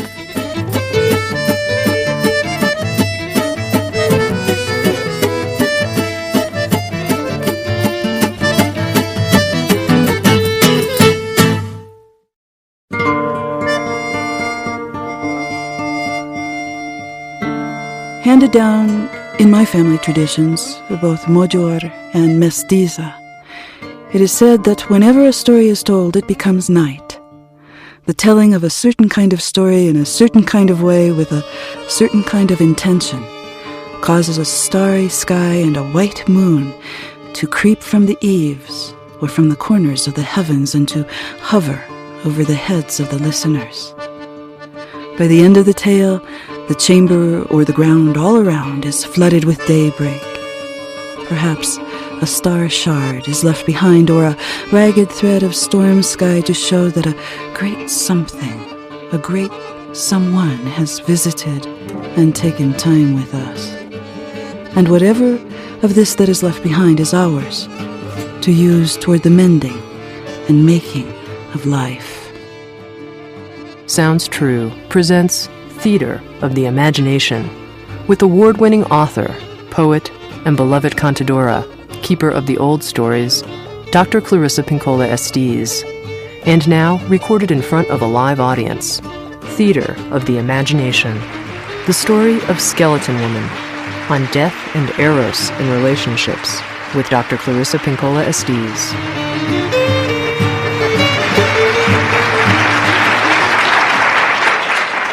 Thank you. Tonight we're going to talk about relationship and eroticism. And when I was a little girl, we used to go to a fishing camp and to go fishing. You could stay in these little cottages and go out fishing all day long on the lake, and then you would bring your catch home, and because there was a brook that ran through the fishing camp that had huge wooden boxes on them. It had lids, and you would put your catch into the boxes in the brook so the fish would stay alive until all the men were ready to take them out in buckets of water and carry them to the shed where they, in their strappy t-shirts and their fishing pants, stand around and tell jokes while they clean the fish. And one of my best memories from childhood is at night when the men would come up from having cleaned the fish and it would be dark outside. The fish scales, which were iridescent, were splattered all over their faces and their arms from scaling the fish, and they would glow in the dark. At the fishing camp, there was a cook whose name was Mary Ukalat, and Mary was from northern Canada, up near Baffin. And she was a stone carver and a heck of a cook, and she taught me how to carve stone using kerosene and razor blades. And sometimes when we were carving stone together, late at night while all the grown-ups were busy talking and doing all those boring things that grown-ups always did, she would actually set the stone on fire by scraping so hard with the metal razor blade, and the kerosene would ignite in the darkness of the night. And I thought that was something that almost bordered on religion. And Mary Ukala sang to me and told me little poems, and she gave me a poem that was 5 lines long, and I thought I would expand it like rolling out dough, rolling it out, and making a shape that's broadened out, more alive in many ways. I've played with what I call the skeleton woman all of my life. There was a hunter, and he was a fisherman as well, and he was fishing in a cove that he did not realize was haunted. And he felt like he had the whole bay to himself. And he dropped his little bone hook over the side of the kayak, and he was hungry. And he was lonely. And he had been hunting for days on end without finding anything either on the land or in the water. And so as his little bone hook went down and down and down into the water, without him realizing it, under the water was a skeleton woman. And she lay at the bottom of the lake, rolling back and forth with the tides. And the bone hook, as it drifted down through the water, it caught on her rib cage. And although she tried to move with the currents to disengage herself, the bone hook caught very tight. And the fisherman above, feeling a weight on the end of his fishing stick, started to pull up on it a little bit. Pulled up a little more, and the fishing stick bent. I thought, oh, I've got something on the end of this line. I've got something really big on the end of this line. Ooh, I'm going to turn around and I'm going to pick up my fishing net and I'm going to capture this big fish, and it's going to be really a big one, and it's going to keep me fed for a long, long time to come. And so he turned to gain his net, and as he did, the skeleton woman drifted slowly, slowly, being pulled up by his line, up to the top of the water. And when he turned around with his net, there she was, hanging by her long yellow front teeth, off the front of the prow of his kayak, with her bald head filled with crustaceans and sea worms dangling from her nose holes and her ear holes of her skull. And the fisherman was absolutely terrified, so much so that his ears turned bright red and met each other on the back of his head as he screamed and paddled as fast as he could for shore. But she was still hooked in her rib cage, and so he paddled, he looked over his shoulder and saw her standing on her tippy toes, racing after him over the top of the water. And he thought, oh my God, Sedna and all the saints, she is chasing me. She is after me. And he came into the land with his kayak, jumped out with his fishing stick, and ran for his life. Looked over his shoulder every few moments, and sure enough, she was keeping up with him because she was still hooked in her rib cage. And he was screaming, and he was running, and his heart was throbbing. And finally, he came to his little skin house, and he dove into it, into the darkness. And he thought, oh, here I am, at last. And he stopped, and he listened, and the only sound he could hear was his own heart. I must have outrun her. Thank God for that. Well, I guess I'll just have to take some of my hair and light a little bit of it to make a fire here. So, there, now the fire. My God, there she is, right across from him. There she was, still hooked by his bone hook and all tangled. Her ankles were over her shoulders, and one arm was caught up inside of her rib cage, and her pelvis was tilted backward, and her head was down around the shoulder and seemed to be caught there. And he looked at her, and something came over him, and he looked a little harder, and he tried to still his fear. And the more he looked at her, he felt almost a little bit sorry for her. She was in such a predicament. She was so tangled up, and somehow in that preposterous position, she no longer looked as frightening as she had looked before. And as he contemplated her, she did not move. And the more he thought about it, the more he thought that she had a pitiful look on her face, maybe even a pleading look on her face. And the way maybe a father would to a child, he reached out and he just took her ankle down from one of her shoulders. And there, that looks better. That doesn't look so uncomfortable. Does that feel better? Well, here, let me straighten out your toes a little bit. They're all crooked. Here. So we put this one here and this one there. There, that's good. That's good. And as he went along, he sang a little song, like a father would to a child. As he continued to untangle her and straighten her out, he was saying, na na na na na na na na ba ba ba, na na na na na na na na ba ba ba. And soon, she's all straightened out. Her clavicles were straight, her rib cage was straight, and he had taken the bone hook out and set it aside. And all of her vertebrae were straight, and her pelvis was straight, and all her leg bones, and all her arm bones, and all the way down to her finger bones and her toe bones. And she had this odd little tilt to her skull, as though she were grateful.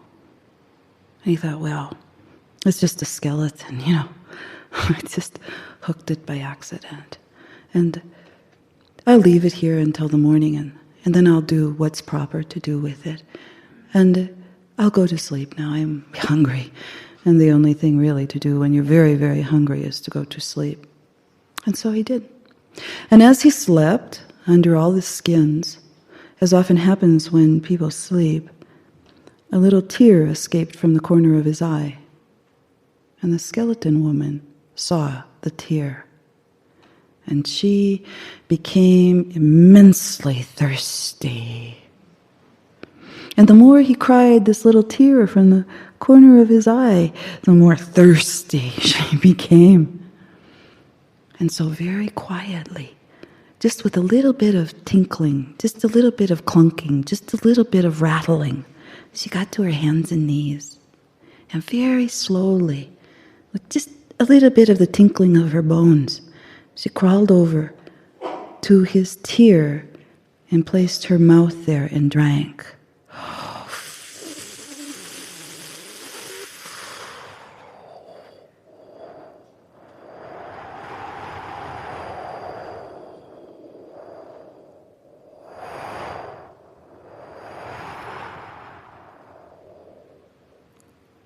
She was so thirsty. And then, as she saw that he did not awaken, she slipped her hand right here into his body, through his collarbone, and she took out his heart. And she raised it like a great drum, and she banged on it. Boom, boom. Boom, boom. Boom, boom. And she began to sing flesh onto her bones.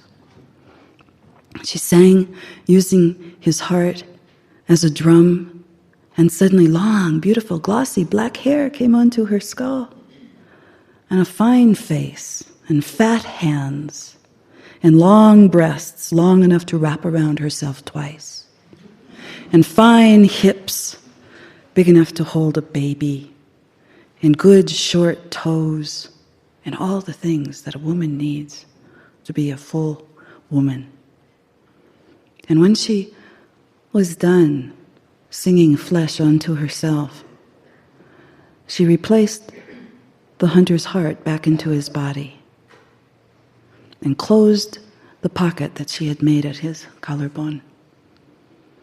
And then, looking at him ever so tenderly, she lifted the sleeping skins and climbed in under and pressed her warm body against his.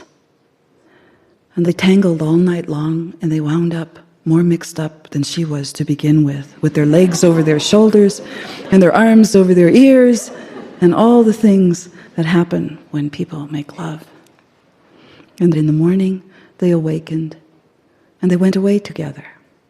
And that because she was from below the water, they never ever again went hungry, because she had a way of calling the creatures from under the sea so that they could be fed. And people say that if they're still alive, that they still exist yet, and that if you are out in the snow when the whole land is white and the sky above it is white, and nothing seems to move, and there's no blackness anywhere, that if you look far into the middle of the horizon, you'll see two very small black dots moving against the horizon, and that's skeleton woman and her hunter, and they're hunting. There are a lot of ways, I think, to understand this story, but one of the ways I like to understand it the best is the idea of what it means to draw love to oneself, to go hunting. My father always used to say that when a man's wife died, then the casserole brigade began. Women on a manhunt. I think that in a somewhat different sense, that the hunt for the food, the nourishment that comes from love, is something that's inborn in all human beings. And I like the skeleton woman story because I think everyone begins in the way the hunter does, with the idea, I'm really hungry, and I really want something that's nourishing. And then you get a little nibble or a little bite, and right away you think, oh, I hope it's a good one, I hope it's a big one, I hope it'll last a long time. And the young and the innocent and the inexperienced and the, you might say, terminally romantic have a difficult time learning that in order for relationship to carry all the eros, all the relatedness, all the eroticism and all the power that can be carried in such a vessel, that death has to be introduced into the relationship.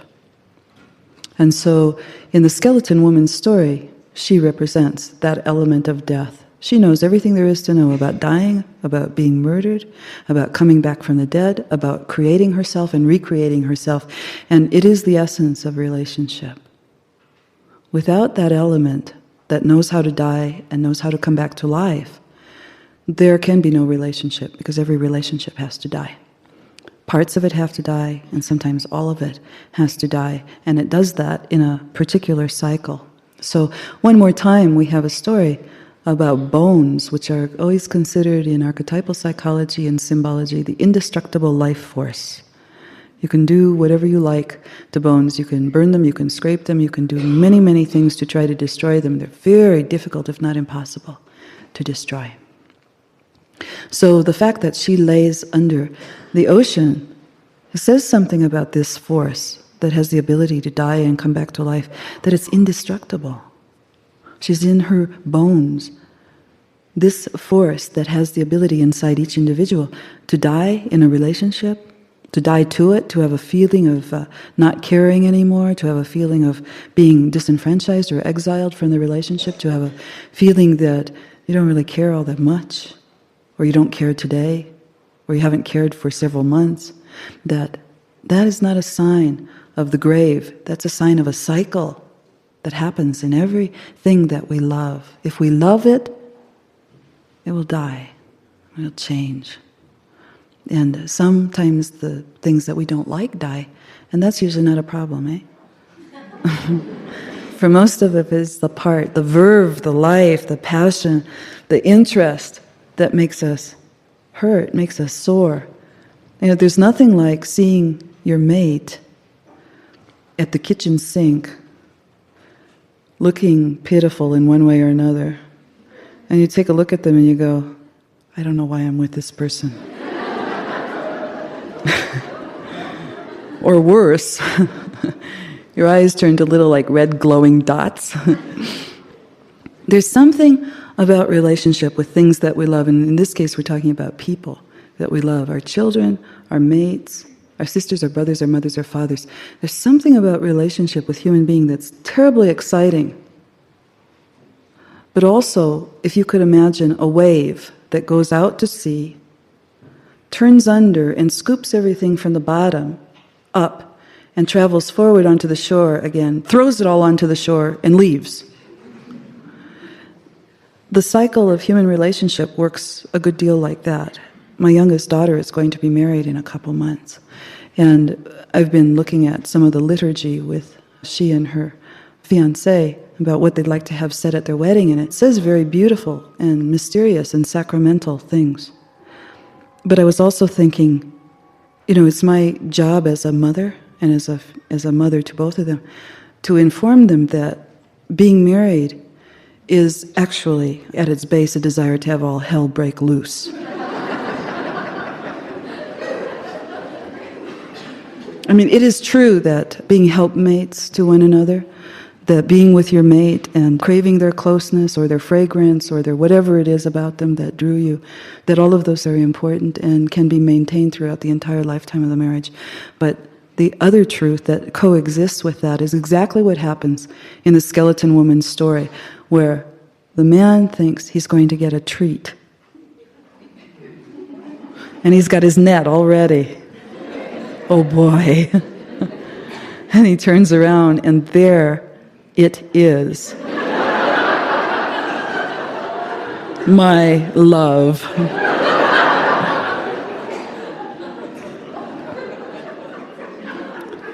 And if this story were contemporary, he'd say, you know, I need space.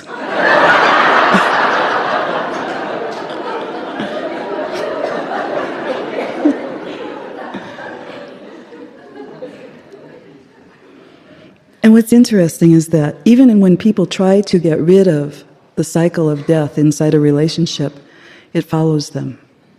Any relationship that is based on efforts to love one another, like having children, you can't have the experience before you have the children. And you can't have the experience of loving a person until you live years with them. The idea that we're all prepared and wired and complete in our ability to love is a falsehood. It is not so. You might say that all the keys are there, but the ability to play the music takes time, takes practice, takes repetition. So in the skeleton woman's story, he is attached to her because he's hungry. He is attached. The reason he caught her was because he was hungry. When we desire love relationship, we actively solicit the life and death cycles. Yet, as you know, in many parts of our culture, but other cultures as well, the idea is to maintain some kind of zenith of feeling. Sexual feeling excitement about seeing each other, being with each other, listening to each other. And yet, if one cannot go past that fantasy of, ooh, what a catch this is, ooh, how exciting this is going. If one cannot come past that, then you cannot have a true love relationship. And so, even though a person might be frightened by what they see as the true reality of relationship, which is not always wonderful, it's not always exciting, it's not always scintillating, it's not always compatible. What has to happen next is to be able in some way to withstand the terror that's provoked by the idea that this wonderful thing I'm having, this wonderful feeling I'm having, this wonderful future that I hope for is in fact going to die. And this is the place, as you probably know, those of us who are among the much married, you might say, that many people bail out of the relationship. Don't have faith in the indestructible force. They don't have complete faith. And I'm not talking about bad relationships where people are mean and cruel to each other on a constant basis, or they're addictive with each other in a deleterious way, or they are physically harmful with one another, or they married for all the wrong reasons. I'm talking about a relationship that was based on the concept of true eros and love, true erotic love. Love from your heart, from your body, from your mind, from your spirit and your soul. All of those.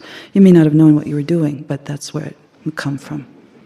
So one has to go past that arena where the fear is that nothing will ever be good ever again, and it'll never make sense, and I don't know why I'm in this, and I better figure a way out. Because you see what happens in the next step. In that darkness of that little skin house, the skin houses there's very little wood in the Arctic, and so the skin houses are usually made over whale bone, or whatever can be found that has some sturdiness to it, and sometimes the bones of animals. And then the dried skin, sometimes almost transparent, so that if there's a fire inside at night, you can actually see this little yellow house out in the middle of nowhere. And in that isolated place, that's so dark, a person thinks they're safe. Oh, I'm by myself. Oh, at last. Oh, he, she went away. Oh, I could hardly wait. They talk my ear off, or they bother me all the time, or I can't stand it when they're sitting there watching TV going like this with their fingers, pick, pick, pick, pick, pick, pick, pick. Or I used to think it was so cute the way they jingled their coins in their pocket. Now I can't stand it anymore. And so you're in that dark place and you think, oh, well, at least I'm safe. I don't have to deal with that anymore, right? And then light the fire. In other words, you think in an enlightened way, or in a way that sheds light on the situation. So fire is this eternal thing that not only lights, but it cooks. It cooks ideas all the way through. And in that moment, you look and you see the truth of the relationship, and you see that maybe something of compassion comes into you. That instead of feeling incensed or bitter, which is the kiss of death for a relationship. Coldness and bitterness are the kiss of death for relationships. But instead of feeling those things, you say, look how mixed up, how confused this is. Look how painful it is. Look how distorted it is. Look how it can't work right anymore. And by having compassion on this force, meaning that you didn't understand that death was going to be a part of the relationship, that there are three people in every relationship, you and the other person and Lady Death. And you were hoping to outrun her. You were hoping never to have to touch her. No. And so now you're saying, well, maybe I could straighten this out a little bit. In other words, maybe I can straighten myself out a little bit. Maybe I can straighten out my concept about how this whole thing really does work. And this concept is about the spiritual aspect of relationship. You won't find it in a book on marriage counseling unless it includes the spiritual aspect. And yet it's the basis of the relationship. It's the most important part. And straightening out the skeleton woman has to do with learning how to integrate death and the cycles of death and rebirth into your relationship. So there are some pragmatic, you might say, advice that has been given since time out of mind about how to renew relationship. Like say, we have to go away together and be by ourselves from time to time for 2 days in a row, at least, or at least 2 hours in a row, in order to know who we are anymore with each other, especially if there are a lot of children or other people in the house. But there's almost no advice about how to let it die. How to let it be really dark. It's gone. I don't feel anything. Oh, I should feel so. All right, I'll rev it up. I'm. Hi, honey, you look nice.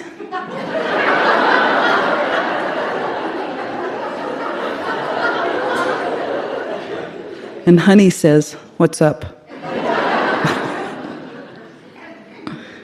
Maybe just let it be dead for a while. Let yourself feel that. Let yourself feel afraid that it's over, that it's never going to be wonderful again. And then see how you might have ideas tangled up and begin to untangle them. With the love of a father is how the idea is in this story. With the love of a parent for a child. Not as though death is doing something to you. As though you are its parent. As though you are taking care of this life force. That's your life force. That constellates itself anytime you love someone or something. And throughout that, you see what happens next, is that it creates itself as a living being in the relationship. Something that can make love, something that can have warmth, something that can endure, something that has beauty, something that has real flesh to it. And essentially, in the story, she's singing flesh into their relationship. She's not just letting it be a relationship of people who are afraid of each other. She's not letting it be a relationship of people who can't find common help or interest with one another. She wants him. She wants to be with this person who is flesh and blood and not totally bright, but is learning, most certainly. And that tear that escapes from his eye, this is another element. As you see in this story, there is air, fire, earth, and water. They're all the elements that are usually associated with transformation. And she sees the tear and she wants to drink it. She wants to become alive. And you could imagine, for instance, that in a relationship, if people would allow themselves to feel the kind of sadness that might come from having a tear in your eye when you're sleeping, that in one sense, a tear might feed the relationship. Lack of tears sometimes means the relationship is drying out, so much so that nothing can happen. And so it's through this very process, this very cycle, of being asleep, lying at the bottom of the water, being pulled up without asking for it. Don't you feel that way sometimes when you fall in love with somebody? I didn't ask for this. Who's this person? They showed up. I wasn't looking for a person. And but you had that bone hook down there all the time. You're just kidding yourself. So from there to a kind of life, but one that, for whatever reason, scares, frightens, intimidates. And then to one that's in darkness, that feels like deadness. And then one of, I can untangle it, I can think my way through it, I can develop my ideas about this.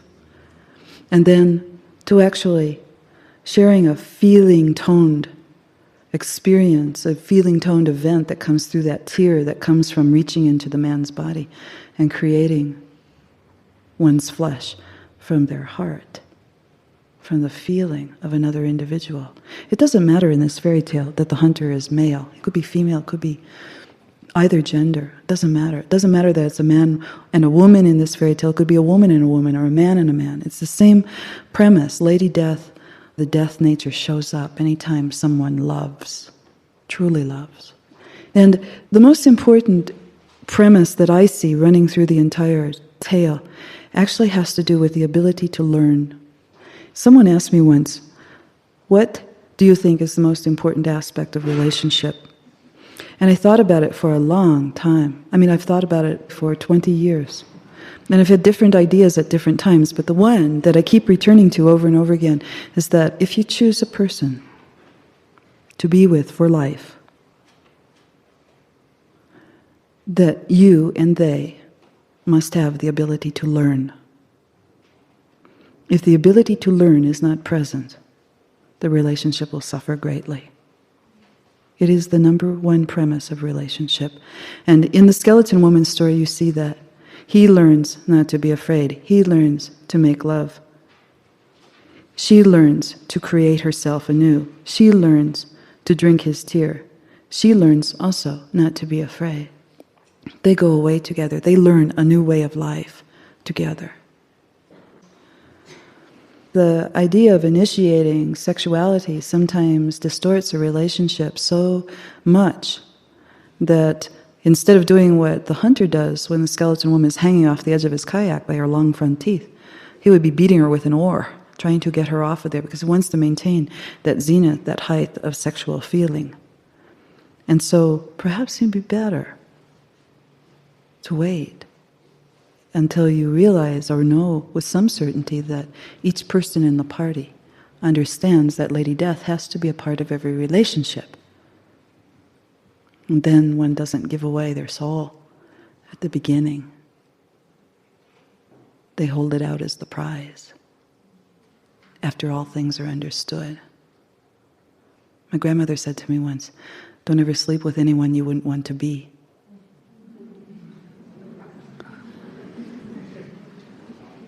I know, I give you my absolution.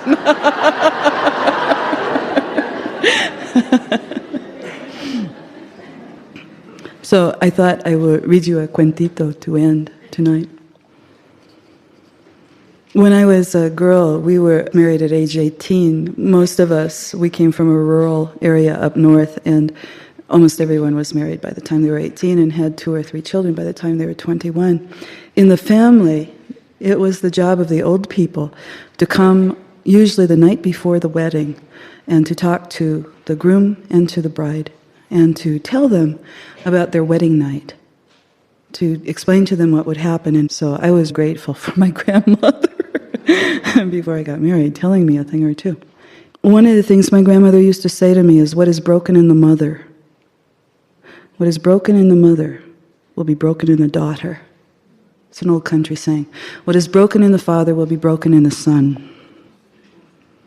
My grandmother used to say to me, what is broken in the mother who says nothing about all the important matters of life and sex and love and babies and time and need and filling and emptying out again. What is broken in the mother will be broken in the daughter. What is broken in the father who says nothing about all the important matters of life and sex and love and babies and time and need and filling and emptying out. What is broken in the father who says nothing about the important matters of life will be broken in the son. My grandmother's idea was that when parents have a child, they watch that child carefully, and inside of them is an unlit fire. And that at the time of their sexual maturity, or they show sexual interest, that the parent lights the child's fire from their own flame by talking to them about the fire of sexuality, a fire that burns high and burns low and burns high and burns low again. And that is the right, R-I-G-H-T, the right of the parent, not to take that child's sexuality or use that child's sexuality, but by talking to them about the sacredness of that sexuality, to light the flame, and that is the way that it's supposed to occur, not by accident, not in school, not by abuse, but by the love of the parent who watches the child and sees when the time is right. It used to be the old women and the old men who said these things on the wedding night. They were the ones who could break down the silence because their grandchildren loved them. And they were able to get past the gates of propriety, and they were able to say things that the priest, who was never married, often did not know or could only imagine to say to them on their wedding night. This is what the old ones said about the wedding mystery, why it's called a sacrament, a sacred time. The wedding night, one of the few nights that, as they say, if you keep your eyes open, los ojos abiertos, if you keep your eyes open, you will see with other eyes. You will see what few know to look for. you will lay in a bed of treasure. So listen. The gist of what they said to the young man was this. This woman, who you will be with tonight, will be in a way she will never be again, as long as you live.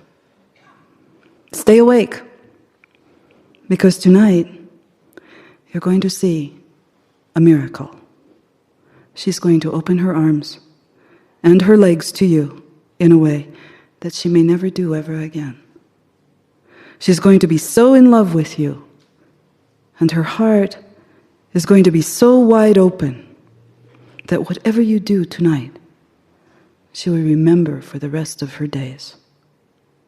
And you have the opportunity to make her fall so deeply in love with you tonight that she will never leave you, and she will never betray you, and she will never be disloyal to you, and she will fight with you, argue with you, but she will always forgive you.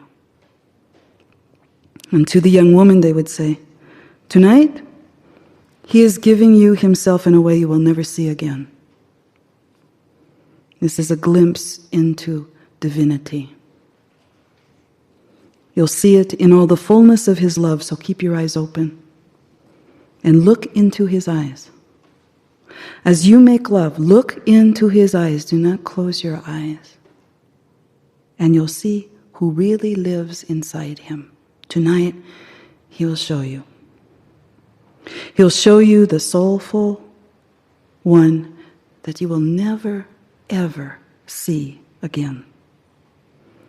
And if you see him, then you'll understand that no matter what he does, he will be faithful to you. And he will love you. He will never betray you. He will argue with you, and you will argue with him. But he will always forgive you because you have truly seen him. Look into his eyes as you make love. And then they exhort both the young men and women, do not injure your mate when they are in this state. Do nothing to hurt them, or ridicule them, or humiliate them, because you in this state are two beings without skin, two who will merge with one another and create a bond that will remain even though you leave the next morning and go to your work-a-day world. You will never ever see each other this way again. Only this night. And thereafter, from time to time, if you keep your eyes open when you make love to one another, from time to time, you will be able to feel what you once saw. You will feel it as a presence through and through. And the reason you will never see that beautiful person in each other ever again is because you have merged and you have become one. And now when you look at each other, you see both together, all at the same time. And that's what they say. And that's what the old people say.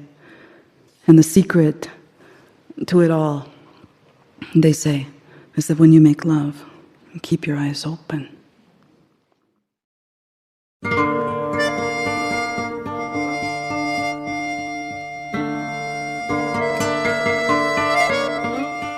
Our program now continues with questions from the audience.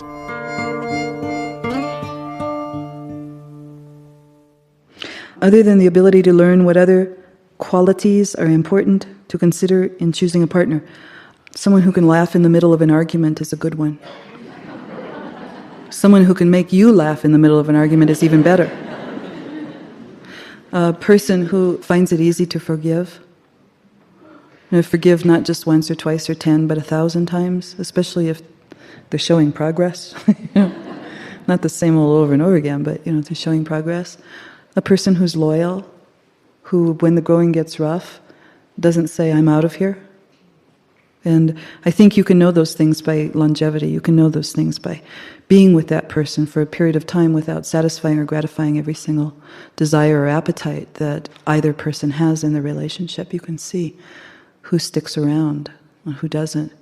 I think that if you have a spiritual practice of some sort, you must have a mate who has some kind of sense of spirituality as well. That it's very hard to be with someone who perhaps doesn't believe in God if you do, or who doesn't believe that looking at a farm is a prayer, or who doesn't believe that humans and animals can commune with one another. If those are the things you believe, then either you would choose someone who says that's fine and I love you and you do whatever you like in that arena, or someone who joins you in that. But you cannot have a person who says, oh, it's stupid. It cannot. It'll scar you. It's like this third person in the relationship. Imagine it as a living being. Each time you have a horrendous fight, you go in to where this living being lives and you stab it. And you stab it and you stab it and you stab it within the fights and arguments that are never settled. It isn't the fights that causes the stabbing. It's the unresolvedness of them and the lack of forgiveness. And stab it and stab it and stab it, and pretty soon, it dies. It cannot sustain that over a long period of time. So being able to fight and keep it to 5 minutes. I know some of you are thinking, like, if I could just get it down to 4 days, it would be. Let's see here. Yeah, can you speak about how to begin to untangle? If you are truly in fear or bitter with each other, what begins the process? The agreement that each of you would listen to each other without responding would be the first step. The second step would be some kind of gesture of goodwill from each of you toward the other. A small gift that means something brought or said or given to the other person to show that you have an alliance with them and you are putting down your weapons and really meaning it. You must mean it. Setting aside defensiveness. Not being defensive means that you are explaining what your higher goal was, rather than trying to explain why you did what you did. Because you were doing, you thought you were and it wasn't right, but after you thought it really was this other thing. And it's like, didn't know any better. It might come from a broken home and God knows what. I think if you watch some of the successful peacemaking processes that we've seen, for instance, that have been written about in magazines and we've seen on television, in news, when you look at the successful ones, the people have goodwill toward each other. They really have genuine. They really want to make this work, and they're not bringing their weapons and their Uzis and their, 10 men lined up with briefcases and sunglasses with them. They're not bringing any of that. They're going in relatively unclothed to see if they can get down through the layers of disappointment with each other. One of the things that I would love to do, I think about this a lot, I would love to do a ritual absolution of all the men who have been hurt by a woman, and of all the women who have been hurt by a man, and of all the men who have been hurt by another man, and by all the women who have been hurt by another woman. And I would like that ritual absolution to begin somewhere around age 12, because I think that's one of the first times that people get badly hurt. I would like to cleanse it, so that all the layers of disappointment that have been built up on that, because I think there's so much disappointment, so much, can be moved out of the way, not forgotten, but stored, sort of the way you go down to a storage place and you pay $10 a month to store it, and stored in the psyche, out of the way of the central life that you're living. And I think that would be a phenomenal thing. I think it'll open up all kinds of new ways for people to grow and to behave and to feel and think. Incidentally, bitterness, let me just say a word about bitterness. Bitterness is disappointment that's become calcified. Bitterness begins with feeling terribly disappointed and feeling angry about being disappointed and feeling fearful that that disappointment can never be fulfilled. It can never be rearranged or put over here or settled down in some way, that it's just going to be disappointing. It's going to be a feeling, in other words, that's painful forever. And bitterness is the feeling that we lay over disappointment in order not to feel the pain of it. And so, in order not to be bitter, one has to unclothe and has to strip off the layers of that shielding and feel the pain and use it as the map or as the direction in which to go and explore it and see what is its source inside and what is its source outside. What medicine can it have to help what medicine comes from the outside, what medicine comes from the inside. What is it that might be in lesson for it? In other words, what outer lesson and what inner lesson might it provide in some way? And so on and so forth. Or what boundary must I put out outside? What boundary must I develop inside so that this doesn't occur this way again? And these are the kinds of questions that you ask. I thought that what I would do to end the evening is I'm going to tell you some of my father's wisdom about relationships. My foster father is an Eastern European.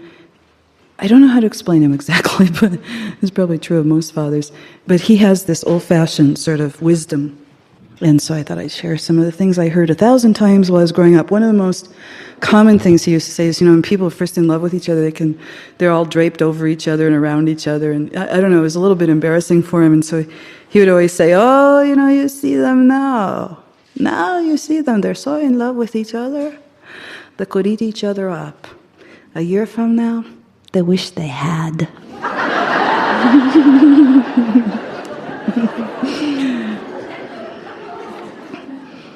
Or you can see the way that he treats her, It's pretty good. And then there's the way that she treats him, She says, he's her God. Well, you know what that really means? It means she can't cook. And that means she's going to offer him burnt offerings every night. I'd look at the couple and, they'd be young and they'd be poor. And he'd say, yeah, well, with them, he better become a baker. It's the only way they're going to roll in dough. One of my cousins married a woman who complained a great deal. Over the years, my father likes to say, oh, she's such a hypochondriac. She gets a headache and she starts limping. Well, if you think love is never having to say you're sorry, I'm here to tell you that love really means you're never going to get a chance to say anything. I had an Aunt Edna who was married several times before she married into our family. She was a Cherokee woman, and she was also a nurse back in the time when you didn't have to go to school to be a nurse, you just said you were. And you were. And so we'd say, oh, yeah, she's been married to a banker, an actor, a minister, and a mortician. 1 for the money, 2 for the show, 3 to get ready, and 4 to go. So, thank you for coming.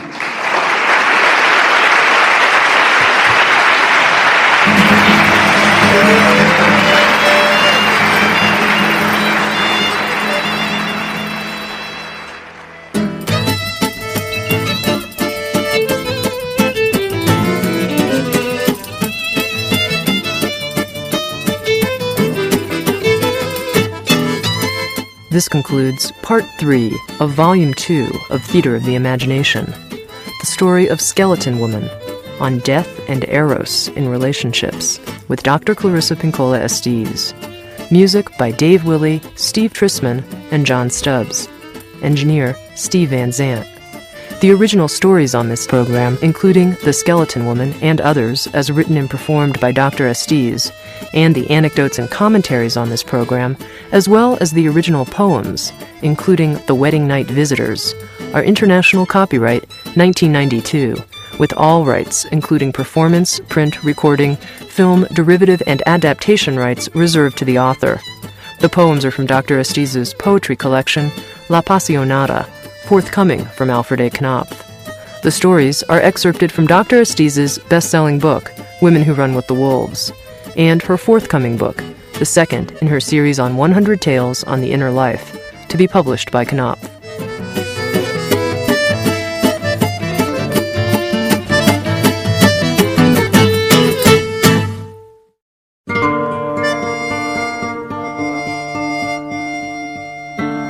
Handed down in my family traditions, both Mojor and Mestiza, it is said that whenever a story is told, it becomes night.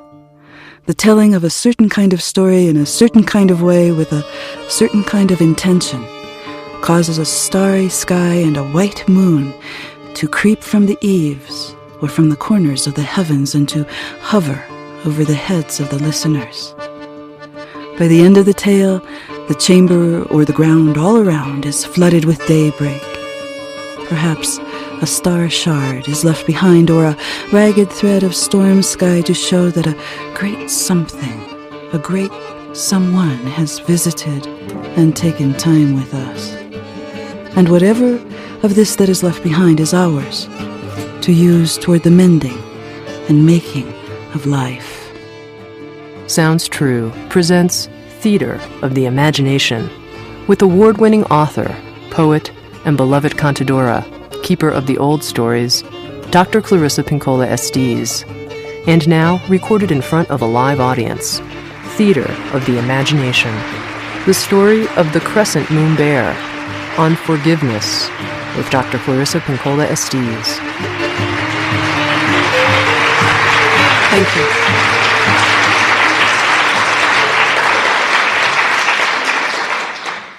Well, welcome to all of you. It's good to see you. And tonight, I want to talk to you about forgiveness.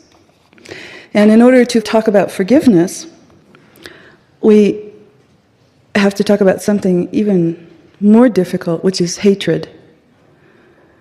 Forgiveness is not an issue unless you hate. Eh? Isn't that right?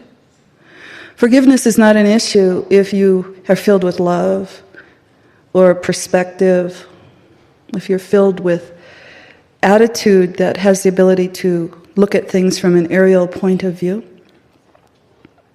But it does become difficult when you're filled with something less than that. And of course, as you know, it's a struggling ground for most humans to move from feeling grudges, feeling so hurt that they calcify in the hurt and become bitter, and between that and moving toward not weakness, but an enduring grace, a feeling of wanting to soften what has gone wrong in the situation, to understand it in a new way and to gain a new perspective. Hatred can never be changed unless the perspective is changed.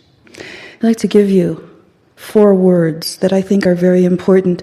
When I wrote about rage and forgiveness in Women Who Run with the Wolves, I felt that I was going to save the work about reconciliation for the next book, that it was such a huge subject that I wanted to talk about the difficulty with forgiveness and the necessity for it, and some of the ways one could change their perspective so that they could begin to make a reconciliation.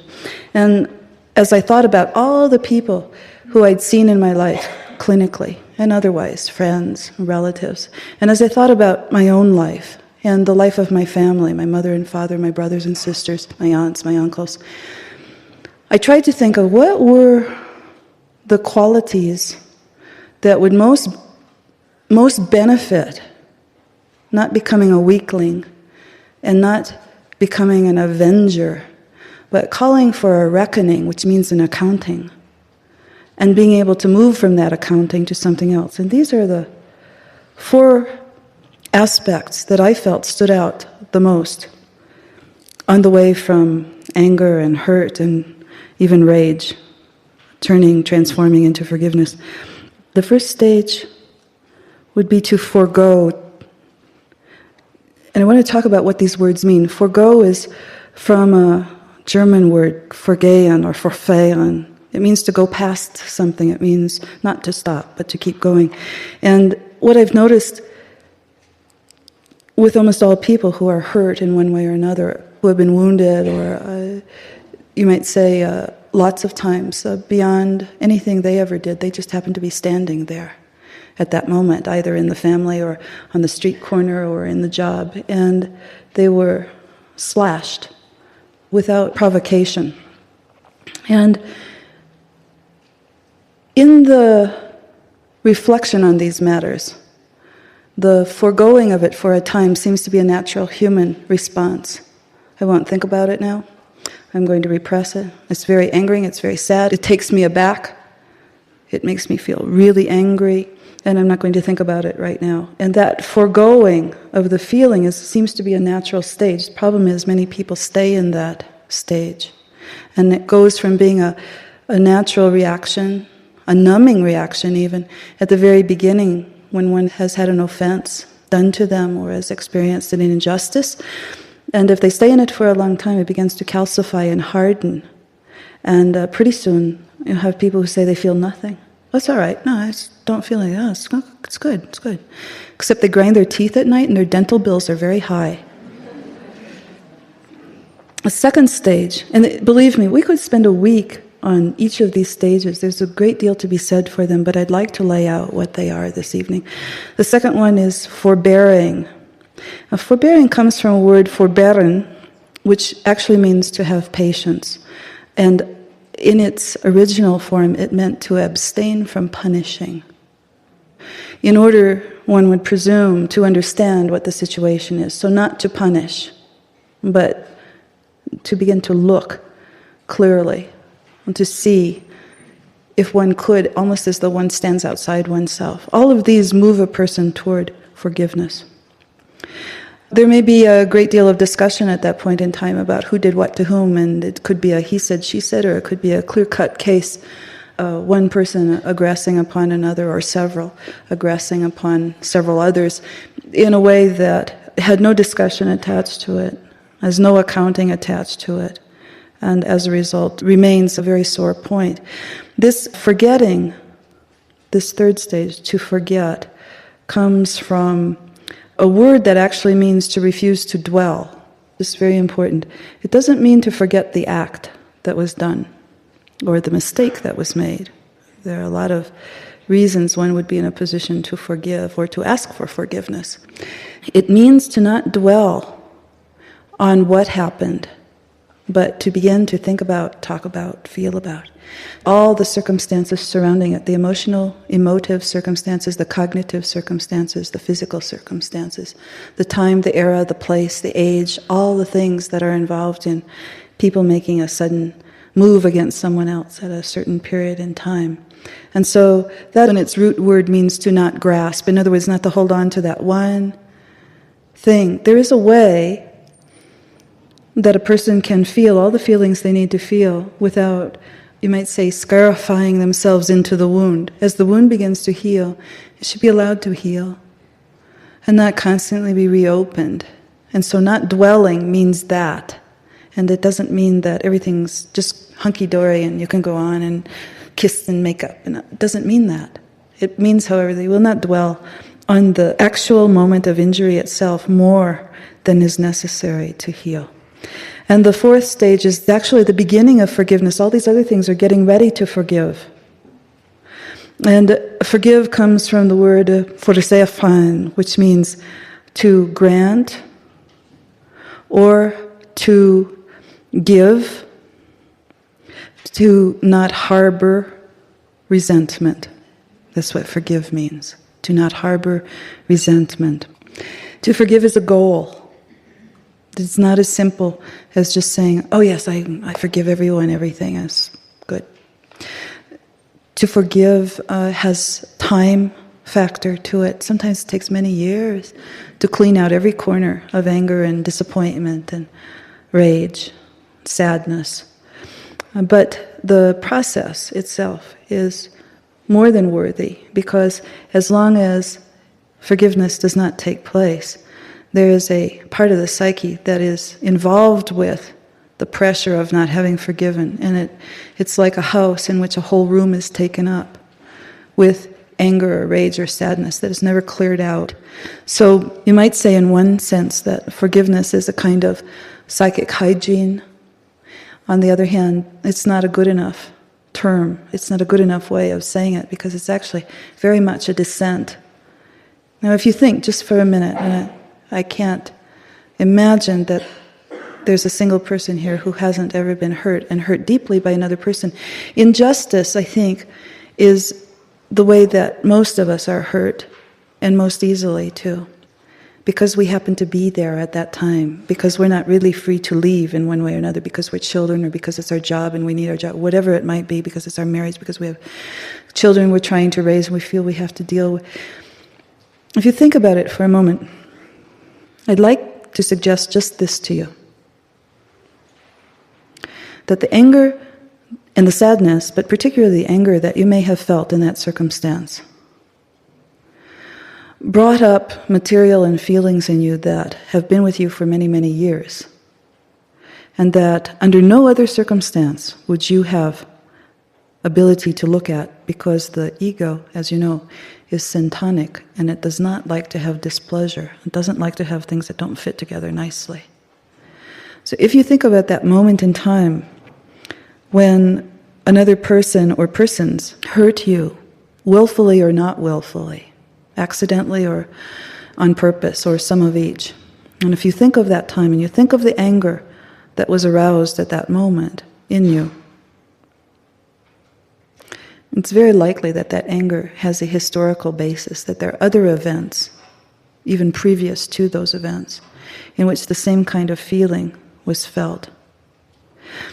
So you repress it, you think about it, you try not to feel it, and you have a stiff upper lip, and let it go. Take a deep breath and let it go. Well, this can work. It can, to an extent. It can loosen a lot of feelings. In fact, lots of times when people are angry, they really are sad. And the minute they begin to express that anger, they find tears underneath, if they'll allow themselves to. The reason they often don't feel the tears is because it's very vulnerable to cry, and it's much more on the offense and defense to be angry, feel more powerful. Like, if you come near me, I'm going to punch you, rather than if you come near me, I'm going to cry a lot. Understand? So I thought tonight I would tell you the Tsukame Guagamu story, which is the crescent moon bear. And this story begins when a woman who's been alone for a long time, for many years, because her husband is away at war, receives a letter saying that he will be home soon, that the war is over, and she's overjoyed. She loved her husband, been faithful to her husband, and can hardly wait until he comes home. And she bakes and cooks all manner of delicacies to treat him and reward him with. And she dresses in her best kimonos, and she puts her hair up in the way that she remembered that he really loved it best. And soon down the road, she sees a man moving slowly, and as he comes closer, she realizes this is her beloved husband, and she runs out to the road to meet him, and she throws her arms around him, but his arms hang at his sides, and he does not embrace her in return. And she takes him by the arm, and she leads him up the path to their home, and sits him out in front of the house, and says, "Now you sit here, and I'm going to be right back, and I'm going to come with some food, and oh my love, it's so good to see you, and everything will be well, you'll see." And so she came out of the house with a tray full of the delicacies that she had fixed, and she laid them on the low table in front of her beloved husband. And with one movement of his arm, he threw them over, and everything rolled off the tray and into the dirt. And she said, "Oh, husband, have I displeased you? What's wrong?" And he stood up abruptly, and he walked off into the woods. And there he stayed all night and would not sleep in the house. And the next day, she did the same. She took the food to him and said, "Oh, my beloved husband, I'm so, so glad to see you again, because I've missed you so all these years." And she set the delicacies that she'd made with her own little hands before him, and again he, "Oh, I don't want this." And he stood up and he walked off into the woods, and she was beside herself, and she thought, "What am I going to do? This is terrible. He's been at war too long." So she decided that she would go to see the old woman healer who lived on the other side of the village, and this she did. And she explained to the old woman, "My husband, who was away at war for so long, and now he's come home, and I'm so happy, but he's not happy, and I try to feed him, and he won't receive food from me, and instead of coming into our home and sleeping with me, he wants to be in the woods by himself, and he's angry all the time." And the old woman healer said, "Oh, I've heard this story before." "Oh, yes. Well, I have a potion that I could make, but I'm missing one ingredient. I need a hair from the throat of the crescent moon bear. Do you think that you're able to go find the bear and gain a hair for this potion that will, I promise you, cure this malaise that has settled on your warrior husband?" The young woman said, "Yes, I will. I don't know where I find the crescent moon, but I'll go look for the crescent moon bear. I will. My love for my husband is great." And so with that, she set out with a little pack and a bowl and some rice, and she began to climb the mountains. And she climbed over the boulders that were in the foothills, and she was saying "Arigato oseshai" because the boulders did not trip her. And she climbed up the next layer of mountains that were filled with thorn trees that had thorns like little stars on their ends. And this was the part of the mountain that belonged to the Moimboki, who are the spirits of the dead. And when she was able to find her way under all the trees with their thorns on their ends, she said, "Arigato zaisho," because it was that they allowed her to pass without harming her. And on she went up the mountain until she reached the top. And her kimono had been caught by boulders, and it was torn in many places, and her hands had been skinned and had some bleeding, and her hair had been pulled apart by some of the limbs of the trees that she had passed under, and so she was quite disheveled, but she was hopeful. And she laid her camp, and somewhere off in the dusk of the evening, she heard a great roar off in the distance. And she quietly picked up her bag and she tiptoed until she came to a clearing, and there was the largest, biggest Usami Ugami she had ever seen in her life. And it was the crescent moon bear that had a great big crescent-shaped white fur on its throat. And she thought, how am I going to get a hare? And as the bear came back down on all fours and lumbered off to its lair, she followed it. And she saw where the bear lived. And she thought, all right, what I'm going to do is I'm going to take the bowl and put some rice in the bowl and this little bit of meat that I brought. And I'm going to set it here far away from his lair. And then when he comes out, well, who knows? And so there she left it, and she ran and hid a distance away behind a rock. And the next morning the bear came out of the lair, and it looked about, and it chomped at the air, and stood on its hind legs, and it roared. And it sniffed. It came back down on all fours, and it lumbered, sniffing along the way, till it found the bowl with the rice, with a little bit of meat in it, and it ate it all up. Well, she was very gratified, but it didn't bring her any closer to the bear. So the next day, she moved the plate a little bit closer. She moved it a little bit closer to the lair. And this time when she hid, she didn't hide quite so far away. And again, the next morning, the bear came out, sniffed around, smelled that delicate odor of meat and rice, found the bowl, and ate it all up.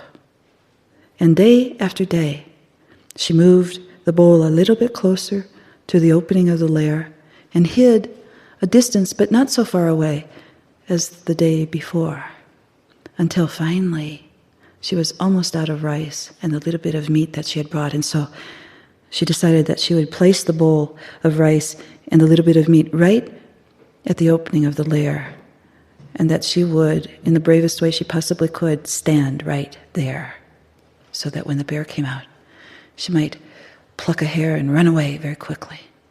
And so at that next morning, the bear came out indeed, and there, of course, was the food right in front of the bear, and the bear ate it up, looked at her, stood on its hind legs, and held its razor claws over her head.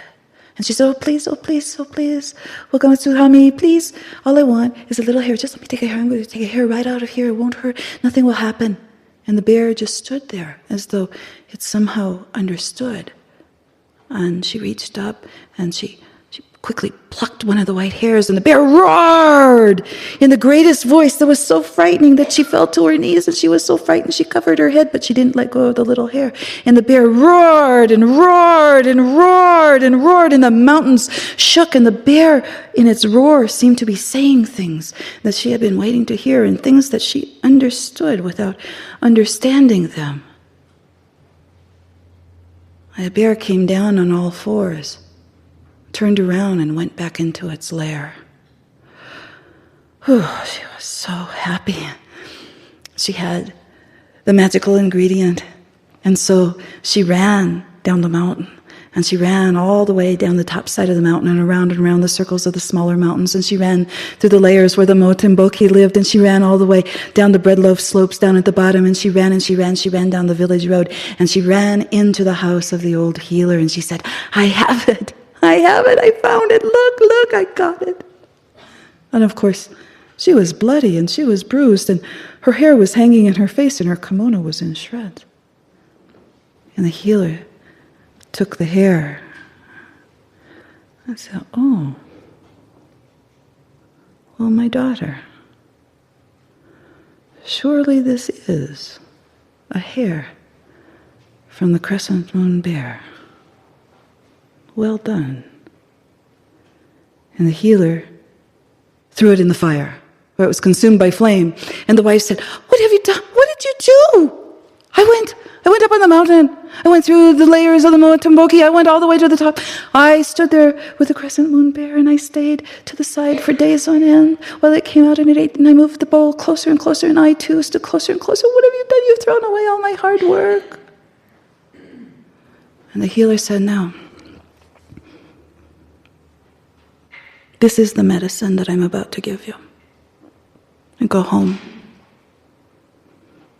And what you did with Tsukami Wugami, what you did with the crescent moon bear, and go home and do also with your husband. And she did. And they say that it took time. But after a time, all the war that was in the body of the man who had been at war for so many years was leached out, and it was replaced gradually and gradually by love. Love and hope that each day would bring good things, as everyone deserves.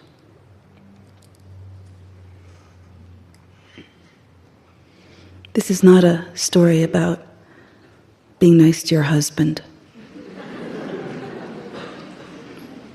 I mean, it could be,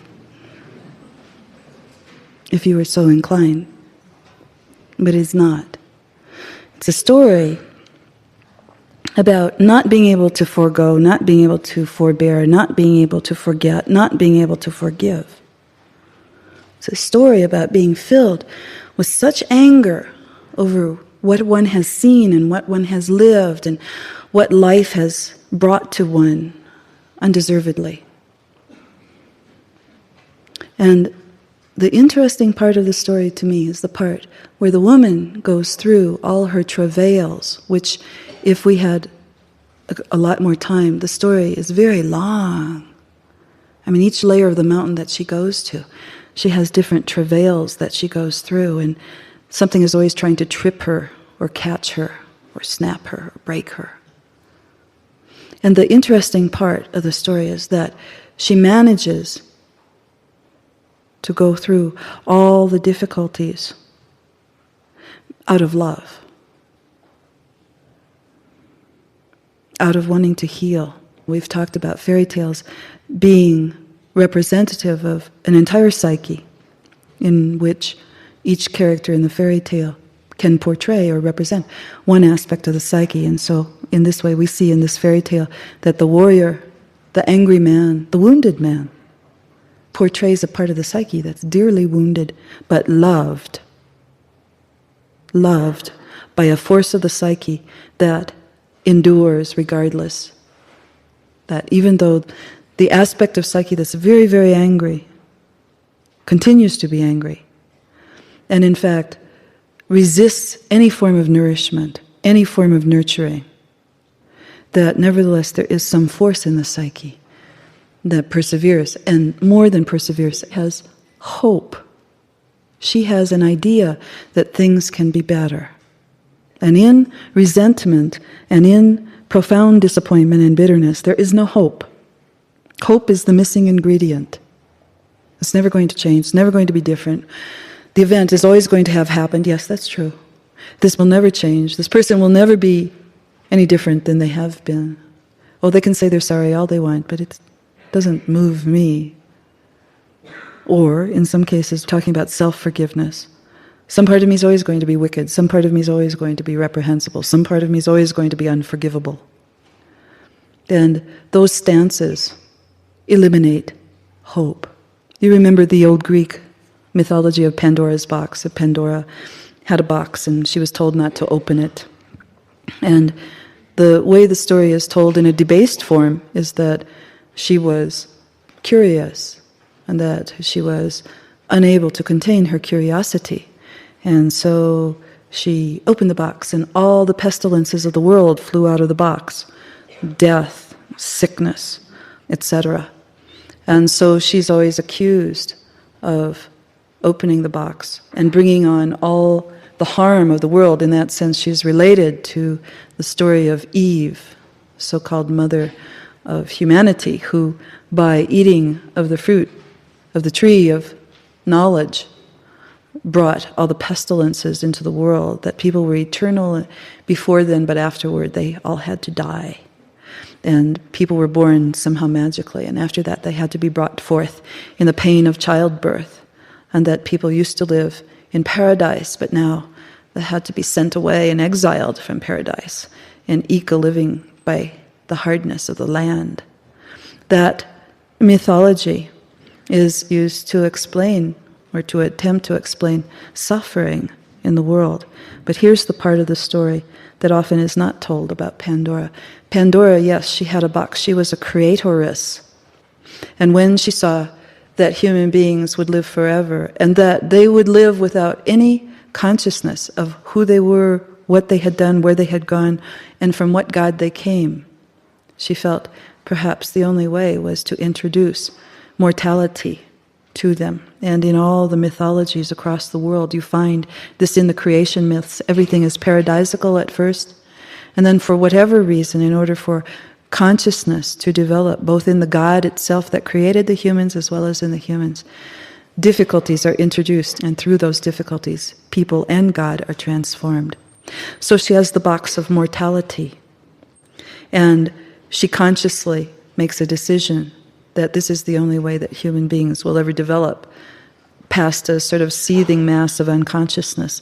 And so she opens the box, and she takes out death, and she takes out sickness, and she takes out pestilence, and she takes out all of these things that cause mortality. And she's ready to close the box, and then she thinks, oh, these are the people I created, and I love them. And so there was one last thing in the box that she took out, and that was hope. And so in all the stories about Pandora, the idea is she's a wicked woman who brought bad things into the world. But in fact, her mythology is used in its proper sense to explain suffering in the world, and the fact that hope mediates all suffering.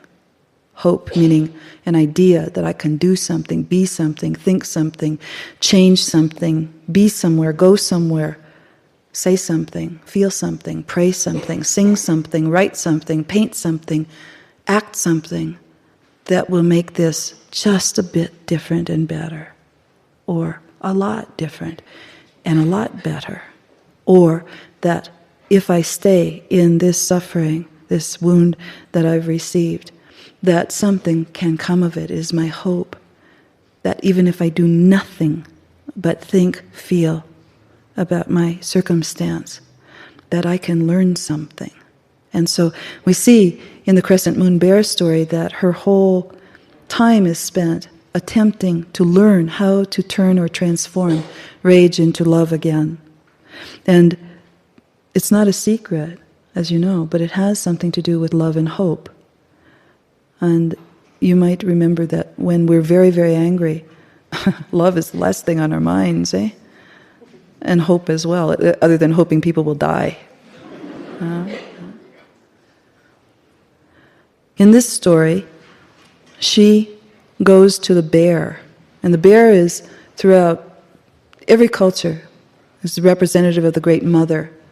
It has a brood every year and seems invulnerable in many ways, goes through a cycle of sleep and wakening that's very much like the Earth's cycle of winter and spring and return to light again. And so in that sense, anything that has those obvious cycles of sleep or death and then rebirth again is often thought of as a great mother figure. And so in this story, the inference is that inside a psyche also is the great mother. There's the wife who loves, has the endurance of love and hope, but there's something even larger than that. Something larger that would be a Godhead or a force of God that is forever and ever and ever and ever loving, forever and ever giving, when a person is cut away from forgiveness.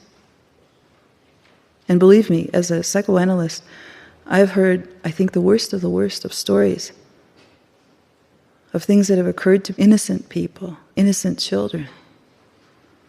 And so I can understand that forgiveness may be a very difficult thing. However, in order to force oneself not to forgive, one has to cut themselves away from the great, loving God of the psyche. And in so doing, suffers in many other ways as well that have nothing to do with the original incident of wounding and the subsequent rage and sadness that comes from it, and feeling of weakness, and the desire not to forgive. Begins to cut away from that huge force, cuts off hope in other directions as well, becomes the watershed experience for saying, well, see, this happened, and nobody else who's like that, and nobody else who looks like that, nobody else who smells like that, nobody else who even vaguely resembles that will ever treat me any differently. You see a reconciliation in the crescent moon bear. The woman was willing to go on a quest to meet this huge force of love in the psyche, this inexhaustible force in the psyche. And instead of dwelling on the wound, is dwelling on the return, the reconciliation with love. Not love like I love you. This profound love that is utterly, utterly inexhaustible. And so then there she goes. And rightfully so, she's respectful and fearful. It's an enormous thing to see love, the biggest love you can imagine, in actual force. It's an amazing thing. I believe people like Father Romero, who was murdered in Central America, had that. I believe Cesar Chavez had that. I believe Archbishop Desmond Tutu has that. I believe that Sister Teresa has that. When I think of loving people of the world, they are people who seem filled with nothing but. They seem that they truly are living saints. We might be good and great and creative and all those ways, but a person who is filled with the great archetype of love, or the God of love, all the way to the tip of their fingers, all the way to the tip of their toes. When we're in their presence, we're changed. And most often when people are in the presence of what we call a living saint, you know what they do? They cry.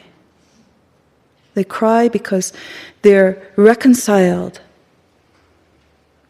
with the great force of love that flows through this person. Whatever this person is, they're just a shell.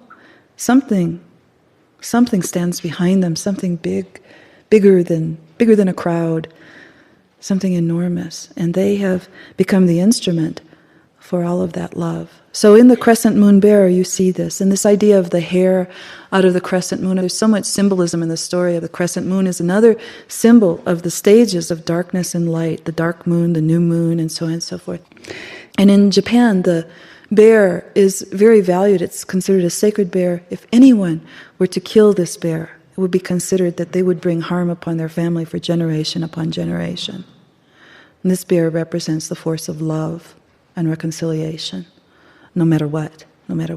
And so she plucks finally the hair. In other words, she comes into intimate contact gradually over a period of time. She begins to overwhelm her own fear, and she's so taken more and more with her desire to return to a force of love within herself and for her mate, that she does the bravest thing that she can do, and that's to come face to face with this force and to ask something of it. I have a friend who says to me, oh, she lives in Half Moon Bay. Oh, I was down at the tidal pools this morning and they threw me into prayer. I suggest to you that prayer is not a recited little card by somebody who lived 1,500 or 500 years ago, who had their own way of talking. I would suggest that prayer is a way of asking the God of love, of eternal, unremitting love, for something that will help you. And that God that lives, that we call archetype in analytical psychology, that some people call the Godhead, if they're from a more theological frame of reference, and some people call higher power if they're in recovery movement or AA, and different people have different names for this, but it doesn't matter what the name is, same thing. I like to call it God, in part because people for so long have been afraid to call it God. So I'd like to take that name back and use it again.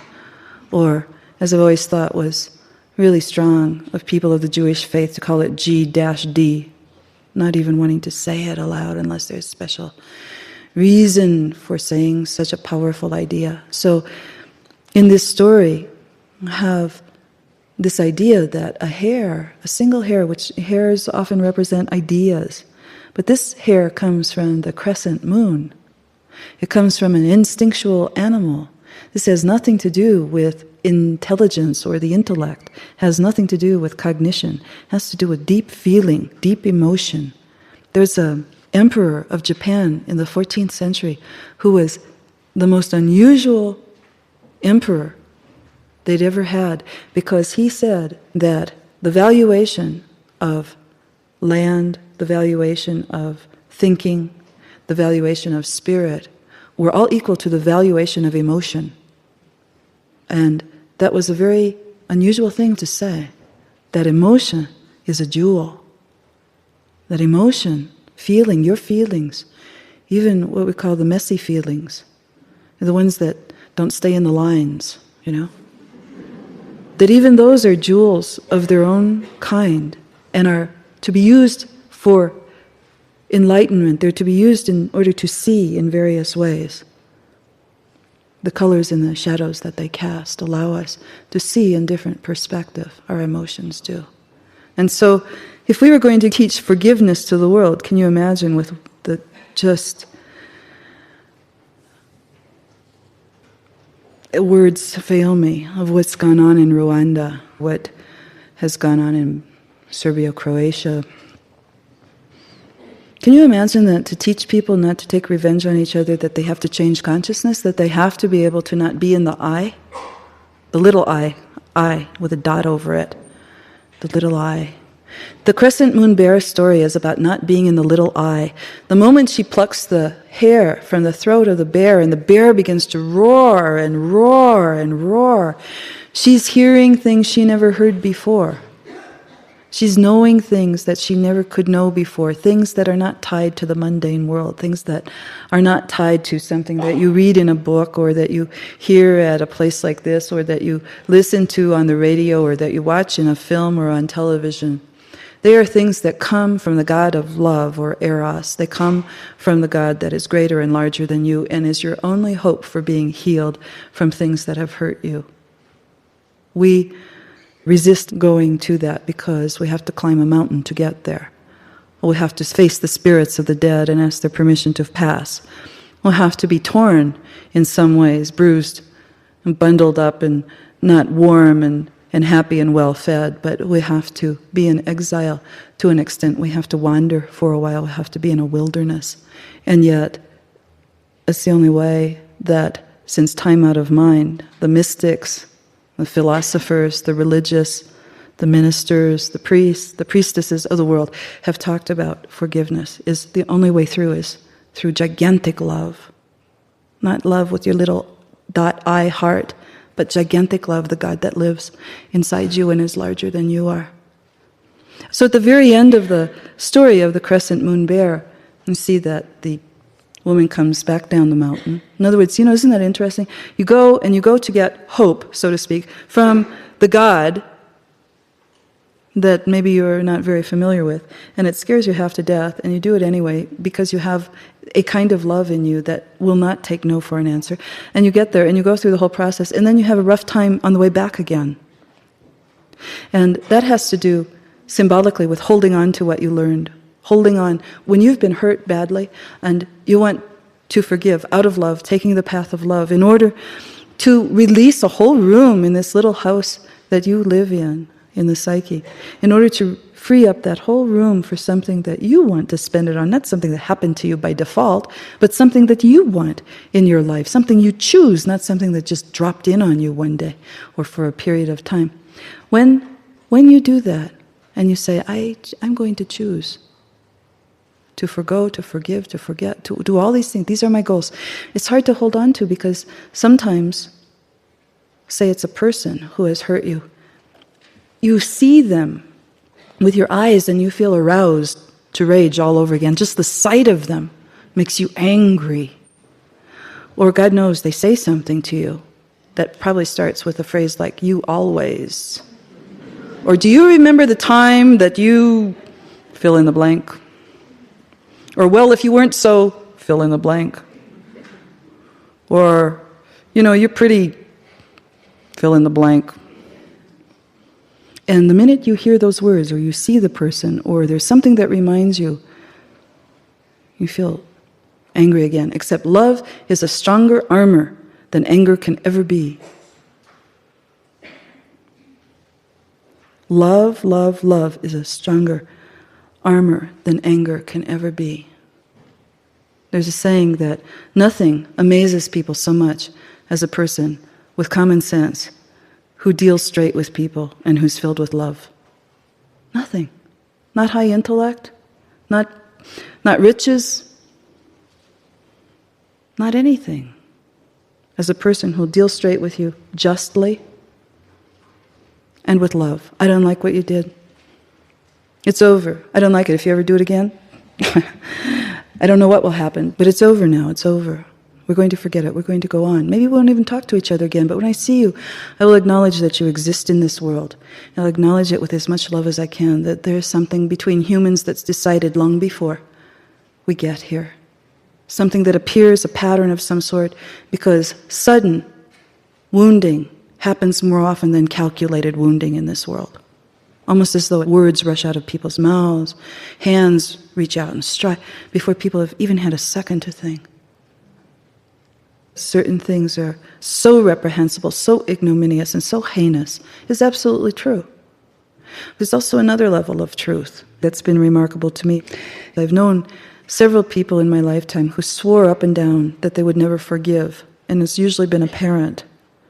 And it is true that their parents were, at the very least, had no conception of the human life that lived inside their own child.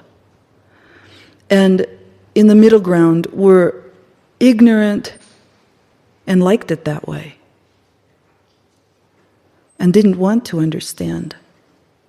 And at the most were malicious and premeditated in their harm that they did to their own children in one way or another.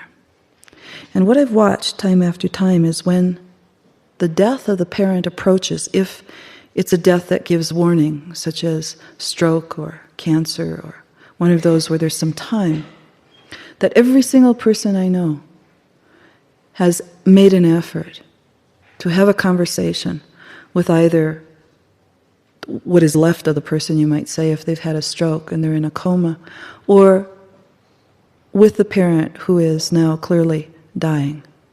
And the peculiar thing is, though the now grown child is changed, the peculiar thing is that the parent who is facing death is changed.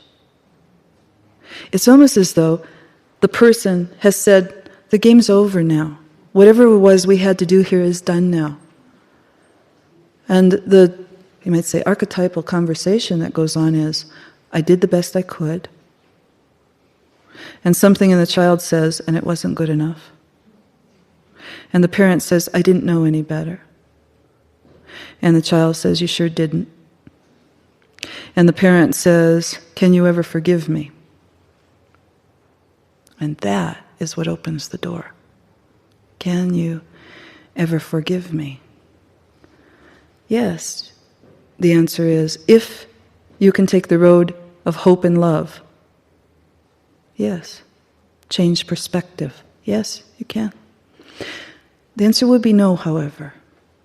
If you feel weakened somehow and feel that that would somehow make you vulnerable, it means that you have work yet to do to strengthen yourself so you can move into that. Some people move into it after the person has died. When the person was dying, they hadn't done all the work yet that they felt they needed and wanted to do. And so they waited, which is also all right. They waited until after the fact, and made their reconciliation at the gravesite or at the places where the ashes were strewn and so forth. Those stories that I know firsthand of people forgiving after years of saying, I won't forgive, and sheathing their hearts in ice, those have been the most poignant to me, because I think that they're proof that there's something inside the psyche that no matter what has happened wants to love and wants to understand from a different perspective than the little I with the dot over it, wants to understand in some way that will allow it to feel the fullness of the love that it brought into this world, and all for a purpose. So at the very end, of course, the old healer takes the hair that she's won so hard and that she's had to hold on to all the way down the mountain, no matter what she's been assailed with, and throws it into the fire as though it's a nothing. And the fire blazes up for a moment, and the woman says, what on earth have you done? My only hope. And what she doesn't understand quite at that moment is that the teaching is an inside, not an outside teaching. It's a teaching about changing, forgiving, drawing closer to the God of love, going through mountain ranges to find love. And it's an internal process. It has almost nothing to do with the person outside. The only thing you might say ultimately that the person outside yourself gave you by giving you blows of various sorts is they gave you the opportunity to find this huge force of love and to stay close to it for life. And it's hard to stay close. It's hard. You see that in the tale. It's hard. It has to be practiced over and over again. Returned to. That mountain has to be climbed sometimes more than once in order to gain all of that. So this old healer in the psyche represents something in the psyche that's ever wise. It is the, you might say, the integer between the world of spirit, that place where change of perspective can occur, and the world of the little I, the world of the mundane I, your actual life, my life, our life with other human beings here in the world, getting along with one another, finding places where we bridge, trying to not so much pay attention to places where we don't, unless they're critically life or death matters to us. And so, in the very end of this tale, the woman goes home again, filled with hope. It's often in fairy tales and mythology that something's consumed by fire. The fire transforms. In Hindu mythology, Agni is the god of fire. And Agni is the fire, the flame. And Agni is the wood that is burned. And Agni is the heat that is given off by the wood that is burned. And Agni is the ashes underneath the wood that retains the heat overnight. And Agni, if you carry it to its extreme, Agni is the woodcutter who goes to cut the wood. And Agni is everything. And so throwing the hair, that idea that hope can come and love can come, into the fire, transforms it into something entirely different, a meaning and idea entirely different than it was before. And that old healer in the psyche is a representative of that ability to say, this is how it looks on the outside, this situation with this person or these persons or this group or this friend or this boss or this lover or this mate or whatever, but here's how it is on the inside. Bring it on the inside and then see. Now, with my clients, sometimes I feel that it's very useful because there are sometimes so many hurts, so many slashes, so many slings and arrows in a lifetime. And I find this, interestingly enough, often happens to people who I call sensitives, who are sensitive to everything. People look at them wrong, they're bruised. And they often have little ability to protect themselves. And so on top of being vulnerable and sensitive, they have very little ability to defend themselves. And it's very important that they learn to do that. But they are often the ones who have time after time after time after time of things happening to them that are very painful, very wounding. So there's a concept of descansos. It is a term that's used in the Roman Catholic religion in Mexico. And descanso means resting place, place to rest. And when you go in Italy or in Mexico or in any of the Latin countries, and even in the Southwest, you see little cruces, little crosses by the side of the road. They're usually white, and they usually have plastic flowers hung around them that are all faded out from the light of the sun. And sometimes they're wooden crosses, and sometimes they're made out of styrofoam and various and sundry things.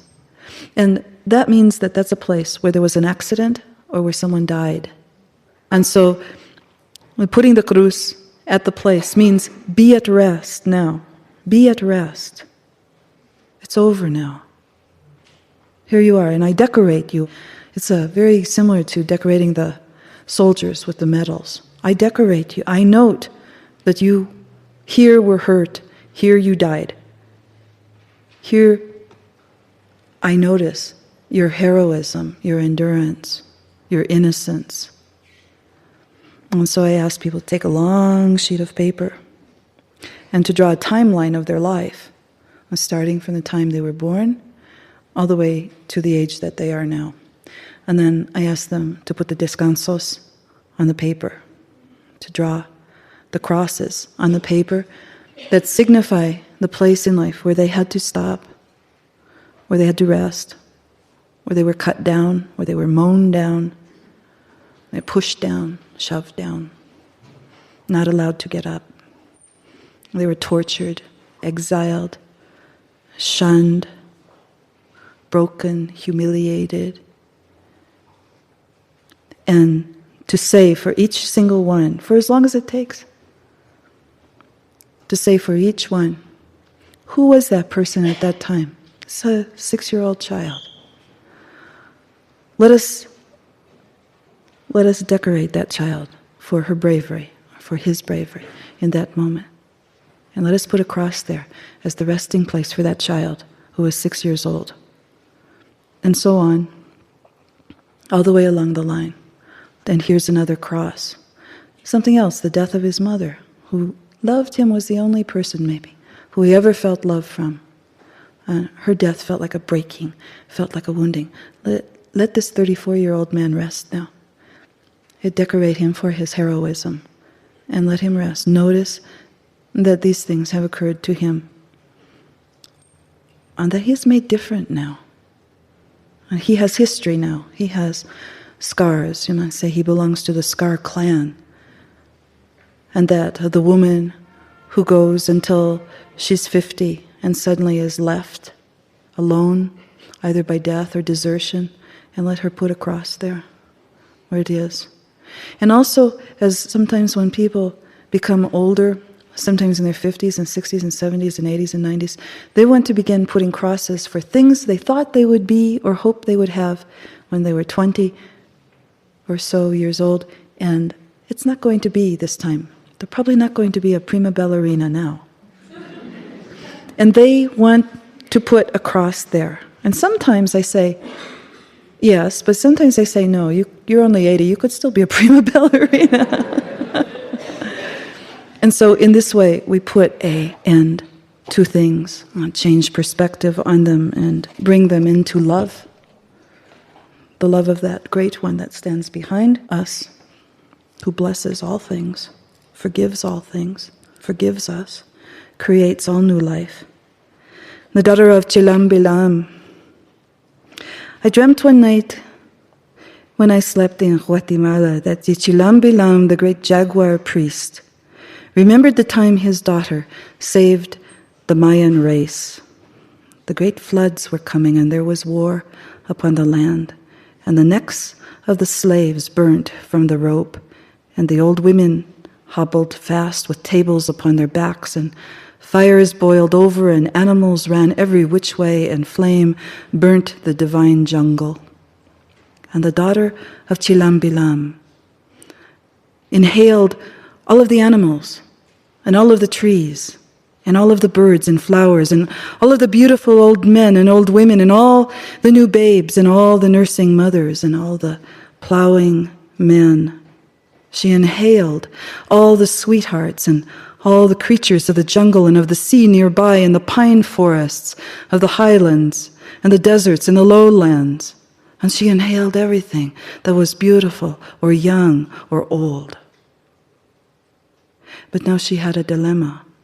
She could not let her breath out without spilling. She opened her mouth, and the leg of a little old man would come out. She put it back in. Or she paused to take a breath, and the long hair of an old woman would slip out the corner of her mouth, and she'd have to press it back in where it belonged. Now, what would she do? So she could not let her breath out without spilling. The forests and the jungles and the animals and the people she had inside of her. And so, one night, she began with the dreamers of the nearest village, and she crept into the place where they were sleeping, and into their open mouths and open ears she breathed some animals and some flowers into their dreams for safekeeping. And through their mouths while they slept, and through their ears, she breathed into them all the montañas and all the molineras, all the rivers and all the serpents, and all the old women and all the newborn, and all the orchids and all the parrots in the trees, and all the things that make life what it is and good. And when she was done there, she ventured even farther and farther across the world, filling the nights and minds of dreamers with her enormous breath. And that is why today people dream monkey and mountain and jaguar, and people dream orchid and quetzal. People dream old dark women and old men, even though they have never seen these ones in real life. They dream because they receive the bounty of that divine woman long ago, that woman who saved the world. And it is said that this daughter's name of the Bilang Chilam, translated from the Mayan Quiche into Spanish, is called her name Esperanza. It is said her name translated into English means hope. Oh, thank you.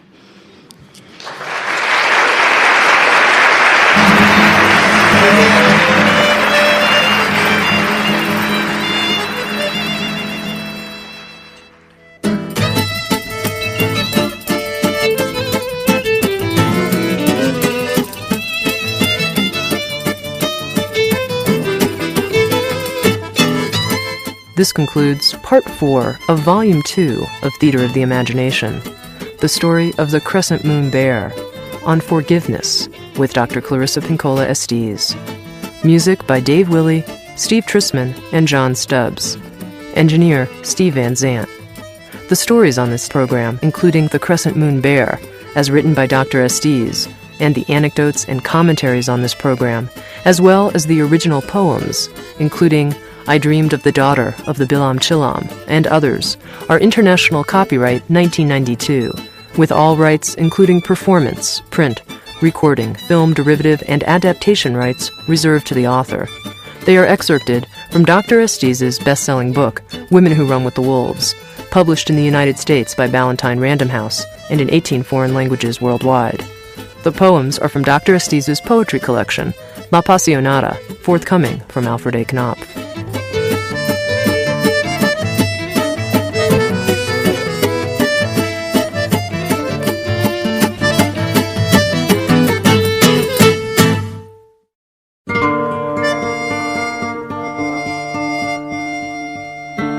Handed down in my family traditions, both Mojor and Mestiza, it is said that whenever a story is told, it becomes night. The telling of a certain kind of story in a certain kind of way with a certain kind of intention causes a starry sky and a white moon to creep from the eaves or from the corners of the heavens and to hover over the heads of the listeners. By the end of the tale, the chamber or the ground all around is flooded with daybreak. Perhaps a star shard is left behind, or a ragged thread of storm sky to show that a great something, a great someone has visited and taken time with us. And whatever of this that is left behind is ours, to use toward the mending and making of life. Sounds True presents Theater of the Imagination, with award-winning author, poet, and beloved cantadora, keeper of the old stories, Dr. Clarissa Pinkola Estés, and now recorded in front of a live audience, Theater of the Imagination, the story of sealskin, soulskin, on the need for solitude, with Dr. Clarissa Pinkola Estés. Thank you. I have 4 grandmothers. I have 2 grandmothers that come from my Mexicana side. One's name is Querida, and the other one's name is Beneficia. And beneficia means blessed. Blessed, beneficia. She did not know the names for the flowers she planted, but she protected them from gang boys and high hair girls who always wanted to pick them for one reason or another. She'd cup a tulip toward me and say brightly, "See, beautiful begonia." She'd hold up a carnation and say, "Look it, nice begonia, yes?" She'd pull up a weed and say, "Poor begonia." You might think that she was the generic nice old lady with a little white mustache and the mismatched jelly glasses in the kitchen and chipped plates and that funny smell in the house and the dark furniture and the crucifixes, even in the bathroom. And with her roll-down hose, always cooking or talking about the priest or bad men and good doctors or medicines and social security. But one night in her house, I was supposed to be sleeping. I was a small child. And I saw the linoleum on the kitchen floor heave. And up through the floor climbed women with shells around their necks, and women with blue crosses tattooed below their thumbs, and some big women in long black braids that glistened like black beetle old woman, and some women spinners who were darkest black, and other women I did not recognize who had nice green skin like the leaves of iris. And all night long, in the cook kitchen of my grandmother, these old women kneaded their songs until they became one song, until they rose, and they traded tales about husbands and childbirth and the grave, and about the pathways through the roots of trees, and they held yarn for each other, and they took turns stirring the soup and giving each other sips, and we danced. We all danced. We did everyone's dance. All around the kitchen, and the pots became the drums, and the glasses we used as bells, and the salt boxes, and the tin canisters were our rattles, and the cookie sheets rattled in the cupboard, and the glass window panes hummed, and we went on all night long we went on. Get up. Come on, there's work to be done. My foster mother, always so practical. It was only a dream, just one of those local know-nothing dreams. Come on, come to work now. The house of my grandmother is gone now, and she herself is gone down to the root place. These 40 years later, I still go to the place where the old women came through. I still know the password. Begonias. The word place, placita, place, means the gathering together of all of the community. To say the home place doesn't just mean a house. It means a placita, a place where everyone gathers together, where all the people come together for all the important and unimportant matters of living human life. And the word home is derived from the idea of place. A home means a place where all things are gathered together, not only of like kind, but of different kinds as well, and they all come together in one place. And in living the kinds of lives that we live, where we no longer awaken to daylight, but awaken to mechanical noises, and we gather ourselves together and wash ourselves in what used to be a ritual ceremony, now becomes something to do quickly, and to seal our body pores with various chemicals under the arms, and to shave off any noticeable hair anywhere on the body, and to make oneself smell chemically sweet, and to go off into the world with various bolsas, paquetes, bags and packages that we call briefcase under our arms, and to get into the little metal uteruses that have 4 wheels on them, and to drive ourselves to a great big block of buildings that have small or no windows in order to sit before a dead tree on something made in a factory of chemicals and plastica, and to spend our days doing these things, repeating that process day after day, 5 days a week, 6 days a week, 7 days a week. We forget the placita, we forget the home place. And sometimes it was thought that maybe if you took a vacation for 2 weeks, once a year, that you could find placita for a while. Or if you took every 5th weekend and made it a 3-day weekend, then perhaps you could find placita. Or if you had money, maybe you could go to Machu Picchu, or to the Greek islands, or to some place ceremonial or beautiful, and then you could have placita for a while. But the true placita is inside the psyche. It is a place where a person has love for everything that they are, the things that are similar and the parts of themselves that are dissimilar and even in opposition to one another. So in order to return to placita, one has to have some time where one is not sitting in the office, one is not chasing after one thing or another, but has time to be in solitude. Solitude and solace are the same word. It means to soothe. To have solitude doesn't mean to be lonely. It means to be in a situation where you're being petted in the right direction, where you've surrounded yourself with ideas, people, and things, and scenery, and environment, and temperature, and so forth, that is not rubbing you the wrong way. That's solitude. And so this issue is an issue of human life since the beginning of time. The story of the sealskin, soulskin, starts a long time ago in a land where everything is white and nothing seems to move. And anything that moves against the white sky and the white land seems to be a little black speck, moving erratically along the horizon line. And this great white land is called the hair of the grandmother Analuch. It is thought that the world is an old, old woman who has long, long white hair that sometimes flies in the wind, and then you have snowstorms. And everyone lives in the hair of Analuch.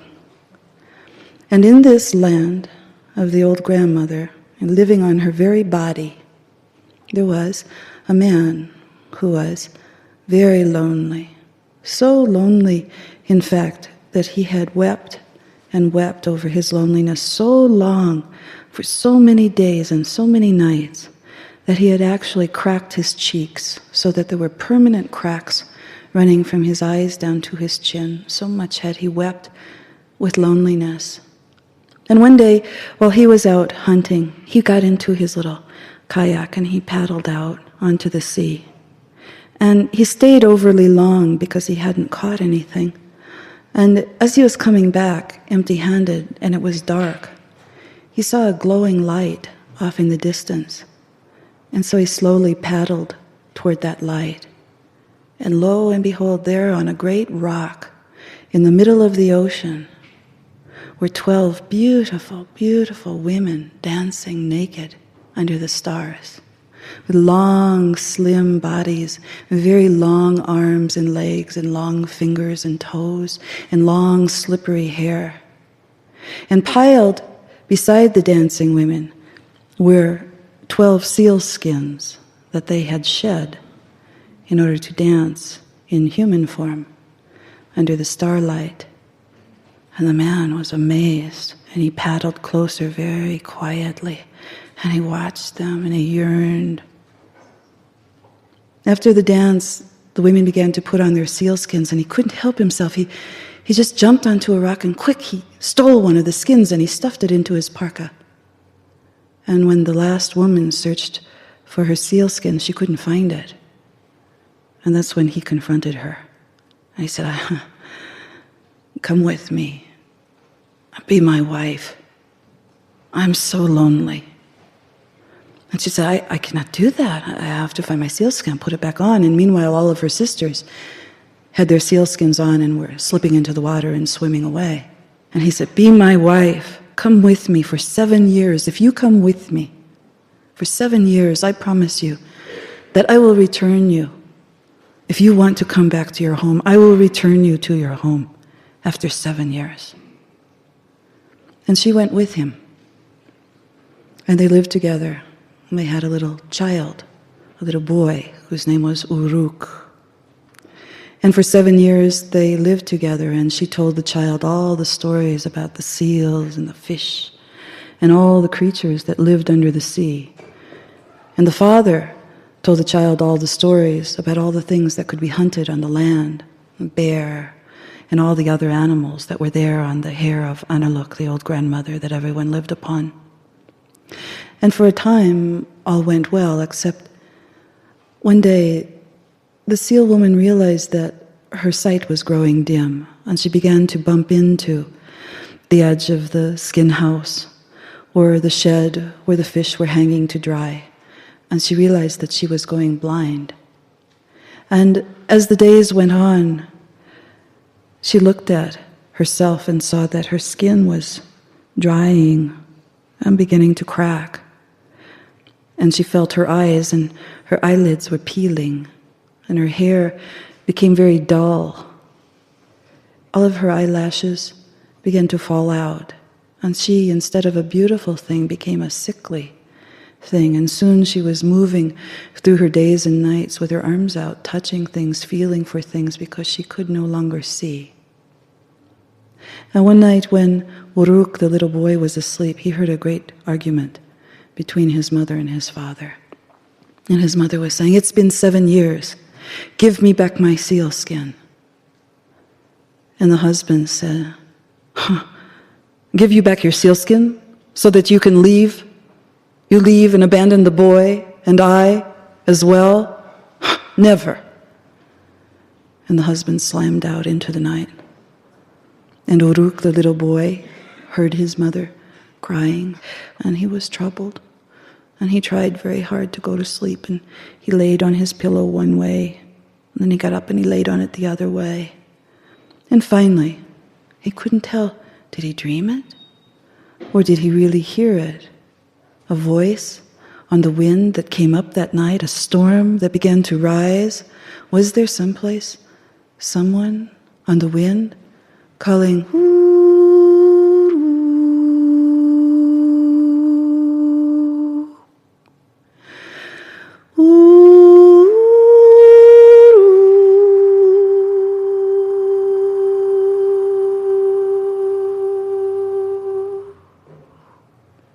He sat up in his bed. And so he put on all of his clothes and his mamelukes, and he went outside into the dark, where there's a great northern lights in the sky, swirling in the sky, changing shapes. First it looked like an old witch, and then it looked like a dog, and then it looked like a bear, and then it looked like a great blanket being flapped in the sky. And he heard,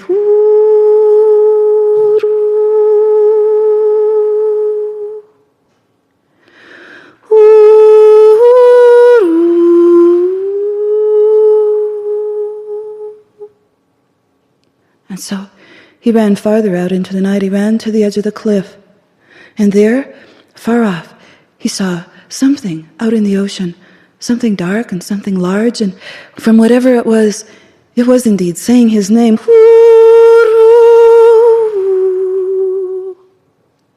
And he peered closer, and it was a great silver seal all the way out in the ocean, with a great big long drooping mustache that came all the way down to his chest, and deep yellow eyes, and the whitest of white hair on its head.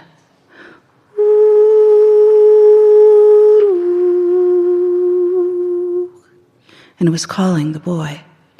And so he crawled down the cliffs and tripped on his way down over something. It was a rock. No, it wasn't. It was a bundle of some sort, and he picked it up and unrolled it, and it was his mother's seal skin. And he lifted it up, and he lifted it to his face, and he inhaled.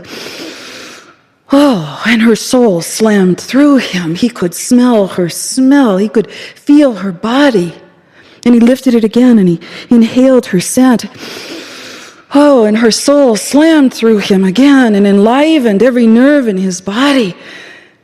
And he felt so happy, and he ran home, and the northern lights were swirling overhead, and the storm was rising more and more, and on the wind was whoo-roo, whoo-roo. And he ran and ran and ran and fell through the door of the skin house, and his mother scooped him up along with the sealskin and held them close. Oh, she didn't know which she loved more. Quickly, she put on her sealskin and patted it onto herself and closed it in the front. And she picked up everything that she had, which was almost nothing at all, and put it inside of her sealskin and began to run out the door. And the child said, "Mother, Mother, wait, what? Where are you going? Where are you going without me?" And the seal woman turned, and she loved her child. And at the last moment, she picked up the child and she put him under her arm like a blubber bundle, and she ran all the way down to the edge of the cliff and then tumbled down over the cliff and scrabbled her way across the beach and began to swim out to sea. And the child cried, "Mother, Mother, I cannot swim, I cannot swim." And she stopped for a moment. She loved this child, but she was being called. And at the last moment, she took the child's face in her hand and she pressed her lips to its lips and breathed.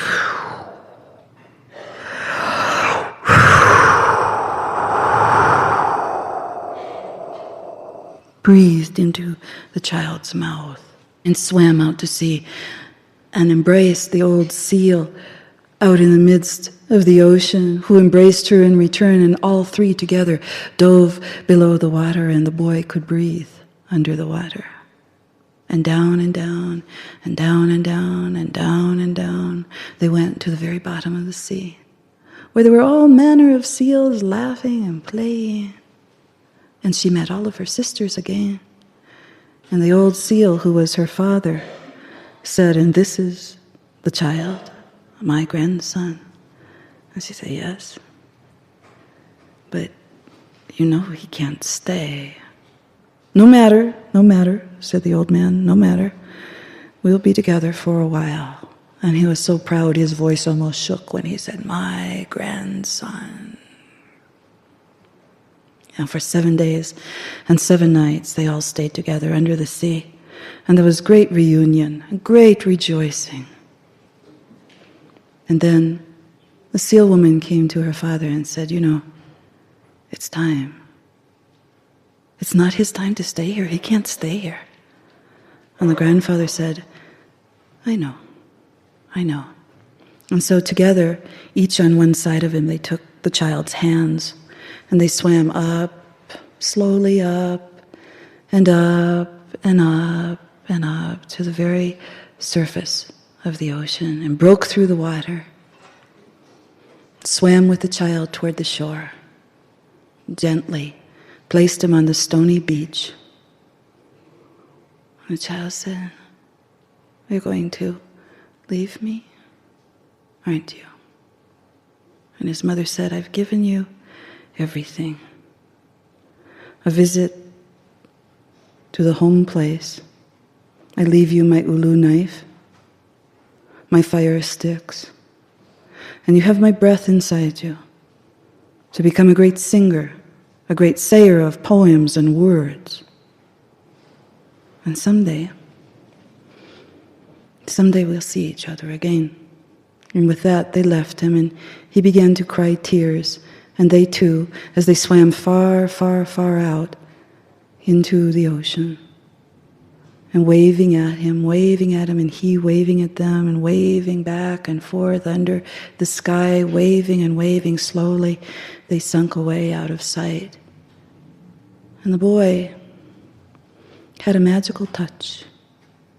He would come to the ocean and call the fishes, and they would throw themselves into his net. And he became a great teller of stories and singer of songs and drummer of drums. And the people said that he was Angakok, that he was a shaman, that he was a healer. Because from time to time he could be seen out in a great rock in the middle of the ocean, kneeling on the rock, conversing with what looked like a female seal, who they called Tenguguk, the shining one that all the hunters wanted to catch and kill, but no one could ever catch her. and no one could ever kill her. And until he was a very old man, he never told the source of his magic. He had worn his youngness out, that favorite boy of mine. He had leaned up against a corporate emery wheel that ground him down to nothing. Where is the goat boy, the pup that loved to tumble the dancer's back that he once had? When he talked, the words were tired. After years of a 3-pack-a-day habit, like the broken glass liner of a thermos, his voice cracked. He said, I was just climbing the corporate ladder. Just found out this 20 years later that the ladder has all the time been up against the wrong building.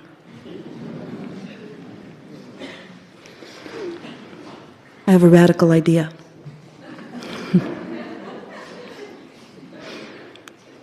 Here's the question. What did you do with your sealskin? If you take it off in order to dance, in a good way or not so good way, if you take it off, are you in any way being vulnerable to someone stealing it? Now, how about yourself, for instance? How about you as dancer, you as thief? What about you as both? Can you imagine what it would mean to think that you're dancing but risking everything? To think that you're dancing but risking everything. In this story, the home place, La Placita, is not on the rock, it's under the water. On the rock is a medial place, a middle world, like Middle Earth in Tolkien's trilogy. It's a middle place between the two worlds, the world of humans and the world of spirit and soul. And the dancing that's done at that middle place is not in that place where things are revivified, where things are brought back to life again. And so, to consider the story of the sealskin, soulskin, I think the most poignant observation that you could make about modern culture is that the quality of loneliness that I think we see in most people today is enormous. And that the loneliness might feel like a hole or a recess or an opening that ought to be stuffed full of something, like power, pleasure, sex, food, ideas, intellectualism, cynicism, sarcasm. We could go on for a long time with what you might fill that with.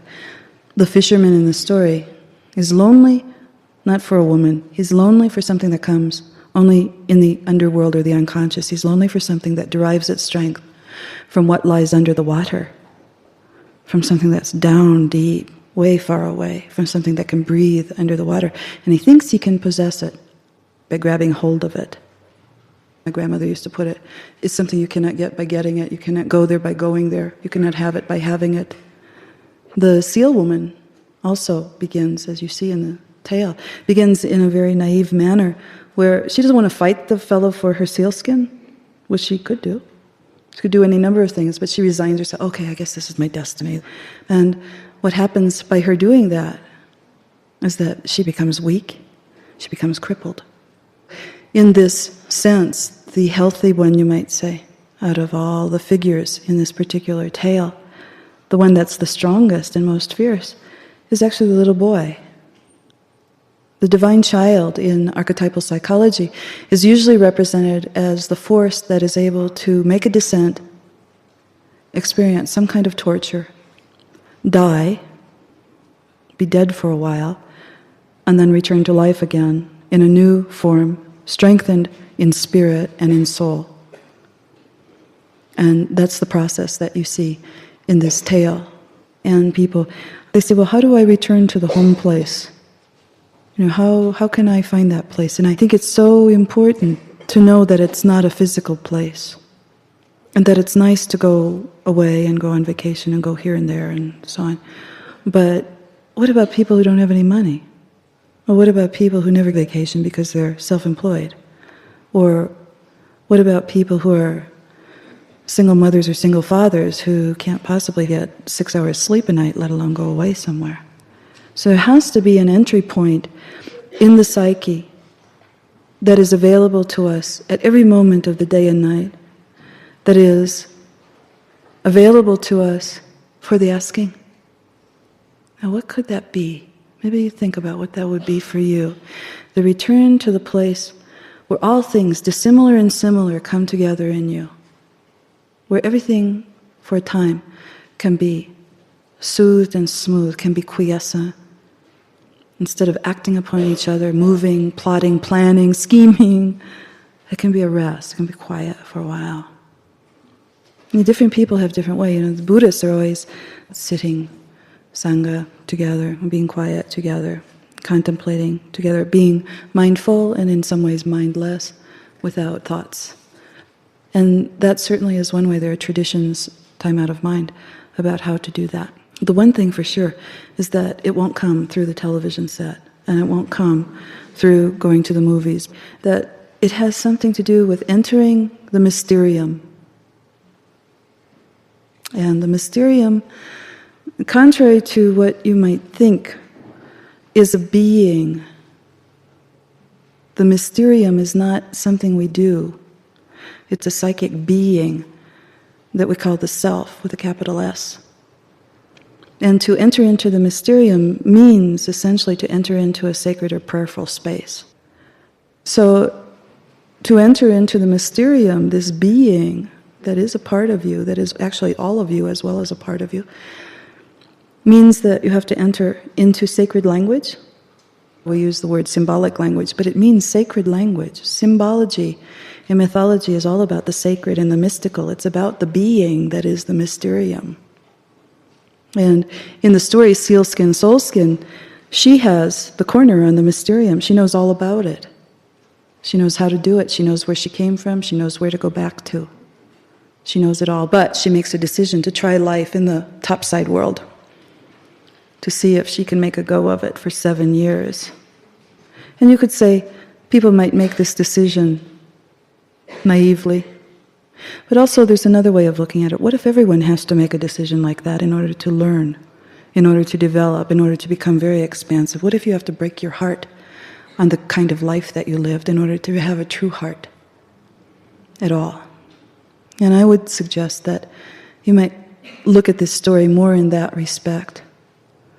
What poor bargain has to be made by all of us in order for us to be so yearning, so blinded, so peeling of our skin, so cracked, so disoriented, so sore, so crippled, so without, that we yearn toward that very thing that is the center of what we are, the mysterium, the placita, the place, a place of solitude.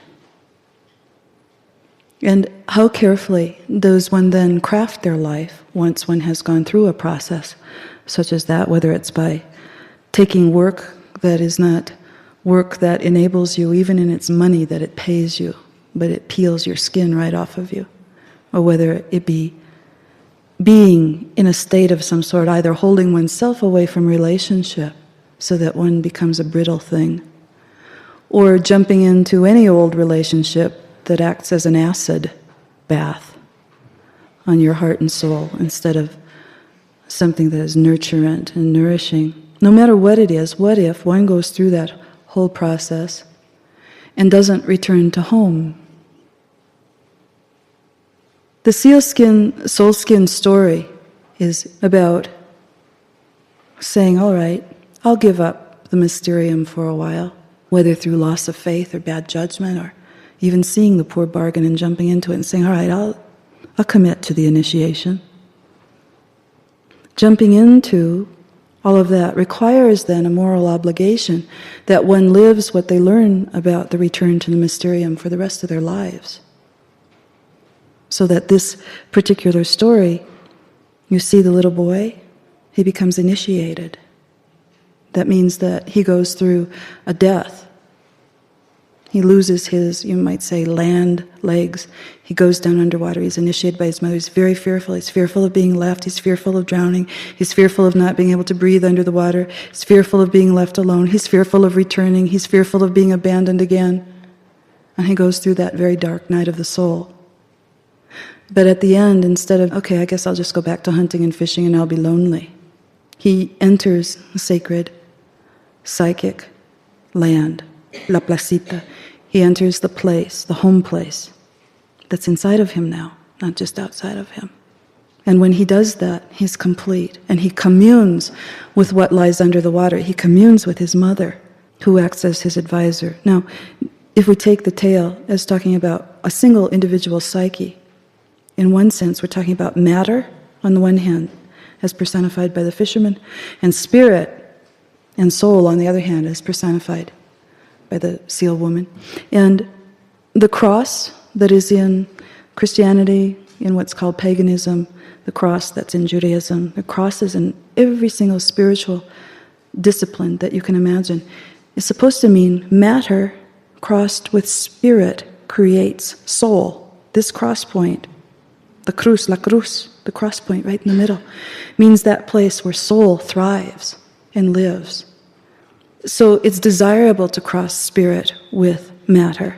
It's desirable to bring spirit into our material lives, the lives that we live each day. What we see in the tale is what happens when you cross spirit with matter at first. There's an imbalance that one side or the other tries to take over.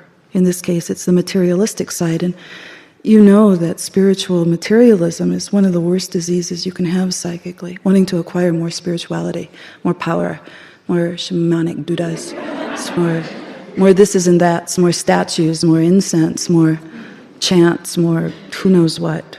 And there's a difference between that and having it come to you as it comes to you, having it arrive when it arrives, if ever. You only need one song to call the spirits. You only need one word.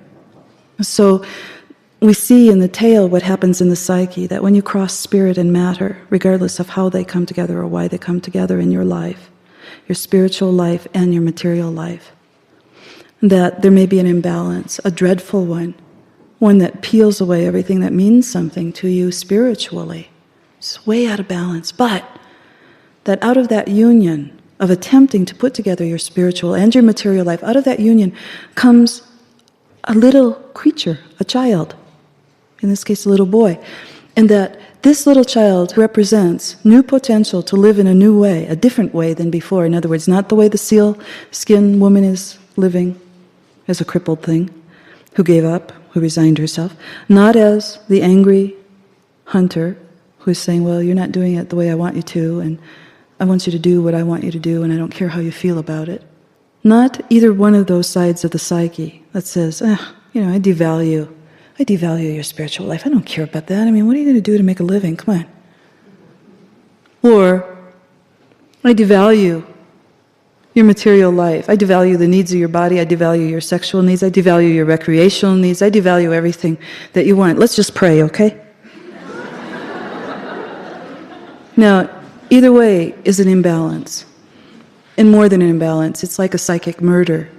It begins to kill off, albeit slowly, the other side of the psyche. And so you see this little child. And when you see a little child in fairy tales, you know that there's the possibility that something new will occur that didn't happen before, that none of the other characters carry the potential for. And so he's the one who hears the old seal calling. You might say, well, why doesn't she hear? It's her father. And she's not constructed that way yet. She carries the part of the psyche that is spirit that doesn't adapt to matter very well. It's very holy, it's very sacred, it's very true, it's very earnest, but it doesn't make the adaptation very well. And so the little boy hears his name called, and he begins to respond. At first he thinks it's a dream, and then he realizes that it's really real, and he runs out into the night. He's going to investigate. He's not just going to go back to sleep. There's a great storm that's rising. The northern lights are swirling in the sky. When these things happen and natural elements beginning to swirl in fairy tales, it means that the presence of God is close by. It's something that's greater of power than all human beings combined. And so the little boy is awakening to that power that is huge and that is enormous and is not conflicted, knows where it came from, knows where it has to go, knows the timing of things, knows how to call things to it of the material world. And so he goes out into the night, and lo and behold, he stumbles over his mother's sealskin that his father has hidden from her in a crevasse in the rock and the cliffs.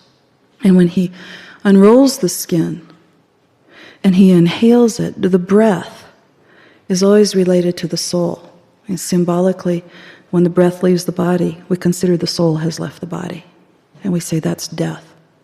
And when the breath enters the body at the time of birth, the child is delivered out, we say that's the moment of life.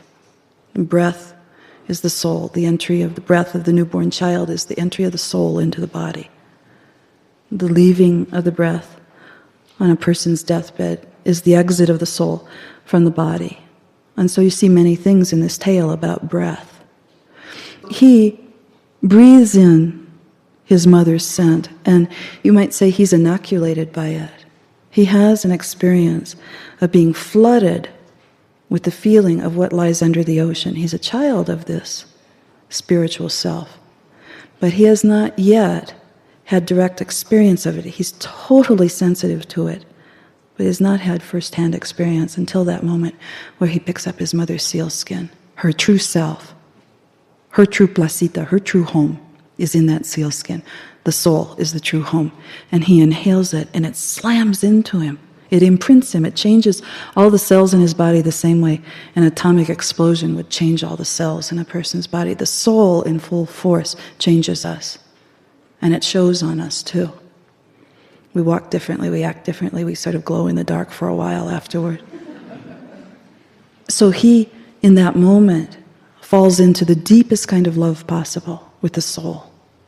And he sees the old seal far off, who's another representative, another symbol of the soul self in this particular story.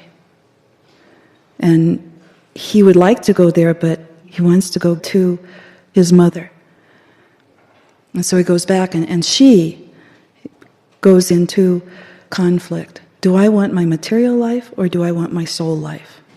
Do I want to stay with my child, who is the issue of my body, who's flesh and bone, who needs to be fed and helped and loved and hugged and told stories to?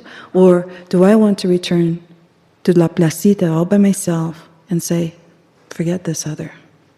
And so you see again that she carries the conflict of which side to go with. And you might say, well, what about the father or the husband? Where did he go? He slammed off in the middle of the night, which often happens with the material side of the personality. It says, I can't figure this stuff out. Heck with this. Get rid of all of it already. It's stupid. And it slams off, and that's the end of it. But the child actually takes the father's role in the sense of taking the role of the material conflict. But the child is different than the father. The child is far more evolved, far more conscious than the father. And yet the mother, when it comes time, she thinks she has to make a choice, one or the other. I have to have a spiritual life, or I have to have a material life. Can't have both. It's the child that tells her that's not so. Child says, are you going to leave me? Well, what are you thinking of? How can you even think of such a thing? He pulls at her heart. And he reminds her that it doesn't have to be one or another. She calls on a deep power inside of her. And she breathes her breath. She shares soul with him. She breathes her breath into his body so that not only is he filled with her breath, her soul life that derives from that deep place under the water, but also that he can now breathe under the water, that he has become initiated. He is a child who can go to the placita, he can go to the home place with her. And so she tucks him under her arm, swims out to sea, and down, they go down underneath the water. And there's a reunion of all the spirit self. The La Placita takes place under the water. And the water is an apt symbol. Some people are fond of saying that, all life began in water, and the uterus carries water, and the very amoebas and atoms in the universe probably derived from water, and all the rest of that. But, even more so, water is boundless, like the soul is. It's bottomless. The bottom shifts and changes, the same way the soul does. It moves up, and it moves down.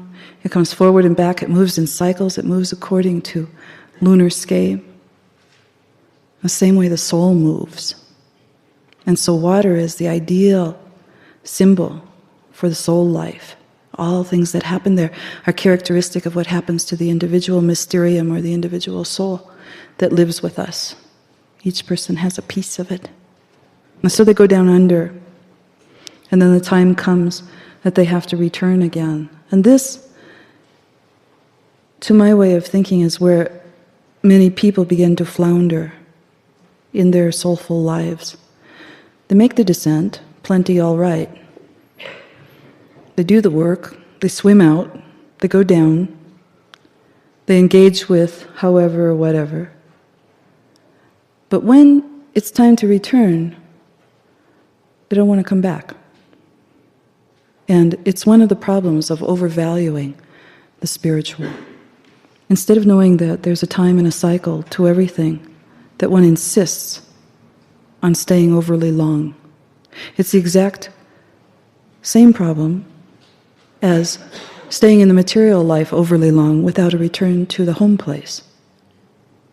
There's a natural rhythm that each person has, and you have to discover it on your own. No one can say to you right now, you have to take every third day and do such and such. Nobody knows what the Mysterium wants from you. Nobody knows, has the faintest idea what moves like you in an ocean and what pattern, what cycle or stage that you're in. Only you can know by paying close attention to yourself, to your desires, to your restlessness, to your ennuis, to your boredoms, to your excitements. Only you can do that. You know, women, I think, might have a little bit better chance at figuring it out a little bit sooner, because many women are used to keeping a menstrual calendar, and they, mark off X's. They keep track of their menstrual period, and they have a sense of how their emotions go up and go down, go in cycles. And those of you who have kept a journal and charted your everyday move and looked over a long period of time of several months, you see that there's a cycle to it. It's clear as day once you begin to notate it. And that cycle dictates when it's time for you to go. And so you see in this that the boy is going to come back, but he doesn't want to be without. He doesn't want to be without his mother. He doesn't want to be without the connection. She says to him, I give you my ulu knife. I give you the things that you need to take care of yourself. I give you the ability to make fire with the fire sticks. I give you the ability to feed yourself. I give you singing. I give you breath. In other words, I give you soul for singing, for poetry, for stories. She gives him the soul, life, not her soul. She gives him to be in touch with his own soul. And what happens after that is that they commune with each other from time to time. And that's all that he's asking for, is that they commune on some cyclical basis, that they have the power to find each other again, to find that spirit and matter crossing each other in a way that's balanced and in a way that's productive for him in the metaphor of making symbolic or sacred life. So the issue has been, I think, up in the culture for several years now, and that is how, given the lives that we must live, given the worlds we live in, how would each day be that life that is sacral rather than secular? How would that life be made into something that has a priestliness to it, or a grace to it, in a way that the materialistic or the mundane life does not? The marriage of the two to each other is the most important thing that so-called civilized human beings could possibly do at this time. In part because we're fast going to hell in a handbasket if we don't. Not as a culture, but as a world. And so this story, sealskin, soulskin, you can look at it and say, well, I need to take a break every now and then. You could reduce it to that. I don't like reductionism. I don't like simplistic answers. I think it's a story that is well worth considering from all points of view. What if you were the old seal calling yourself back home? Can you imagine that? What if you were the one who knew how to breathe your breath into things and make them live and able to go into the realm of soul? What if you could do that? What would that make you? What would it mean if you could really hear the Spirit call to you in the midst of all the cacophony of all the things that we do every day? What if you could really hear that? What if you could inhale the smell of the sealskin, of the soul skin, and you could be changed by it? It could imprint you instantly. Where would you find that soul skin? Where have you put it? What I would say in the end, because an Inuit story is a peculiar story because it's about people who have almost nothing, who used to be a hunting culture, and with combination of whaling industry, snowmobiles, their whole life has been changed for most of the people. And the story is spare, because their lives are spare. And it's a huesera story. It's a story down to the bones. It doesn't have a lot of flesh on it. It's very clear that in the most difficult life you can live, the issue of crossing matter and spirit is something that one has to face. And think of how if that's an issue among people who have almost nothing, then surely it must be a massive issue amongst us.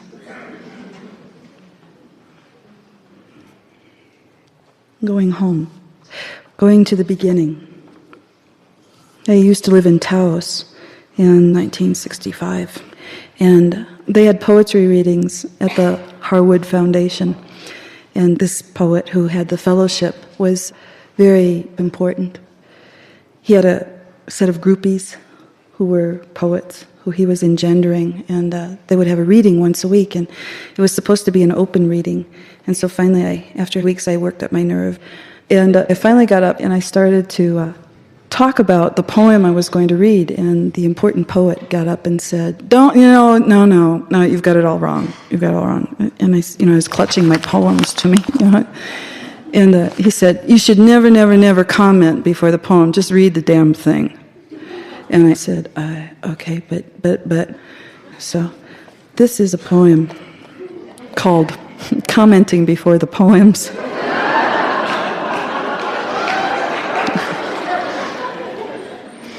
It's about the home place.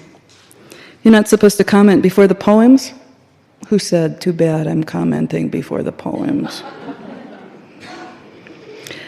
The poem doesn't begin on the reading of the poem. It doesn't even begin on the comments before the poem. It begins with earth, something from the earth, a colored pigment darkly made. It begins with the hands of the ink maker, the hands that know where in the earth to find the pigment to make the ink. The poem doesn't begin when you read it. It doesn't begin with your comments before you read it. It begins with grinding the pigment to powder. And it begins with the fire under the pot. And it begins with the earth that grew the wood that now feeds the flame. The poem does not begin on the telling of it. It begins with the pot boiling the dark ink like a black liqueur, and the pot itself is made from a kaolin clay dug out of the earth with an iron shovel. And both of these, the shovel that digs and the clay that is dug, is made from the very earth itself, from iron and clay.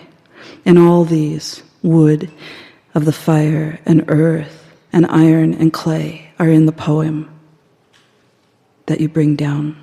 Can you see them? The poem begins when the poet walks and sits themselves down in a room that holds the desk and the chair and the paper and the pen, all made from the earth. The poem begins with the shuffling of papers. The poem begins not when you say it, but when it begins before it's written. It begins to remark to itself inside your head, long before you ever inscribe it. The poem exists as a dream, as idea, as lightning across the dark vault of your brain. And even then, the poem begins long before that. The poem begins always long before the poem begins, as a part of the itchy crotch or the sore tailbone or the part of the finger knob or the part of the wrist hurt, and the poem begins long before the poem begins. Do you think a poem really begins with the first line, with an open mouth? No. It begins in the fizz of the sperm in your father's cojones, the twitch and release of your mother's eggs in her ovarios. It begins on the day of that explosion that you barely recall, the one that marked you with all the images and ideas that have ever existed. The poem existed when you were still an atomic dot. You, The poem begins in the lovemaking of your parents and all their ideas. And all the ideas are the ones who made love and made your parents. And all the ideas and all the lovemaking of those who came before them.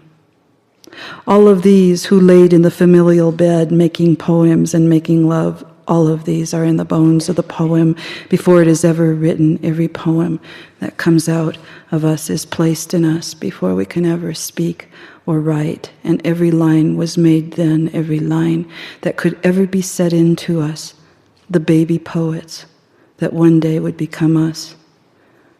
We do not become poets. The poems become a person who becomes you.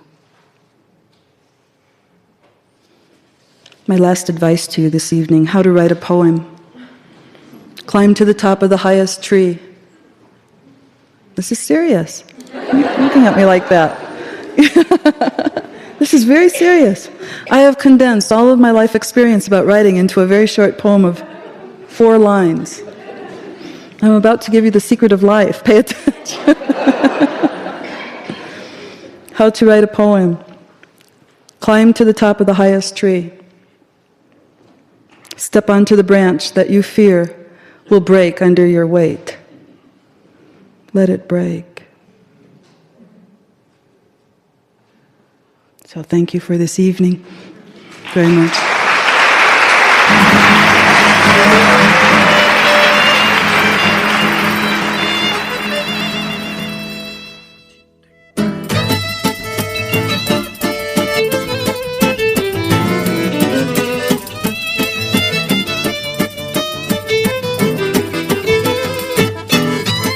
This concludes Part 5 of Volume 2 of Theater of the Imagination, the story of Sealskin, Soulskin, on the need for solitude, with Dr. Clarissa Pinkola Estés.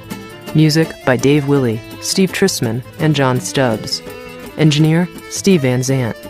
The stories on this program, including Sealskin, Soulskin, as written and performed by Dr. Estés, and the anecdotes, exercises, and commentaries on this program, as well as the original poems, including She Did Not Know the Names for the Flowers She Planted, and commenting before the poems, are international copyright 1992, with all rights, including performance, print, recording, film, derivative, and adaptation rights, reserved to the author. They are excerpted from Dr. Estés' best-selling book, Women Who Run with the Wolves, published in the United States by Ballantine Random House and in 18 foreign languages worldwide. The poems on this audio tape are from Dr. Estés' poetry collection, La Passionata, forthcoming from Alfred A. Knopf.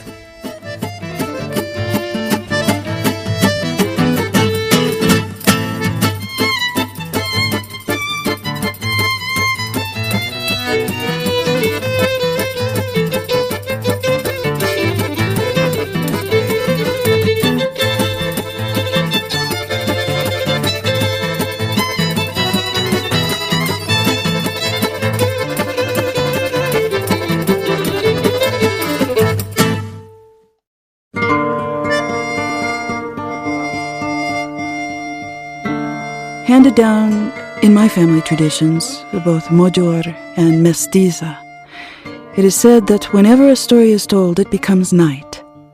The telling of a certain kind of story in a certain kind of way with a certain kind of intention causes a starry sky and a white moon to creep from the eaves or from the corners of the heavens and to hover over the heads of the listeners. By the end of the tale, the chamber or the ground all around is flooded with daybreak. Perhaps a star shard is left behind or a ragged thread of storm sky to show that a great something, a great someone has visited and taken time with us. And whatever of this that is left behind is ours to use toward the mending and making of life. Sounds True presents Theater of the Imagination with award-winning author, poet, and beloved cantadora, keeper of the old stories, Dr. Clarissa Pinkola Estés. And now, recorded in front of a live audience, Theater of the Imagination, the story of Wolfen on the richness of creative life, with Dr. Clarissa Pinkola Estés.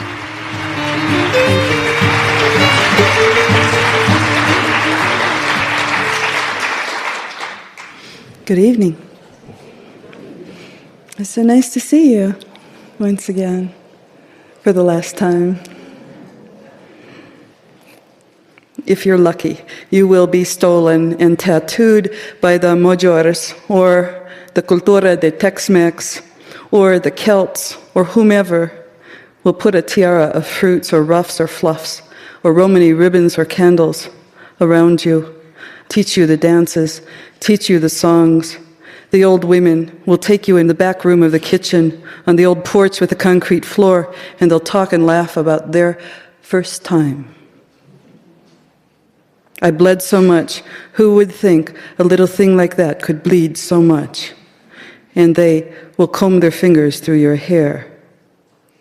Your eyes will tear as a great curved upholstery needle tears through your flesh, making a sound like tearing a piece of paper in two. I bled so much when they pierced my ears. Who would think a little thing like that could bleed so much? And through your eyes tearing and an intense pain behind the bridge of your nose, in the midst of all that, lacy gold earrings will be pushed through the purple holes dripping that watery Cristo pierced with the sword blood. They'll say to you, we used to do this with a thorn doused in tequila and held to the flame.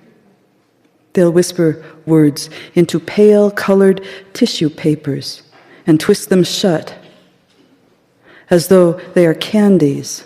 And these they will give to you, and you will pop them into your mouth and chew them and swallow them, one after another, until you have swallowed all 15 of their wishes for you, all 15 wishes for your future life as a human being. They'll sing into your ears and write signs of stars and sun into your palms with charcoal from the fire. And suddenly, if you're lucky, and this happens to you, and they tell you the old stories, suddenly you will know how to parade baby girls in lace dresses around on one arm. You will know how to roll the dough thin and perfect and round. You'll know how to run after chickens under storm skies, and how to crack a coconut with one chop of a machete, and how to walk further and endure the pain of birth and to tell stories to the baby right away afterwards. If you're lucky, if these things happen to you, if someone comes some night and whispers into your ears, then you will learn how to look forward to meeting the stranger on the road. You will look forward to learning to catch the dream, the tail of it, the wisp of smoke in the morning. You learn how to clean the intestines of the shrimp, and how to slit the eyes of the goat before cooking, and how to halve the onion and pour honey over it to cure the cough. You learn how to tell which fish and which mango will feed 8. You learn how to peel the prices at the market. You learn how to make a gourd into 100 useful things. How to evade the upper arm pinch of the moist old man, and how to drink the worm. If sometime you are kidnapped by bandidos who drag you to the side of the road and take away all of your suits and ties and briefcases and all your gold rings, and they take you down to the river and lay you down in mud and cover you over and tell you the old songs, while they do so, when you wake up, you'll begin to like warm beer without ice. You'll like to sleep while sitting up. You'll like to keep a pocket of cilantro for courage. You'll know how to recount the history of la gente, of your own people. You'll know that chocolate is for awakening the senses, and vanilla is for nerves, and all the other herbias you'll collect in a bag that you'll wear around your neck. And you'll know how to seek the tailing vapors of the candle, and how to know where to press on the back to release the menstrual blood.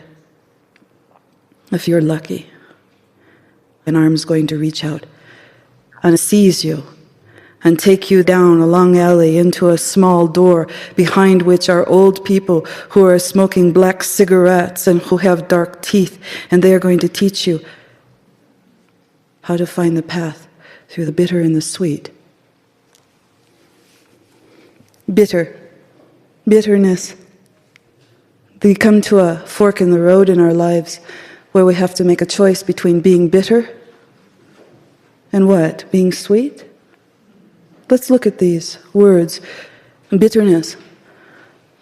The word bitter, bites. It's Old English. Instead of meaning a hardened heart exactly, it means something worse than that. It means to bite the heart. To bite the heart. Not like a essen, as people do, but in fressen, as in animal bite, without thought, without rationality, without kindness.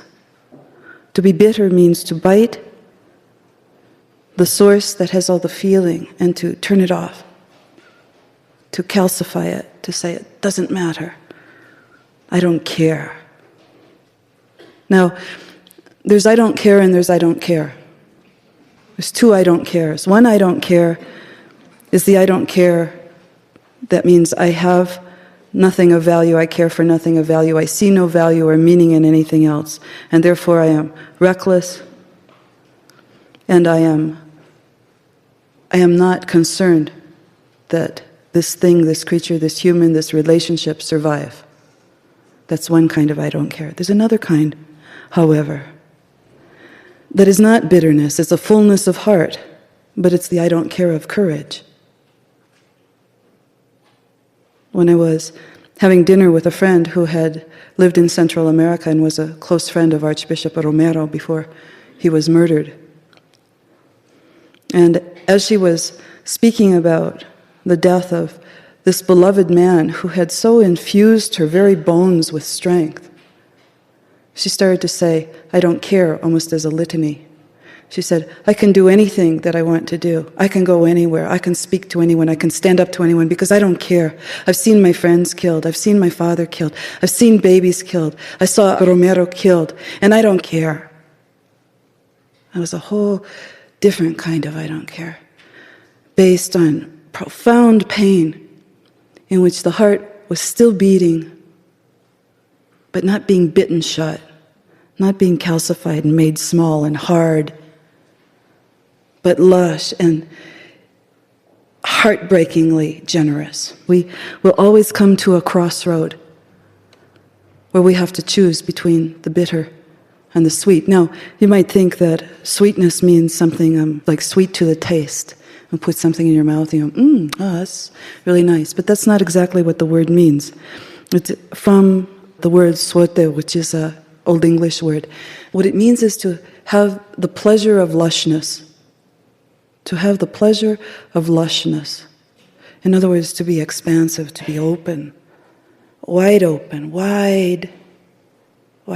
to all that comes your way. I was always taken with the very end of Kali Makala's story, the thorn birds, where the priest is swimming in the ocean after many travails and much political fighting within the church, and after having fallen in love with a young woman who he was in love with all of his life, but of course he was a priest in the Roman Church. And in the very end, when finally he feels he's at his happiest and he's made the choices and decisions that bring him closest to the things that he loves most, his heart begins to hurt him and he realizes he's suffering a heart attack in the water. And he says, oh no, God, no, not now, no, I'm happy now, please, not now. And then in a moment he laughs to himself, oh, but of course, not my will, but thine. And he opens his arms in a cross in the water and relaxes out into the water, accepting all of what life brings him at that moment, experiencing, even at the end of his life, the fullness of death, rather than becoming biting of the heart, opening the heart in a way that I feel is one of the greatest marks of courage at the end of life. So sweetness means to be open, as opposed to small and hard and tight and invincible in a sense. Invincible is a word that doesn't mean that you cannot be done harm to. Invincible means that it's very difficult to penetrate. And so you have to use even more force to penetrate, even more force, and you do even more damage. Invincible doesn't mean that you are immortal. It means that the wounds will be larger and longer and deeper because of the force required to penetrate. So sweetness also has another meaning. It comes from the word also that means to rejoice. And so in ancient languages, in Greek and Aramaic, when they're translated, the old pieces into English, often the word sweet is used to connote a relationship. Oh, the sweetness of thy voice, the sweetness of thy breath, the sweetness of thy presence, the sweetness of thy face. Meaning, I am filled wide open with happiness, with joy, with good feeling to see you or to behold you or to think about you or to remember you.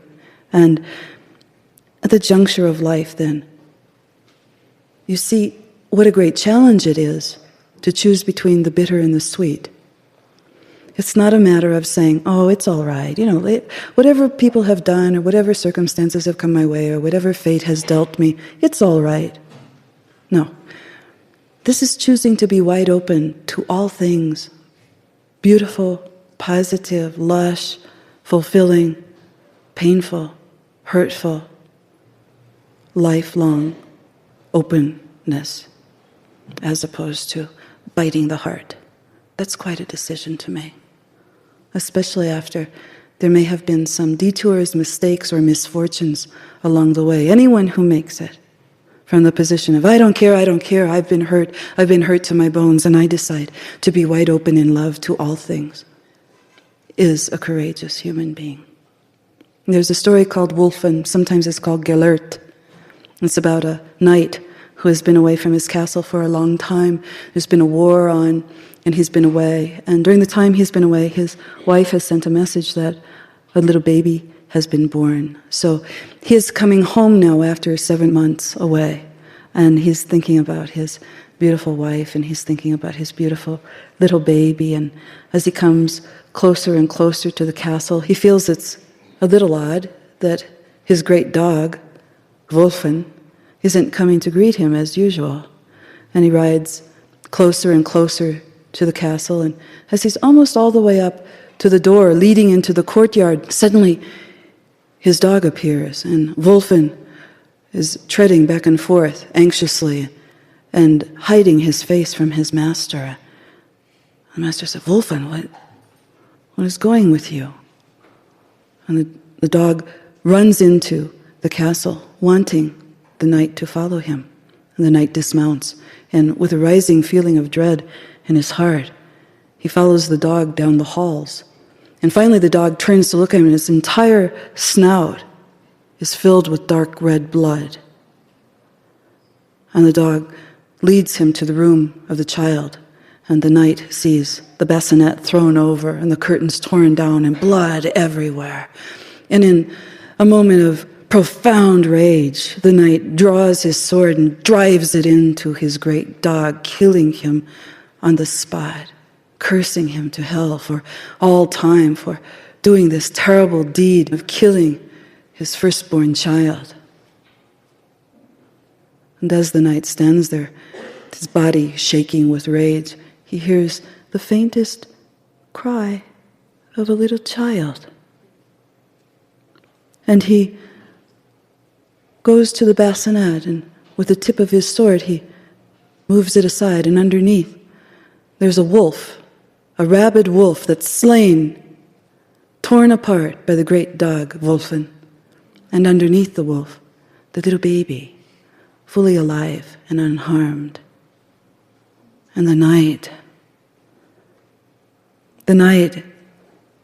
was filled with a feeling he'd never felt, as though all of his blood had run out of his body, and he fell to his knees and gathered up his little child, and comforted it, and gathered up his Wolfen at the same time, and rocked both of them back and forth, weeping as though he could never be comforted. And the next day, he took the body of Wolfen out and out and out, and laid it in a grave and built a cairn, an altar, there for the brave Wolfen, and came from time to time to visit and to speak to his great friend who had put forth his life for a child and for all the lifelong of the night. He returned to that cairn that stack of stones that mark the grave of the great Wolfen, and prayed for forgiveness.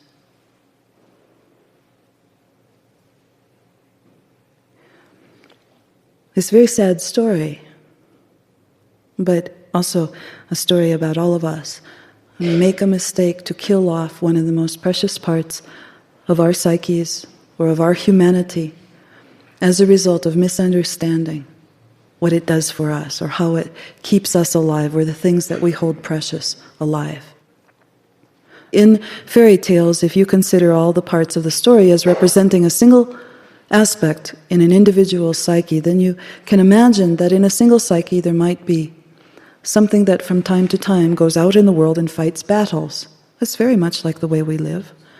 We may not fight them at the Maginot Line or on Omaha Beach, but we certainly fight them at the corporate level, and we fight them at the community level, and sometimes at the familial level we have battles. And so the night represents the idea of something that's stalwart and brave and true within ourselves. Good-hearted, altruistic, strong, not afraid too much of anything, that goes out and fights these battles on a day-to-day basis. And what we see in the psyche is a change of scene. We're no longer in battleground. Now we're in home ground. We're in the home of the castle. In archetypal psychology, the castle often represents the idea of the purity of the psyche, the center of the psyche that is made in the way that a castle and also a church, a cathedral, and a basilica is made too, of a great cross right down the center of it, and all rooms or altars off to each side. And in most of the old medieval castles, they could as easily have been churches as they were homes. So you have the idea that now when we move into this home space, we're talking about something not only that's a casada of the house, but also something that's sacred as well. You know that saying, a man's home is his castle. It didn't mean that he's the king. It didn't mean that he's supposed to be a privileged person and be treated like royalty. It meant that inside each person, there's a home, a pure one, a beautiful one that's built beautifully. And it's at the center of all that we are. Each of us has one of those. And so in that home place, we see two things. We see the birth of a new child. So we know that we're in a cycle of development where there's new potential that's been born. There's something new going on, other than our workaday world, other than the battles that we fight every day. In the center of the psyche, and in so many fairy tales, when the knight or the king or the husband or the man or the whoever goes away and fights battles, a baby is born while he's away. His baby. And so we begin to understand from looking at dozens and dozens of fairy tales that there's an idea that the fairy tales are trying to speak to us over and over again, and that is that workaday world does not develop new life. It is the sacred center of the psyche that develops new life, new potential, new ideas, in part because it goes through a cycle of light and darkness in a way that the workaday world often is not allowed to. You know, the GNP has to go up, right? Has to go up no matter what. Can't be allowed to go into entropy, decline, death, incubation, and rebirth of fresh new ideas. Has to keep going up, regardless of who or what means one has to take. And so the psyche, the workaday part of the psyche, is a little bit, you might say, like the GNP. It's striving in a direction that's quite different than the rest of the psyche. So we have this new baby born, the divine child, the sweet child, the dear child, the rejoicing of this child's birth, representing new ideas, new potential. Who knows what will come when a child is born? Maybe a great artist will be born. Maybe a great act of humanity will come through this child. Maybe this child will be in this world in order to do something that is unforgettable, something that will make its mark on humanity in a positive manner forever and ever. Perhaps this child will be a person to set into effect work that perhaps has gone away or been diminished in some way that the world truly needs, and this child and others like it will bring that force or that idea back to life in the world again. So each time a child is born in a fairy tale, it represents something in the psyche that's brand new. brand new idea, fresh, filled with potential, and incidentally, not by default. In other words, everything that's born in us, brand new, has a place and a mission in our lives. It isn't born by default. Inspiration doesn't come by default. In other words, it's not an accident. It comes for a reason, to help you fulfill your destiny in this world. I know some people think this is the prison planet, but I would say that more so, it's a planet that we have a destiny with. And we come here for a reason. And the first half of our life, at least, is spent discovering what that destiny is for each of us, what our reason for being here is. And so, as you go into this fairy tale, you see how important it is that a child is born outside the workaday world that you involve yourself in and get drawn into. That this is a natural and essential cycle in all of us. When that child is not born in the psyche, we call it depression. We say a person is depressed, we say that they are discouraged, we say they are disheartened, and that nothing comes that's fresh and new, young anymore. But when people are just in a natural cycle of entropy or decline, different than a depression, different, it's a loss of energy rather than a feeling of doom, just a loss of energy. Eventually, a new child will be born. So the knight, of course, is looking forward to this. And what he sees is his good friend, the dog, this great dog, who has blood all over his muzzle and who is acting in a peculiar manner, who is trying to signal him, but something happens. Something happens. The workaday self, the self that goes out and fights battles, cannot read the signals properly, is too involved in some other world, cannot take the time to investigate what really has gone on here. And that happens in our lives a good deal. Lots of things occur to us on a day-to-day basis, and often we don't take the time to peel away the layers and see what lies underneath. Instead, we just charge in and perhaps we draw our sword because it's easy and it's normal to feel quick feelings, especially if one is a warrior, especially if one has been trained to compete, or especially if one has been trained to think it's my life or yours. Either I get or you get, but not both of us. So you could look at the dog as representative of the instinctive nature. You can look at it as something within the psyche that innately and instinctively wants to protect new life. This thing that we all have that miraculously occurs to us no matter how old we are, no matter what condition we're in, no matter if we're married or we're unmarried, no matter if we have found the perfect whatever, perfect job, perfect mate, perfect song, perfect lyric, perfect line, perfect whatever it is. None of that matters. This new child is born on a consistent basis, on a consistent cycle. And so there's also something in the psyche that will protect this part of our nature, this newness. Except in this case, there's an interloper. There's a rabid wolf, another instinctual symbol in the psyche, another one that's supposed to work on an innate instinctual impulse that is integral, that has an integration to it, that is not excessive in one way or the other. However, when an animal is sick, just like a human, they're prone to excesses of appetite. They're prone to behaviors that are less in one way or another. They are prone to endanger themselves, actually, more often than they are to hurt others. But sometimes they hurt others as well. There's a quickness to bite off life, to be hungry for life that one, for some reason, cannot gain on their own. To be so hungry that you think that by possessing it, even though you might kill it, by possessing it somehow, you will be able to own it, you will be able to have it as your very own. By eating it, you'll be able to control it, have power over it. But like a butterfly that someone catches and pins it down to a piece of paper, yes, it's still a butterfly, and its wings are still beautiful like stained glass, but it has no life. In its life, in its livingness, it is a dead thing. So you see, in this circumstance that there's something in the psyche that protects new life no matter what. But if one becomes too taken up with war, if one becomes too taken up with one-sidedness, developing one side of the personality and not all sides of the personality, one can misinterpret new life, can misinterpret the need to protect new life, can misinterpret the threats to new life, misinterpret them all the way around. The knight chooses bitterness. Without investigating what has gone wrong, without looking further, without peeling away the layers, in other words, without having insight, without giving time to oneself to discover what is going on with me, what is going on in my mind, my psyche, my life right now. Instead, he draws his sword.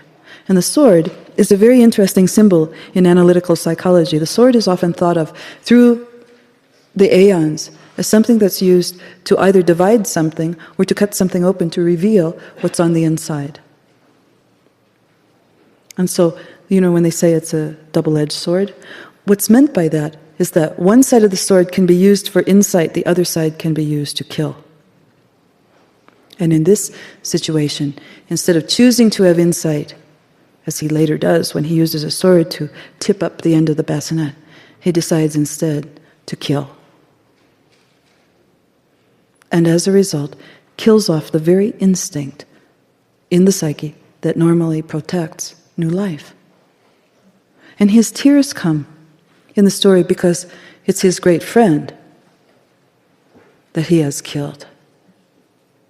But in psychological terms, a person who's done this would weep because they kill off the part of themselves that's totally open, totally receiving, no matter how difficult it is, totally open to receive all of life, all that it is. As you know, we try to hold on to good things. And when we hold on, we don't open our arms. We hold on, we make ourselves smaller. When we are trying to resist something, we also make ourselves smaller, hoping to be invisible and avoid it altogether, of course. And most of us aren't that fortunate to be able to avoid these matters. So, after he's used his sword to kill, he hears the cry of the little baby. He hears something inside of his psyche that alerts him to the fact that life is still present, that all is not lost, life is still present. He thinks at first, I must be hallucinating. Here's what happens in reality. Say that something happens to us, and we become angry and embittered, and we do something to hurt or to kill off a part of ourselves. And then, guess what? New life continues anyway, no matter what we do.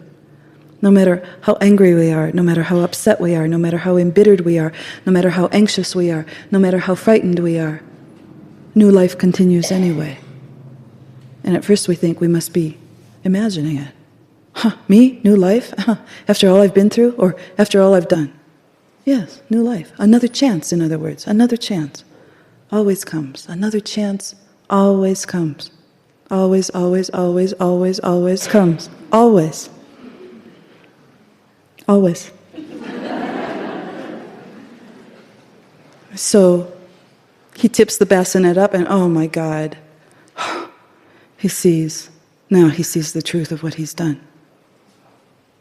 He sees the dead wolf who's been torn apart by the dog. He sees the little child unharmed underneath, and he sees his poor great friend who he's slain. And what he feels is common in people who are repairing the poor choices that they've made, and that is to weep, to feel a sadness for what one has killed in oneself that was so loyal, so loving, so faithful, so cherishing, so sheltering of the things that are important to us. And how we kill is not with a sword, we kill by turning our backs. We kill by not paying attention to that side of our nature that loves us so much it would do anything for us. This fairy tale would not work if Wolfen or Gellert was a cat.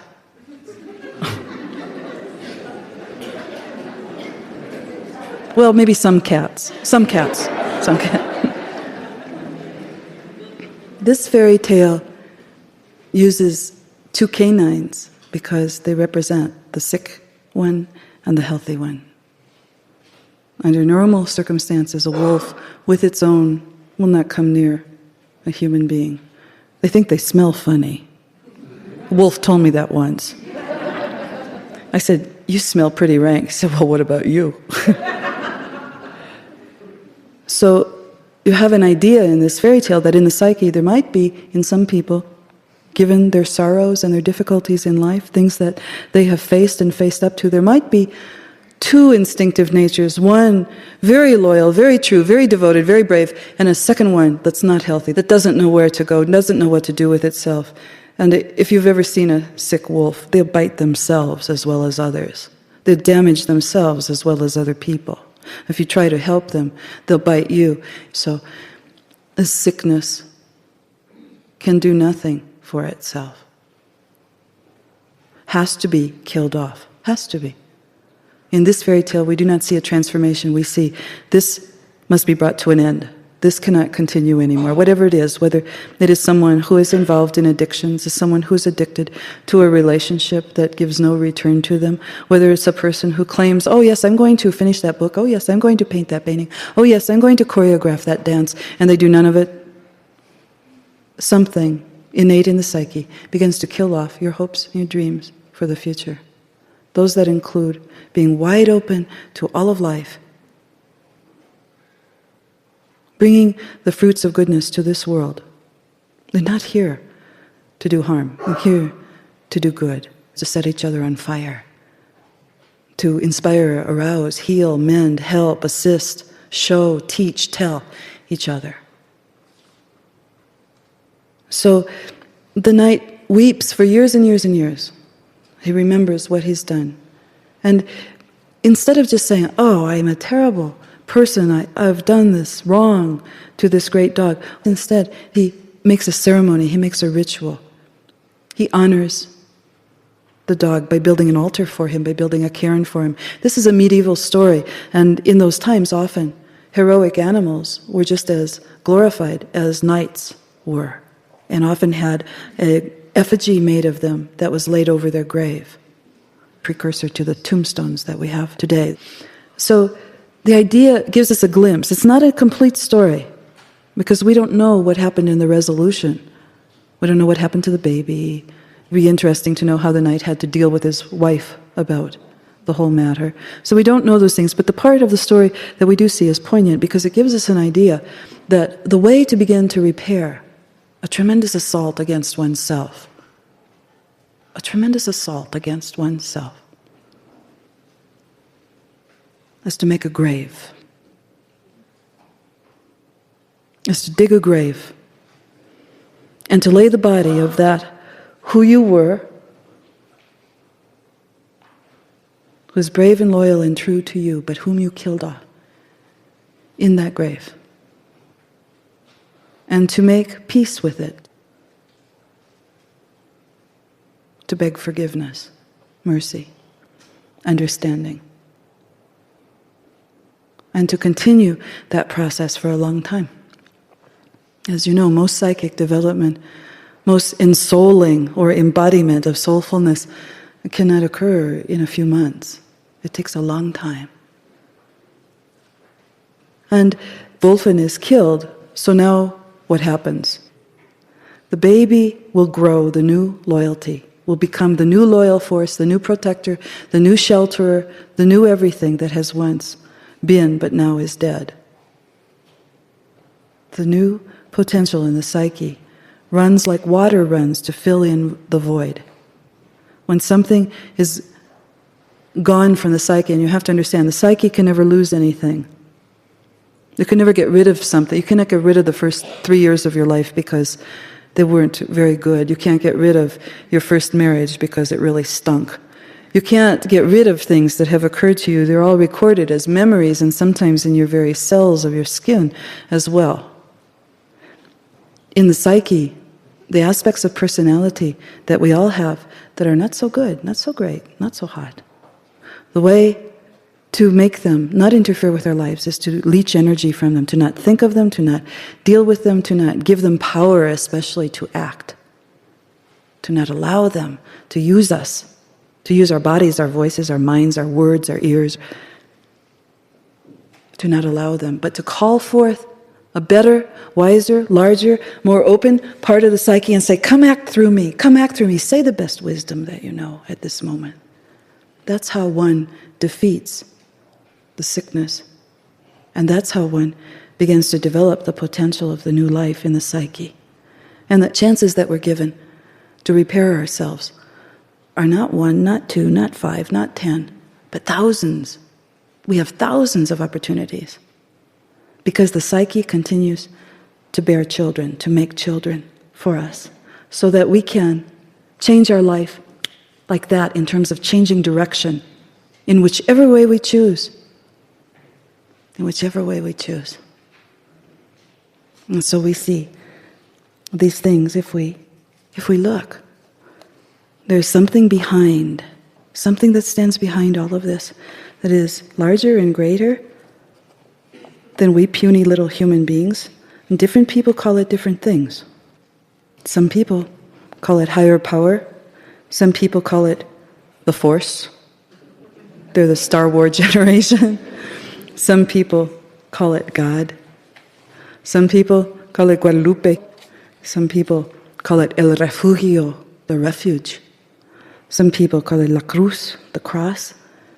Different people call it different things. Some people perhaps don't call it anything, they just know. They just know what it is.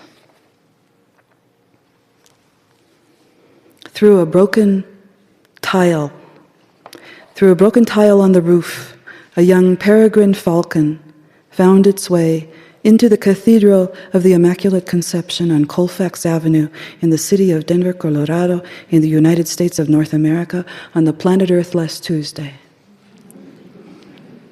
And the 5 old women praying there, far apart from one another, as old wolves stake out their own territory, the 5 old women praying saw it this way.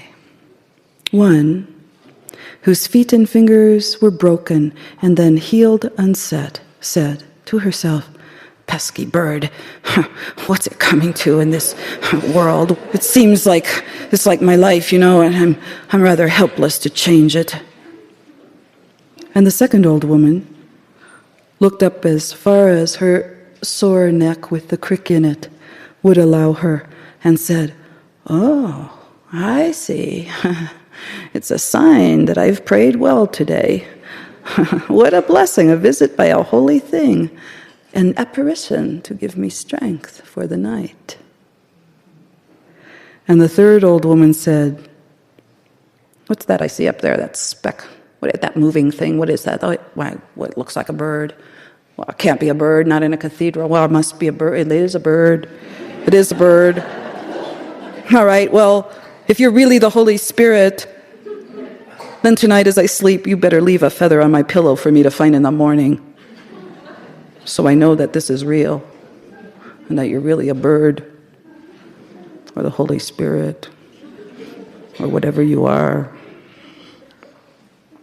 And the fourth old woman prayed, oh my God, I see you there, perched on the parapet near the Santo of San Sebastian.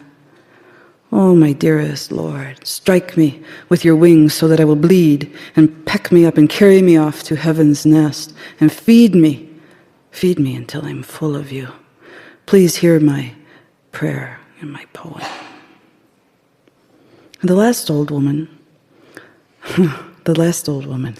saw nothing that these others saw, for she was busy letting herself down through the broken tile in the Cathedral Immaculate Conception, and she was soaring and wheeling over the heads of the old women, praying, giving them something to pray for.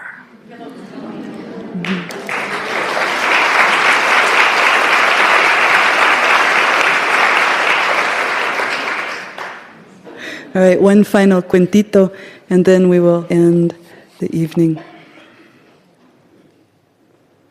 Bells. Bells. On the day of creation, we were given the bell. Be they the chimes of Westminster, we were given the bell. God gave out that day the bells of High Mass, gave out the bell of Godwin that speaks not only in tones but in words as well. On that day, God gave out the bells for the knees of the Hopi snake dancers at Walpi, and gave out the silver ankle bells of Sita, and the golden finger cymbals of Middle Eastern dancers. And on that day, humanity lined up to get a wooden bell for the alpine farmers, or for their children who were looking for something to tap with a stick so that it would ring, ting, and chime. There have always been bells from the beginning of time. There have always been bells. Now, if you listen very hard right now, perhaps you will hear some bells. Chants. On the day of creation, God gave out the chants, the sounds, the songs, and the words. Gave out the songs and the tones for the monastics and the cloisters. Gave out the requiem dirge. Gave out to the dine, the lullaby chant, sung by the grandmother. Unto the southernmost people gave the red ant chant, and the Hebrew chant that is not words, but only sounds that open the heart inexorably, gave these to the cantors, and the steaming chant of the cantaora in flamenco gave them many sounds, and gave the chant for the foot sung by the Medu warriors, and the natural song of the breath of lovers he gave to everyone, and the chant of the Mojor grandparent singing over the newborn child, and the chants that are created on the spot in ritual making. These he gave to all of us in the cry of the baby, gave them to all of us. And if you listen, perhaps you can hear the chant, the one that he gave that day of creation. The drum. On the first day, we were given the drum. The great taiko drums of the Japanese were given that day, and the tiny hand drums of Tibet. And God gave the oil drum of the steel band in Kingston on that day. And the 5-tier trap set was made on that day, and the drum of the old Korean woman who lives in every alley was given that day, and the African goatskin drum, and the bone drum from the Caucasus, and the body itself used as a drum by the hill people from Tennessee and Kentucky. And on that day God gave the tin cans and the canisters and the bowls and the floors drummed upon by children, even very young infants, in their usual play. On that day God gave the tiniest drum of all to every person, the heart. There have always been drums, so listen. Perhaps you will hear the drum now.